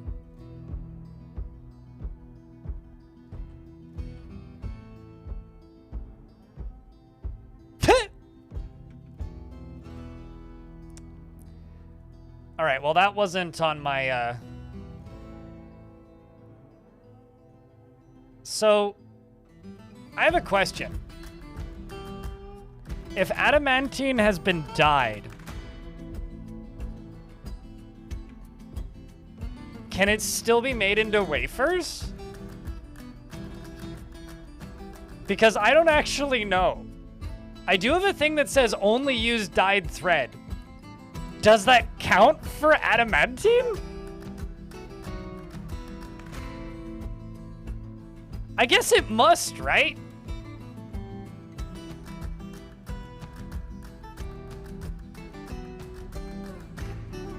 It also added 820 value to it. I think.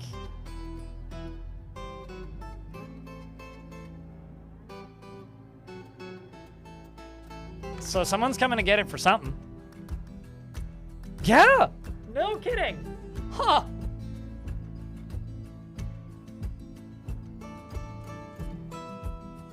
I mean, I've just had that setting on since the very beginning of the fort. I assume it's not going to change the color of it. Yeah, they're just normal adamantine wafers now. Like, you're essentially just losing the dye. But I have a thing that's like automatically dye all thread, basically. And I'm only allowed to use, like, understanding orders. I'm only allowed to use dyed thread.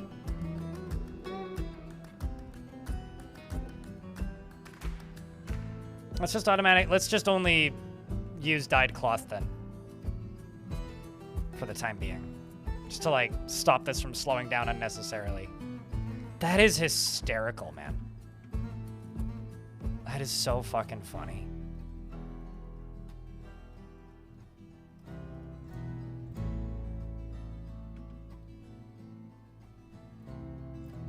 It's so goddamn funny.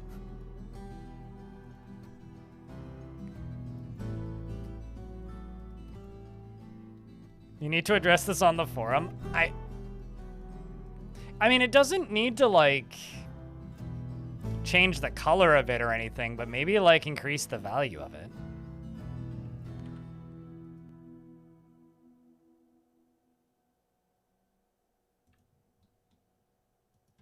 There we go. We're making the adamantine throne. You guys ready for some history? It's time for some history.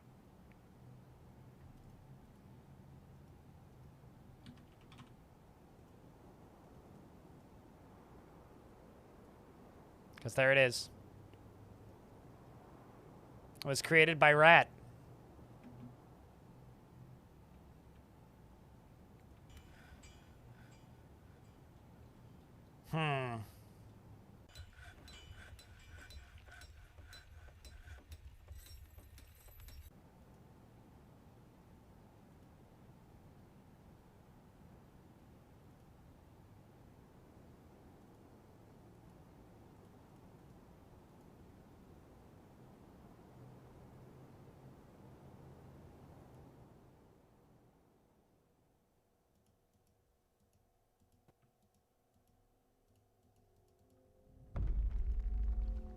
Oh, shit, I'm in the wrong section. Furniture. Thrones. All. Come on. Remove all those, and then throne. Except only adamantine, no stone, no other materials. We are going to make ourselves a very expensive throne.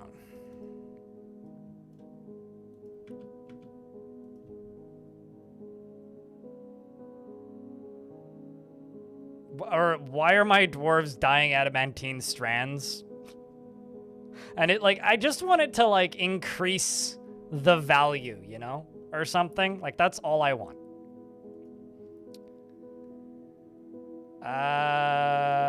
From a workshop. Stockpile from which workshop will take items. So only here. Okay. And then I want you to encrust furniture with polished stones. Cut glass and cut gems. Whatever I got.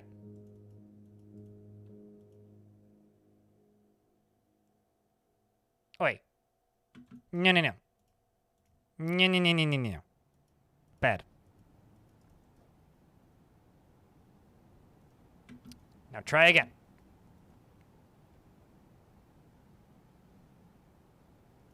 Furniture with polished stones. Glass. Gems. Really?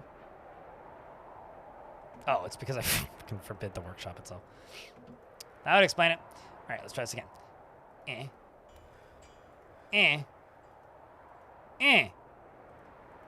Now we're talking. You overly complicated son of a bitch. Fancy throne, damn it.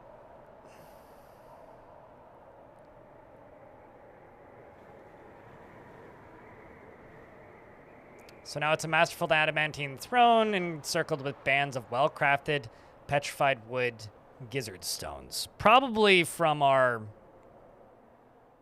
very fancy birds. When they get back to it.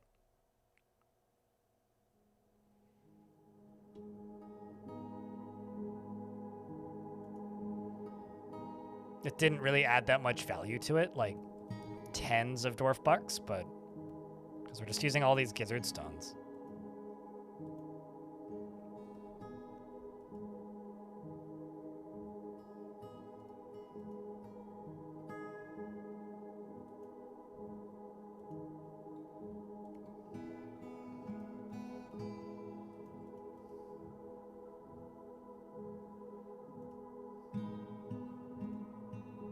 So now we're going to cut gems as well and then keep at it.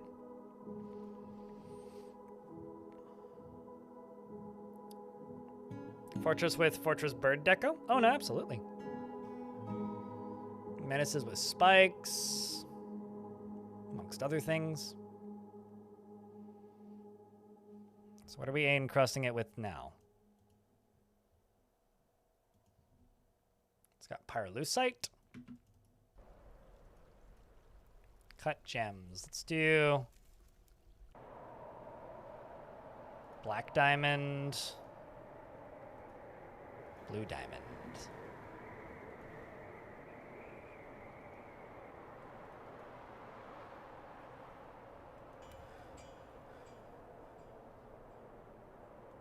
And then encrust furniture with cut gems.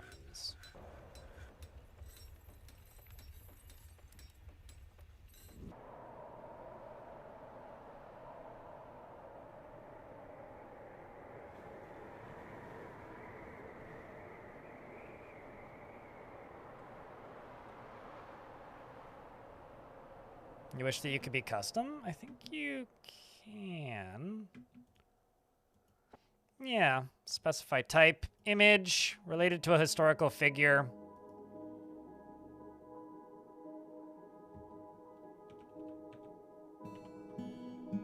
Dwayne.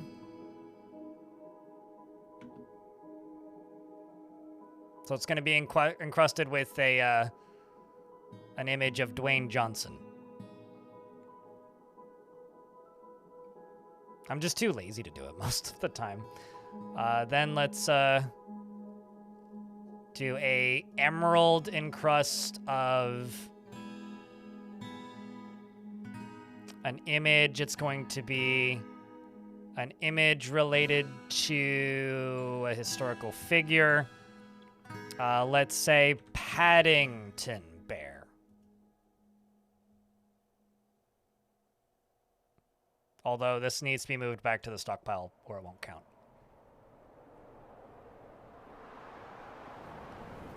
Could be used as wood, and apparently they were made as a candidate for wagon material. Really? Well, that's incredible. I never knew that. I remember when wagons used to bleed. Like, if you would attack a wagon in fortress mode, they'd bleed. Like, that was... Oh, are we using a large gem? No, kind of screwed it up. Oh, well.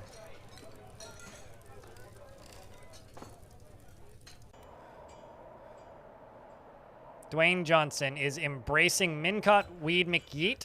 The artwork relates to the status of Dwayne as the owner of Weed McYeet in the frill brushes in Midsummer of 250. I love the concept of a giant bird just like embracing a dwarf.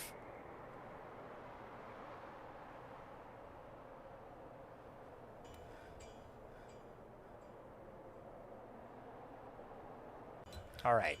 It's now a $10,000 throne.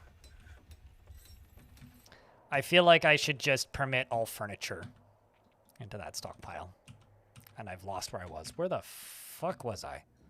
This fort's big enough now that I'm losing stuff. Yeah, just permit whatever furniture and we'll just make this bigger. All right, now I'm just going to unforbid this.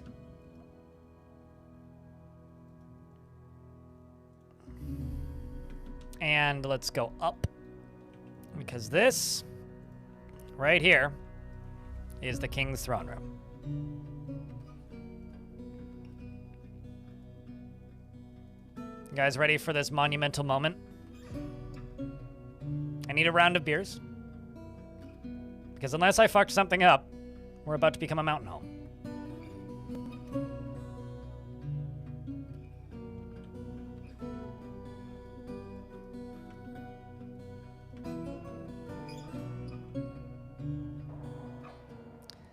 Your fortress is now a mountain home, proof that any suggestion of hubris was a childish piece of nonsense. Gods surely want you to dig deeper still. And with that, we mountain.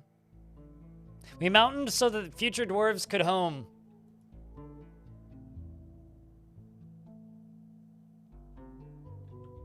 We did it.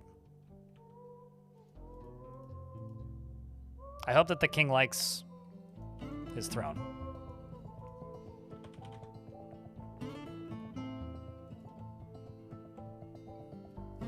He doesn't seem to care all that much. He just kind of wants to craft an object, actually. Hey, king. What if I let you run this shop right over here?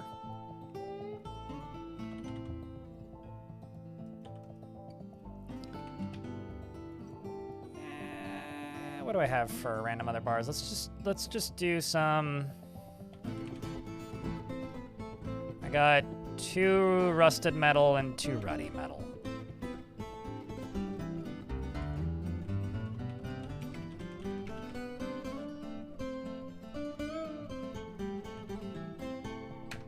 Two rusted metal short swords. And then let's do ruddy metal spear.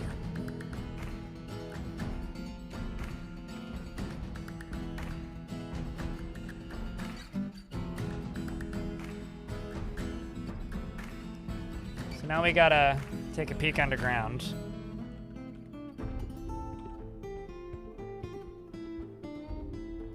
Everything down here seems all right.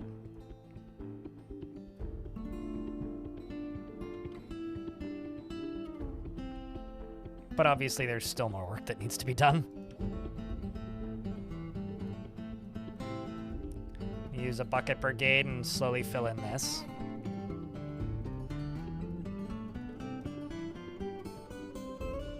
This down here is very wide.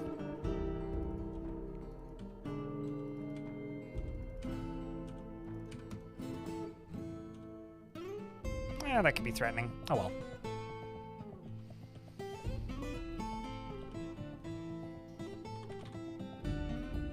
And our king over here is forging a ruddy metal spear.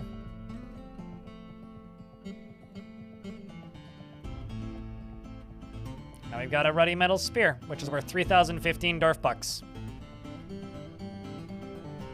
It's fine. The salt will go away. Got a rusted metal short sword. Upper and comer.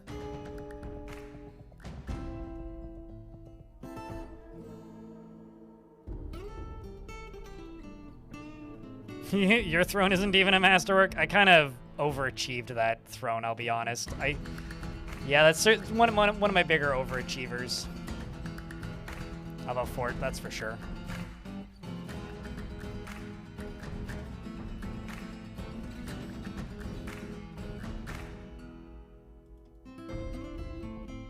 I mean, he's no longer rusty. He's up to competent now, too.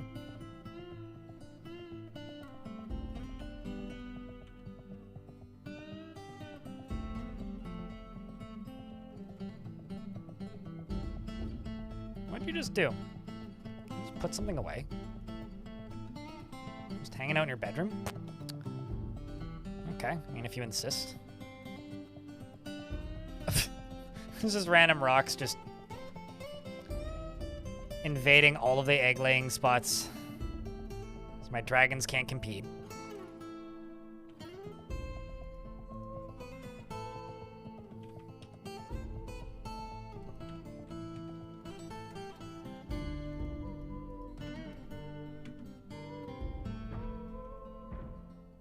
It's a bit of a shame.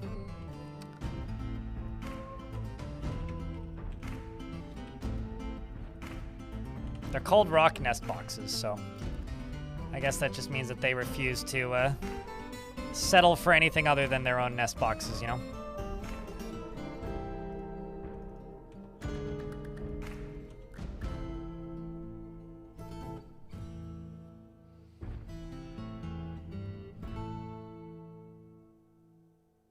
Hours? You have a very strange sense of time, Karkan.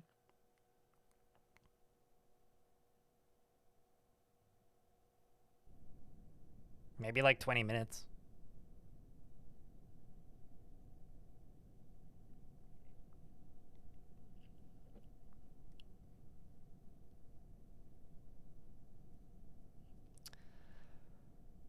But anyways, 9 hours of stream.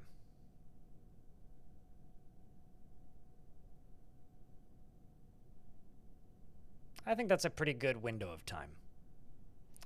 We've also got these fancy blue fabric quivers and many more dwarves frolicking around the fortress.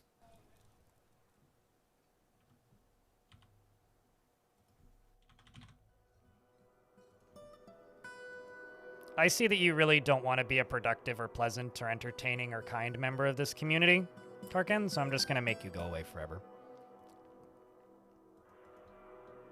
You had an opportunity, but it's just not worth it.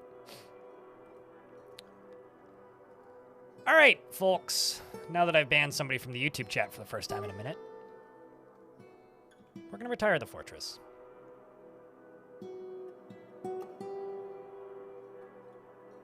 Or simply retire it for the day. So tomorrow we can invade hell.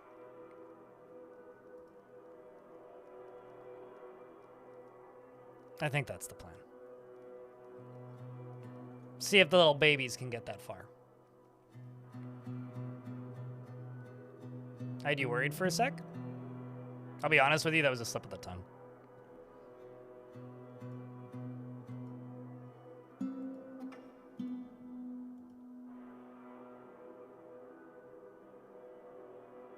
Tomorrow we dine in hell. Yeah, let's get a good night's sleep first and some lunch. But I personally am getting hungry. My brain's starting to shut off a little bit. So I just wanted to say a real quick thank you to everybody for hanging out today and being chill. And shout outs to the child who needs to be the main character of the internet who tuned back in on the YouTube stream. So happy to see you again. Maybe in the future. Then I have you for ban evading instead of just being annoying. But YouTube folks, I'm shutting you down now. We'll be on tomorrow, normal time. We'll invade hell. But if you want to come raid somebody with us, pop over here onto Twitch. Otherwise, we will see you tomorrow at the normal time for more of these shenanigans. Later's YouTubes.